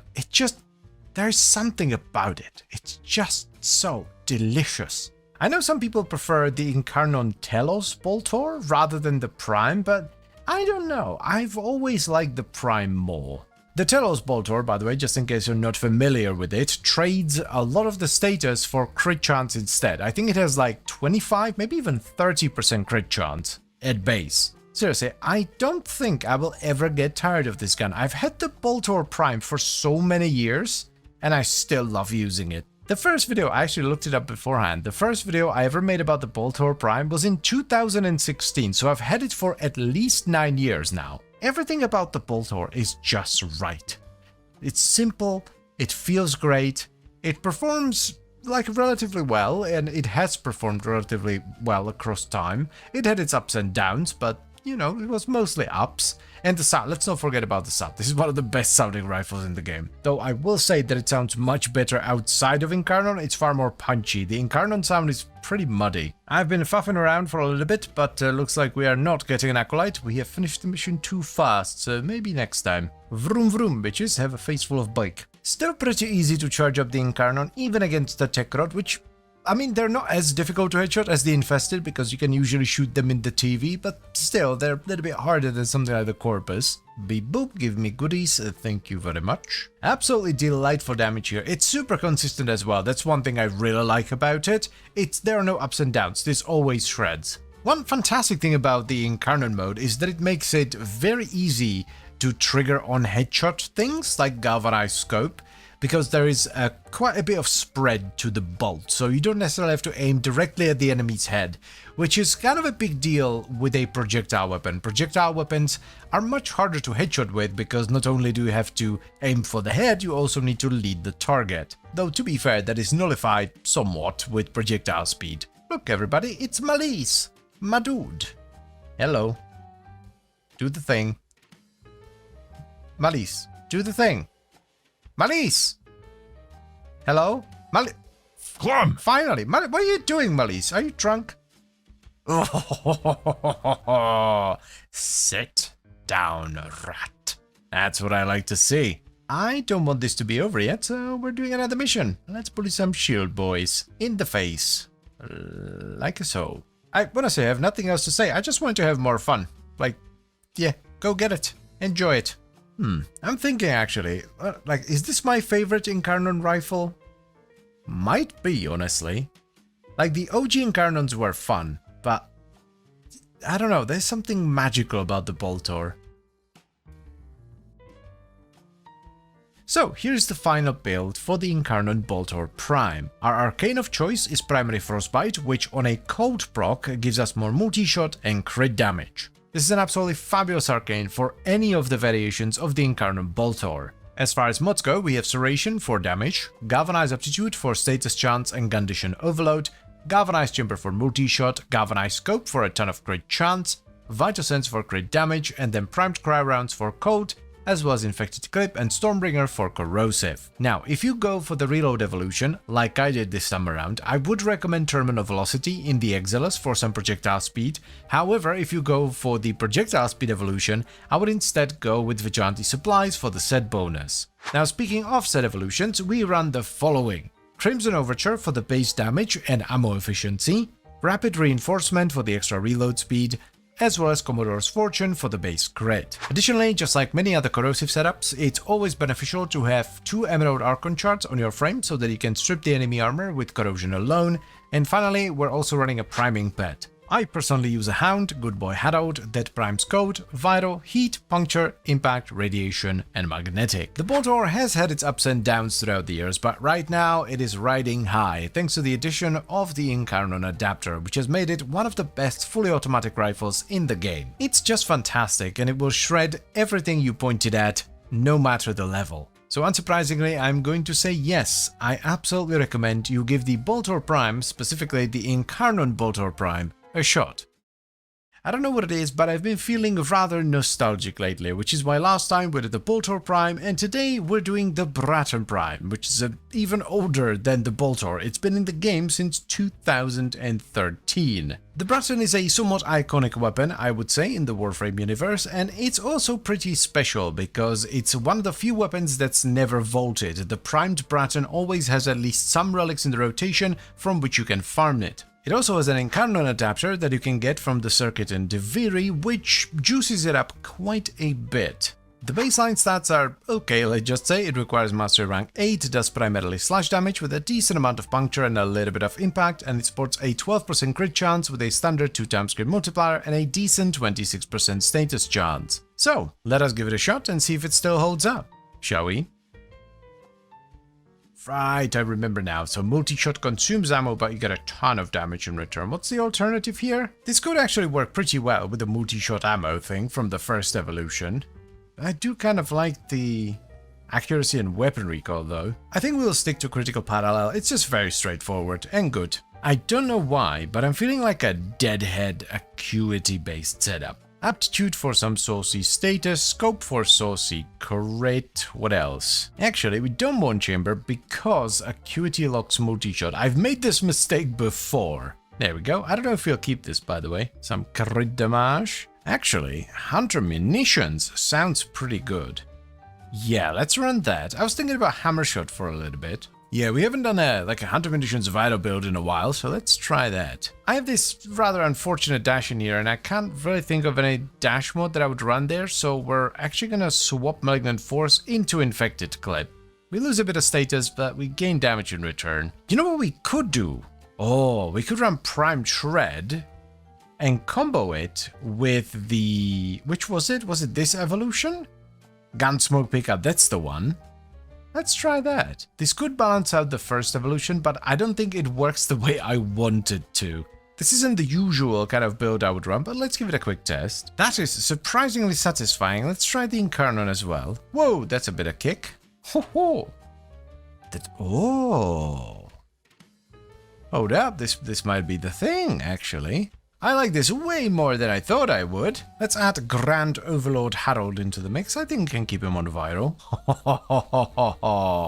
That is some serious sauce, my dudes and dudettes. I like it. So far so good, but now let's see how it does in an actual mission. Bratton actually works surprisingly well even without the Incarnon, just the stat buff, but the Incarnon is something different. It does have a little bit too much kick for my liking, like the initial kink is very harsh.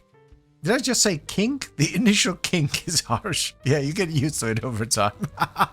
Checks out. This is the kind of Hunter Munitions build that I like because it's strong enough to where like the upfront damage is enough for... Hello?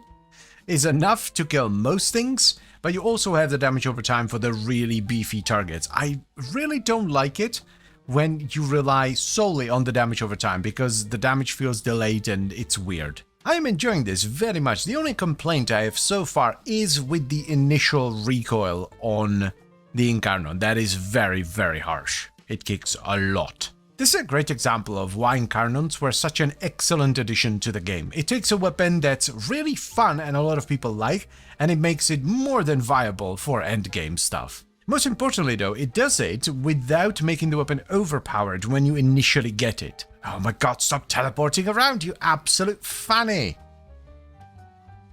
Ooh, and sit down, that's pretty good. I think this evolution is fine, but this evolution is rather silly, so we are gonna switch it into the accuracy and recoil one instead. Because my thinking here was that maybe it would work on the first punch-through shot, but it seems to only trigger on the punch-through hit, as it says, right? So you need to punch through an enemy and then hit something for this to have a chance to trigger, so this is gonna be better. This feels a bit weird. We have no recoil because we also run Deadhead, but oh yeah, the accuracy is unmatched. One thing that is throwing me off a little bit is the zoom, or rather the lack of it, when aiming down sights, especially with no recoil on top. It's not a big deal though, you get used to it in a few missions. I would love to have more things like Incarnon adapters in the game, because I love upgrading my own gear. Like, this goes all the way back to like Burning Crusade WoW, With blacksmithing, you would start off with a relatively basic weapon, and then as you got higher blacksmithing and better materials, you would upgrade it to one of the best weapons in the game.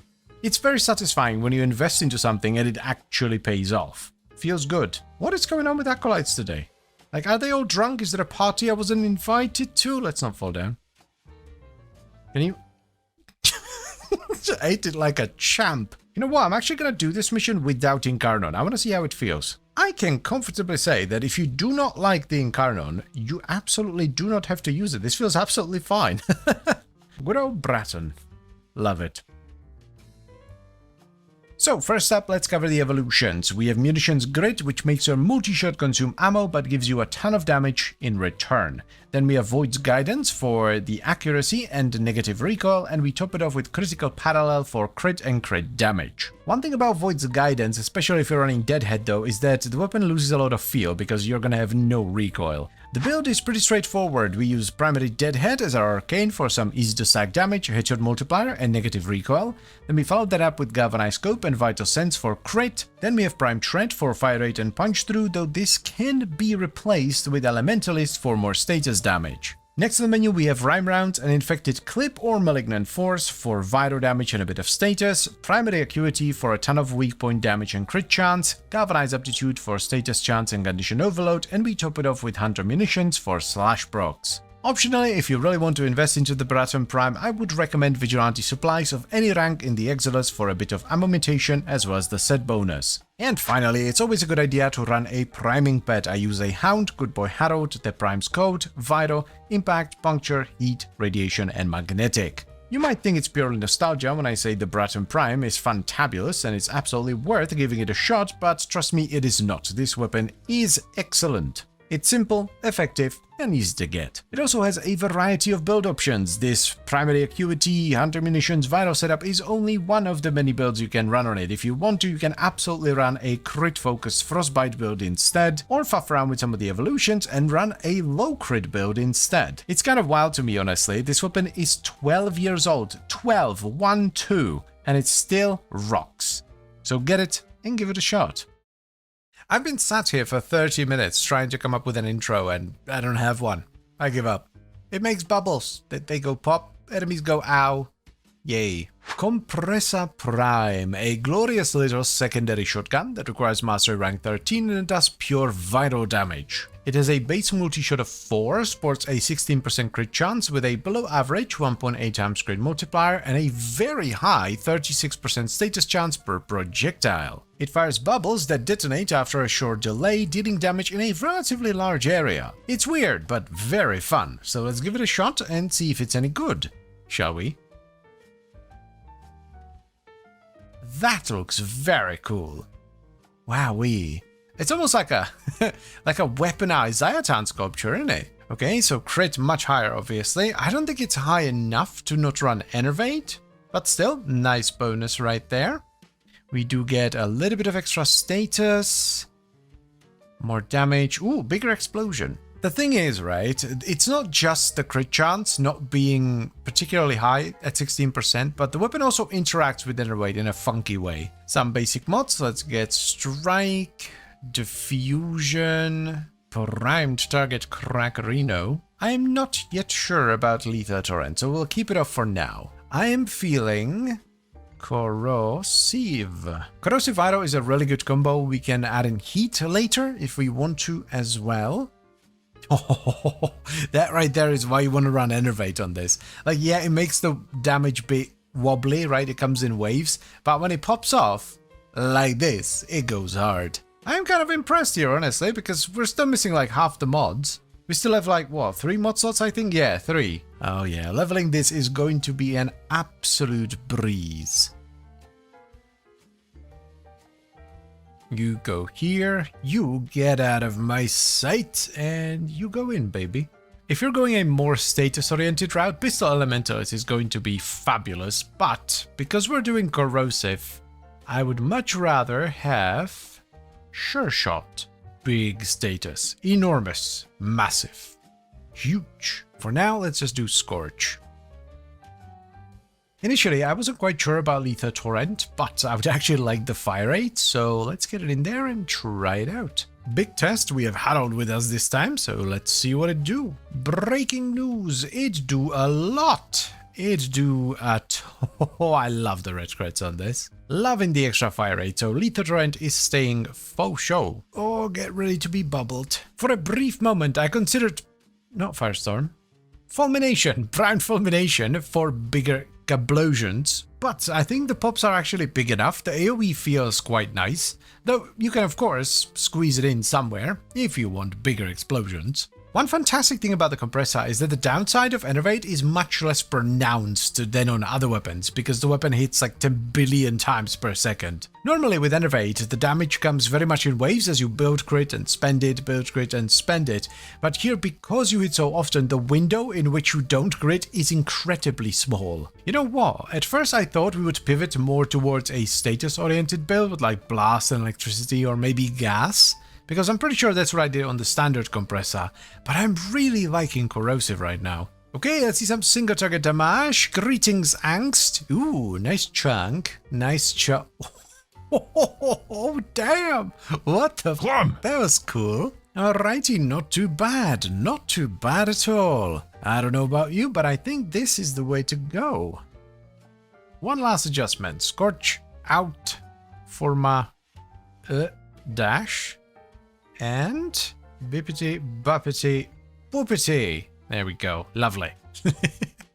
Best way I can describe this is just delightful chaos. This must be absolute hell if you don't have consolidated damage numbers. Like, I can barely see what's going on. I don't even know if I'm doing good damage, to be honest with you. I just see a lot of numbers and assume that it's good. Perhaps I should pay a little bit more attention. So I've been trying really hard to decipher some of the damage numbers, and it seems to be hitting somewhere between like 15 and 30k. One thing that's really cool about this is that this is basically like the worst case scenario, because Haro doesn't actually do anything, since we're providing our own Varo and we're stripping armor and we don't have Condition Overload actually.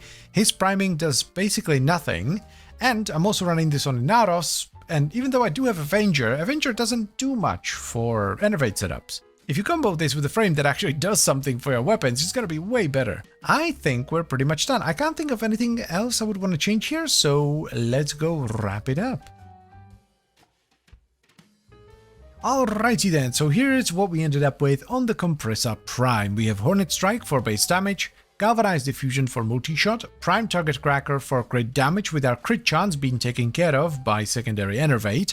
Then we have Sure Shot for status chance, Lethal Torrent for fire rate and multi-shot, and then Primed Heated Charge for heat, as well as Pistol Pestilence and Primed Convulsion for corrosive. This is a pretty fun setup, I like it an awful lot. It does good damage and it covers all the factions pretty well, but it's not the only setup you can run here, of course. If you want a more status-focused setup, you could try something like this instead, which is a Blast Viral setup that runs Pistol Elementalist instead of Lethal Torrent. The cool thing here is that the setup is similar enough to the original one to where it will fit into the same polarity configuration, so you can try both. Now, if you're going to run the corrosive one, it is a good idea to run Emerald Archon chart so that you can strip the enemy armor completely with corrosion alone. And while a priming pet isn't going to do a ton for the original corrosive base setup because we don't have Condition Overload, we're priming our own Viro and we're stripping armor as well, it's going to help quite a bit with the second, more status-oriented setup, whether it be through armor stripping or priming Viro. The Compressor Prime is an absolutely fantastic secondary. It's unique, it's fun, and it does great damage. It performs really well even on its own, and it only gets better if you give it a little bit of help, whether that be via a frame or a pet. It also allows for a variety of build options, which is always great because not everyone's going to like the same build. So yes, I would absolutely recommend you give the Compressor Prime a shot. It's great. Hi, I need to be a little bit more restrained today because I don't know if you know this, but when you reach the age of 30, this fun thing starts to happen where if you sleep the wrong way, something breaks. For me, that something was my lower back today. It currently hurts to exist. And don't you dare tell me that it wouldn't happen if I moved around more. I'm a mountain biking gym rat that eats really well. This is a well-known human bug that was never hot-fixed. But enough about that, let's talk about a really big bow. Daikyu Prime, oh dearie me, look at it, it's enormous. It does a whopping 750 damage on a fully charged shot. Most of this is puncture, but there's still a good amount of slash and impact as well. It sports an enormous 40% crit chance with a well above average 2.4 times crit multiplier and a very chunky 50% status chance. It also has a unique trait where it gets a bunch of extra crit chance on a headshot or a weak point hit. So let's give it a shot, shall we? Oh, now that is a good looking bow. Gorgeous.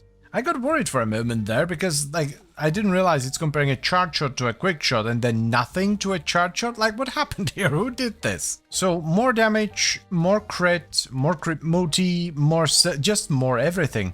More of everything. I am pretty sure the normal Daikyu does not have this. So, not just the stats, but a weak point crit trait as well. I guess this calls for some high accuracy headshot build because of this trait. Now we could go sharp shot, but I tend to prefer deadhead instead. I actually don't want acuity here because they made it so that it's no longer multiplicative and I don't want to lose the multi-shot for a bit of extra crit and damage. Yeah, I would rather have the multi-shot here. We will run Amalgam Daikyu target acquired. This gives you 75% extra headshot multiplier, which is quite big. There we go, so we have 105% extra headshot multiplier because of Deadhead as well. If this is anything like the standard Daikyu, then it should have a force impact proc, which means internal bleeding could be huge. Let's not forget about Vital Sense for some crit damage. Let's give it a field test, mainly to test the fire rate. Damage is excellent, which is not a big surprise honestly, because even the standard Daikyu was a damage machine, but it desperately needs some fire rate. We're going to start off with speed trigger first, because I'm not quite sure how much fire rate we can put on. To this, like, Val Acceleration would be the best, right? But that might break the double benefit of internal bleeding. I'm actually going to look this up. So from what I've read, if you're above 0.40, you're good. Let's see if that's true or not. Seems to be correct. Fantastic.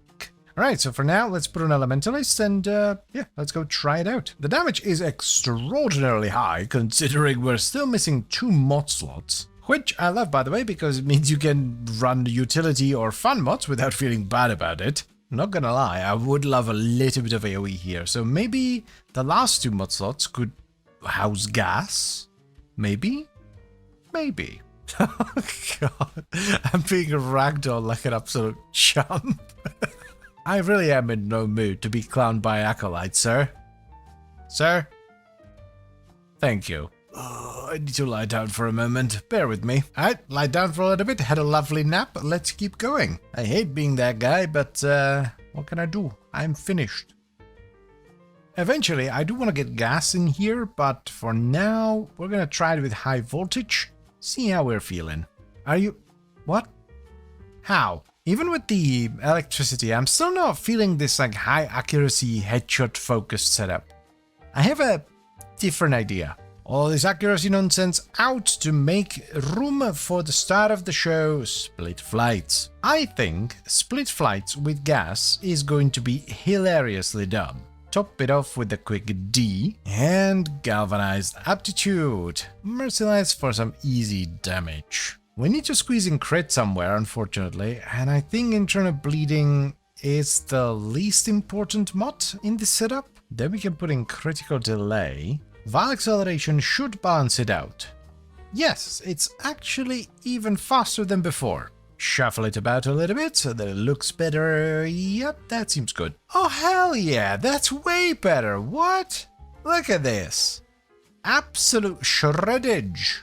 Ho ho ho. Now that's my kind of build. Funny thing about split flights is that it destroys the accuracy so much you will randomly headshot, so we are actually taking advantage of the trait anyway. I'm liking this so much more than the original build, it's not even funny. It's most definitely not a build for everyone, but it is a build for me. I'm seeing some serious numbers on the occasional headshots, like in the millions, which with a gas dot setup is nuts.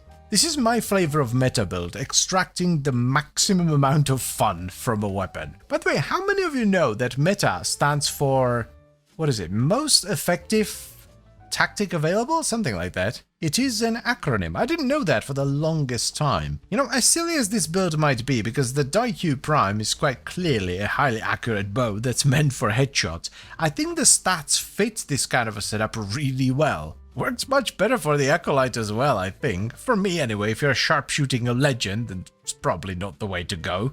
That's another benefit of a setup like this. It works really well against all the factions. Like, I would not want to run a headshot setup against the Infested, or the Murmur, or the Tech Rod, now that I think of it. Like, yeah, you can shoot them in the TV, but they do flail around quite a bit. I think we're done. I'm happy with this. This is good stuff.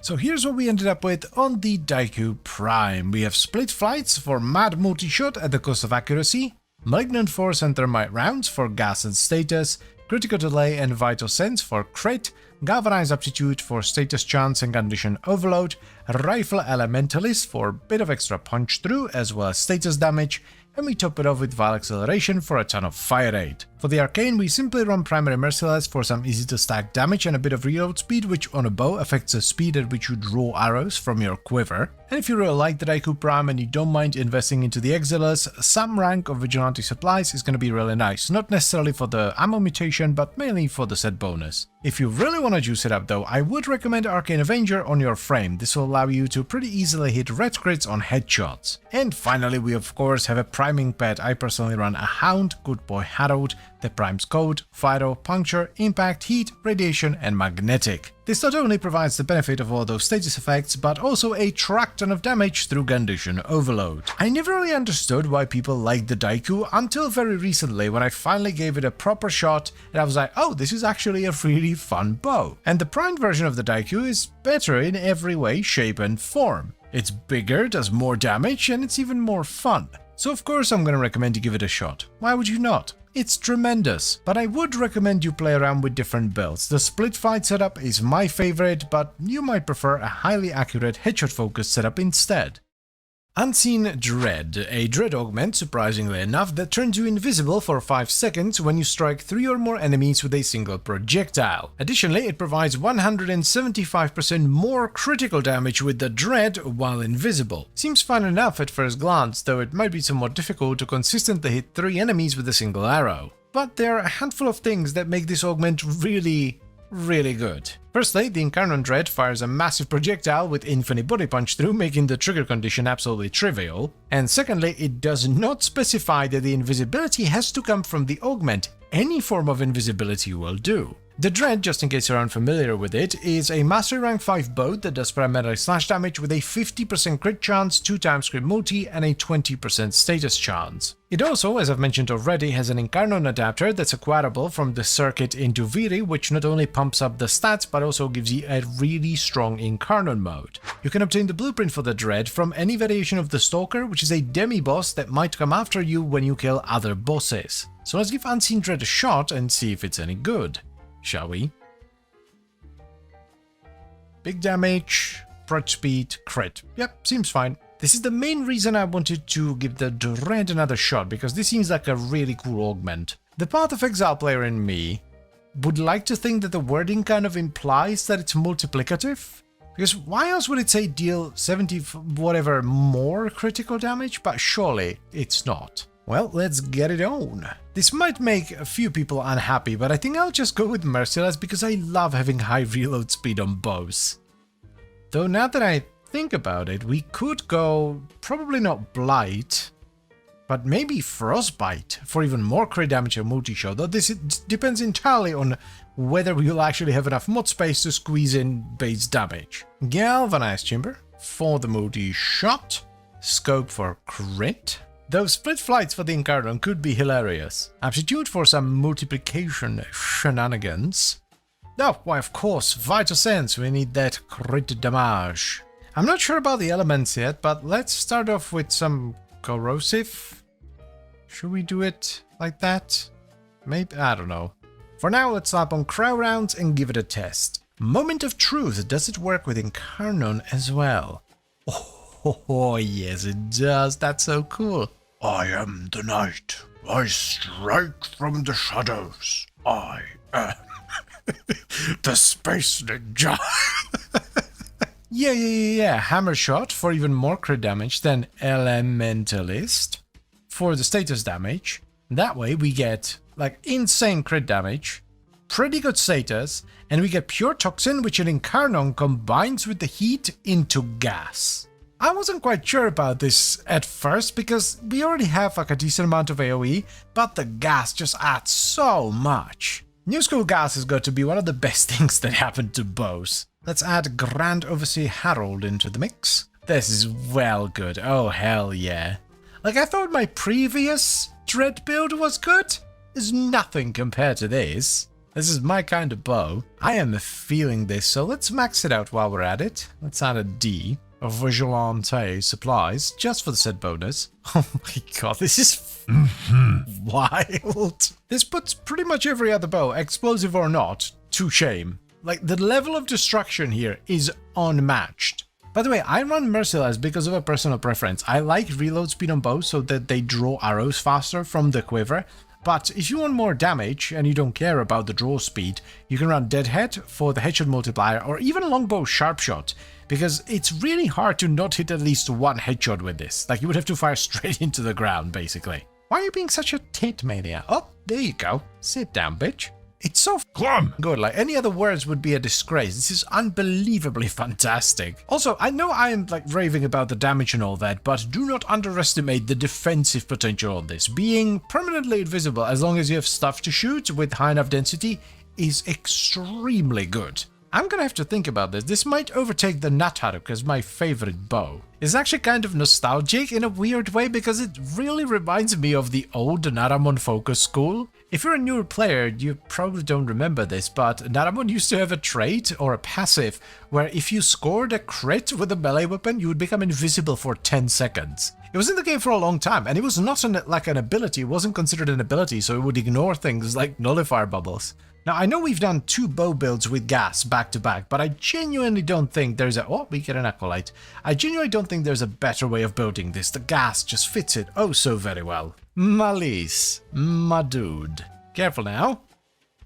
The upfront damage on this is kind of wild, honestly.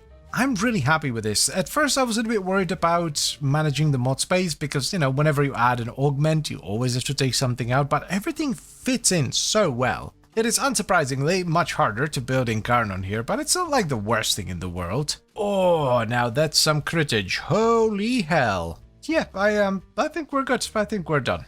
So let's go wrap it up.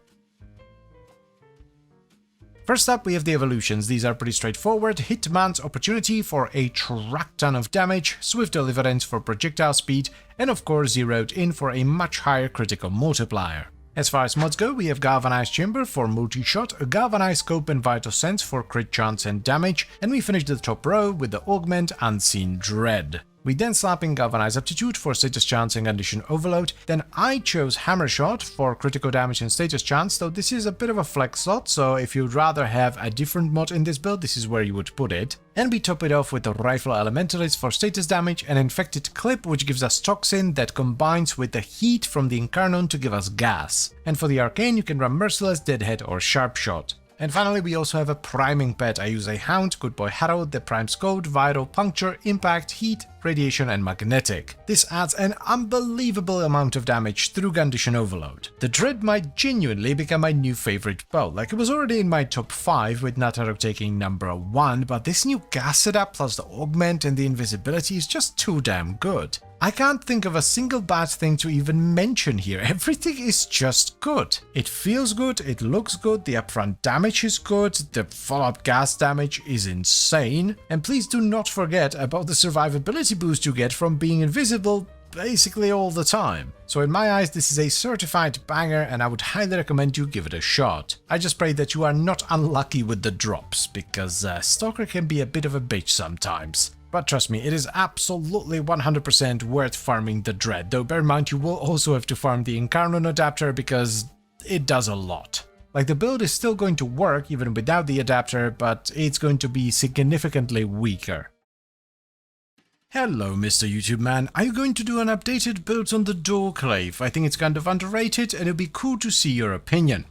Alright. Can do. Doorclave is a sword and whip combo that requires mastery rank 8 and it does pure slash damage. It sports a 26% crit chance with an above average 2.2 times crit multiplier and a 24% status chance. Additionally, when you get 10 kills or 10 assists, you get a special buff that lasts for 10 hits, which gives you perfect follow through and 100% bonus base status chance. Oh yeah, and it has a miniature healing return effect when wielded by Dagath, as it is her signature weapon. Most of the bits and bobs you need for this are available from Dagath's Hollow in your clan's dojo, except for the Vein Thorns. Those come from a special Abyssal Zone Exterminate mission on Ceres, which is only accessible with a beacon that you can get from syndicates. So let's give this puppy another shot and see if it's any good, shall we?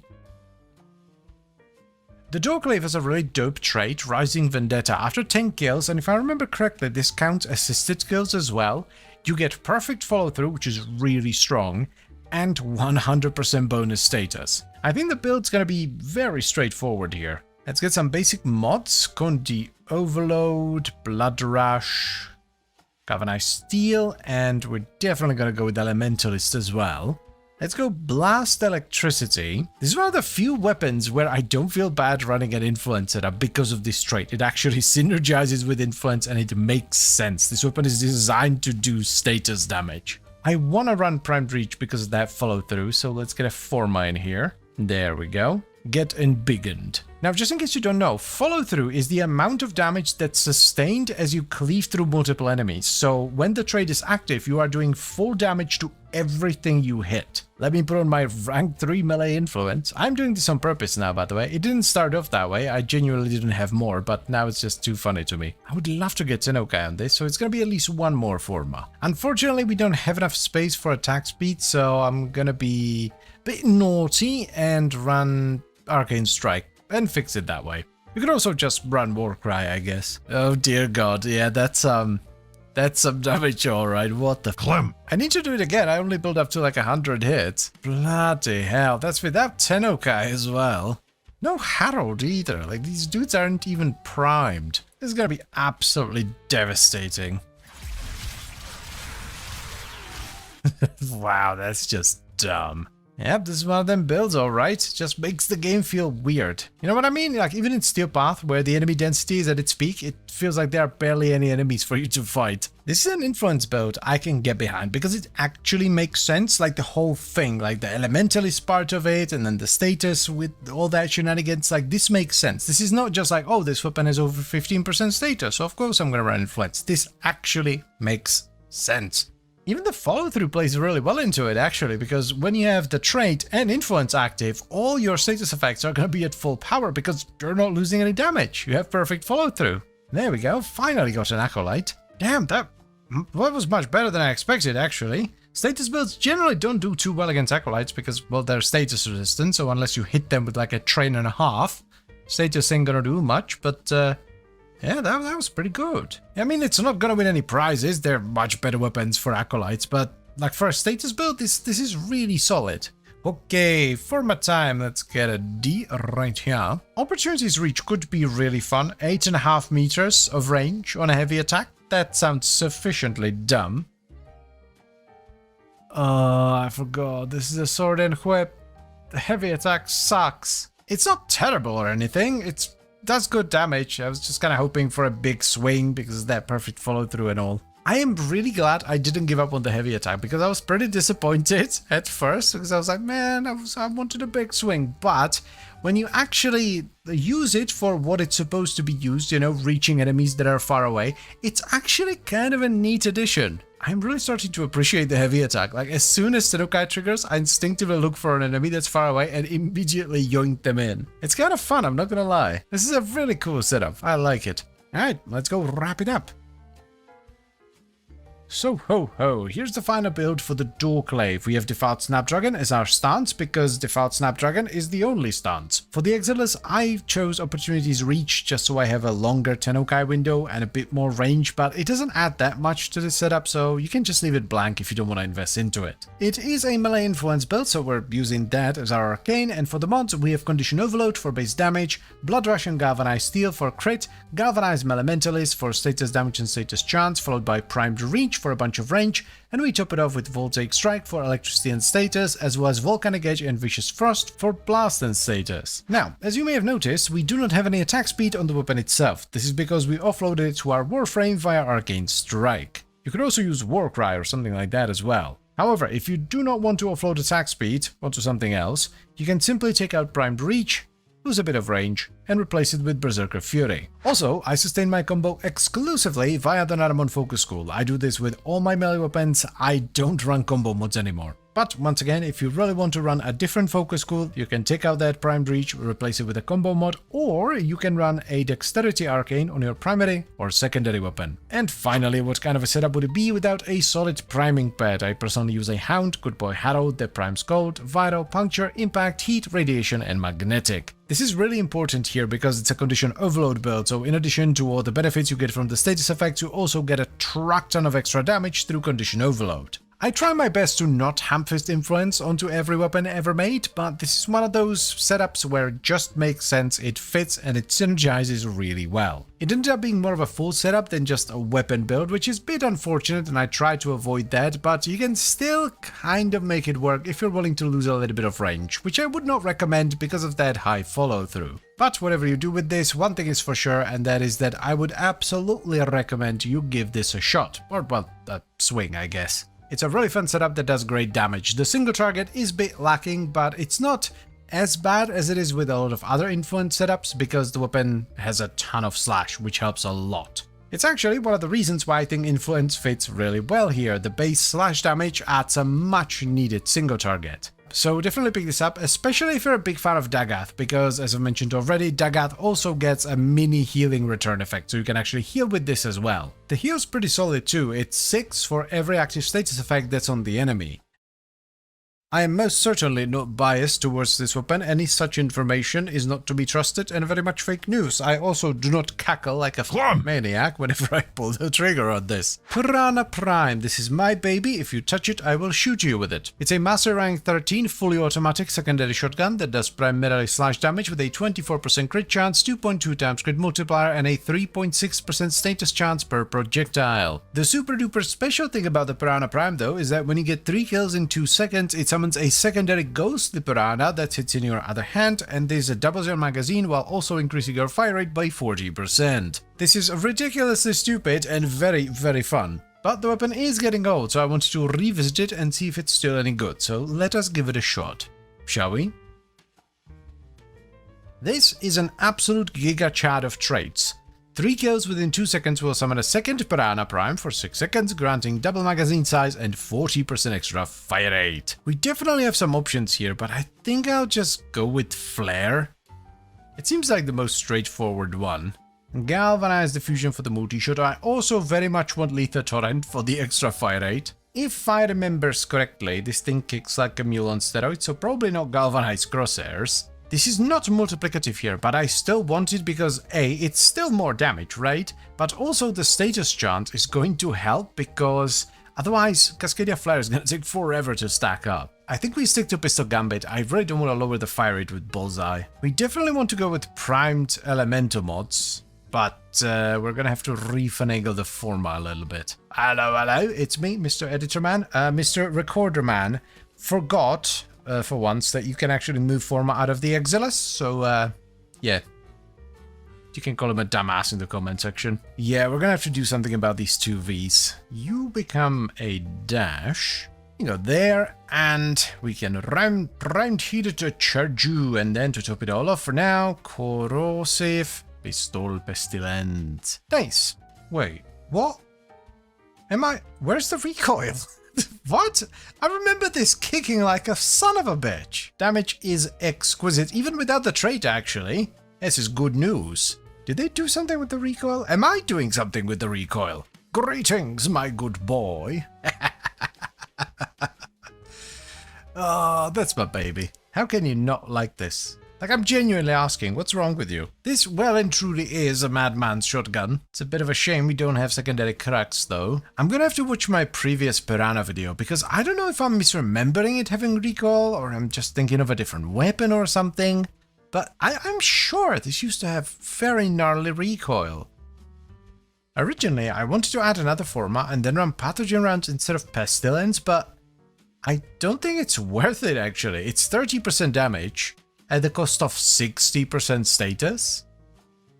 Yeah, that doesn't seem worth it at all. Well, we have the space, might as well put on mutation. So I rewatched my previous video and I even checked the wiki, and the piranha is supposed to have really high recoil. However, when I shoot it, nothing. Like, how? Maybe I'm just missing something really, really obvious here. Oh, this is what I live for. Look at it, it's so good. Might not have the highest damage or good status, or that impressive of a crit chance, now that I think about it, but it makes me happy, and that's all that matters. You know, it's somewhat rare to have a weapon that just does a truck ton of damage perform well in the game. Like, there are a handful of them, but not too many. Nowadays, you kind of want to lean into status, if at all possible.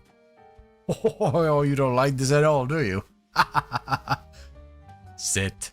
Okay, so since the recoil is on vacation, apparently, we can just run crosshairs. Because why not? Might as well go all the way with Avenger. Yeah, it's not as fun in an Exterminate, where you can't reliably trigger the trait. Finally got the trait to fire off, though luckily, like, I've done most of the mission without the trait active, and it felt fine. Like, it's weaker, obviously, but it's not that big of a deal. Like, most missions should be fine even without it. Oh, the extra crit. Oh, damn. Holy hell, that was brutal. Attenuate this, you absolute fool. So you may have a few holes in your backpack. I'm so glad this worked out so well, because like nowadays raw crit isn't all that appealing. Usually you want to go for hybrid or just status, because status is really, really strong, but yeah, this just proves that if you have enough raw crit, it's still pretty good. I still feel like I'm being clowned, because I remember the Piranha Prime being a really short-range shotgun that shook the screen like crazy. But that is not what's happening on screen. Like, I'm shooting at enemies that are quite far away, and it's steady as anything. You know what, let's stop complaining about the weapon being much better than I remember it being, or ever hoped it would be, and let's go rapido lap, shall we? So, here's what we ended up with on the Piranha Prime, and the build is extremely straightforward. We have Galvanized Diffusion and Lethal Turret for multi-shot and a bit of extra fire rate, Galvanized Crosshairs and Prime Target Cracker for crit, Galvanized Shot for a little bit of extra status, which helps stack Cascadia Flare, but also we get Condition Overload from it. And then we have Prime Heated Charge, Pistol Pestilence, and Prime Convulsion for corrosive and heat.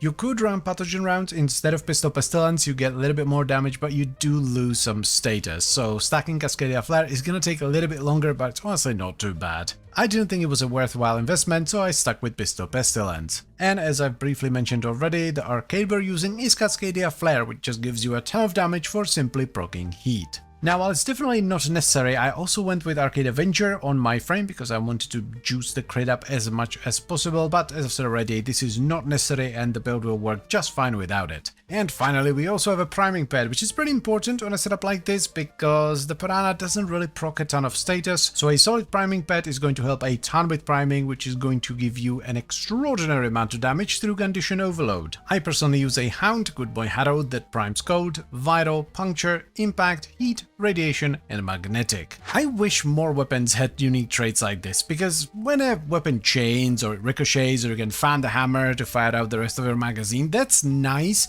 but this is just fun. And you can't beat fun, at least in my opinion. Like, I would take this over a stronger but boring weapon any day of the week. Though that's not to say that the Piranha Prime is bad, quite the opposite actually, it does a truck ton of damage. It's actually solid enough even without the trait active, but once the trait pops off, it goes crazy. So yes, I would absolutely recommend you give the Piranha Prime a shot.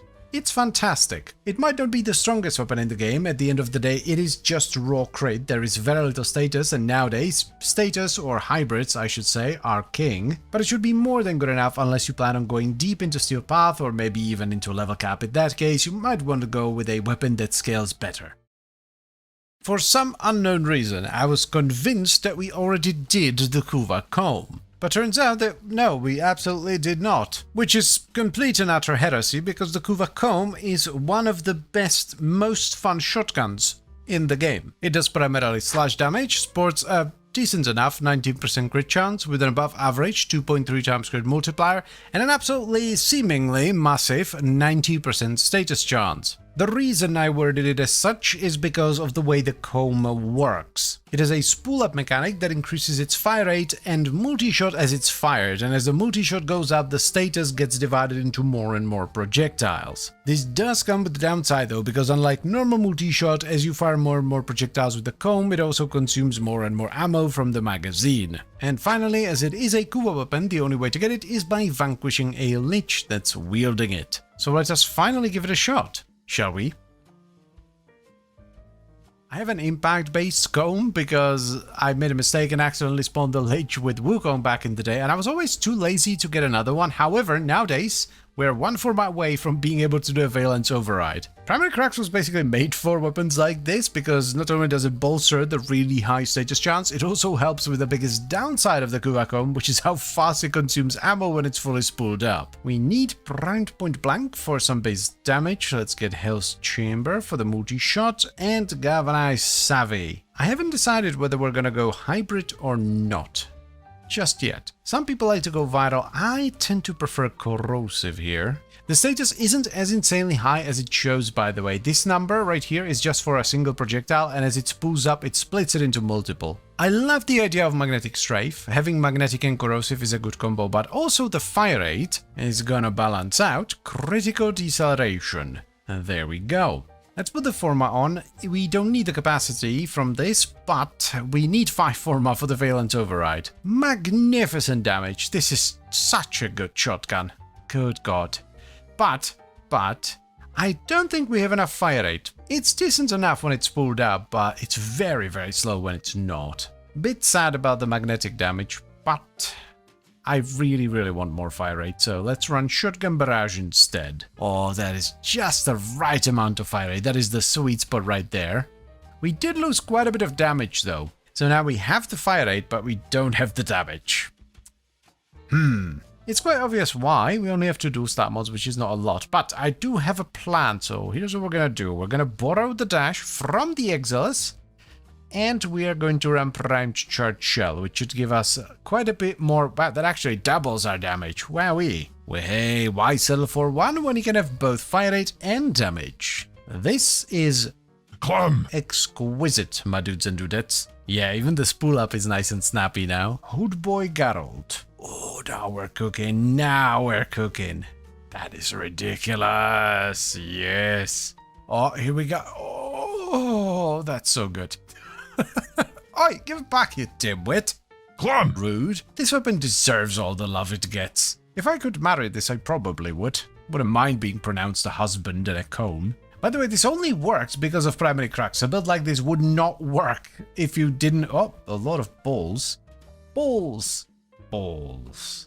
What the fuck was that about, brain? As I was saying, a build like this wouldn't really work without Primary Crux because you would not have the ammunition to sustain it, even with mutation. Sometimes I worry these videos might end up being Exhibit A at my psychiatric evaluation. I know a lot of people like the dot variant of the build for the comb, you know, they go like vital and heat or electricity, but I tend to prefer corrosive and go more upfront damage instead. Oh, you don't like that at all now, do you? Whoa, ho ho ho. It would be nicer with a little bit of cold to slow the Acolyte down, but still, that was tremendous. This is another benefit of doing an upfront damage build. Look at that. Just shreddage. Major shreddage. We could go cold as well, but let's try heat first. It's not going to make a massive difference, you know, it's a 30% valence bonus, but still, it's nice to finally have a good one. I mean, we could run Vigilante Supplies for more crit, but I think Galvanized Acceleration for more effective range is going to be better. I love this so much. It's such a smooth feeling weapon that it just works so well. I've always been a big fan of the comb, even the original one, but the Kuva comb with crux, so you don't have to reload every 3 nanoseconds, chef's kiss. Honestly, if you asked me which Kuva weapons you should get first, I'll probably go Nucor number 1. Nucor is just busted, especially with the Enervate. And then I would go with Comb, because like Brahma and Tsar and Tonkor are cool, but the Comb is just so special. I know a lot of people also like the Kuva Chucker, but for me that weapon's a little bit too niche to be recommending it as one of your first Kuvas. Alright, I think we're done here. This is pretty much as good as it gets, methinks, so let's go wrap it all up. So, here's what we ended up with on the Kuva Comb. We have Prime Point Blank for damage, Galvanized Health for multi-shot, Galvanized Avi for status chance and condition overload, and then we have Primed Ravage and Critical Deceleration for crit. We followed that up with Shotgun Barrage for loads of pew-pews, and we top it off with Toxic Barrage and Prime Charge Shell for a ton of corrosive. Toxic Barrage can be replaced with Contagious Spread if you're willing to lose a little bit of status for a tiny bit more damage. Now, while Galvanized Acceleration is not necessary, it is really nice because it's going to give you a lot more effective range. It extends the fall-off range by a few meters. And finally, the star of the show here is our Arcane Primary Crux, which on a headshot gives us a ton of status as well as ammo efficiency. This is very important for the Kuva Comb because one of its biggest downsides has always been its ammo sustain. It is extremely ammo hungry, and Primary Crux makes it more than manageable. You don't even need mutation most of the time. Additionally, I would also highly recommend you try to squeeze 2 Emerald Archon shards onto your frame because this weapon procs a ton of corrosive with every shot, so being able to strip away the enemy armor with corrosion alone is really nice. And finally, a solid priming pad is always a good idea. I use a Hound, Good Boy Harrow, that primes cold, radiation, heat, magnetic, puncture, impact, and vital. This is one of the most reliable shotguns in the entire game. If you build it well, it's going to rip everything to bits. I know a lot of people prefer to go the damage over time route with the combs, but I think going straight upfront damage with corrosive is the way to go. It just feels a lot better and it performs extremely well. Though that's of course not to say that you can't do the damage over time route, you very much can, and I would actually recommend you try it out to see whether you prefer that or this corrosive version. Because at the end of the day, it's your weapon, your build, and you should build it for what feels best for you. So I absolutely recommend you give this a shot. It is a tremendous shotgun that does great damage. As far as the valence bonus, I would try to get a cold-based one because it's most versatile. You can go corrosive and cold, and if you don't like that, you can use the cold to combine into vital. Hello my pretties, I'm back and I missed you, I well and truly did. Now today we're going to do something fun. We're going to play with the Heliocore, aka the Scan Hammer. And we're going to ask and answer several questions. Is the Heliocore still the most fun and enjoyable way of filling out your codex? Because just in case you don't know, as long as you have a scanner in your gear wheel, anything you kill with the Heliocore will be scanned. Is it worth running a slam build on a weapon that does not have a slam specific trait? And finally, of course, is the Synod Heliocore good enough for you to give it a shot? Now, as the name would suggest, the Synod Heliocore is a syndicate weapon, so the only way to get it outside of trading with other players is from Cephalon Suda for 125,000 standing. This requires rank 5 with the Cephalon Suda Syndicate, which is the rank of Genius. The weapon is a Master Rank 11 hammer that does primarily impact damage with a little bit of puncture and slash on the side, and it sports a relatively low 16% crit chance with a standard 2x crit multiplier, though a very high 40% status chance. It's sort of a side grade to the standard Heliocore, which sports high crit chance, though relatively low status. So let us give it a shot and see what it do, shall we?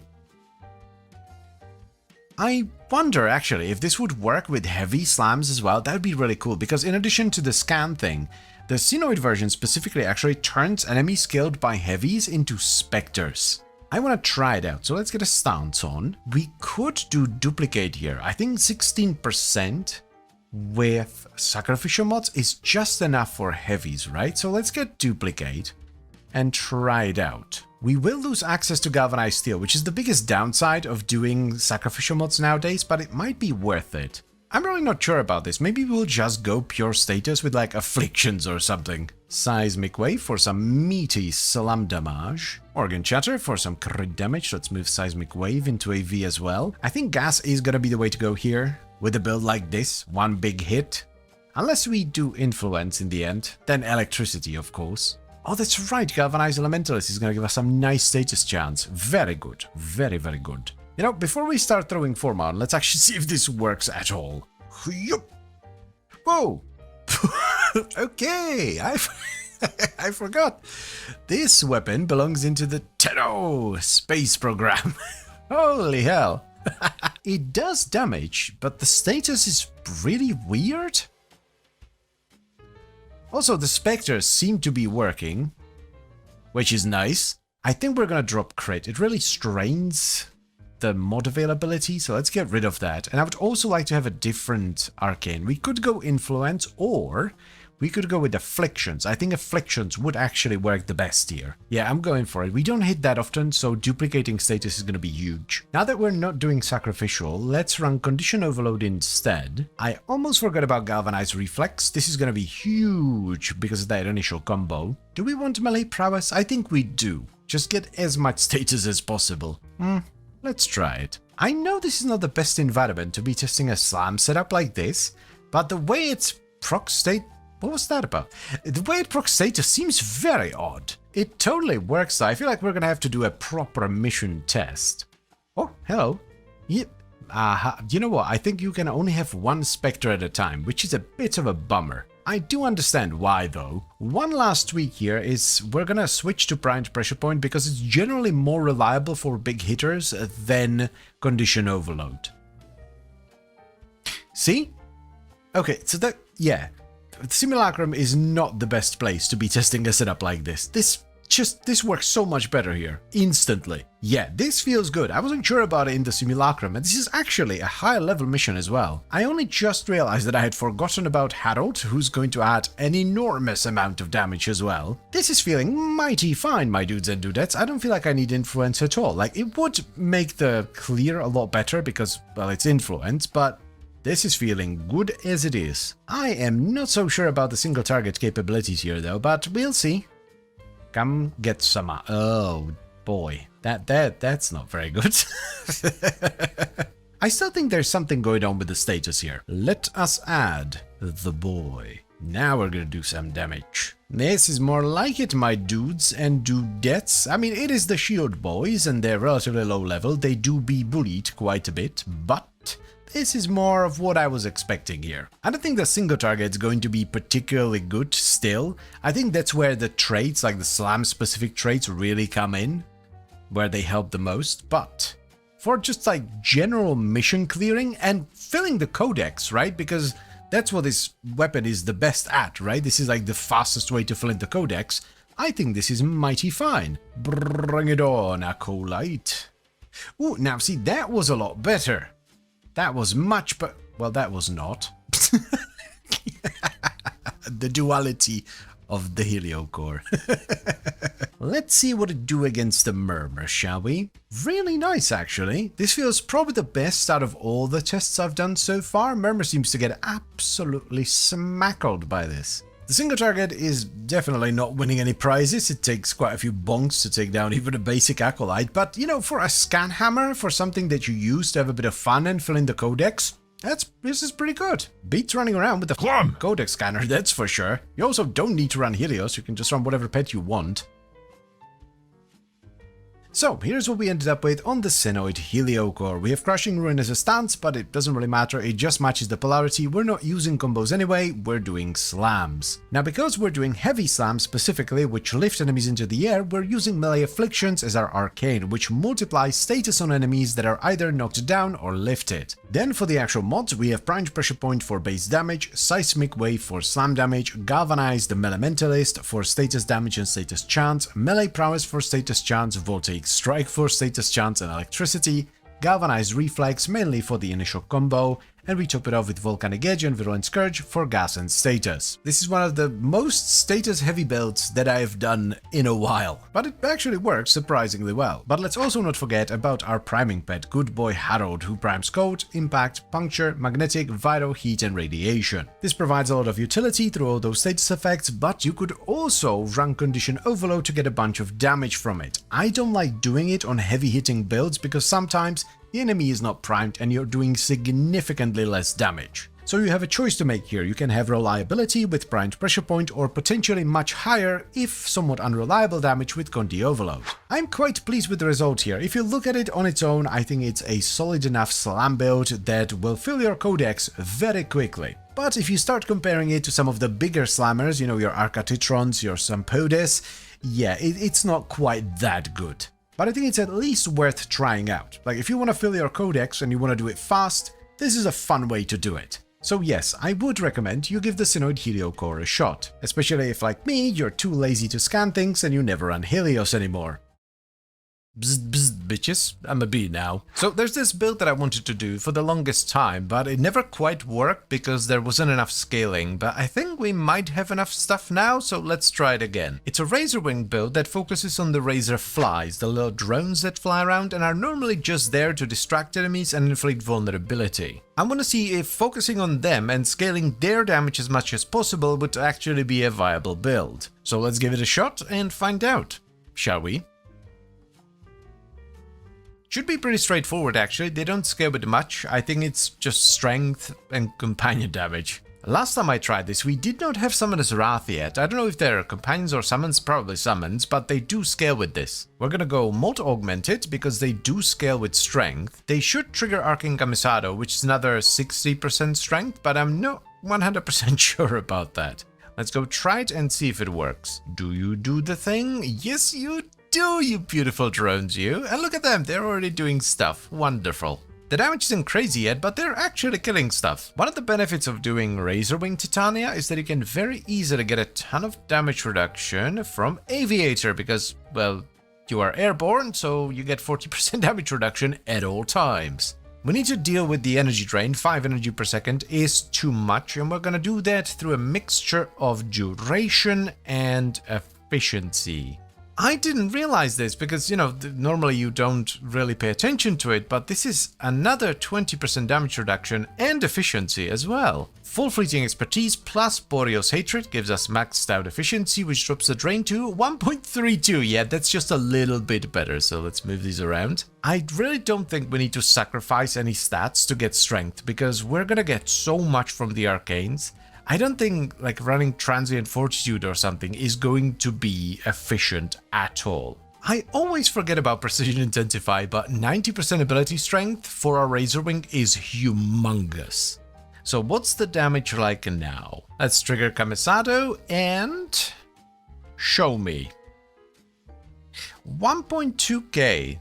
That's actually not bad. Armor seems to be a massive problem though.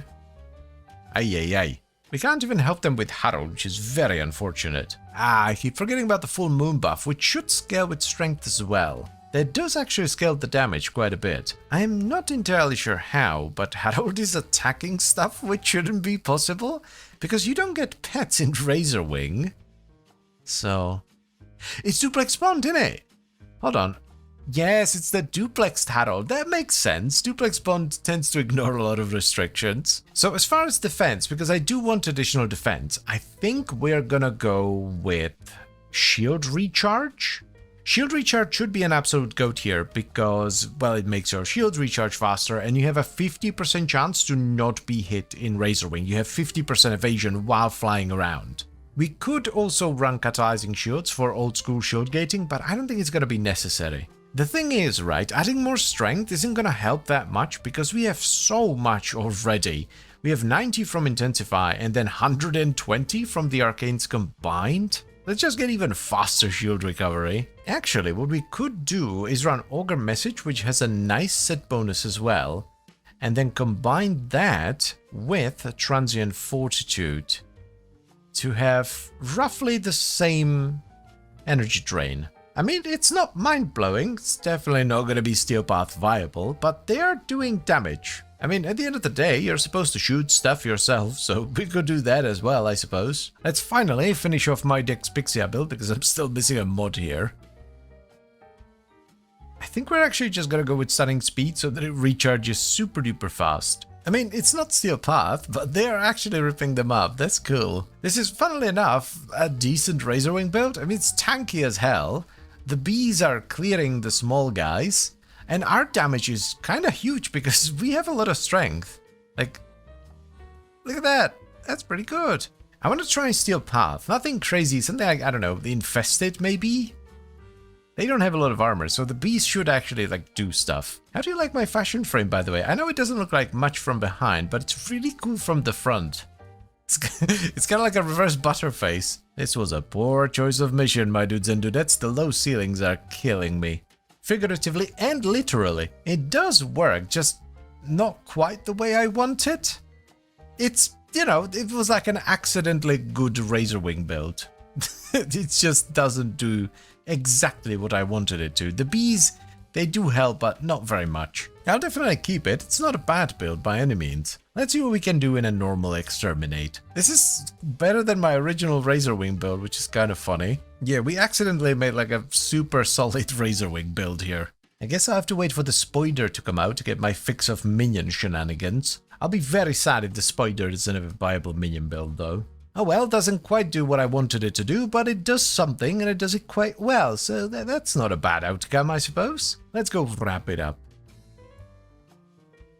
So, here's what we ended up with. We have Summoner's Wrath for companion damage, and in the Exilus we have Aviator for 40% damage reduction while airborne. For the actual mods, we have Primed Continuity to balance out negative duration, Boreal's Hatred for even more damage reduction while airborne, and Efficiency and Fleeting Expertise, which caps our efficiency at 75%. We then slap on Precision Intensify for 90% power strength for our Razorwing, and we follow it up with Augur Message to balance out the negative duration from Transient Fortitude, which we use for even more strength. We top the build off with Fast Deflection and Vigilante Vigor. This works really well in Razorwing, because with Razorwing you have a 50% evasion chance, so 50% chance to simply avoid damage. So having really swift shield recharge means that your health basically never gets hit. And even if it does, it's going to be heavily reduced from all the airborne reduction from Aviator and Boreal's Hatred. So we actually have really nice and layered defenses, which is what you want. You don't want to overdo it with one thing and have nothing else. And finally, the arcanes we run just give us a ton of strength. We have Mod Augmented and Arcane Camisado.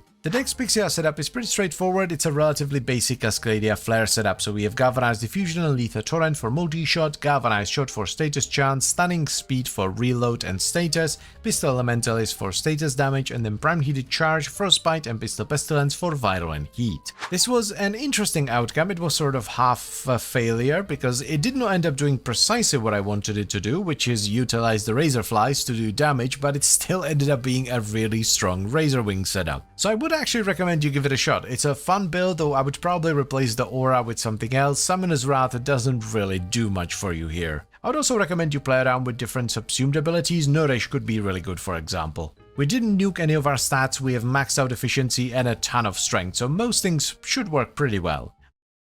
Have you ever ignored something because it was too obvious? Because I very much have. I've been doing minion builds on all kinds of nonsense and have ignored the actual Lord of the Dead. Necros, a necromancer of sorts, and a frame that I used to main for quite a while back in the day of Void Towers. Well, Necros and Loki. I used to be a big Loki player as well. But that's besides the point. Necros is the OG summoner thanks to his Shadows of the Dead skill. Now, I have done a Shadows of the Dead build, but not since the addition of a bunch of new minion tech like Summoner's Wrath, so let's give it a shot again and see how much better it got. Shall we?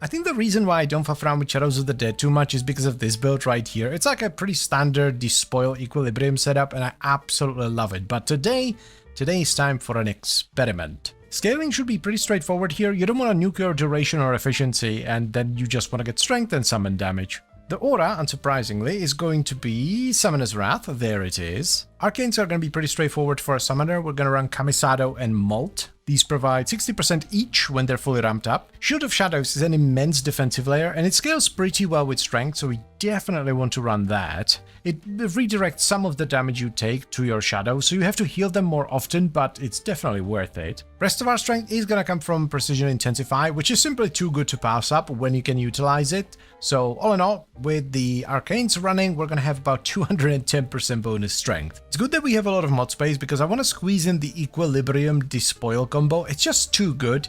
You get effectively infinite energy and really good healing as well. I'm not gonna pass up on health conversion, it's just way too much armor.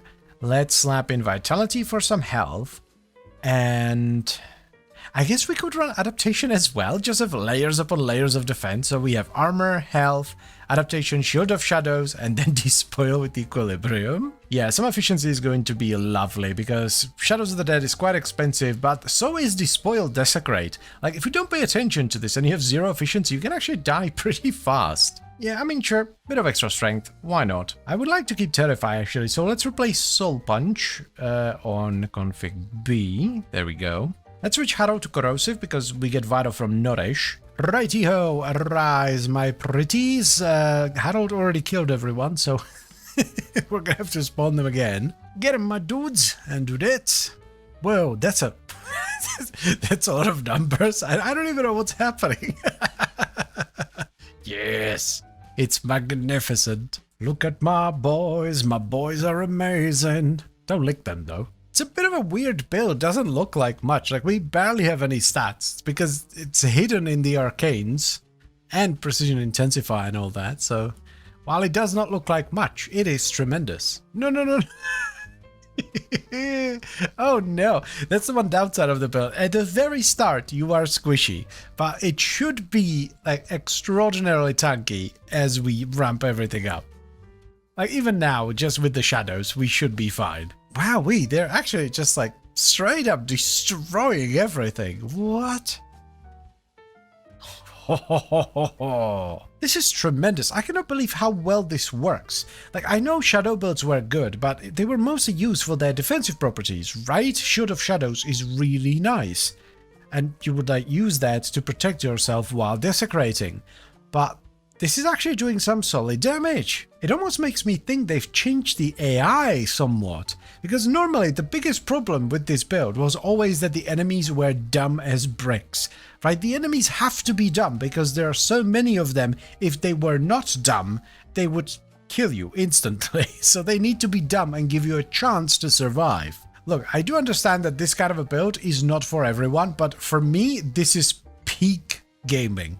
I love this. I've always been a massive fan of minion builds, especially in action RPGs, because you can just sort of sit back and watch all the time and effort you put into gathering gear and setting up your character pay off. You can just, sit back and just watch it do its thing. It's magnificent and glorious and beautiful. I actually tend to dislike a lot of minion builds in newer games because at some point developers went, oh, minion builds are boring. People don't just want to sit around and watch their minions do glorious battle. No. Let's make them press a button every 2 seconds or the minions don't do anything, and then the minions end up being shitty spells that you have to keep alive. This, for me, is the perfect farming build because, yes, it has Desecrate, so you get more loot, but I could just sit here for like an hour, 2, maybe 3, no problem. I could just watch the dudes do their thing, pop Nourish every now and then, heal them up. This is my thing. This is my jam. Yeah, the boys! Look at my robots. I'm so happy right now. Like, okay, Caliban is good, right? Ever since they gave him range, dudes. Very, very good. Love it. But Necros, especially here because you get almost exclusively cool events, is just better. Unfortunately, they don't seem to want to shoot melee, so we are going to have to bonk him ourselves. Yeah, they just target random things, which is to be expected. Get bonked! Ooh, that was a big one. Sheesh! So ho ho, here's our Necromancer setup for Necros, or in this case Necros Prime. Don't worry if you don't have the Prime, by the way, this will work on normal Necros as well. Primed frames are basically just regular frames in fancy trousers, especially the older ones, they don't tend to have that many more stats. For the aura, we have Summoner's Wrath. This gives our minions more damage, very important. As far as the Exodus goes, honestly, it doesn't change an awful lot, so you can just leave it blank and save yourself the investment, but if you want maximum damage, Power Drift is the way to go. Next on the menu we have the Arcanes. This is actually how we get most of our strength. We run Arcane Camisado and Molt Augmented, both of which provide 60% power strength when they're fully ramped up. And finally we have the actual mods. We run Health Conversion, which when you pick up a Health Orb gives you a big chunk of flat armor and it stacks up to 3 times. Now while the stacks are consumed when you take damage, it doesn't actually matter for this build because we're gonna have 3 stacks at all times thanks to the Despoil, Desecrate and Equilibrium combo. Then we have Vitality for some extra health as well as Adaptation for damage reduction. This makes you damn near immortal in combination with the Shield of Shadows augment, which redirects a percentage of the damage you take to your shadow, so we have layers upon layers of defense, meaning we barely take any damage, even from very high level enemies. The only downside here is that most of these have some kind of a ramp up, so you're fairly squishy at the beginning of the mission, but once you get everything going, you are almost unkillable. Then we have Equilibrium and Despoil, which is a tremendous combination on Necros. Despoil makes your Desecrate cost health, and Equilibrium makes it so that Health Orbs also restore energy, and Energy Orbs also restore health. This is good because Desecrate has a very high chance of spawning a Health Orb whenever you desecrate a corpse. This provides really good healing actually, constant stacks of health conversion for the armor as well as damn near infinite energy through Equilibrium. And we top it all off with Streamline for a bit of efficiency as well as Precision Intensify for 90% bonus strength for our Shadows of the Dead. Now, since this is a minion build and we're actually scaling companion damage, having a strong pet is extremely good. I run a Hound, Good Boy Harold, that I normally use for priming. I have him set to Corrosive, Cold, Radiation, and Magnetic. Now, Harold can rip steel part enemies to shreds even without any additional companion damage scaling. So when I do scale him, he becomes an absolute Hellhound of Doom. This build is not for everyone because a lot of the damage is out of your control. You summon a bunch of dudes and they do their thing. But if, like me, you like minion-based characters, whether it be in Warframe or in ARPGs or MMOs, you are going to love this. It's fun, it's pretty damn strong, it's relaxing, and it has Desecrate, so you get more loot. It's like the perfect farming build. So of course I'm gonna recommend you give it a shot. It's tremendous. Greetings, my pretties. I do very much hope you are not afraid of spiders. I'm usually not too excited by an addition of a new frame of war, for I'm very much a weapons man myself, but this is an exception. I've been very much looking forward to Oraxia, our newest spider frame, because she has minions. And minions are my jam. So let's give her a shot and see if she's any good, shall we? Ooh, we have some funky augments as well. The most important thing here, though, is the Oraxia bundle. Yay. Now that is one elegant looking spider. Wowee. This is what it's not loading. Why? Hello? Please? Thank you. This is what we want to scale. Widow's Brood. We fire out a bunch of darts, and if the enemies die while poisoned, they spawn a spider. We're gonna go for the minion triple combo, so Summoner's Wrath, Arcane Camisado, and Molt Augmented. This is a ton of strength plus minion damage from Summoner's Wrath. Very, very good. Sadly, the spiders are not from her 4th ability, so we can't use Precision Intensify here. Scaling test, so strength adds damage, presumably, yes. Duration scales duration, who would have thought, and range does not scale the angle. Okay, good to know. Oraxia and her spiders are all about toxin, so Archon Continuity is an absolute no-brainer here for the free corrosion. We actually need to unlock the abilities first, so let's up on some Umbra mod so we don't die and go level up a bunch. So first ability, Big Dash, decent damage as well. Also, I think when you wall latch, yes, you go invisible, very cool. Second ability is Crowd Control, a spiderweb, very thematic. I like it. I like it. Now, as you may have figured out by now, I don't know very much about this frame. I deliberately avoid diff streams because I like to figure things out on my own. We officially have spiders. How does it work? Okay, that was... Oh, he's so cute. Look at him. Please don't be dumb. Okay, no. Oh, God. Please don't be dumb. They're definitely doing things. It's hard to tell what kind of things because, well, Harold is a hound of hell. So he's just butchering everyone in sight, but they seem to be doing things, which is good. This is officially the coolest thing ever. Holy crap. It's so cool. Look at it. No way. You can interact with stuff. So like, you're like a full-on frame. So we dart them up, and then when they die, spiders. Nice. Okay, they are on the slower side, but damn, they have some damage, my dudes and dudettes. So look at them. Ho ho ho. Alright, me likey a lot. Let's add Harold into the mix. This is what I've been waiting for, my dudes and dudettes. Look at them go. Oh, and I look so cool as well. Okay, so the Taufi is gonna go into recover health when enemy takes damage by toxin status effect. This should be very strong. This might actually be even better. I thought I would go for the toxin status damage, but being able to completely wipe away armor might be the way to go here. Yeah, for now we can just go for a little bit of extra armor. I need to fuse more emeralds. Really don't want to get rid of the crowd control and vulnerability. We're not getting rid of spiders or spider mode, so I guess Mercy's Kiss? It's a bit of a shame, it's a cool ability.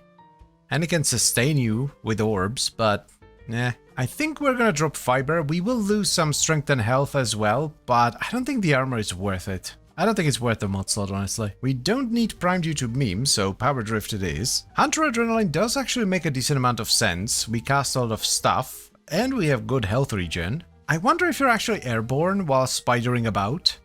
I don't think you are, because, well, you're still grounded, you're on the ground, and you can interact with stuff, so I don't think you are, but I still want the efficiency from it. Well then, let us see what it do.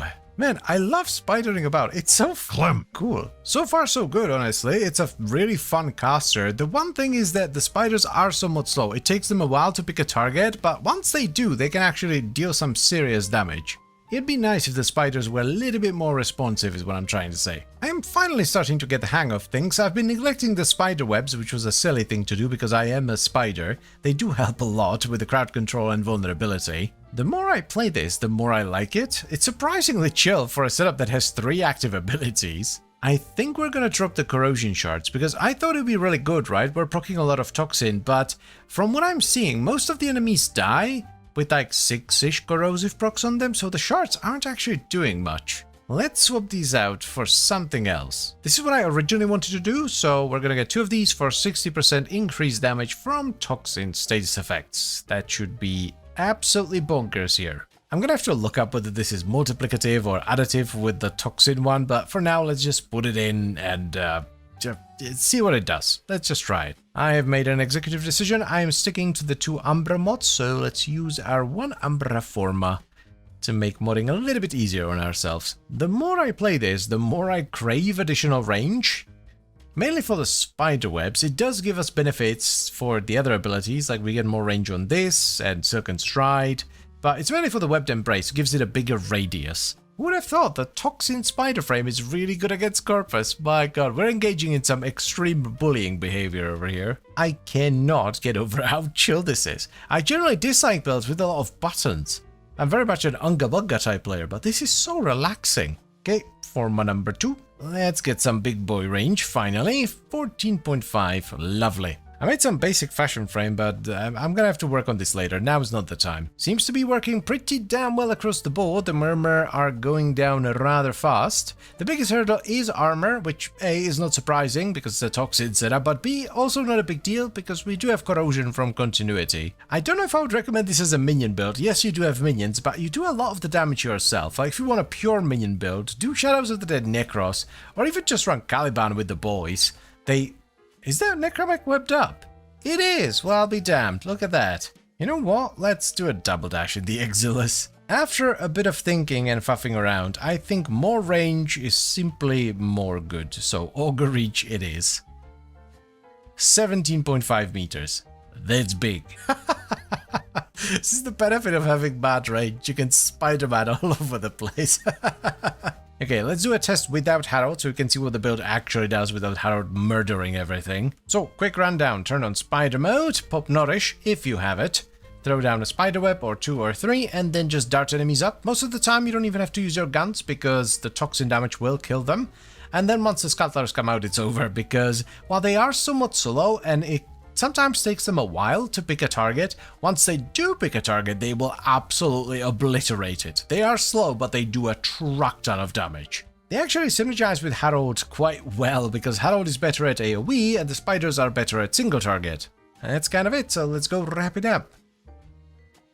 So here's what we ended up with on Oraxia. Now bear in mind this is day 1, so no one is entirely sure how things interact yet. We have Summoner's Wrath for minion damage, Power Drift for a bit of extra strength, though this isn't entirely necessary. It doesn't add that much, so if you want to save yourself some investment, this is where you do it. Just don't put in the Exilus. Then I personally went with Umbra Vitality and Intensify because I had an Umbra Forma, but you can just run normal Vitality and Intensify if you want to. You're gonna be weaker, but it's not going to break the build. Next on the menu we have Archon Continuity. This gives us a bunch of duration, but it also makes us proc Corrosion whenever we proc Toxin. We proc Toxin a lot, so try to squeeze this in if at all possible. Moving on to Hunter Adrenaline. This is a relatively easy way to generate a bunch of energy because we mostly use our health to tank, which we have a lot of in Spider Mode, and we also regenerate a lot of health thanks to our Archon chart, so Hunter Adrenaline just makes sense. Then we have Augur Reach and Stretch for a bunch of range, which feels awesome, Streamline for some efficiency, and finally Boreas Hatred for even more efficiency, but this is more of a flex slot, so you can replace it with something else if you want to. Let's also not forget our Arcanes. We run Camisado and Mod Augmented for a butt ton of strength. Now, another pretty important thing on this build are Archon charts. We run 5 emeralds, 1 for recovering health when enemies take damage from a toxin status effect, and then I run 2 for the toxin status damage and 2 for more ability damage against enemies affected by corrosion. I don't actually know how these interact, so if you know how they interact and this is a dumb idea, please let us know in the comment section down below. And finally, what kind of a minion build would it be without a solid pet? I run a Hound, Good Boy Harrow that's set up for Vital, Impact, Heat, Puncture, Radiation and Magnetic. I love this frame. It's tremendous. Of course I'm gonna recommend you give it a shot. I wouldn't say it's a full-on summoner, it's a really damn cool caster that happens to have minions, but if you want to go for a full summoner, I think Shadows of the Dead Necros or Caliban with the boys are still the way to go. I do, however, also think that Oraxia is better than both Necros and Caliban. It's just a really well-rounded frame. Mr. YouTube man, what is that funny looking thing in your hand, I hear you ask? A cool whip, my dudes and dudettes. A very cool whip. The Spinnerax, Oraxia signature melee weapon, and also our newest whip. It does pure toxin damage with a 16% crit chance, a 2.4 times crit multiplier, and a 40% status chance. The coolest thing about the Spinnerax, aside from the pure toxin damage of course, is that enemies hit by it have a 10% chance to explode when they die for every toxin status effect on them. This does a bunch of damage and spreads the toxin around. Now, people have already figured out that this is absolutely cracked in combination with Volt's Shock Trooper, which allows you to have toxin and electricity on the weapon at the same time, allowing for the use of influence. We are deliberately not going to do that today, because I want to see how this weapon handles on its own, not how it performs with a very specific subsumed ability that also requires an augment. All the bits and bobs you need for the Spinnerax are available from the new Weaver node in Duviri. However, if you do get unlucky, there's also a pity system where you can buy it with Scuttler husks from either Akrithis or Dominus Thrax in the Dormi zone. So let us give it a shot and see if it's any good. Shall we? Oh, that's such a cool design. So edgy, I love it. We're not gonna do the Shock Trooper thing because I've seen a video of someone absolutely demolishing a tile set with that. But for these videos, I don't like to rely on specific subsumed abilities to make things work. Let's get some mods on this and go try it out because I've seen the video, yeah, but I don't actually know how the trait works. Videos can be deceiving at times. Aha, so that's what it looks like. I couldn't get it to trigger. Okay, let's get Prime Fever Strike. The crit chance is actually low enough for us to do a duplicate setup, which would be pretty cool. Double hitting, I probably don't have to tell you, is quite big. Galvy Steel for the crit damage. Hold on. No. We are not gonna do duplicate. Oh, I have a way better idea. We are going to do Vortex. Vortex, where is it? There it is. Yes. I forgot about Magrush. Yes, that is perfect. Not too much magnetic and extra attack speed. This is gonna feel great. Like, high attack speed is basically the only way to make whips feel good. Let's not hamper it with armor just yet, maybe later. For now though, let's just test it against a Corpus battle group. Yeah, we are doing Vortex 100%. This is perfect. I've done some funny Vortex setups, but this is definitely the best one so far. Here comes Grandmaster Harold. Let's make sure he's on Vital, yes. Oh, dude, that's such a good combo. I imagine this is what they had in mind when they made it. Might not have been the smartest idea to try and level it to level 200 Conjunction Survival, seeing as we're still missing 3 very important damage scaling mods. It is a bit meh right now, but I think it's going to be great once it's finished. Dear God, the single target is just complete and utter ass right now. You know what, maybe it's not the worst thing in the world I took it here right away. I think there's value in showing you that sometimes builds take time, you know? They might not be amazing right off the bat. Okay, Forma time. Okay, so all of this is staying, this feels very good. We're just gonna add Galvanized and Elementalist. Away, my noble steed, hoya! Okay, we are officially cooking, yeah. The Corpus Bullying Stick, let's go. Not a massive surprise that this is a very good anti-Corpus weapon. It is toxin based at the end of the day, but dear God, Vortex with the explosion is bonkers. I'm so glad they gave it such an obvious explosion. I don't think it would be anywhere near as much fun if it was just like a subtle little pop. We're definitely going in the right direction though, this is awesome. The single target does leave a lot to be desired. Let's hope that Tenno guy fixes that a little bit. And there we go. That looks much better. Can't fit in steel just yet, so let's run Organ Shatter for now. The damage is starting to scale pretty well, which is good to see. We're almost there, my dudes and dudettes. Almost there. This is gonna help quite a bit. We're gonna need another Forma here, but for now we can at least run Mentor's Legacy. This is so much better now that we have some proper crit damage and more crit chance. We're actually getting some occasional orange crits as well. Single target should be considerably better as well, because whips have forced slash procs on their heavies, and we are scaling dot damage through Melementalist, so it should actually be pretty good. Oh yeah, now we're cooking, look at that. Whoop. Yep. That was the last piece of the puzzle right there. We did get a bunch of extra crit chance and crit damage, but the Tennokai for those heavy whippings, that's where it's at. This Forma isn't entirely necessary, I just want a better Tennokai trigger. I think we're gonna go with Opportunity's Reach. Discipline's Merit is quite nice as well. I like that one a lot because it's very consistent. But Opportunity's Reach is nice because we don't actually have any extra range. So we can push that 3 meter range to 7, at least on heavies. Dude, I am very happy with the result here. It might not be as crazy as the Shock Trooper version, but this is well good fun. I'll try to remember, well actually I can do it like this. Mr. Uploader Man, please find the Shock Trooper video with the Spinner X and put a link to it in the video description, thank you. I think this is it. I can't think of anything else I would want to change here, so let's finish the mission and go wrap it up. So here's our vortex-based setup for the Spinner X. For the stance, we have Coiling Viper. It's a decent enough stance and it also matches the polarity the weapon comes with. The Tennokai trigger is up to you. I like Opportunity's Reach for the extra range and the longer trigger window, but just make sure you have some Tennokai trigger in there because you kind of need it for a single target. After that, we have Branch Pressure Point for melee damage. You could go with Condition Overload for potentially higher damage, so it's not going to be as consistent. We run Blood Rush and Galvanized Steel for crit, Berserker Fury for a ton of attack speed, Galvanized the Melementalist for status damage and status chance, as well as Weeping Wounds for a ton of status chance as well. We followed that up with the Magnetic Rush for a tiny bit of extra attack speed, but also magnetic damage to trigger our Arcane Melee Vortex. And to top it all off, we run Prime Fever Strike for a buttload of Toxin. A solid priming pet is always a good idea. I run a Hound, Good Boy Harrow that procs Cold, Impact, Puncture, Radiation, Viro, Magnetic and Heat. This can give you a ridiculous amount of extra damage through Condition Overload if you choose to run it, plus of course the effect of all those status effects. Honestly, the more I think and talk about it, the more I realize I absolutely should have run Condition Overload on this.